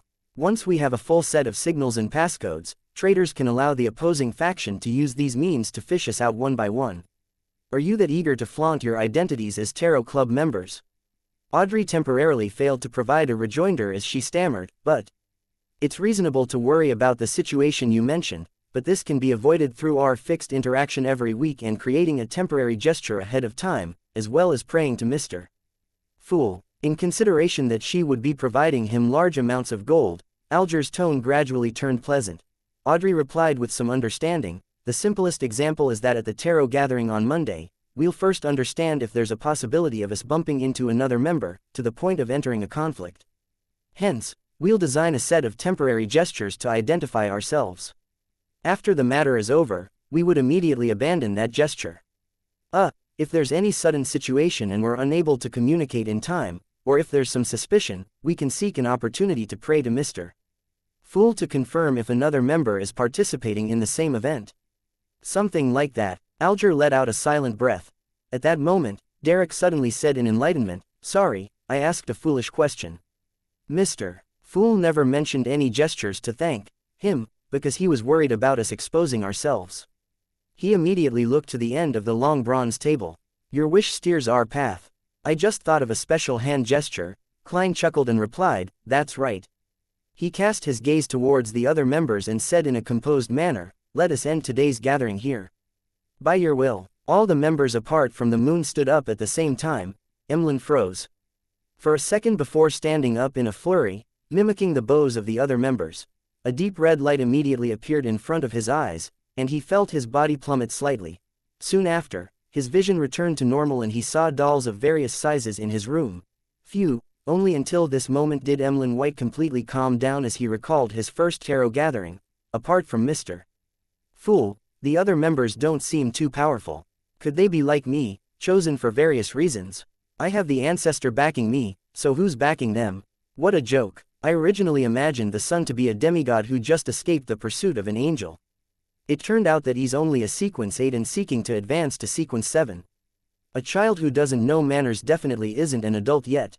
However, the city of silver that he mentioned and the experiences that he had undergone are very strange. I have to find an opportunity to ask Lord Nibs. No, I have to first ask Cosme, as well as my parents. I'll see if they know anything about the city of silver. Humph, how dare the history books of the city of silver tamper with the feats of a sanguine? Miss Justice is from Backland. She's very, very rich. Is she the daughter of some rich banker or the daughter of some noble? Perhaps she's a banker or noble herself. Miss Magician looked at me very strangely. She must admire the lofty sanguine. She doesn't speak much and didn't divulge much about herself. Yes, she's a quiet girl. Mr. Hanged Man is a mature gentleman. He knows a lot and has a sublime character. He's willing to answer questions from new members and is willing to provide the corresponding help and information. It can be said that he's very popular. The sun and the world are both willing to ask him questions and seek his help. The world is quite an unlikable person. When he speaks, it's like there's phlegm in his throat that he can't spit out. I would disdain even drinking such a person's blood. It has a dirty taste. He's very introverted and is good at hiding his emotions. Furthermore, he easily produced a sequence 6 Beander characteristic and promised to provide a psychiatrist Beander characteristic in 2 months, very impressive. As the details flashed through his mind, Emlyn discovered that the tarot club was simple, but also not very simple. Furthermore, Mr. Fool didn't interfere much with the development of the gathering. He seems to only be interested in the so-called Russell's diary, but he is willing to offer convenient services on the level of miracles to his members. At this thought, Emlyn couldn't help but feel a little proud of his identity as the moon. Surveying the room of dolls, he recalled his own problem, a relic worth 4,000 to 5,000 pounds. A chance to become a baron in a short period of time. This is really putting me in a difficult position. At this moment, although Emlyn hadn't made his final decision yet, he felt the room grow darker, as though he were shouldering a heavy debt. Klein pressed his thumb and middle finger of his right hand to one temple and gently rubbed it. He quickly sat up in the silent environment, allowing a small badge to fly out from the pile of junk and land on the long bronze table in front of him. The badge was only the size of an eyeball. On the surface, there were symbols that symbolized fate and concealment. It was the item that Klein had found on Lenevus's body. On its back, it was inscribed with the words, "You can join if you have this item," in ancient Hermes. It also provided the corresponding information for the gathering, January 4, 1350, 8 p.m. in Bobber Valley.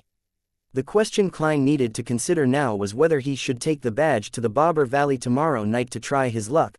Frankly speaking, he was inclined to not delving deeper. Even though he had already advanced to Faceless and was able to put on a perfect disguise, he didn't want to take the risk, because he didn't know anything about the gathering. A magician never performs unprepared, he muttered softly, took out a gold coin, and held it between his fingers. He picked up the badge with his other hand and muttered to himself, "It's risky to attend the gathering in Bobber Valley." After repeating this a few times, he finally flicked the gold coin. The gold coin tumbled down and stood upright in the palm of his hand. This meant that the divination had failed. As expected, Klein wasn't surprised. This isn't a problem of insufficient information, but rather the complete absence of it. He sat there in silence, letting the gold coin weave between his fingers. In the end, Klein overcame his curiosity and adventurous spirit and decided not to go, but that doesn't mean that I can't get involved. Tomorrow at 8 p.m., he smiled faintly and returned to the real world. 4th January, 10:35 a.m. Klein stood in front of a mahogany table and picked up a stack of bills. There were 5 10-pound notes and 10 5-pound for a total of 100 pounds. This was the payment which the hanged man had just paid via a sacrifice. The 15 notes made Klein's wallet much fuller, and he was finally able to buy his ticket in peace. Putting his wallet away, he picked up a thin human-skinned glove on the table and put it on his left hand. One of the main features of Creeping Hunger was that it had a camouflage effect when it wasn't in use and couldn't be detected by most Beander means. Therefore, Klein was able to switch between its original appearance, gloves of various colors, and camouflaging it as skin. This time, he chose black gloves. To that end, Klein had specially prepared an individual black glove for his right hand. Soon after, he placed the brown biological poison bottle into a metal box, sealed it with a wall of spirituality, and stuffed it into the inside pocket of his clothes. As for the sun brooch, as long as he wore it and carried it with him, it would create a hot summer feeling. Klein had no choice but to put it in his iron cigarette case and hide it at the bottom of his suitcase. 9 purifying bullets, 15 demon hunting bullets, 3 exorcism bullets. Klein took out his revolver and a cartridge box, silently counting as he loaded them. He closed the cylinder, inserted the revolver into his underarm holster, put on his black tweed coat and half-top hat, picked up his cane and suitcase, and walked out of the hotel room. Apart from the all-black eye and the other items that he couldn't use still being above the gray fog, he was fully armed. Taking a carriage, Klein arrived at the Pritz Harbor Ticket Company located in White Rose Borough. This company was located in a rather old 3-story building. There was a wooden notice board on the door. Klein walked over and stopped there. He casually glanced at the board which said, "Things to take note. 1. Maintain order. Lines are strictly enforced. 2. Do not urinate or defecate, as well as spitting. 3. Find the guard in the lobby if there is a dispute. 4. Do not open canned wolf fish in any of the rooms." Canned wolf fish, what's that? Klein raised his eyebrows. Chapter 490, Warning of a Former Sailor. The lobby of the Pritz Harbor Ticket Company was rather spacious, with 7 ticketing windows, but there were already a dozen or so people lined up in front of each. Klein took a glance and didn't directly go to the one with the fewest people. Instead, he took 2 steps to the right and arrived in front of an erected brown board. There were many pieces of white paper pasted on the wooden board, announcing all the information about the recent week's passenger ships, including their destinations, the ports they passed, and the prices of the different cabins. Before Klein could take a closer look, a staff member came over and drew a red circle on the second-class cabin of one line, marking it with a single phrase, "Sold out." So popular, Klein sighed. Of course, Pritz Harbor is the kingdom's largest port. Countless people pass through here to the southern continent and the colonial islands to seek out opportunities, a middle-aged man who was standing next to the wooden board replied in a clearly boastful manner. He was wearing a black bonnet and a black and white checkered uniform similar to that of the police, but he had no epaulets. All he had was a seagull badge hanging from his chest, exactly identical to the logo of the Pritz Harbor Ticket Company. The middle-aged man's face, hands, and all of his exposed skin were bronze in color and rather rough. It was as if he had been exposed to the sea breeze and the sun for many years to the point of giving people the feeling that he had salt in his wrinkles. Find the guard in the lobby if there's a dispute. This should be the guard. Klein remembered the things he had to pay attention to at the door. He didn't mind that the other party had taken the initiative to talk to him. He smiled and said, "You seem to understand this port very well." Hearing this question, the middle-aged man replied quite smugly, "I was once a sailor with the kingdom's navy, and their main base was located at Pritz Harbor's Oak Island. I served for 15 years and spent a long time in the sea around here. If it wasn't for East Balam's war destroying my health, then I could be a sailor for another 10 years. I know this port as well as I know my wife's body." A little cultured but also a little vulgar, Klein casually chatted with him, having the intention of asking about news on the sea. "You became a guard here after retiring?" "No, I was crammed into a night school for 2 whole years as a student and as a gatekeeper." Holy Lord of Storms, can you imagine the scene of someone my age reciting with a bunch of teenagers? And they know and remember words faster than I do. The guard showed an expression that showed how unbearable it was to reflect on the past. As he spoke, he patted his thigh and sighed. "Unfortunately, my knees can't stand wet weather, otherwise, I would be a part-time teacher at night. Those kids will make you feel young, but I won't deny that it's because I want to earn more money. When you have a wife and 4 children, you have to realize that you have to support your family." "Sir, you talk a little too much. Maybe that's why the ticket company hired you as a guard." Klein smiled and didn't continue with the man's topic. "I just saw the things to take note of at the door and found that canned wolf fish are not permitted to be opened here. Frankly speaking, I've never heard of such a thing." The guard's expression suddenly became complicated. He pinched his nose and said, "It's a food that's popular in places like the east coast of Fasak and the Gargaz archipelago. It's wolf fish pickled in salt, but it retains the blood, and the smell is very, very stimulating. It stinks and it's disgusting. It turns out to be a food of unknown origins." Klein laughed and said, "But I don't think anyone would specially eat canned food while waiting in line to buy a ticket, right? No, you don't understand that feeling. Perhaps, one day you will." The guard showed a look of lingering fear. There was once a barbarian from the north who came here to buy a ticket. As there were already many people lined up in front, causing the hall to look like a barrel filled with fish, he became very anxious, so he opened a can of wolf fish. In less than 10 seconds, only he and a few guys were left in the lobby. This is a biological weapon, an ordinary version of my biological poison bottle," Klein laughed. In the end, he successfully bought a ticket, and a new point to take note of was added outside. The result wasn't as he expected. The lady and the gentleman in charge of ticket sales also escaped. Heh, as you know, the brains of barbarians are even worse than that of curly-haired baboons. The guard chuckled. "When I was a sailor, there was a rumor at sea that a group of pirates controlled a merchant ship from Rolls. Ah, that's a city on the east coast of Fasak. In short, the pirates eagerly opened their spoils, but who knew that they were barrels filled to the brim with wolf fish? Can you guess the outcome? They fainted, vomited, and lost their fighting power, and the crew received their bounty reward." "Good story." Klein tried not to laugh. He returned his gaze to the pieces of paper on the wooden board and searched for information for a ship scheduled to depart on the 5th of January. As a professional, he had previously divined which date was suitable for setting sail on this week. It came out to be the 5th and 8th. And among the passenger ships that headed to the Rorstad archipelago, the St. Havre and the White Agate suited him the most. There are still tickets, and the prices are about the same: £4 for third class, £10 for second class, and £35 for first class. People who depend on the sea for survival more or less believe in the Lord of the Storms. Even in countries like Intis and Fasak, there are fishermen and crew who secretly believe in this forbidden deity. In a bid to be safe out at sea, the name St. Havre originates from the Church of Storms. It has a certain background. Klein thought it over. He was inclined to choose the White Agate. Not in a rush to make a decision, he turned to look at the guard. "Do you know anything about the White Agate?" The guard immediately smiled. "Sir, you have a good eye. The White Agate is a steam-powered ship, but it also retains a sail. Its maximum speed is 16 knots. Also, the captain is very experienced. He was once the boatswain of the Royal Navy's William V. No, it should be the Imperial Navy. The king has always claimed that he obtained the title of Emperor in Balam.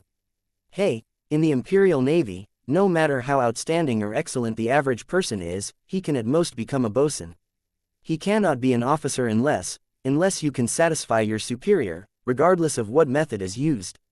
Only then can you be recommended to the Pritz Naval Academy as a reserve officer.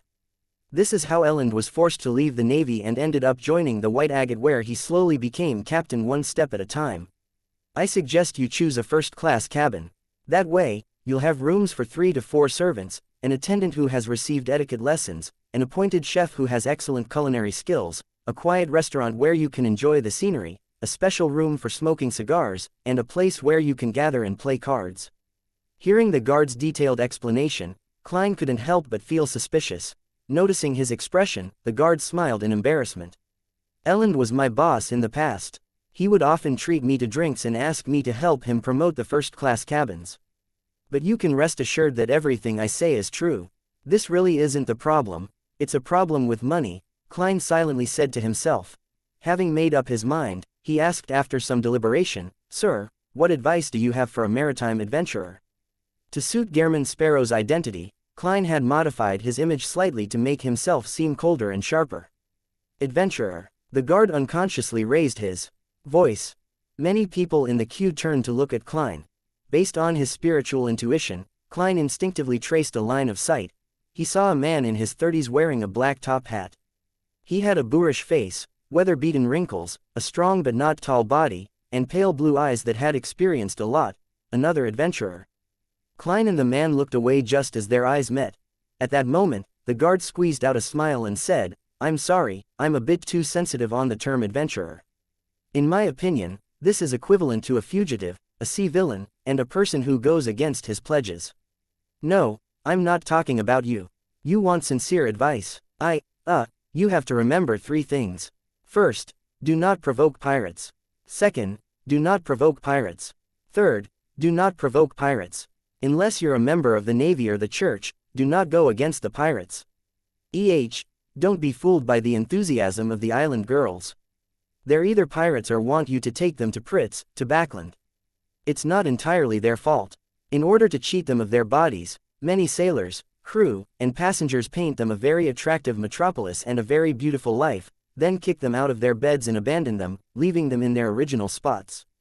What a bunch of vile people. In this era, people who live on the sea can't be too kind. Is the order at sea that bad? Pirates are this rampant." Klein nodded and said, "Thank you, I know what to do now." Saying this, he walked over to the line with the least number of people.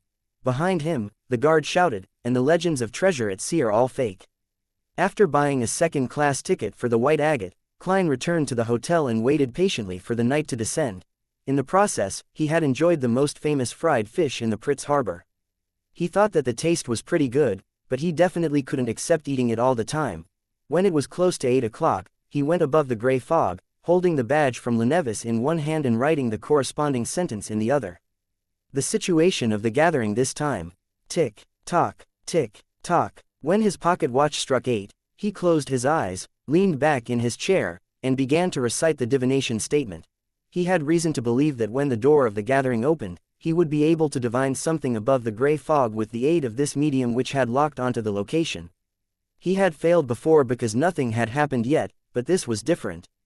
Things were happening now, and Klein had the right medium. Soon, Klein entered a gray, blurry dream world.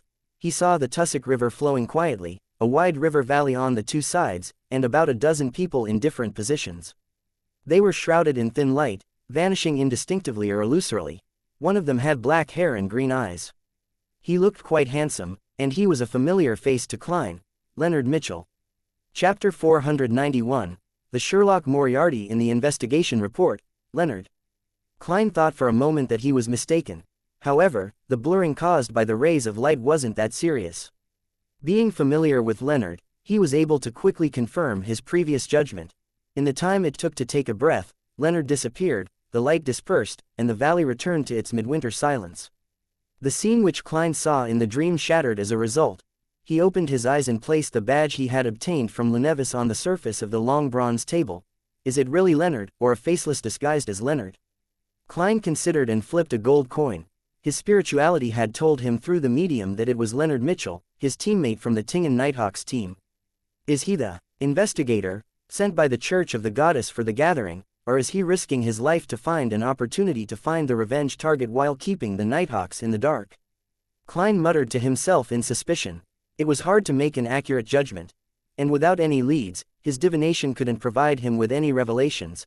After a few seconds of silence, Klein gave a self-deprecating smile as he drew a crimson moon on his chest. I wish him the best of luck. May the goddess watch over him. Klein no longer bothered with the problem, and he planned on understanding more about the gathering before deciding whether or not to participate in the future or to warn Leonard Mitchell anonymously. Backland, in a secret room in the basement of the Steam Cathedral. Ekenzer took off his hat, pressed down his fluffy but not soft hair, and sat in the first seat on the left.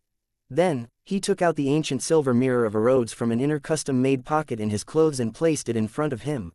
To his right, across him, and diagonally across him, were the machinery hivemind deacons and captains, all of whom had been summoned by the member of the Divine Council, the Archbishop of Backland, Horamic Haydn, for a meeting. The white-robed archbishop looked like an ordinary old man, sitting calmly at the end. Seeing that everyone had arrived, he looked around and softly said, "Let's start with Ekenzer. Tell me in sequence about the investigation over the past few days."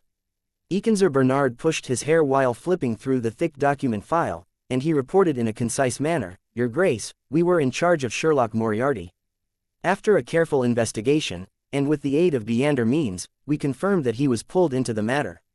Prior to the incident, there was no evidence that he knew of Prince Edisic's problem. He and the dead Talum Dumont were friends, and he indirectly fulfilled some of the tasks entrusted to him by the prince, but there weren't many problems. At most, he had falsely made some fraudulent claims for his expenses." At this point, Ekenzer suddenly felt a little worried because Sherlock Moriarty was also an informant for the machinery hivemind, and his expenses here were likely to be somewhat exaggerated. In any case, his job as an informant was very effective and very outstanding, enough to offset a lot of problems, and he hasn't become our informant for long. The money involved was mostly just from commissions. Ekenzer exhaled slowly and continued to report, "Our conclusion is that he's considered an innocent party and that there is no hidden plot behind him. He once keenly noticed the danger of Red Rose Manor, but that is a typical example of coming to the correct conclusion from an incorrect deduction. He was afraid of the royal family's internal strife, and for this reason, he had been slow in his work and didn't do any substantial investigations. On this, he had reported it to us. Unfortunately, he still failed to avoid the matter, but he was lucky enough. He mentioned that the descendant of death happened to be monitoring the vicinity of Red Rose Manor at the time, hence, he was rescued from the perilous situation when the meteorite fell. The signs at the scene are ample proof of how terrifying that strike was. It's likely due to 008. Klein mentioned the existence of Ince Zangwill in 008 in his letter. As for whether or not he knew the former archbishop and the Grade 0 sealed artifact, no one was concerned about it, because he was with Isaac Eggers for some time. It was entirely possible that he learned the information from him.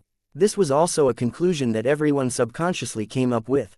As for matters regarding Grade 0 and Grade 1 sealed artifacts, the 7 Orthodox churches constantly shared information of the rough situation with each other. The numbers were shared, and there was no repetition.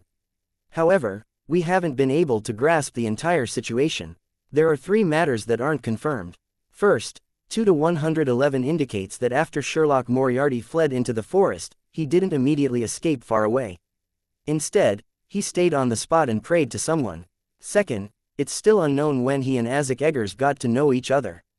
Third, it's still unknown how he escaped the underground ruins. It's unlikely that he could have done so with his strength. And in this process, he had even destroyed the descent ritual of the Aurora Order. Ekenzer finally concluded. Point 2-111 referred to the magic mirror, or Rhodes. Horamic laughed after he listened to the recount and muttered, "Fraudulent claims of expenses." He then cleared his throat. In any case, Sherlock Moriarty is a hero of Backland. If he hadn't stopped the ritual in time, and if he had been frightened at that moment and had chosen to flee, then most of us wouldn't be alive sitting here. Moreover, he has also displayed his faith in God and his friendliness towards us. As long as there isn't too much of a problem with him, Then we can pretend that we don't know anything about his tiny flaws and secrets. Your Grace, this is what we were thinking as well. Xianxia heaved a sigh of relief and said, I guess his prayers in the woods, including the ritual of blowing the copper whistle, were to get in touch with awakens. But the effects and speed can be different. In such a critical situation, the only thing he could do was to try to save himself, which is something that we deduced from the follow-up process. Apart from trying to save himself, he could write his will, another machinery hivemind deacon quipped before he immediately reported the portion he was responsible for. We haven't found the underground ruin which Sherlock Moriarty described, even with the help of 2 to 111. We're still temporarily unable to grasp the locations of the royal family's high-sequence beyonders on that very day. It can be confirmed that the Church of Evernight received the information first. This came from a special channel of Earl Hall, but the specific situation is unknown. Most of the forces of the Aurora Order in Backland have been eliminated by us, the Nighthawks, and the mandated Punishers. However, I suspect that they still have some hidden strength. At the time of the incident, Sherlock Moriarty mentioned that Trissa was heading to Backland, but no one has seen her ever since. According to Sherlock Moriarty, she was a key figure and was renamed Trissa Cheek. It cannot be determined what method the Church of Evernight used to capture the Demoness of Despair and the butler, Funkel. Results via divination tell me that they're still alive, but they aren't free. One by one, the deacons and captains reported on their findings while Horimic half closed his eyes, seemingly deep in thought. After a few seconds of silence, he opened his eyes and slowly said, put all efforts into finding Trissa Cheek, if she's still alive. Pass me all the problems where divination has failed to provide any effective revelations. The Church has a saint who is good at this, although it's not necessarily more effective than 2 to 111. As for the surveillance and investigation of the royal family's high-sequence beyonders, it can be tabled. There's no need to worry. They've always known what we've been doing. It's also a form of warning. Continue the search for the underground ruins and report it to the Evernight and Storm churches. Xianxia, ask 2 to 111 how Sherlock Moriarty escaped the ruins, as well as when he got to know awakens. Xianxia looked at the Archbishop, then at his colleagues before gritting his teeth and said, yes, Your Grace. He was sadly convinced that his legends were about to spread from just a few machinery hiveminds teams that he was in charge of to all the beyonders of the Church of the God of Steam in Backland. After a very well-rehearsed process, he opened his mouth and said, Honorable Erodes, my question is, when did Sherlock Moriarty get to know awakens?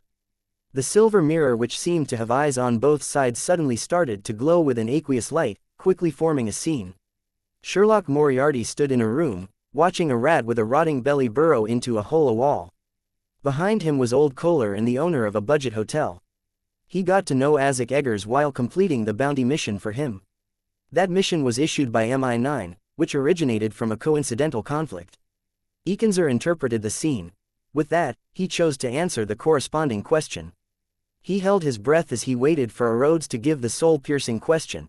As expected, he saw the bright red words, do you know the feeling of trying your best to win the favor of someone, but only to end up being abandoned without any progress?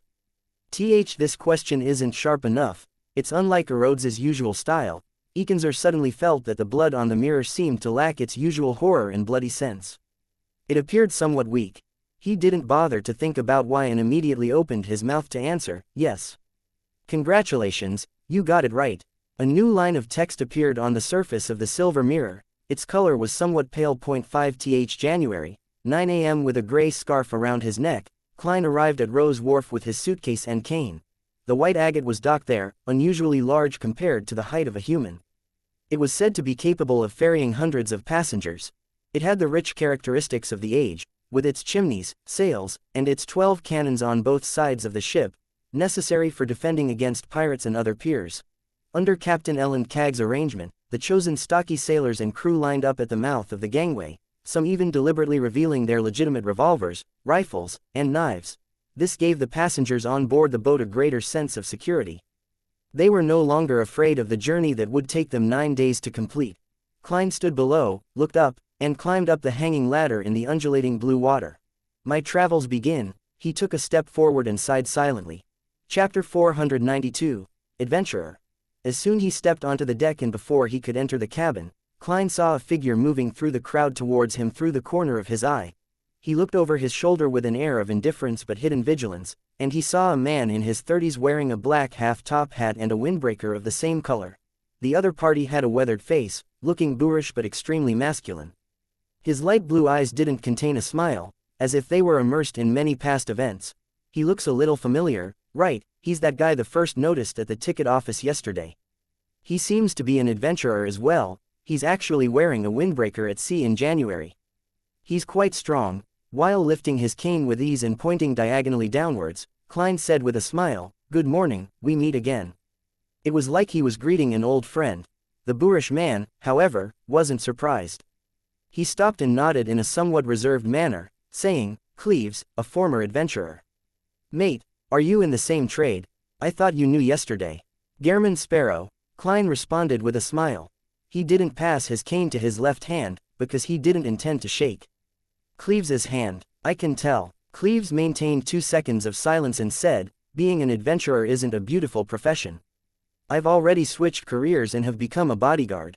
This time, I'm accompanying my employer's family to the capital of the Rorstad archipelago." He half turned and pointed to another spot on the deck. Klein traced where he was pointing and saw nearly 10 people gathered together. They were led by a plump middle-aged gentleman with ruddy cheeks and spirited eyes. On his double-breasted suit, Klein could see the gold chain from his pocket watch and a jeweled collar brooch. Next to him was a lady in a wide-brimmed hat, her face completely hidden by the dark blue muslin that hung down, and her figure wasn't too bad. Standing in front of the couple were 2 children. The younger one was a boy who wasn't even 10 years old.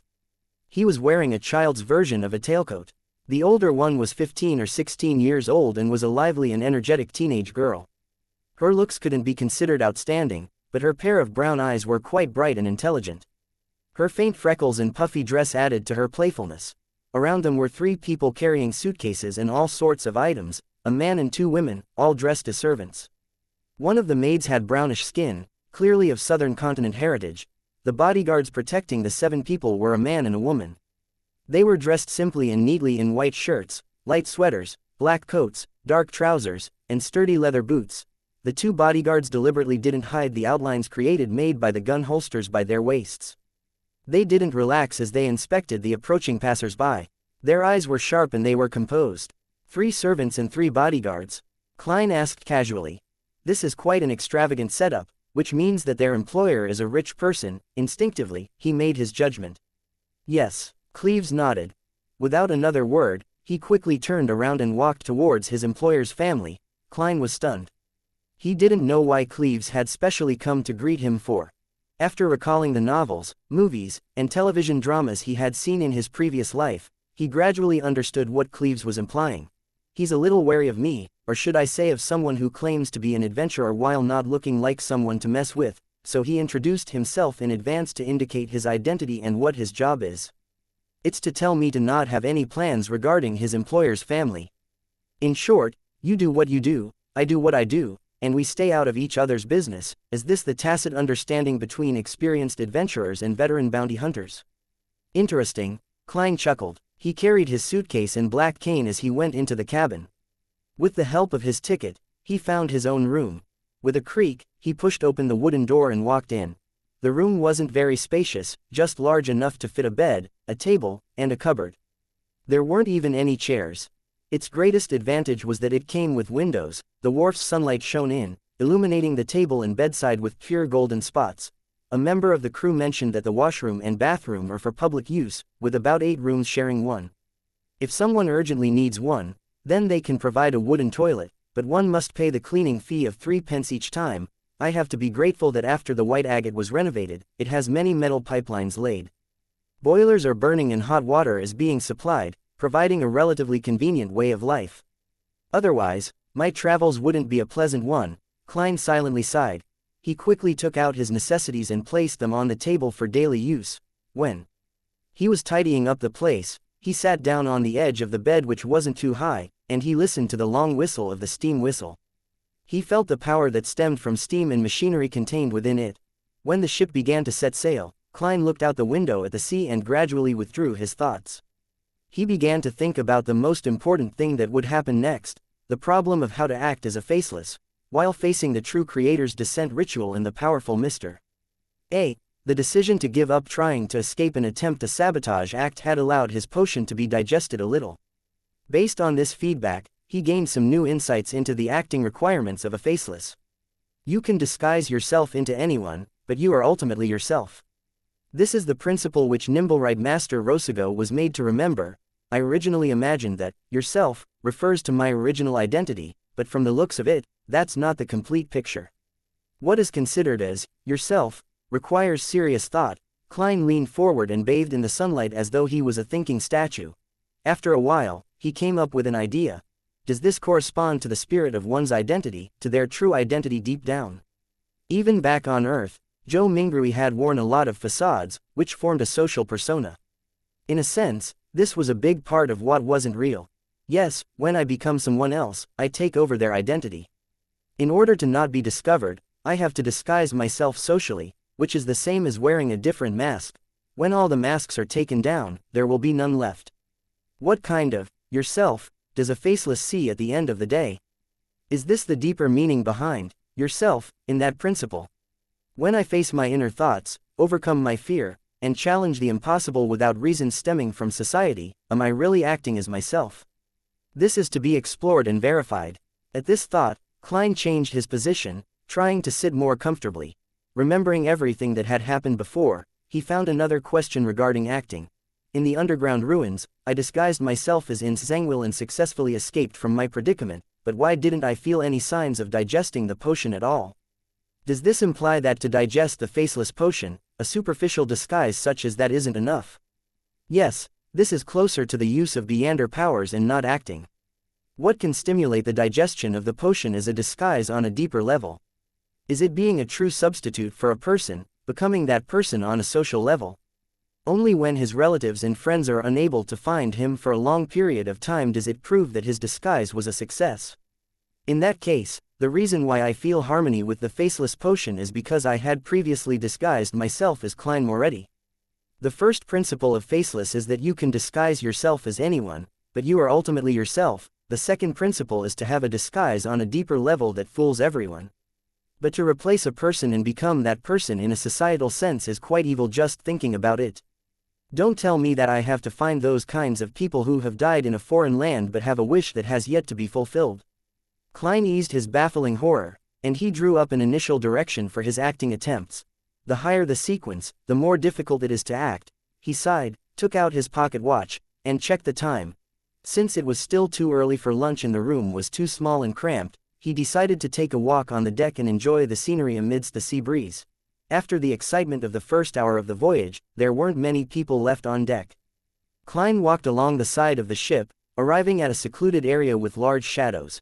It's a warm, sunny day, other than the strong winds which might steal my hat. There are no shortcomings. He pressed the half-top hat on his head and leisurely surveyed the cabin, listening to the faint sounds of music coming from inside. Suddenly, he saw the former adventurer, Cleves, busying himself around the corner. In front of him seemed to be a trident, a dagger, and a short knife. Cleves sensed this and raised his head to look at him. Keeping a well-seasoned demeanor, he said in a taciturn manner, "We're all old mates, and we have to maintain them frequently." At this point, he added, "There are children in the cabin." "Understood." Klein smiled in response. Cleves lowered his head and continued to busy himself. He casually asked, "You don't seem to have these things with you." "I'm used to using weapons that keep abreast with the times," Klein said vaguely. "And I frequently do maintenance." Cleves silently raised his dagger, looked at it against the sunlight, and said to himself, "At sea, guns alone aren't enough. Pirates will board ships, and there will be a lot of people. After you finish shooting your bullets, you won't have the opportunity to reload again. Although these guys no longer keep abreast with the times, they're still useful enough." Very professional, as expected of a former adventurer, Klein leaned against the side of the boat and said half-jokingly, "If there really are pirates boarding the ship, I'm more likely to choose not to fight back."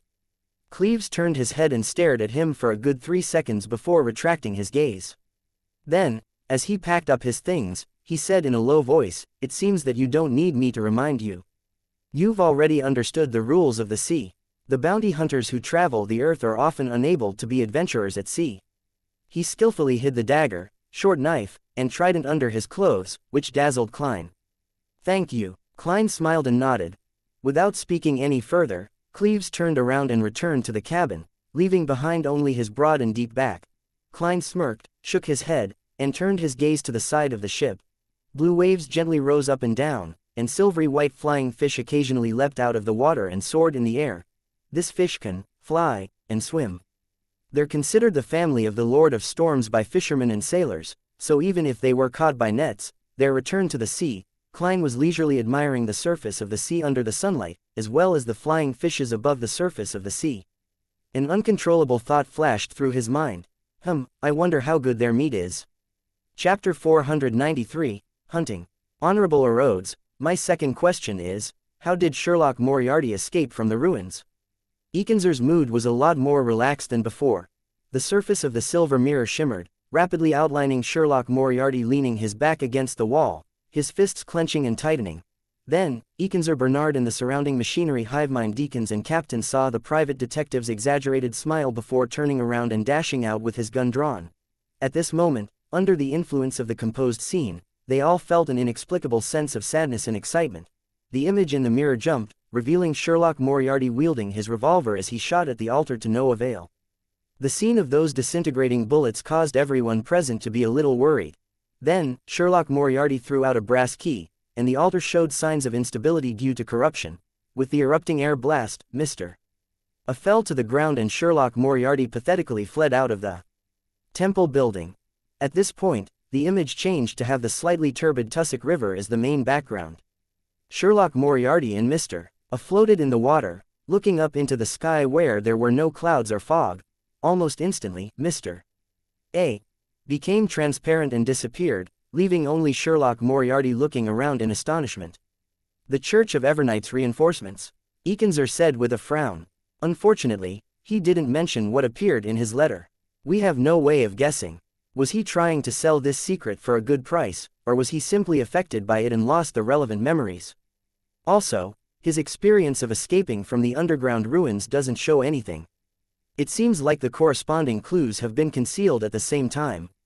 He analyzed it quickly, in procedural sentences, and then without too great a psychological burden, he chose to answer with reciprocity instead of taking a risk. Orodes doesn't seem to be in the mood to be a prankster today. I can make the most of it. In his self-consolation, Eakinser saw bloody words appear on the surface of the mirror. With a skip of his heartbeat, he had a bad premonition, suspecting that Orodes had already recovered to his usual state. The blood-like words wiggled and quickly formed into a question. Who was the person you gave your all to while trying your best to win the favor of, only to end up being abandoned? With his head buzzing, Eakinser's face drained of all its color before flushing red. The question pierced a deep wound in him while leaving him at a loss as to what to do. If I mention who he is, then his reputation would be ruined before tonight. I've already become a kind of legend. In some sense, Eakinser swallowed his saliva with great difficulty and bitterly said, I choose punishment.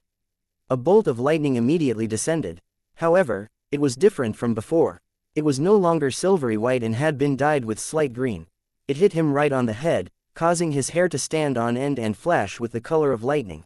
He shook violently like shaking dice, as though he had been drugged with a hallucinogenic drug.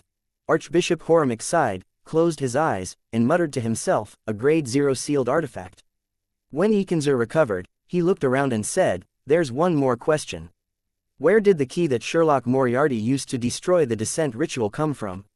Which one of you is going to use 2 to 111? All the machinery hivemind deacons and captains looked at each other. For a moment, no one responded.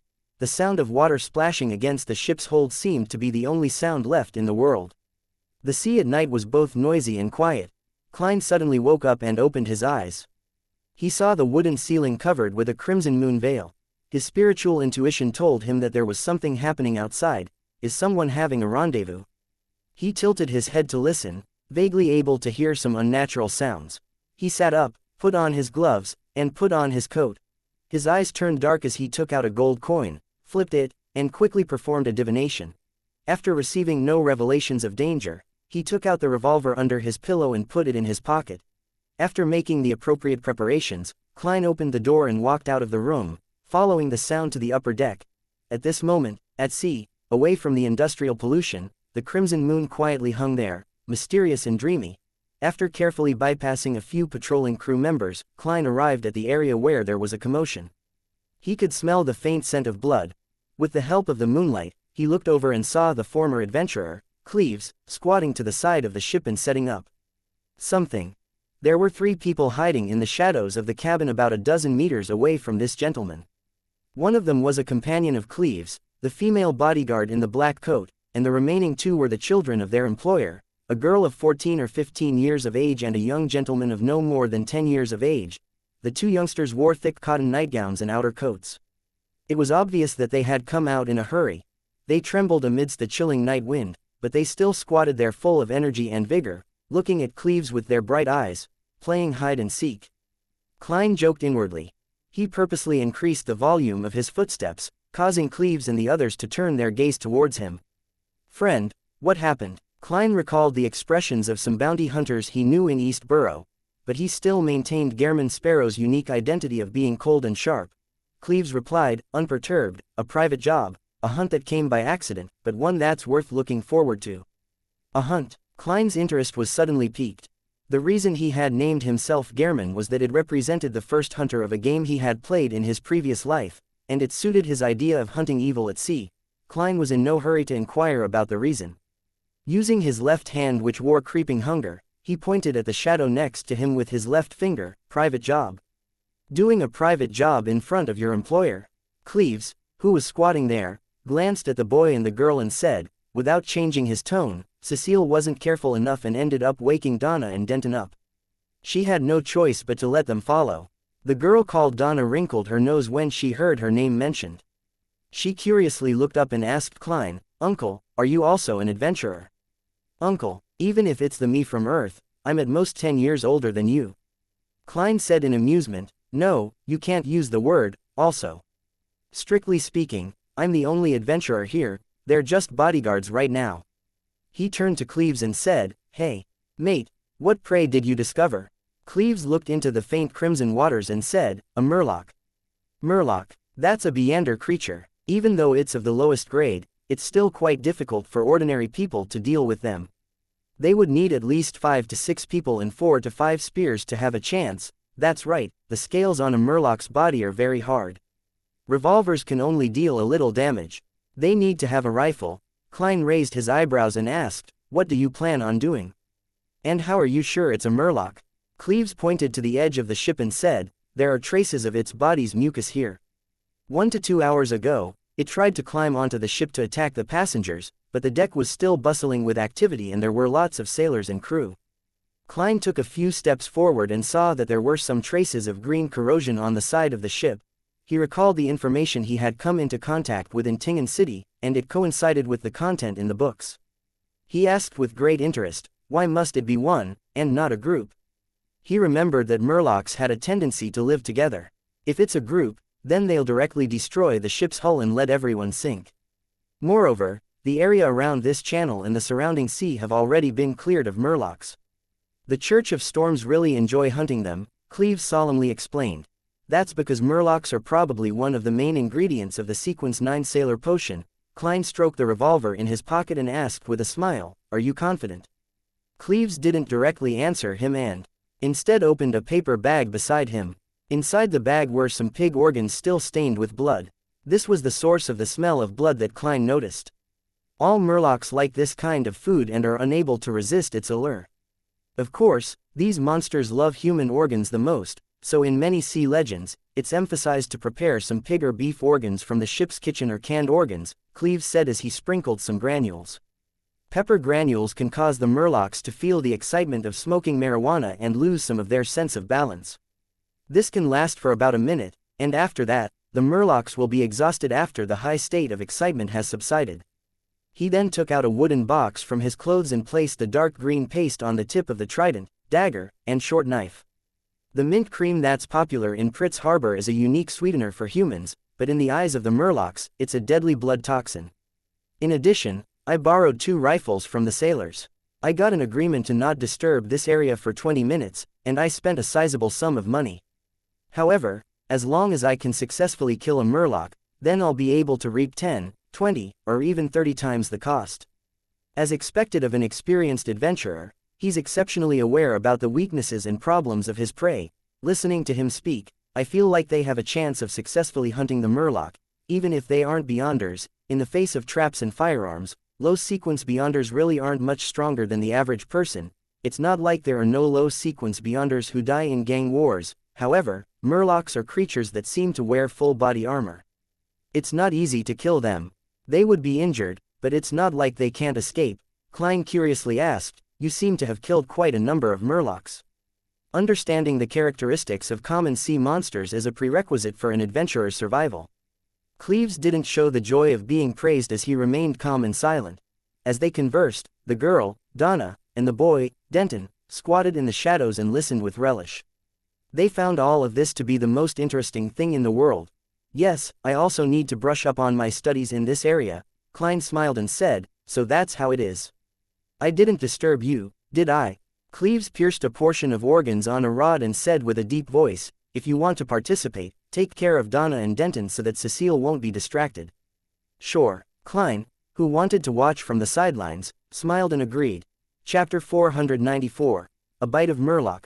The red moon hung high in the sky as Klein walked over to Donna and Denton and squatted down beside them.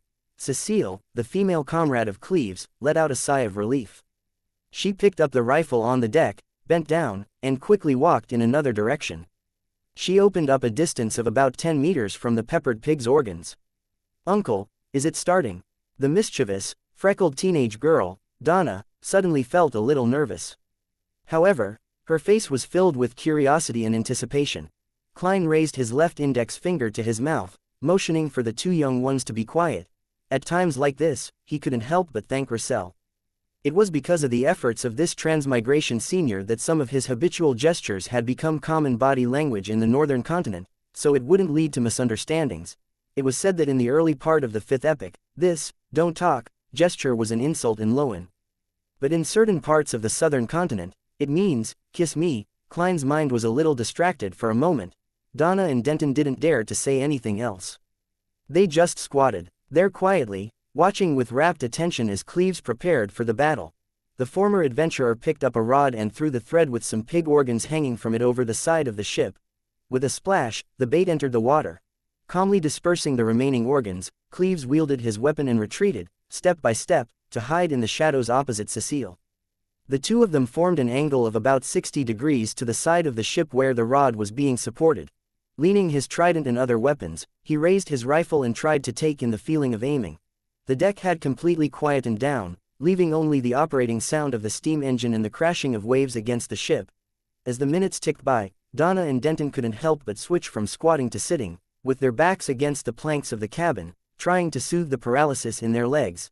At that moment, they saw the rod on the side of the boat sink a little. The muffled sound of friction rapidly grew closer and closer. Suddenly, a figure jumped onto the deck. It was a monster bathed in crimson moonlight. Its entire body was covered in dark green scales, and there was a green slime flowing around it. It didn't have much in common with humans. It was like a giant fish that had grown 4 strong limbs, and there was obvious webbing in the cracks of its limbs. The murloc was more than 1.9 meters tall, with round eyes and gills on its cheeks. It looked like demons from Legends, making Donna cover her mouth to prevent herself from screaming. At the same time, she covered the mouth of her brother, Denton, as well. Good thinking, Klein smiled to himself as he carefully examined the murloc. Unlike the sailor rampager he had seen before, real murlocs didn't have human-like brains. They were pure monsters. The murloc vigilantly scanned the surroundings before squatting down. It picked up the scattered pig organs, quickly stuffed them into its mouth, and produced clear chewing sounds. The light in its mainly white eyes gradually faded, as if it had fallen into a dream. It's of low intellect. Klein shook his head and made his judgment. Cleves pulled the trigger, and a bullet flew out from the rifle.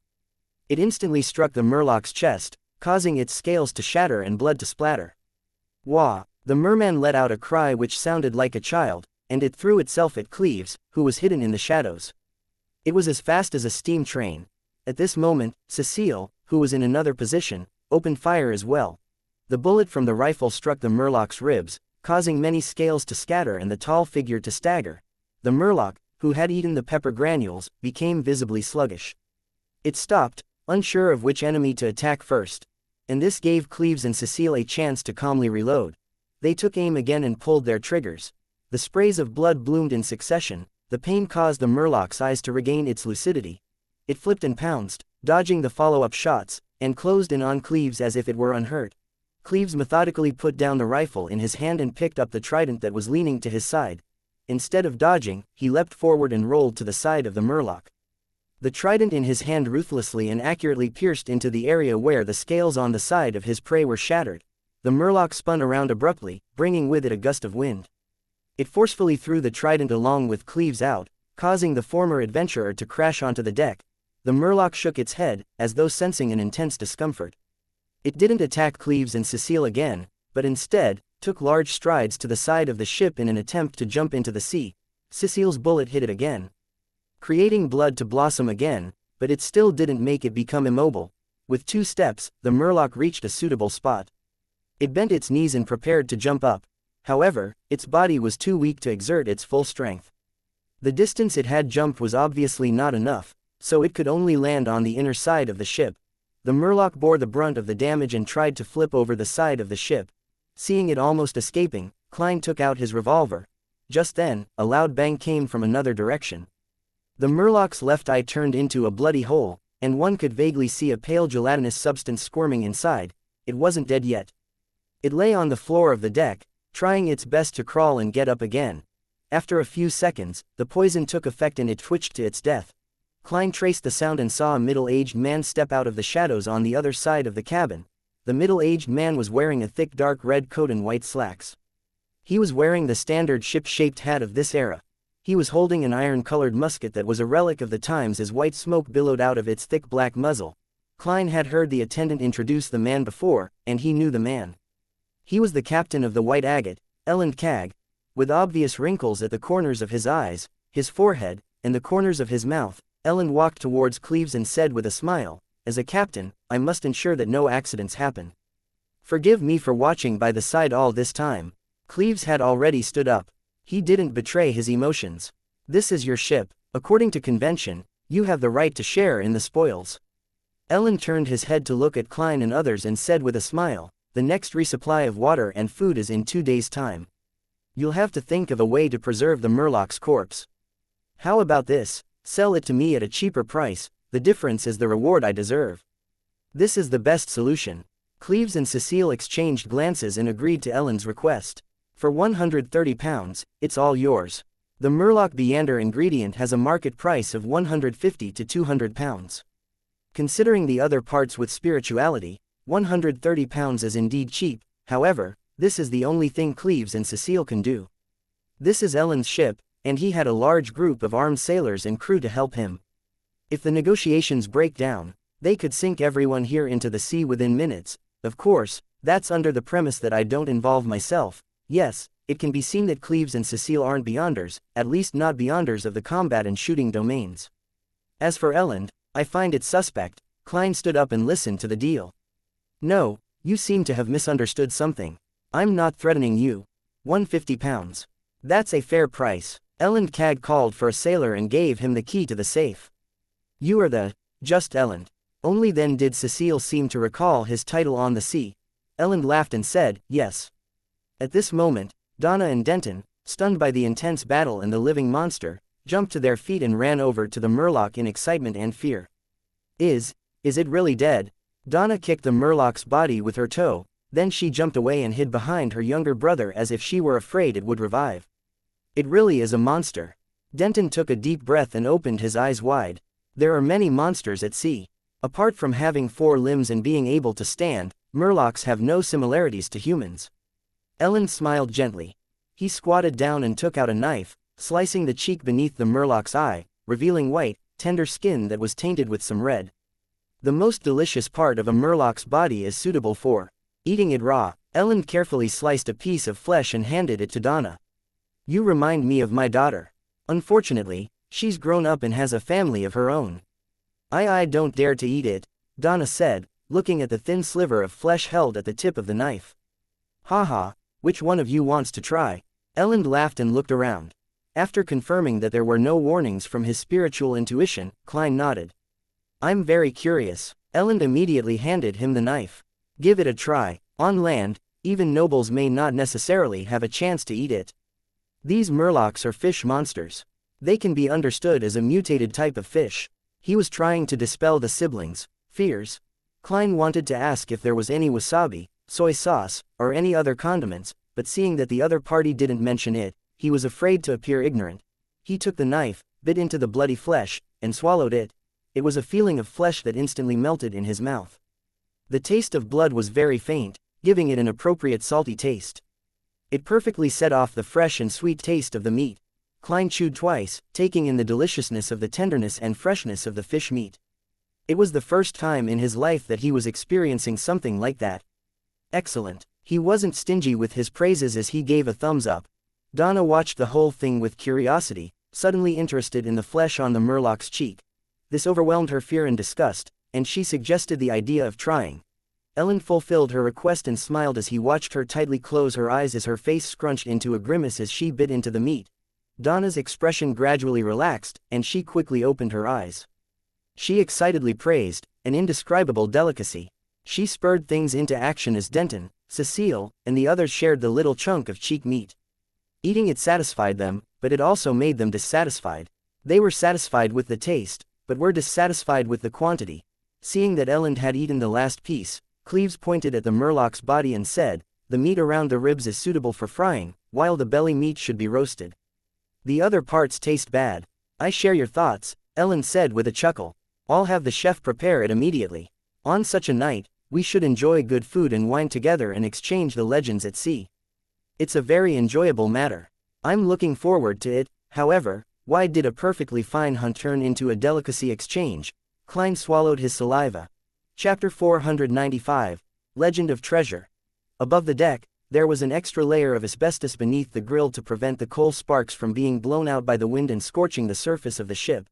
The fat cook, wearing an apron and a tall white hat invented by Russell, used a fine brush to constantly apply a seasoning created from a secret recipe, basil, fennel, sea salt, pepper, and lemon juice, to the long, white strips of fish, and frequently flipped them over to ensure that both sides were evenly heated. The flesh of the murloc's belly was fatty, dripping with drops of oil and causing the coal beneath the iron mesh to sizzle and flare up. An enticing aroma began to fill the air, and Klein inhaled again and again. In front of him was a round table and a chair. On top of the table was a unique-looking bottle of wine. The wine was golden red in color and seemed slightly sticky as it swirled about. Sonia blood wine is brewed from the sugar wood juice found in the surrounding areas of Golden Spring. It tastes like thin honey mixed with blood.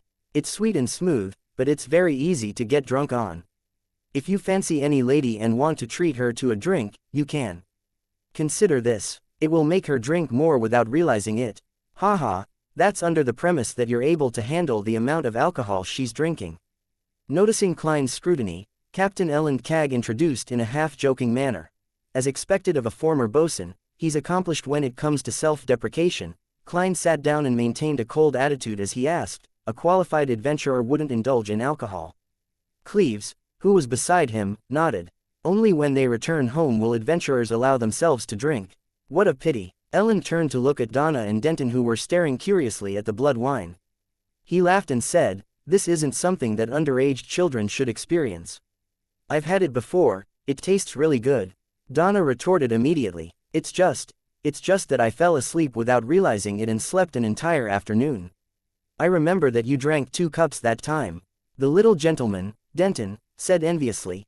Ellen didn't satisfy their cravings and instead ordered a cup of sweet iced tea for each of the siblings and casually explained, "There are a lot of Southerners on this ship." Denton retracted his disappointed gaze and looked at the murloc, which had its valuable materials taken away. He said rather innocently, Actually, it's not that scary.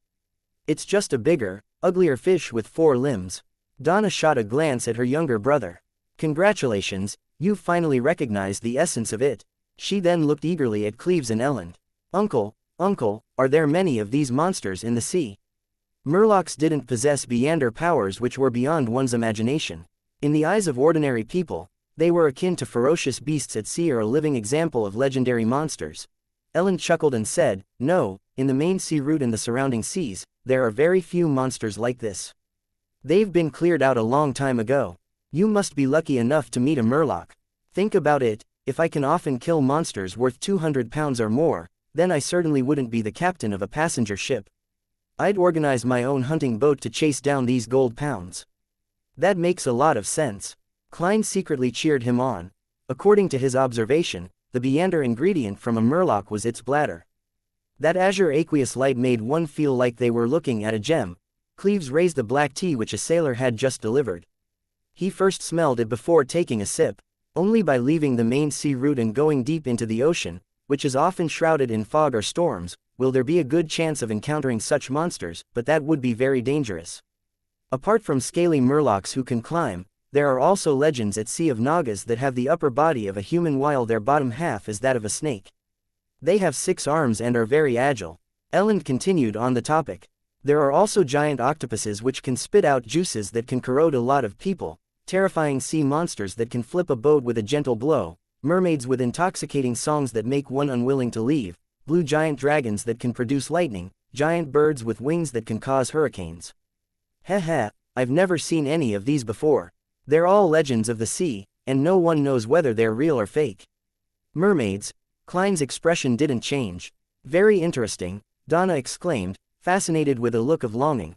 Denton looked around, and seeing that Klein hadn't spoken, he curiously asked, "Uncle, you're an adventurer too. Have you seen such monsters before?" Klein was stunned for a moment and then gave a faint smile.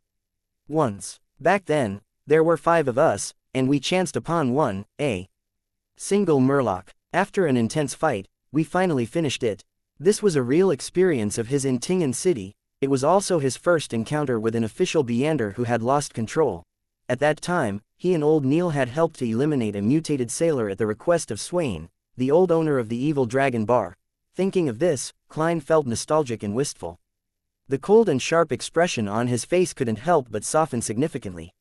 5 people. While asking, Donna secretly counted the number of people who had been involved in the battle. 1, 2, 3, she discovered that only 3 people had taken action to kill the murloc. Without waiting for Klein's response, Ellen said with a hint of surprise, "A chance encounter. Were there any casualties?" Ellen pressed. Klein shook his head. "A few minor injuries. A chance encounter and you only took 5 people to finish a murloc. All of you are very powerful." Cleves gave his own evaluation. His companion, Cecile, nodded to express her astonishment.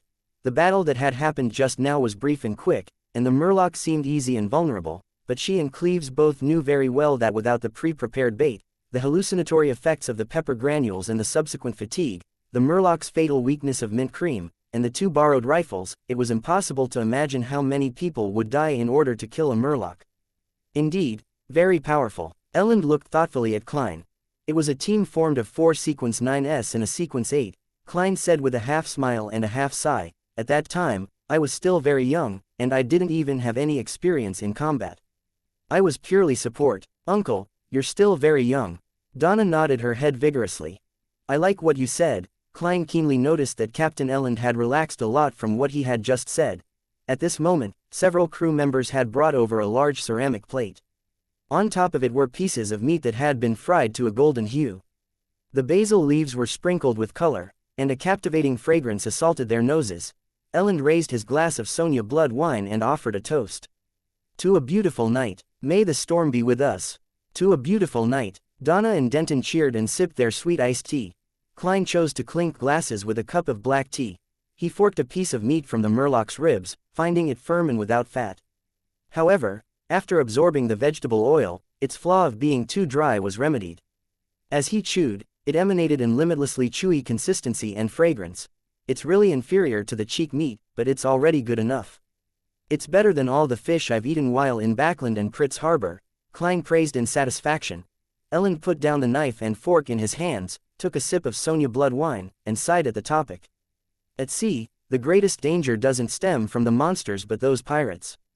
They helm their ships, going wherever they please. No one can defend against them in advance. "Uncle Captain, will we encounter pirates?" Denton asked with concern as he swallowed the fried fish.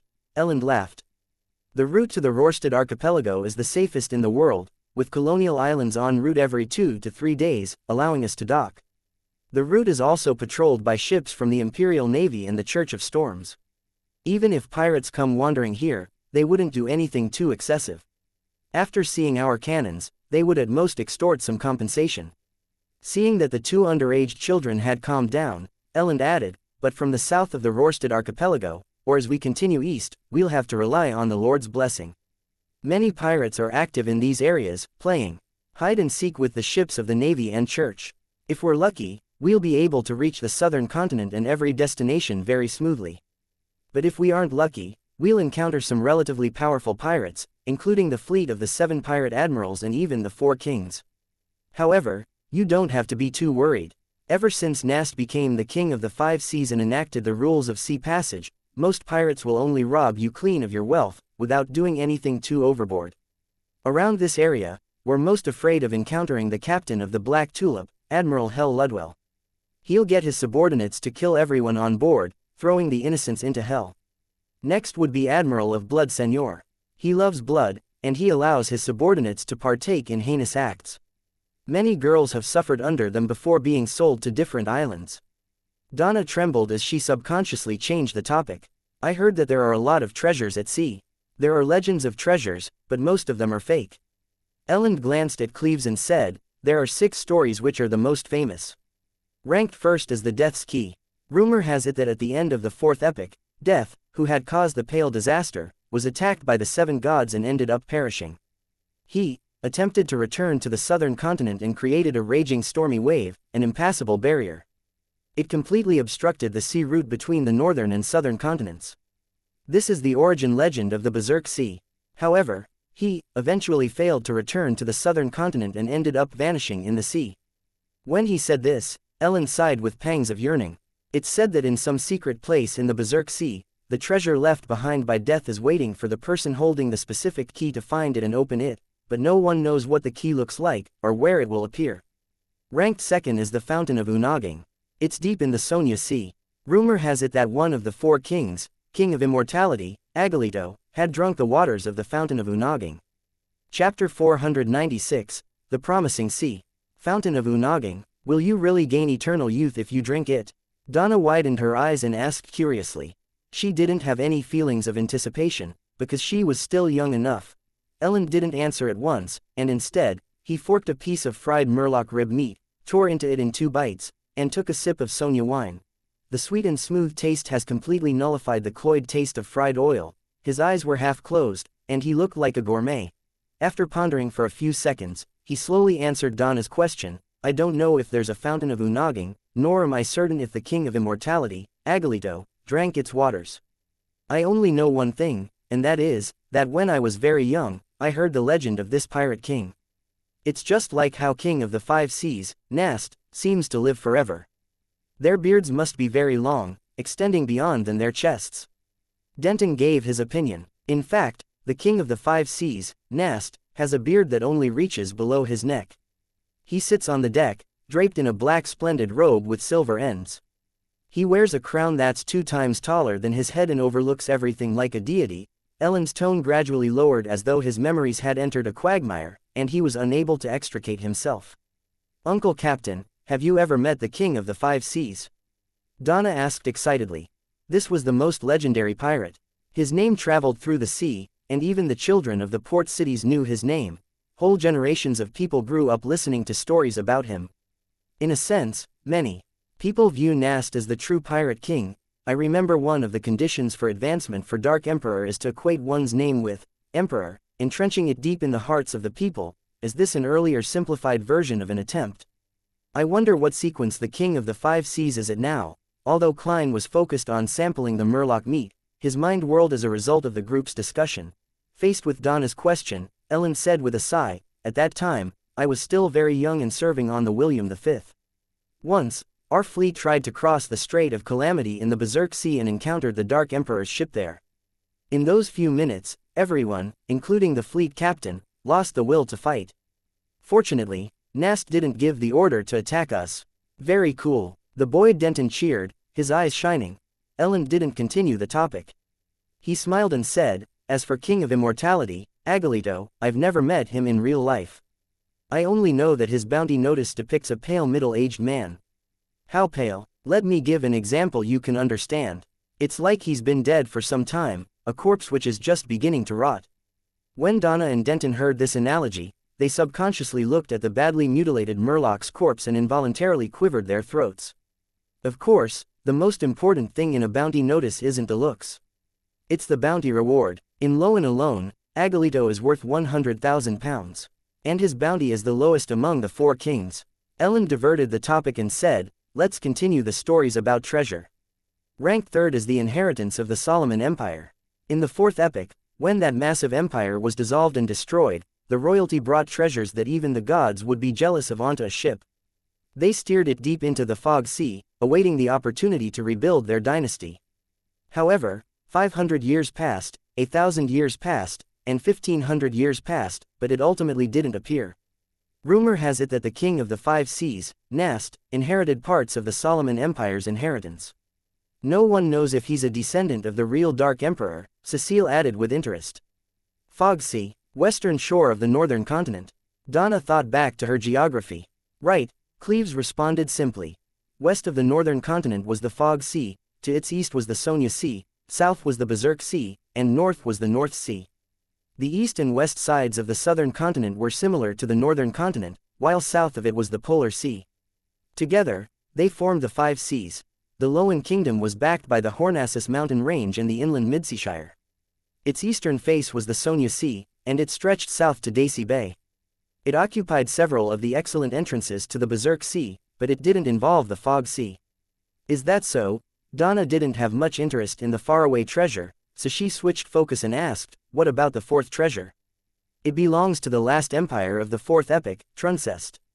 Rumor has it that they built a huge ship the size of a city, and they transferred all their treasures onto it. Funny enough, their escape was of no use. Although the predetermined passengers and crew didn't fail to arrive at the port in time, none of them survived. However, that ship vanished by itself. Up to this day, people often claim to see a gigantic ship sail by them silently in a foggy night. It's been called the Spectre Empire, and it appears across the Sonia Sea. Hey, this is the conclusion from all those stories. Elend looked up at the red moon hanging high in the sky as he said with a tone of mockery, without any disguise of his longing, perhaps we will see it pass. As by tomorrow night, no, tonight. Donna thought with anticipation and excitement. Klein finished up the rest of his food, drank his black tea, and listened with interest to what Elend had to say about the rest of the treasures. The 5th is the lost city of Nuens. Rumor has it that at the bottom of the Fog Sea, there's a civilization with intelligent creatures. Around that patch of sea, seafarers and adventurers often find special items which all point to the Nuens of ancient times. However, the members of this civilization have yet to appear. It's like it has been lost to this world. Elend drank the remaining of his Sonia blood wine and said, that is an inheritance left behind by a civilization. The magnitude of its wealth is absolutely unimaginable. After pausing for 2 seconds, Elend put down his glass and laughed. In fact, the treasure I look forward to the most is one which has more accounts than legends, the sunken laurel. More than a century ago, it carried gold, jewelry, and various valuable items that the kingdom obtained from East Balam. As it steered away from the sea route, it sunk in an unknown area somewhere between the Berserk Sea and Sonia Sea. It hasn't been found to this day. It's said that the items on board are worth millions of pounds. Millions of pounds. The number caused Donna to blurt out in astonishment. As a merchant's daughter who had been educated for many years, she had a vague understanding as to what this number represented.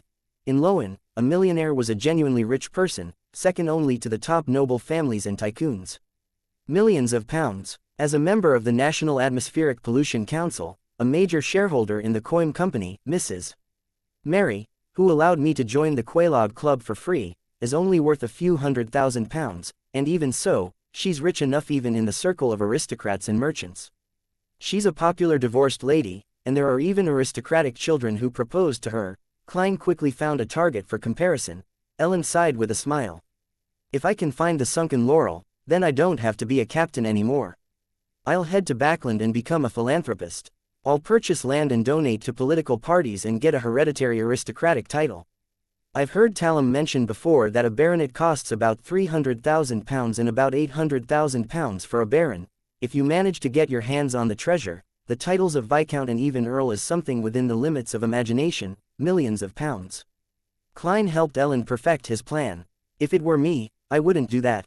I'll buy a huge manor. Cecile also began to imagine her life after finding the treasure. I want to hire many servants and helpers, plant large tracts of wheat, build vineyards, make wine for myself. Also, I want to have a room where I can sunbathe, have leisurely moving cows, sheep, and horses, and have bread from my own mill, just like a beautiful picturesque scene. Elend laughed when he heard that. Ma'am, do you know how much a manor like this is worth? No, I don't. Cecile shook her head. It's only a few £1,000s. If you find the sunken laurel, you can buy 1,000 of those manors. Elend used exact numbers to illustrate the value of the treasure. 1,000 manors. Cecile couldn't help but raise her cup and drink a mouthful of black tea. Before this, she had known that several £1,000,000 was a lot of money, but she hadn't expected it to be this much. In order to alleviate the shock in her heart, she looked at Cleves and said, "Boss, if you find the sunken laurel, what do you plan on buying?" "No, what sort of life do you wish to have?" Cleves fell silent for a moment before saying, "Return home. I'll hug my wife and children, telling them that I no longer need to go on an adventure out at sea again." "Not a bad guy." Klein nodded slightly.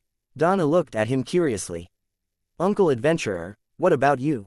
Klein replied expressionlessly, "Tell myself not to sleep anymore. Hurry up and wake up." PFF'd. Donna spat out the sweet iced tea she'd just drunk, but fortunately, the fried fish on the table had already been eaten. At this moment, Klein sighed inwardly. "Even though I know it's basically impossible to find the treasure, otherwise, the various churches would have already done it with all the powerhouses they have. But when discussing such topics, I couldn't help but get excited. This is the charm of treasure. Even if it was just a legend, it can attract many adventurers." Donna wiped her mouth and sat down like a lady, as though she wasn't the one who had lost her composure. The little boy, Denton, asked, still eager for more, "Are there any other legends of treasure?"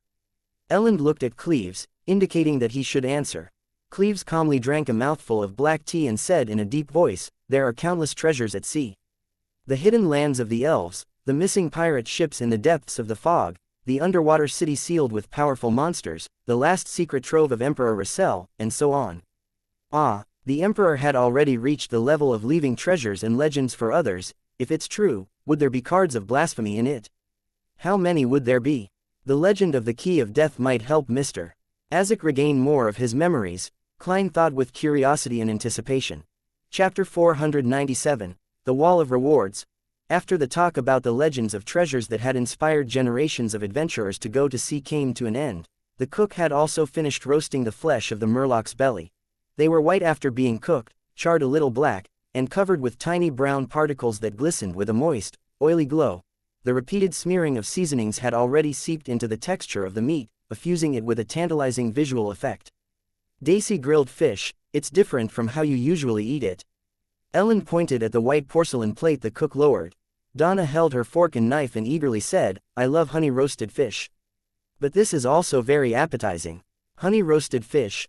How much honey would that take? If I have a chance to try it, the taste should be pretty good." Klein allowed his imagination to run wild. With a chef, there was no need for them to serve themselves.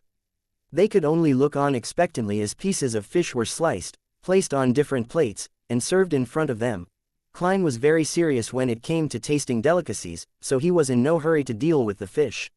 Instead, he took a sip of black tea and used the slightly sour liquid to clear his mouth of any remaining flavors. After doing all of this, he forked a piece of fish and stuffed it into his mouth. In a split second, he felt the slightly stimulating flavors of fennel, basil, and other spices. They were sufficient enough to help him open up one taste bud after another. Immediately after, the delicious juices of the meat, the slightly astringent taste of the sea salt and the refreshing, sour, and sweet taste of lemon all burst out at the same time, filling his oral cavity and making his mouth water.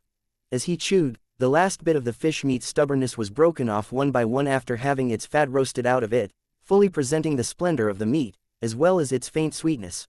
Swallowing the fish in his mouth, Klein recalled a delicacy program he had watched in his previous life and chose the evaluation line that matched what he just felt.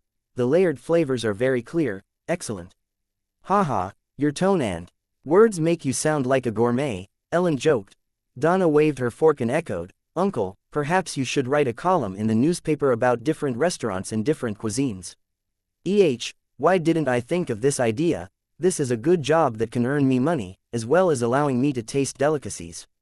The only problem is that an obese man can't be a flexible clown, use the great art of spewing vomit. What a waste of food. Klein seriously considered Donna's suggestion. To a beautiful night, when there was very little food left, Elland poured himself some more of the Sonia blood wine and raised his glass with a ruddy face. Klein and the others echoed in similarly good moods, to a beautiful night. They drank the rest of the liquids from their glasses and watched the waiter clear the table and clean the deck. They talked for a while more amidst the cold wind, talking about the mermaids that Donna was most interested in. Cleves told the young lady that, in some legends, mermaids were also called sirens, and they used their songs to confuse humans not for entertainment but for hunting. Aside from the possibility of encountering these creatures on the sea route from the Gargaz archipelago to the depths of the Sonia Sea, there was a certain chance of discovering it in dangerous seas that haven't been explored by humans. However, all of this stemmed from the drunken boasting of certain pirates, and they all avoided the question of how they escaped from the mermaids' songs, which made it highly suspicious. No matter what, this at least points me in a possible direction. Klein took note of what they had discussed. Donna, Denton, it's time to go back. You'll have to get up early tomorrow and have breakfast with your parents. Cecile looked at the moon's position. Fine. Donna stood up reluctantly. Denton hurriedly asked, do I have a chance at becoming an adventurer? His mind had been captivated by the previous hunt and the legends. Cleves walked to his side, patted his shoulder, and said, before you ask this question, you need at least 5 years of combat training and studying. I think your father will hire a good tutor for you. Yeah, Denton's eyes lit up, and he nodded vigorously. After 5 years, the adult you probably won't want to be an adventurer who can find himself buried at the bottom of the sea at any time. Cleves's handling of the situation was very shrewd. He didn't immediately refuse him, but rather he gave him hope and let time wash away his interest. This prevents the child from becoming suddenly rebellious. Regardless, mastering a fighting technique is always beneficial for anyone. Klein put his hands in his pockets and thought with appreciation. On the way back to the interior of the cabin, Cleves handed 2 5-pound notes to Klein. Your payment. He had just received £150 from Ellen's purchase of the whole Murloc. I didn't do anything. Klein instinctively refused. Cleves glanced at him with his pale blue eyes and said in a low voice, you freed up Cecile and took good care of the children. Took good care of the children? Klein was somewhat amused, but he finally took the 2 bills and drew a triangle on his chest. You're more generous than I thought. Thank you. He stopped declining because he suddenly figured out something. If he hadn't accepted the £10, then in the eyes of a veteran adventurer like Cleves, it would appear as though he was dissatisfied with the price and was attempting to get more, making it possible that he would attack them at any time. Among self-proclaimed adventurers, there was definitely no lack of greedy madmen. Seeing Gehrman Sparrow pocket the money, Cleves looked away and said flatly, this is a rule of the sea. Without another word, he followed Cecile, Donna, and company into the cabin. If I could get such rewards with every single mission and job of this difficulty, then I would have long made a fortune with my job as a private detective. Klein gave a self-deprecating laugh and turned his head to look at the red moon hanging high in the sky. It still shone quietly and gently in the night. Legends of the sea, different monsters, I've finally found the slight feeling of being an adventurer. Klein turned around and walked to the edge of the ship. Bathing in the crimson veil, he admired the waves that were growing darker. Gradually, his mood settled as he walked out bit by bit from the gloom of Backland's great smog. The cold, damp wind slapped his face, and the vast, endless ocean caught his eye, opening up his heart. For a moment, Klein felt the urge to sing, but when he opened his mouth, he found that he couldn't remember the corresponding modern verses. I can't just end up saying, oh sea, you're all water. The Emperor's Savant sequence is really well suited to doing such things. When I have the time, I should read through his poems so as to not look like illiterate, Klein lampooned as he looked at the red moon and the ocean before sighing. What a beautiful night. After an accidental episode of getting lost, the exploratory team returned to the City of Silver. Looking at the wall's cracks filled with weeds, Derek found himself in a trance, as if he had been gone for many years. Diagonally behind him, Demon Hunter Collins' eyes suddenly wore a lost look as he raised his hand to press on his right temple. The rest of the team members were filled with joy and relief from the bottom of their hearts. After a difficult exploration, having a home waiting for them was the happiest thing in their hearts. Collins' gaze returned to normal as he turned his head to the side and looked diagonally ahead. Backland, the White family. After some thought, the confident Emlyn came up to his parents and asked, if I wanted to delve into the history of a sanguine, who would I look for? If I were to ask about the City of Silver directly, it's very likely that I'll be exposed for being problematic. Although I'm not afraid and very calm, for the ancestor and in order to save the entire Sanguine race, I have no choice but to hide it. I've always been interested in the history of Sanguine. I've collected a lot of information, and father and mother know that, so I wouldn't be suspected in any way. This excuse is perfect. Emlyn praised himself inwardly. He resembled his father to a certain extent. He wore gold-rimmed glasses that made him look very professional. The gentleman, who had gotten his doctorate in medicine, put down the thick anatomy book in his hands, nudged his glasses, and said, "No one in Backland knows more than Lord Nibs." If I dared to seek Lord Nibs, I would have long done so. Emlyn thought of Mr. Fool's description of him being a messiah, that had to bear the burden of a secret while being misunderstood, as he pressed with a solemn expression, "Aside from Lord Nibs. He's sleeping underground, so it's not convenient for him to be disturbed." Emlyn's father pulled up the collar of his thick cotton pajamas and thought for a moment. Waymondy, he always thinks of himself as a historian. Emlyn heaved a sigh of relief and smiled. "I wish to visit him." The whistle sounded and the white agate sailed into Demir Harbor. It would replenish fresh food and water on the colonial island and set sail again the next morning. After hunting the murloc, Klein spent the next 2 days of what could be described as a leisurely or boring life. He was completely bored by the scenery of the sea, and he decided to head to the harbor's bar to look around that very night, hoping to get more information on mermaids and inspiration for acting. If I were to come across a pirate whose hands are stained with blood onshore, I wouldn't mind teaching him a lesson. There are still souls waiting to be released from creeping hunger. Klein's forehead sweated as he equipped himself with all his mystical items as he left his cabin before heading down to the harbor. During this process, he met Donna, Cleves, and the others. They seemed to be heading over to a port restaurant to taste Demir's most famous cured meat. Donna and Denton greeted the adventurer, whom they had just gotten to know, without their parents noticing, and seemed curious as to where he was going. Klein smiled back, pulled up his collar, and, following the directions of the sign, found the nearest bar. Flying Fish and Wine. Klein looked at the signboard and saw that the outside of the bar was plastered with bounty notices. Among them were the 800,000 pounds belonging to the King of the Five Seas, and more than 100 pounds for the common pirate captain. This formed a unique landscape that ranged from the highest to the lowest. "It's all money." Klein stood on the spot and looked at it for a long time. He withdrew his gaze, pushed open the door, and entered the bar, only to find that it was abnormally quiet. It didn't have the din that such places came equipped with. What happened? Klein looked around and saw Captain Elland, in a dark red coat, sitting at the bar, as well as 2 large men in the middle of the room, facing each other. Chapter 498, Character Setting. The standoff was between a brawny man in a blue-white striped shirt, a symbol of the Navy. Despite the weather being at near zero temperatures, he had his arms bare. He held a dagger against the throat of the man opposite him, but his glabella was being pointed at by an ancient musket, one which could have been placed in a museum. The musket's owner was also more than 1.8 meters tall, with strong muscles and an oily face. He had shaved his hair, and with a sea eagle tattoo, he cursed, "Dogshit Navy sailor. No one in Demir Harbor would dare slander me as a pirate's informant." The Navy sailor didn't yield to him, and both sides fully illustrated the rich profanities of the sea. Klein observed for a few seconds, then he walked around the edge to Captain Elland, who had a straight sword at his waist and a hidden musket on his body. He asked in a calm and casual manner, "What happened?" "A quarrel between 2 drunkards. In Demir Harbor and in the surrounding waters, there's always been such rumors that Sea Eagle Logan is in service of the master of the Black Tulip." The Navy sailor had mentioned this a moment ago, and Sea Eagle just happened to hear that. "The master of the Black Tulip? Isn't that Admiral Hell Ludwell?" Klein turned and sat down on the high stool in front of the bar counter. He tapped the wooden countertop. "6 pence." A bronze-skinned bartender with pearly white teeth wiped the cups as he said with zero passion, "When it comes to continental specialties, the prices are much higher than Backland and Tingen."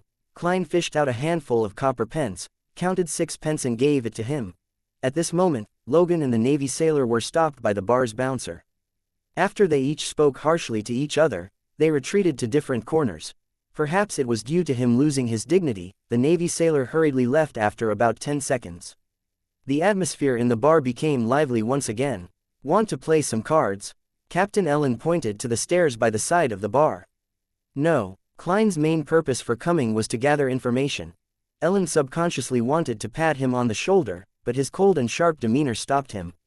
He could only pull back his hand and pretend to adjust his dark red coat and remind him, "Don't get the women here." Klein nodded, picked up the glass of Southville beer, and took a swig. "Also, don't trust anyone here. Only a small portion of what they say is true." Ellen carried his Lanty proof and stepped onto the stairs that led to the second floor. Klein turned his head to glance at him and asked without a change in expression, "Including you?" "Perhaps." Ellen was taken aback at first before he laughed out loud. "At least my reminder just now was real." "Oh, and me being a man is true as well." "Not necessarily. There's a potion called witch in this world." Klein looked away, drinking slowly and listening to the surrounding drinkers boasting. 2 or 3 minutes later, a short, thin man sat down next to Klein with his drink. "Mate, you look like an adventurer." He tilted his head and smiled. The man who greeted him had black hair, blue eyes, and aged facial features. His temperament was rather wretched. "You could say that," Klein replied coldly. "I can tell you're a hunter that chases after bounties and riches." The short man looked around and lowered his head, suppressing his voice while he said, "Have you heard of the Spectre Empire?" "I've heard of Amway, and I've also heard of the Father in Heaven and the Messiah being sealed at the bottom of the sea." Using the power of Faceless, Klein sent out a signal not to approach him. "Yes, a huge, ancient ghost ship full of treasures. We have clues to it," the short man said in an infectious tone. "We found some information about where it will appear next. We don't want the pirates or the Navy to benefit from it, and we don't want to be robbed of our wealth, so we've decided to hire our own armed merchant ships to wait in that area, which would probably cost about £1,000. I've already found 15 companions and raised £720. Are you interested in participating?" Without waiting for Klein to speak, he fumbled for a stack of brownish-yellow letters. "I know you won't believe it so easily. In fact, no one will, but after the 15 friends who read through this information, all of them decided to join in on our plan. Do I have such a gullible face? Or would any bumpkin end up in this situation without slipping away from this sort of thing?" While Klein was considering whether to appraise the letters, from the corner of his eye, he saw that Sea Eagle Logan, who was previously squabbling, was walking towards him. "Woody, you're trying to scam someone again. You damn sewer rat." Logan picked up the short man and threw him into the open space in the middle of the bar, where he landed on the ground, sprawling. The muscular man, with the bluish-green tattoo on his head, sat in the same position as Woody and guffawed. "Sorry, these are the rats of Ardemir Harbor. They always do things that ruin our reputation. In fact, we're all very friendly. If you have anything you want to ask about, don't hesitate to ask me." "Heh, don't believe what they say about me. I'm an upright person, and I have nothing to do with Admiral Hell." The more you emphasize that, the more suspicious it becomes. Klein's expression didn't change as he calmly said, "I want to know the latest rumors." "No problem." Sea Eagle Logan slammed the bar top and said to the bartender, "Give me a plate of special cured meat. I'll be treating this mate to our most famous delicacy in Demir." The bartender, while still maintaining his cold expression, pushed open the door and entered the kitchen. Soon, he brought out a plate of red and white, finely cut cured meat. £5. He didn't look at Sea Eagle Logan, and he instead looked straight at Klein. £5. Sea Eagle Logan turned his head to the side, smiling warmly as he raised his arm to show his muscles. "Everyone just heard it. In order to thank me, you offered to treat me to some special cured meat." For a moment, Klein didn't realize what had happened. It was only when the bartender urged him a second time that he realized he was being blackmailed. Furthermore, their scam was rather well planned. First they used an easily seen-through farce to let Sea Eagle Logan appear, thereby winning a good impression with the target. Then, with the excuse of treating the target, order an especially expensive special cured meat, and then finally, he goes back on his word and turns matters upside down enforcing a sale. It's no wonder that when Rat Woody was thrown out, those drunkards didn't make a sound. They were all afraid of this Logan who's rumored to be in the service of Admiral Hell. How should I deal with this? My present persona is Gehrman Sparrow, a somewhat crazy adventurer and bounty hunter. Klein raised his cup and drank a mouthful of the rich malt-flavored beer and said with his usual tone, "Why don't you just rob me?" "Why don't I just rob you?" Logan was a little stunned by the question. Soon after, he saw a fist expanding before his face. Klein's left fist landed on Sea Eagle Logan's chin, knocking him backwards toward the bar counter. With a push of his right palm, Klein nimbly left his chair and approached Logan's falling body. his legs tensed, and his knees jerked upward, slamming into Logan's lower abdomen. PFF'd. Logan threw back his head, his eyes bulging while his mouth hung half open. Klein drew his gun, shoved the revolver into the man's mouth, and pulled the hammer back. I am, Logan shouted indistinctly. Klein looked him in the eye, pulled out his revolver, and swung it, striking the side of Logan's face with the butt of the gun. Logan's teeth fell out one after another, and his mouth was stained with blood. Faced with such a heavy blow and a pain that exceeded his limits, his eyes rolled back, and he fainted. Klein propped him up and pulled a handful of loose bills and coins out of his pocket. Since he estimated that there wasn't more than £5 with just a glance, Klein threw them on the bar and calmly said, "Keep the change." The bartender's bronze face turned slightly pale as he shouted in panic, "My boss is White Shark." Without looking at him, Klein released his hand and allowed Sea Eagle Logan to fall to the ground. Then he sat down again, forked up a piece of cured meat, and stuffed it in his mouth to taste it. He found it rather unique as the flavors of the condiments spread out in wisps, scratching at his belly and throat. After eating 2 pieces, he looked up and asked, "Does your boss know that you're colluding with Sea Eagle?" No, the bartender mumbled an answer. Seeing that Klein had no intention of continuing his attacks and had paid the bill so quickly, the bouncers who had gathered nearby silently retreated.